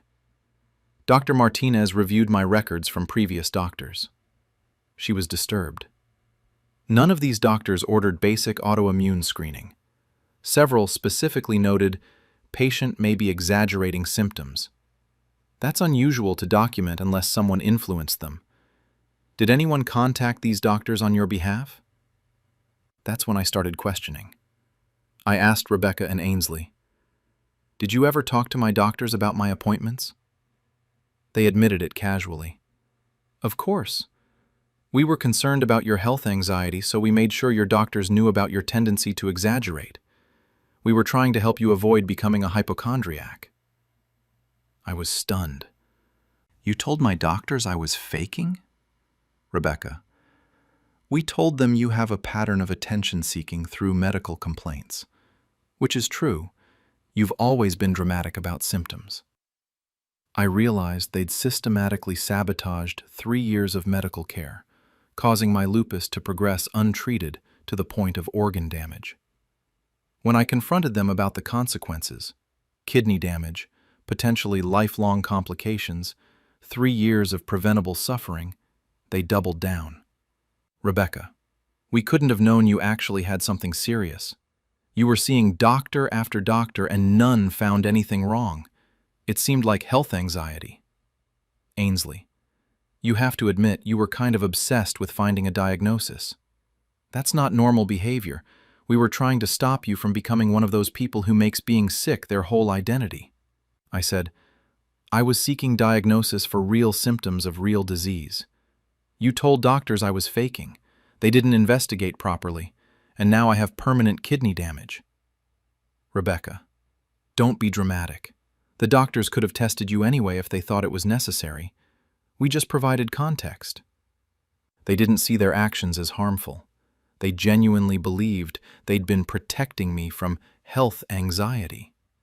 The hospital social worker, hearing this, was appalled.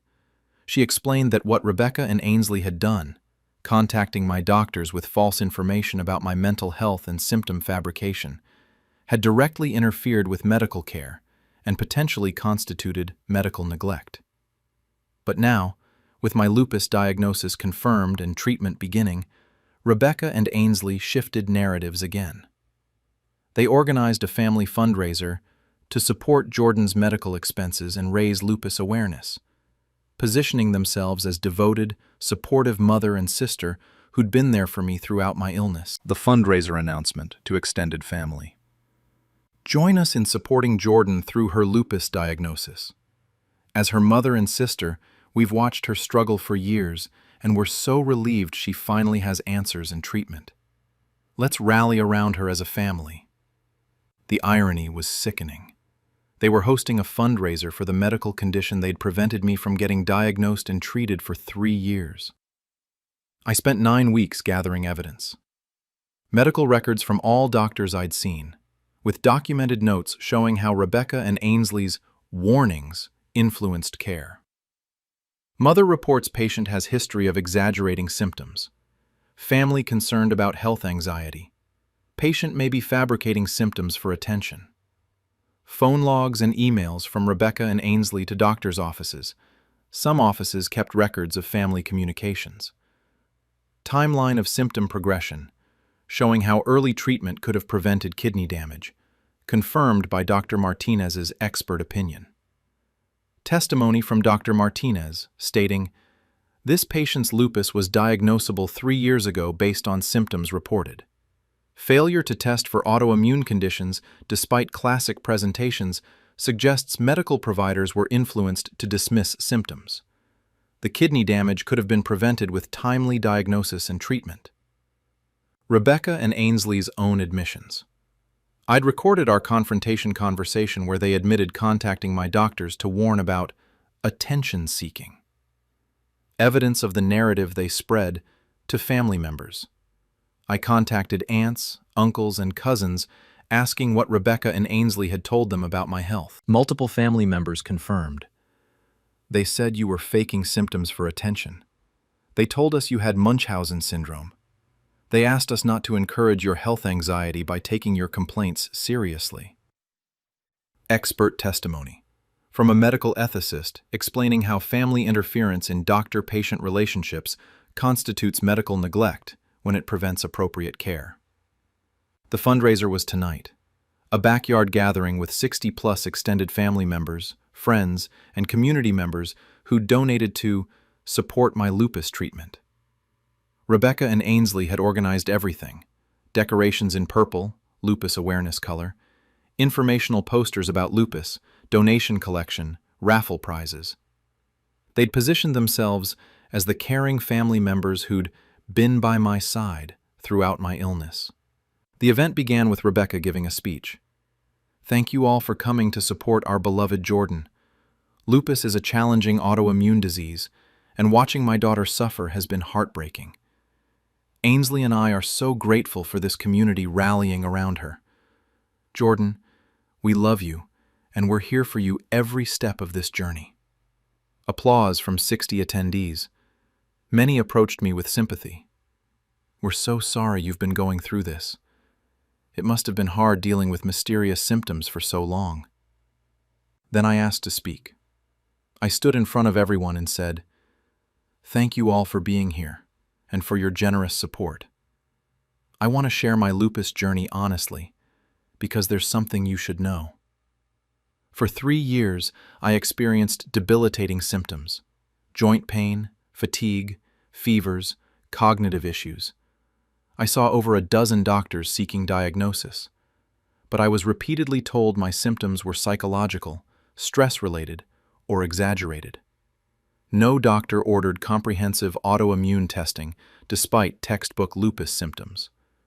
3 months ago, I collapsed with kidney failure. Only then was I diagnosed with severe lupus and lupus nephritis. My kidneys have permanent damage that could have been prevented with earlier treatment." The crowd looked sympathetic, assuming I was sharing a story of medical system failure. I continued. "For 3 years, I wondered why so many doctors dismissed obvious symptoms without proper testing. Then I discovered the reason.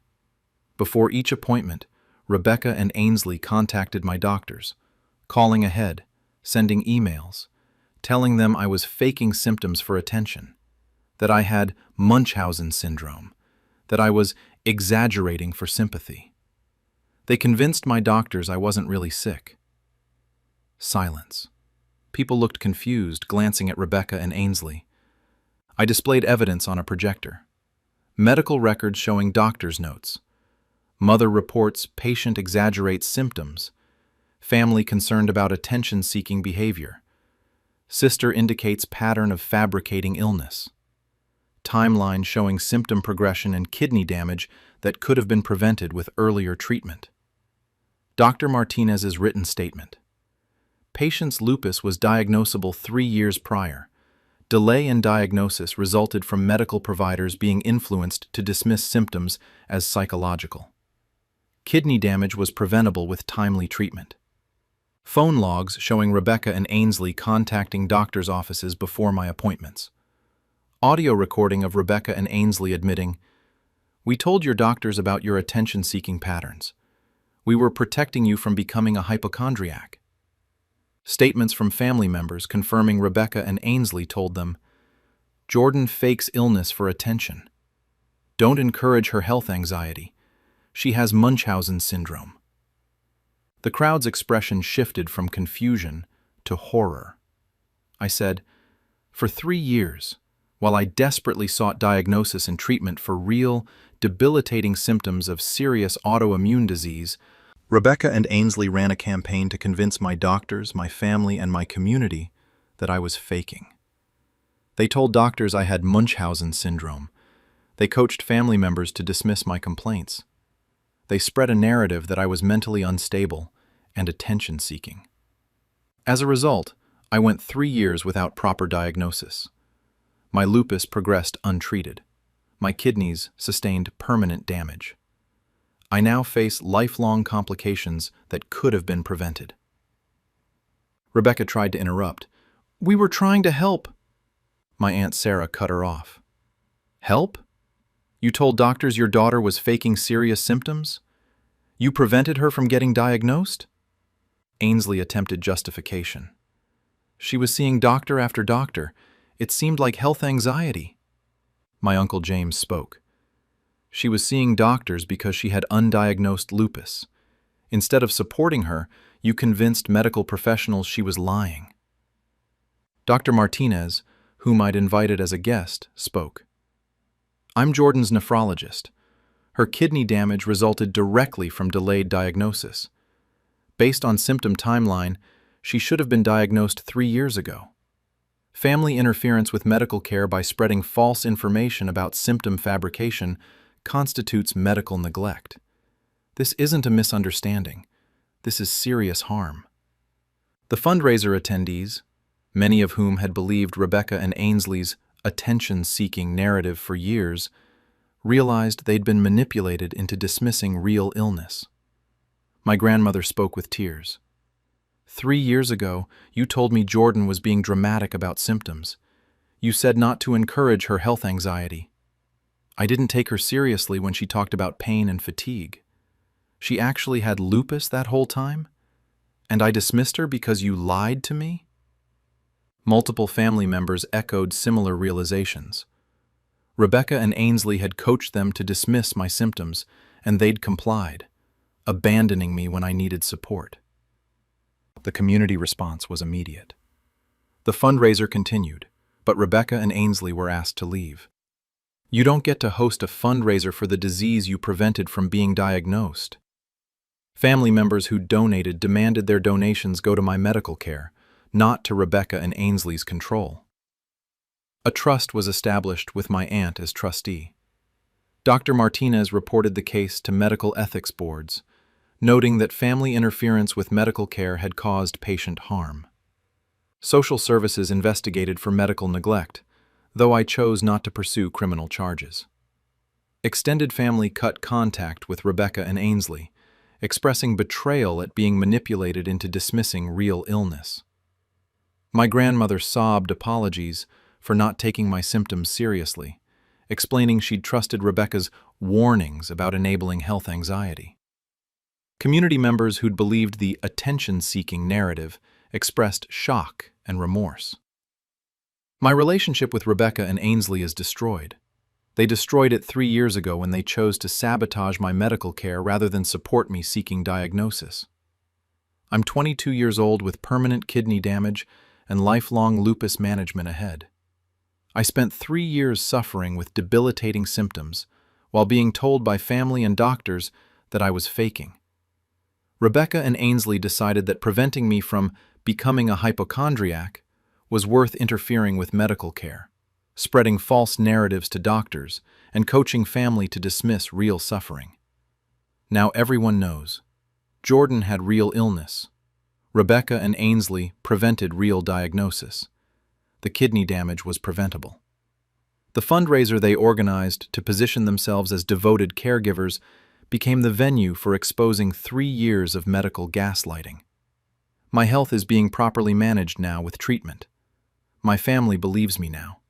The truth is documented. Rebecca and Ainsley wanted credit for supporting me through illness they helped cause.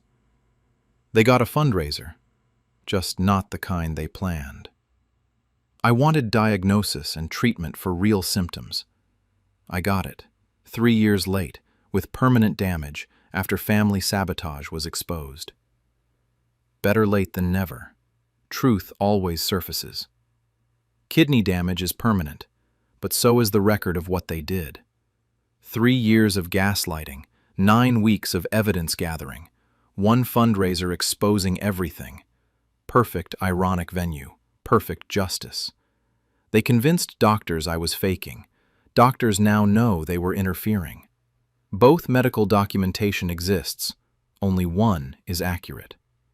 They told family I had Munchausen syndrome. Family now knows they were lying. Both narratives spread, only truth survived evidence. Lupus is permanent, so is the record of their sabotage, both lifelong. Only one deserved. They hosted a fundraiser for my treatment, got exposed for delaying that treatment. Both events simultaneous, only one they planned. Kidney damage could have been prevented.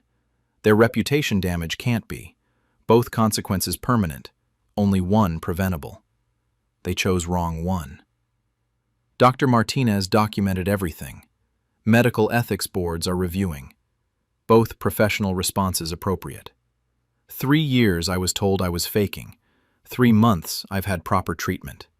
Time ratio, terrible. But truth ratio, corrected. They spread lies for 3 years. Truth spread in 1 evening. Velocity of truth, faster. Impact, greater. 60 people attended their fundraiser. 60 people witnessed their exposure. Perfect audience size. Perfect witness count. Purple decorations for lupus awareness. Appropriate color for bruising their reputation. Both purple, both awareness. Only one intentional. They organized posters about lupus. I provided evidence about their interference. Both educational materials. Only one honestly informative. Donations were collected. For my treatment, not their benefit.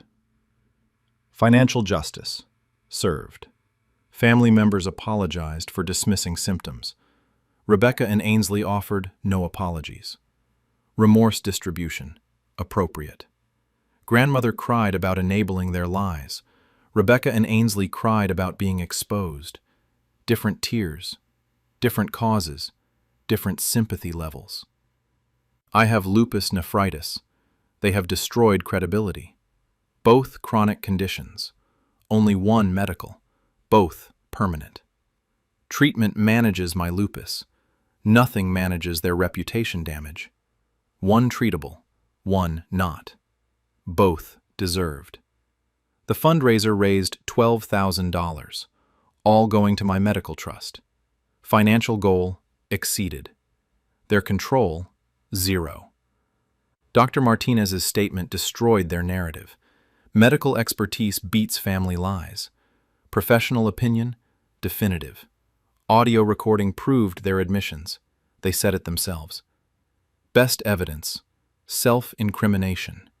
Medical records showed pattern of interference, documented across years and providers. Pattern evidence, damning. They thought they were protecting me from health anxiety, actually caused health catastrophe. Intentions, claimed protective. Results, catastrophically harmful. Law judges results. Munchausen syndrome by proxy involves fabricating child's illness. They did inverse, fabricating wellness. Medical abuse of different kind. Still abuse, still harmful. 3 years of pain dismissed. 1 evening of truth affirmed. Justice delayed but delivered. My kidneys are damaged. Their relationships are destroyed. Both permanent damage. Both consequences of their choices. Lupus Awareness Fundraiser became Family Sabotage Awareness Event. Theme pivot. Unexpected. Educational value. Exceeded expectations. They told everyone I was attention-seeking. Got attention of medical ethics boards instead. Attention redirected appropriately. I sought medical care for 3 years, finally receiving it with proper support. Goal. Eventually achieved. Timeline. Unconscionable. Responsibility. Documented. Purple ribbons symbolize lupus, now also symbolize their bruised reputations. Multifunctional awareness color. The fundraiser ended. The treatment continues. The truth remains. All 3 outcomes. Permanent. Rebecca organized fundraiser. Lost families' support. Ainsley helped organize. Lost families' trust. Both organizing. Both losing. Both deserved. I have medical bills. I also have medical justice. Both important. Both addressed. Only one they intended. Community believed their lies for 3 years. Community believes my evidence forever. Belief shift. Complete. Permanent. Yes. Doctors dismissed my symptoms. Now doctors document their interference. Medical community evolution. Corrective. Family didn't believe me then. Family believes me now. 3-year delay, but correction achieved. They prevented diagnosis. Can't prevent consequences. Prevention powers. Limited to medical care, not justice. Lupus is chronic and permanent. So is documented evidence of their sabotage. Both lasting. Only one deserved. Both real. I'm receiving proper treatment now. They're receiving proper judgment. Both outcomes appropriate. The fundraiser was supposed to help me. It did, by exposing them. Goal achieved. Method unexpected. Result better than planned. They wanted credit for support, got credit for sabotage. Both recognition. Only one accurate. Only one they earned. Purple balloons decorated the yard. Purple bruises decorated their reputations. Both purple, both visible, both lasting. Medical neglect documented. Family betrayal exposed. Truth permanent. 3 outcomes, all connected, all proven.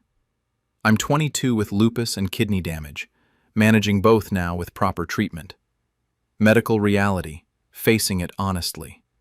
Family support, real now, future, possible.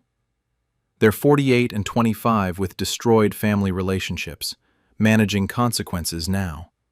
Social reality, facing it honestly. Family rejection, real now. Future, uncertain. Both realities. Earned through choices. The fundraiser succeeded. In exposing truth, raising awareness, providing justice. All 3 goals achieved. Only one they intended. Lupus is serious. Their sabotage was serious. Justice is serious. All 3 serious. All 3 real. All 3 permanent. The fundraiser ended hours ago. The truth lasts forever. Duration difference. Significant. They sabotaged medical care. Got exposed at medical fundraiser. Poetic justice. Literal. I have permanent kidney damage.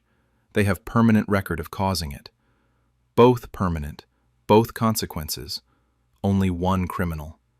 3 years of symptoms dismissed. 1 evening of sabotage exposed.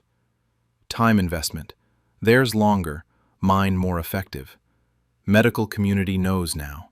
Family knows now. Community knows now. Knowledge distribution. Complete. They told everyone I was faking. Everyone knows they were lying. Narrative reversal. Total. Lupus is real. Their concern was fake. Reality assessment. Corrected. The fundraiser was their last attempt at good reputation, became final destruction of it. Irony. Perfect. Justice. Served. Truth. Permanent. They organized 60 guests to support me, 60 witnesses to their exposure. Guest list. Perfect for both purposes. Purple for lupus awareness, purple for their shame. Color symbolism, multifunctional. They wanted to help me. They helped by self-destructing publicly. Help delivered. Not kind they intended, kind I needed. Truth exposed, family freed, justice served. The fundraiser's over, the truths forever. Medical records permanent, their sabotage documented, my vindication complete. All three, permanent record. They can't undo kidney damage, can't undo exposure, can't undo consequences. All three, permanent. I live with lupus. They live with documented betrayal. Both chronic conditions. Only one medical. Both real. Perfect ending. Perfect justice. Perfect truth. The fundraiser succeeded beyond expectations, just not theirs. Mission accomplished. Different mission. Better outcome. Truth wins. Evidence proves. Justice serves. 3 years late, but completely, permanently, publicly served. They hosted a party, became their exposure. Event multitasking, efficient. Purple decorations remain. So does truth. Both permanent, both visible. One beautiful, one just. The fundraiser raised awareness of their sabotage. Educational goal exceeded. Lupus is lifelong. So is this truth. Both permanent. Only one I chose. Both I'm living with. They organized their downfall. I attended. We all witnessed. Event success, total. The fundraiser's over. The consequences continue. Forever. Perfect timing. Perfect justice. Perfect, permanent truth. My mom and sister stole my viral video format. I exposed them at VidCon. I'm a 22-year-old woman, and 11 weeks ago I discovered my mother, Patricia, 47-year-old female, and my sister, Kennedy, 26-year-old female, have been running 2 successful YouTube channels for the past 2 years, creating viral educational content using my exact video format, editing style, and presentation methods, while telling brands, talent agencies, and the creator community that I'm unstable and difficult to work with, too unreliable for professional partnerships. I've been creating educational YouTube videos since I was 19, developing a unique format that makes complex topics accessible and entertaining. I explain advanced subjects like quantum physics, neuroscience, and philosophy using everyday analogies, visual metaphors, and a specific comedic editing style with quick cuts, pop culture references, and self-aware humor. By age 20, I had 400,000 subscribers, and videos regularly hitting millions of views. 2 years ago, when I was 20, I developed a comprehensive content creation system, topic selection methods, research processes, script writing templates, filming techniques, editing workflows, thumbnail design strategies. I asked Mom, who had marketing experience, and Kennedy, who studied media production, to help me professionalize my channel, potentially start a production company, and pursue brand deals. Instead, they've been using my complete video format to create their own channels. Mom runs Science Simplified with Patricia, 1.2 million subscribers, and Kennedy runs Kennedy Explains Everything, 800K subscribers, both using my exact presentation style, editing techniques, and content approach, while telling talent agencies and brands that I'm emotionally unstable, miss deadlines, and have conflicts with everyone I work with professionally. I only found out because a brand manager I'd pitched 2 months ago saw Kennedy's channel and emailed me saying, "I didn't realize you'd started a new channel under a different name. The style is identical to your original work. But when I reached out to your team, they said you're the sister who had a falling out due to professional unreliability."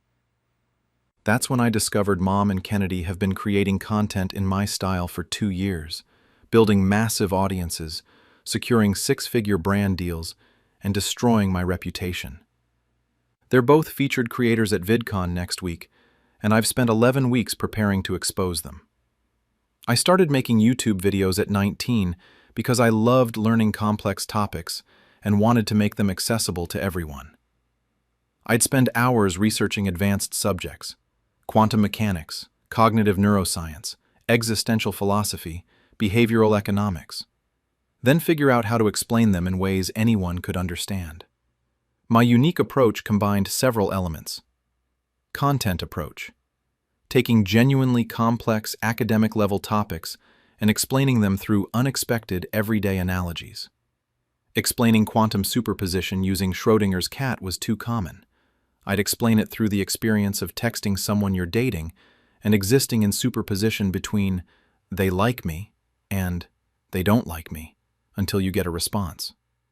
Explaining cognitive biases through analyzing reality TV behavior. Explaining philosophy through fast food menu anxiety. Presentation style: enthusiastic, self-aware, acknowledging when topics were confusing while making them accessible. I'd say things like, "I know this sounds like nonsense, stick with me," or "This broke my brain too, here's another way to think about it." Visual style: quick-cut editing with pop culture clips, memes, text overlays, visual metaphors. If explaining neural pathways, I'd show highway systems. If explaining confirmation bias, I'd cut to clips of people arguing on reality TV. Educational integrity: despite the entertaining presentation, the actual information was rigorously researched and academically accurate. I'd cite sources, link to papers, explain where scientific consensus existed versus where there was debate. This combination, serious topics made genuinely accessible through humor and pop culture while maintaining educational accuracy, resonated with audiences. By 20, I had 400,000 subscribers, videos hitting 2 to 5 million views, comments from teachers saying they used my videos in classrooms, and from students saying I'd helped them understand concepts that textbooks couldn't explain. I'd also developed systematic processes for creating this content. Topic selection: identifying complex subjects people find intimidating but want to understand. Research methodology: finding academic sources, verifying information, understanding debates within fields. Script writing templates: specific structures for introducing topics, building explanations, using analogies. Filming techniques: camera angles, lighting setups, on-camera delivery approaches. Editing workflow: pacing, cut timing, when to use pop culture clips versus visual metaphors. Thumbnail psychology: designing thumbnails that attracted clicks while accurately representing content. Engagement optimization: pinned comments, community posts, audience interaction strategies. This wasn't just making videos. It was a refined content creation system I developed through years of trial, error, and audience feedback. 2 years ago, at 20, I wanted to professionalize my operation. I was getting brand partnership inquiries, talent agencies were reaching out, other creators wanted collaborations. But I was overwhelmed managing everything solo while being a full-time student. Mom offered to help. She'd worked in marketing and social media for corporations, understood brand partnerships and sponsorship negotiations, could handle business communications while I focused on content creation. Kennedy offered production assistance. She'd studied media production, understood video editing and YouTube algorithms, could help with filming and post-production while I concentrated on research and scripting. It seemed perfect. I'd create the content, they'd handle business and production logistics. We'd potentially start a production company creating educational content for multiple creators. I gave them complete access to everything. My content system documentation, my script writing templates, my editing workflows, my topic selection methods, my research processes, my thumbnail strategies. I shared my entire creative methodology, expecting we'd work together. Instead, Mom and Kennedy immediately started creating their own channels using my exact format, not helping me, not working together, but copying my entire content approach to build competing channels. For 2 years, they've been making videos in my style. Mom's channel, Science Simplified with Patricia, focused on science topics using my analogy approach, my editing style, my presentation method. Kennedy's channel, Kennedy Explains Everything, covered pop culture analysis and social psychology using my format, my visual style, my comedic tone. They didn't just take inspiration, they replicated my entire content system. The way they selected topics, structured scripts, delivered on camera, edited videos, designed thumbnails, engaged audiences. It was all my methodology, executed with my exact style signatures. Meanwhile, they told me they were working on business development for my channel, that professional partnerships take time to arrange properly. I kept creating content, kept improving my craft, kept trusting they were handling the business side. But they were actively destroying my professional reputation. When brands reached out about partnerships, when talent agencies offered representation, when other creators proposed collaborations, Mom and Kennedy told them I was difficult to work with, emotionally unstable, unreliable with deadlines, had conflicts with everyone professionally, wasn't ready for serious partnerships. This served multiple purposes. 1. It explained why I wasn't visible in professional creator spaces despite having a successful channel. 2. It drove partnership opportunities toward their channels instead. 3. It prevented me from discovering their competing channels by isolating me from the creator community. 4. It preemptively discredited me if I ever challenged their content theft. The reputation destruction was strategic and comprehensive. They positioned themselves as professional, reliable creators while painting me as talented but troubled, someone brands shouldn't risk working with. 11 weeks ago, I got an email from Sarah Mitchell, a brand partnership manager at a tech company.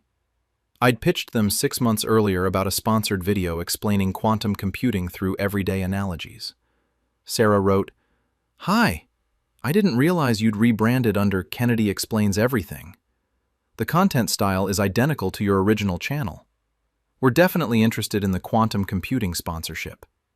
However, when I reached out to confirm partnership details, your management team said you're actually Kennedy's sister, who had a professional falling out due to reliability issues, and that I should work with Kennedy's channel instead since it's more established and professional." I'm confused. Are you the same creator, or are these separate channels? The presentation style seems too similar to be coincidental. I was completely confused. I looked up Kennedy Explains Everything. It was Kennedy's channel with 800,000 subscribers, creating content in my exact style. I watched several videos. The topic selection approach, the analogy method, the editing cuts, the pop culture references, the self-aware humor, the thumbnail design. It was my format, executed identically. I immediately searched for Mom's channel and found Science Simplified with Patricia. 1.2 million subscribers, again, using my complete content approach. Videos explaining neuroscience through reality TV analogies, philosophy through dating app experiences, physics through everyday frustrations. My exact methodology. I looked at their upload histories.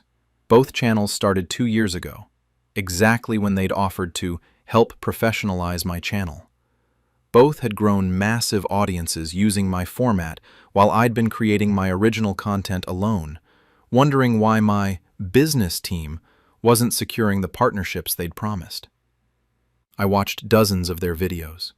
Every element was stolen from my system. the research approach, the script structure, the on-camera delivery, the editing rhythm, the visual metaphor selection, the thumbnail psychology. They hadn't just copied the general concept, they'd replicated the specific execution that made my content distinctive. I also found that both were featured creators at VidCon next week, YouTube's massive creator convention, with 75,000 attendees including brands, agencies, media companies, and fans. They'd be on panels discussing educational content creation and making complex topics accessible, teaching other creators the methods they'd stolen from me. I confronted Kennedy first. I called her and said, "I just found your YouTube channel. You're using my exact content format, my analogy approach, my editing style, my presentation method, everything from my content system." Kennedy said carefully, "You showed us your process 2 years ago when we agreed to help you. Those ideas influenced the content strategy I developed. But what I create is professional, consistent, educational content. What you create is inconsistent because you're too emotional and unreliable to maintain professional standards."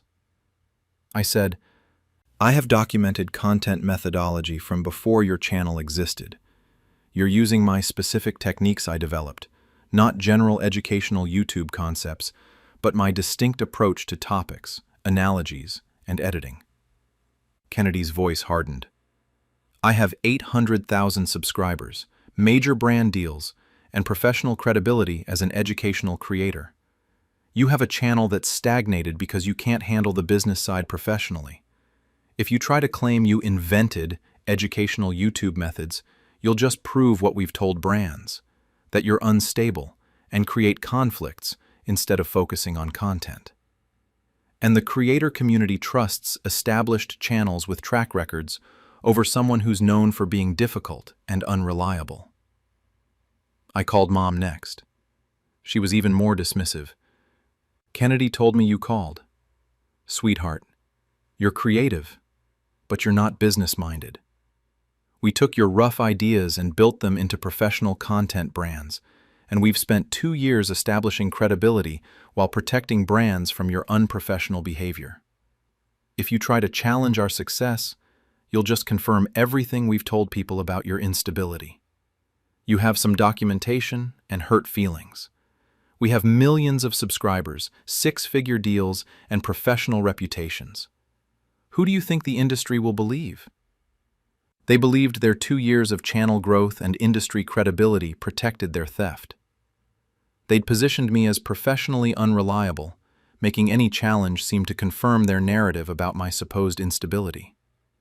I spent 11 weeks gathering evidence. My original content system documentation from 2019 to 2020, with detailed methodology descriptions, all created before Mom and Kennedy's channels existed, proving I'd developed these approaches first. Video chronology showing my format evolution from 2019 to 2022, demonstrating my style was fully developed before their channels launched, including early videos showing the exact techniques they now used. Correspondence with educators and viewers from 2019-2021, where I discussed my content methodology and received feedback, establishing these were my developed techniques.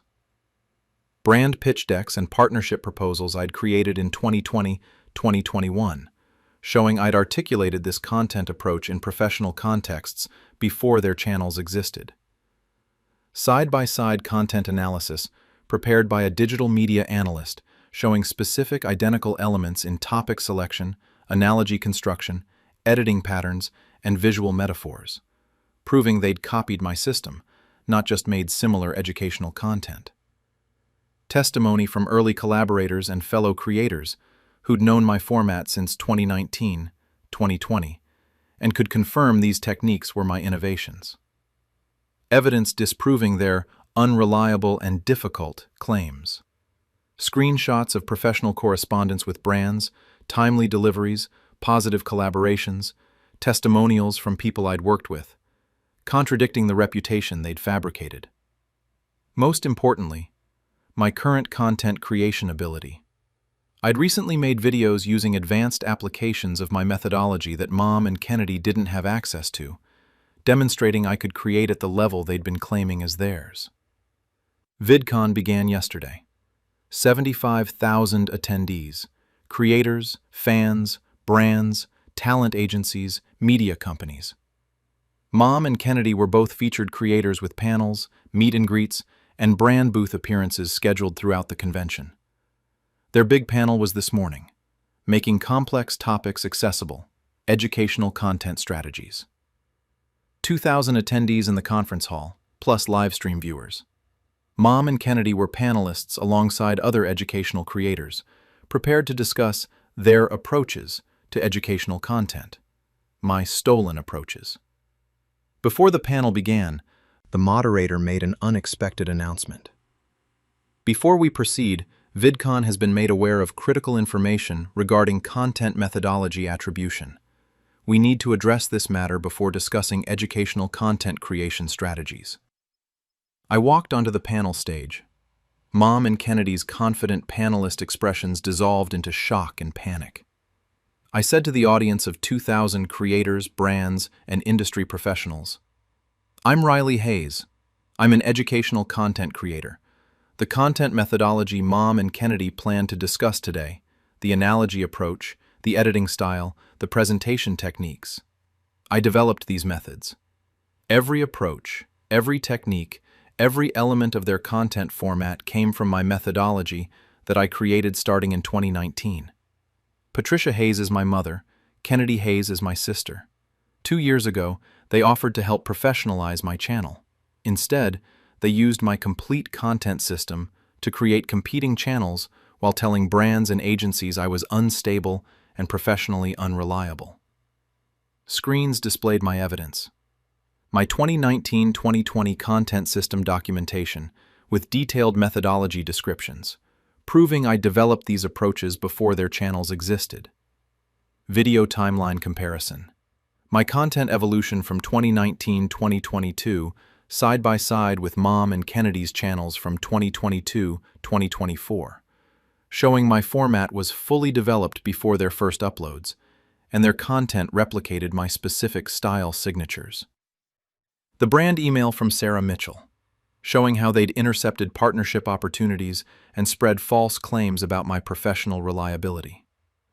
Digital media analysis, showing 47 specific identical elements across topic selection, analogy construction, editing patterns, visual metaphors, and thumbnail design.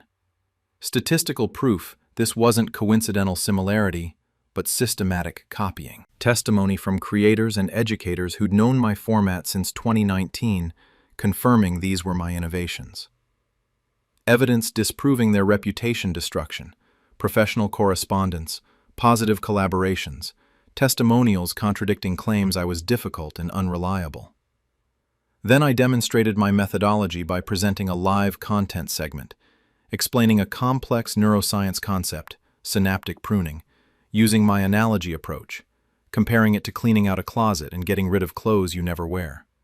My editing style, showing the quick-cut rhythm I'd pioneered, and my visual metaphor technique, displaying how I'd illustrate the concept. The audience could see this was my authentic, creative voice, my developed methodology, my content innovation. The creator community responded immediately. Several educational YouTubers in the audience stood up. I've followed Riley's channel since 2020. Her format was already fully developed. The everyday analogies for complex topics, the self-aware humor, the specific editing rhythm. When Patricia and Kennedy's channels appeared with identical styles, I assumed they were collaborating or that Riley had approved the similar approach. I had no idea they'd stolen her methodology and were actively destroying her reputation. A brand partnership manager spoke. We've paid Kennedy's channel $80,000 for sponsored content using what we believed was her innovative educational format. If this is Riley's stolen methodology, we contracted for fraudulent claims of original content creation. A talent agency representative. We've represented Patricia's channel for 18 months based on her claimed expertise in educational content methodology. If she built her channel on stolen techniques while spreading false information about the original creator's professional reliability, this is both intellectual property fraud and defamation. Several creators who'd been told I was difficult to work with. We were warned away from collaborating with Riley because, supposedly, she was unstable and created conflicts. Now we understand. Mom and Kennedy spread those lies to isolate her from the creator community, so we wouldn't discover they'd stolen her content system. VidCon organizers announced, based on this evidence, Patricia Hayes and Kennedy Hayes are removed from all featured creator programming. Their panels are canceled, booth appearances revoked, and creator credentials suspended.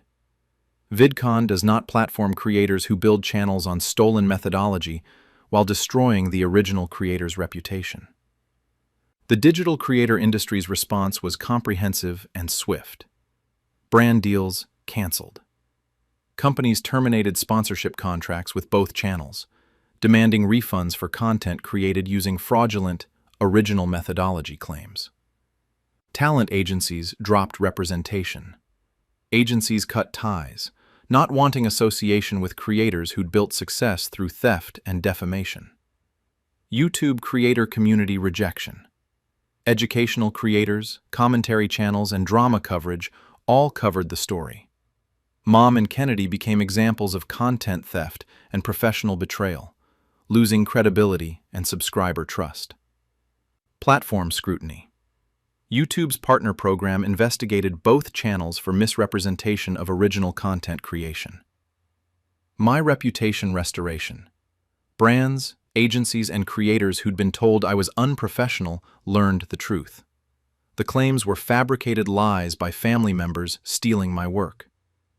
My relationship with Mom and Kennedy is destroyed, but they destroyed it 2 years ago when they chose systematic theft and reputational destruction over family support.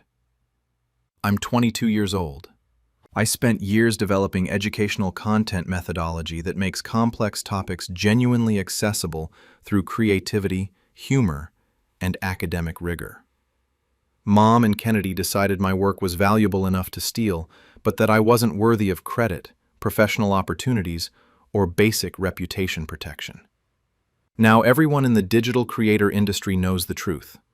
Riley Hayes created this educational content format, and Patricia and Kennedy Hayes built fraudulent channels on stolen methodology while spreading deliberate lies about my professional character. The VidCon panel, where they expected to teach other creators their methods, became the venue for exposing 2 years of theft and systematic defamation. My content methodology is properly credited. Brands and agencies are reaching out with legitimate partnerships, and the creator community knows my format is mine. Mom and Kennedy wanted successful educational content careers without developing their own creative approaches or earning success through authentic work. They got 2 years of stolen success, ending in canceled deals, revoked credentials, and complete community rejection. I wanted to make complex topics accessible to everyone through creative, entertaining educational content. I'm doing that now, with proper credit, professional partnerships, and community respect. The difference? Mine is built on original creative work and authentic educational passion. Theirs was built on theft and lies. One survives exposure and scrutiny, the other doesn't. VidCon made that perfectly clear to 75,000 witnesses. I explained complex topics to millions of viewers. Yesterday, I explained their fraud to thousands of industry professionals. Both explanations were clear, well-evidenced, and thoroughly understood by audiences. The educational content continues. The theft ended. The truth was taught.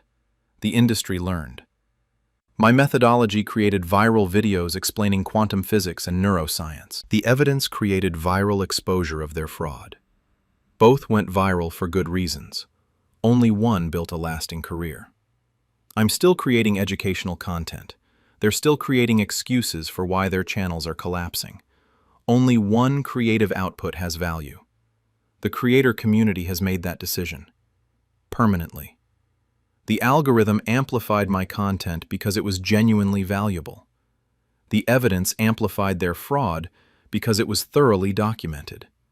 Both systems worked perfectly. Both achieved maximum reach. Only one outcome was positive. Mine. Restored reputation, professional partnerships, creative validation, community support. Theirs.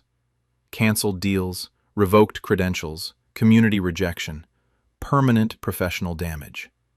I teach complex subjects through accessible analogies.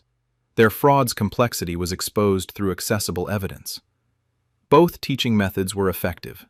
Both audiences learned. Only one teacher had credibility. The quantum superposition analogy I created. You exist in multiple states until observation collapses possibilities into reality.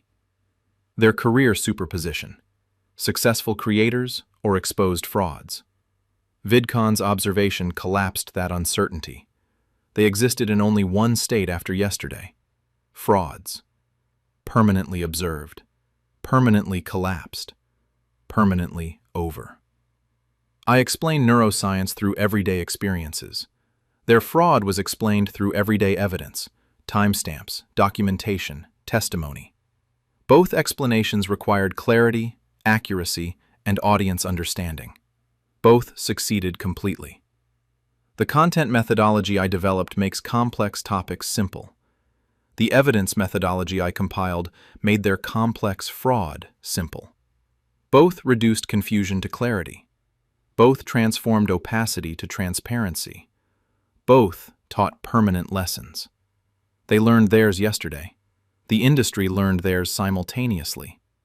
I learned mine years ago. Create original work. Document everything. Truth survives exposure. Only one of those lessons builds careers. I'm still building. They're still explaining why theirs collapsed. The videos continue. The views continue. The education continues. The justice? That's been delivered. Thoroughly researched. Clearly presented. Academically rigorous. Universally understood. Just like my content methodology, exactly unlike their fraudulent careers. The difference matters. The evidence proved it. VidCon witnessed it. The industry accepted it. My channel grows. Theirs shrink. The algorithm and the truth agree. Original work wins. Always has. Always will. Yesterday just made it obvious to everyone watching. 75,000 witnesses, millions more online. One conclusion. Riley creates. Patricia and Kennedy steal. That's the simplest explanation. Also the most accurate. Also the permanent record. I've explained quantum mechanics to millions. Yesterday, I explained their theft to thousands. Both audiences understood completely. Both truths were comprehended perfectly. One truth builds knowledge. One truth ended careers. Both truths were thoroughly taught. Class dismissed. Lesson learned. Grades posted. Mine, A+. Theirs, F for fraud. The educational content industry has spoken. I'm the teacher. They're the plagiarists. No curve, no extra credit, no retake. Final grades permanent. I'll keep teaching. They'll keep failing. The difference in our futures reflects the difference in our work. Original versus stolen. Creative versus copied. Authentic versus fraudulent. VidCon made those distinctions clear. The evidence made them permanent. The industry made them consequential. I create educational content that helps people understand the world. Yesterday helped the industry understand who creates what. Both educational missions successful. Both audiences thoroughly informed. The learning continues. For everyone except Mom and Kennedy. Their education ended yesterday. Final exam administered. Failed spectacularly. Expelled permanently. No appeals. I'm still enrolled, still creating, still teaching, still growing. They're still explaining, still lying, still failing, still finished. The content explains itself. The evidence explained everything. The conclusion explains their futures. Mine, bright. Theirs, over. The contrast couldn't be clearer. Just like my content methodology intended, complex topics made perfectly clear through effective explanation. Yesterday's topic: how two people stole an educational content format and destroyed their careers through fraud. Explanation: thoroughly successful. Audience comprehension: 100%. Lesson impact: permanent career destruction. Educational content at its finest, just not the kind they'd planned to create at VidCon. Mine was better, more viral, more impactful, more permanent. The best educational content changes how people understand the world. Yesterday changed how the industry understands them, permanently, completely, irreversibly, exactly as documented evidence intended. I teach for a living. Yesterday I taught them. The industry learned. They failed. Perfect educational outcome. For me, for truth, for justice. For them, just perfect ending. Of careers built on lies, collapsed by truth, destroyed by evidence. The education continues. Theirs just took a different form than they'd anticipated. Lesson learned. Class dismissed. Grades permanent. Future determined. Mine, creating educational content. Theirs, serving as cautionary examples. Both educational. Only one valuable. Only one builds careers. The algorithm knows. The industry knows. VidCon knows. Everyone knows now. Riley creates. Patricia and Kennedy steal. The evidence proved it. The consequences confirmed it. That's the final answer. No partial credit. No extra work accepted. No grade changes. Permanent record. Permanent truth. Permanent futures. Mine explained clearly. Theirs collapsed completely. Both outcomes thoroughly earned. The teaching continues. The learning continues. The truth continues. The fraud? That ended yesterday. Permanently. Publicly. Perfectly. Educational content at its most effective. Clear, accurate, impactful, permanent. Just like the evidence. Just like the exposure. Just like their career destruction. All thoroughly taught. All completely learned. All permanently recorded. Class, graduated. Thieves, expelled. Justice, served. The content continues. I continue. They don't. Perfect educational outcome. Exactly as the methodology predicted. Exactly as the evidence proved. Exactly as VidCon witnessed. Truth educated everyone. I'm still teaching. They're now cautionary tales. Both educational. Only one builds futures. Only one creates value. Mine, not theirs. Permanently established. Thoroughly documented. Completely vindicated. The videos explain everything, including this. The evidence explains more, including them.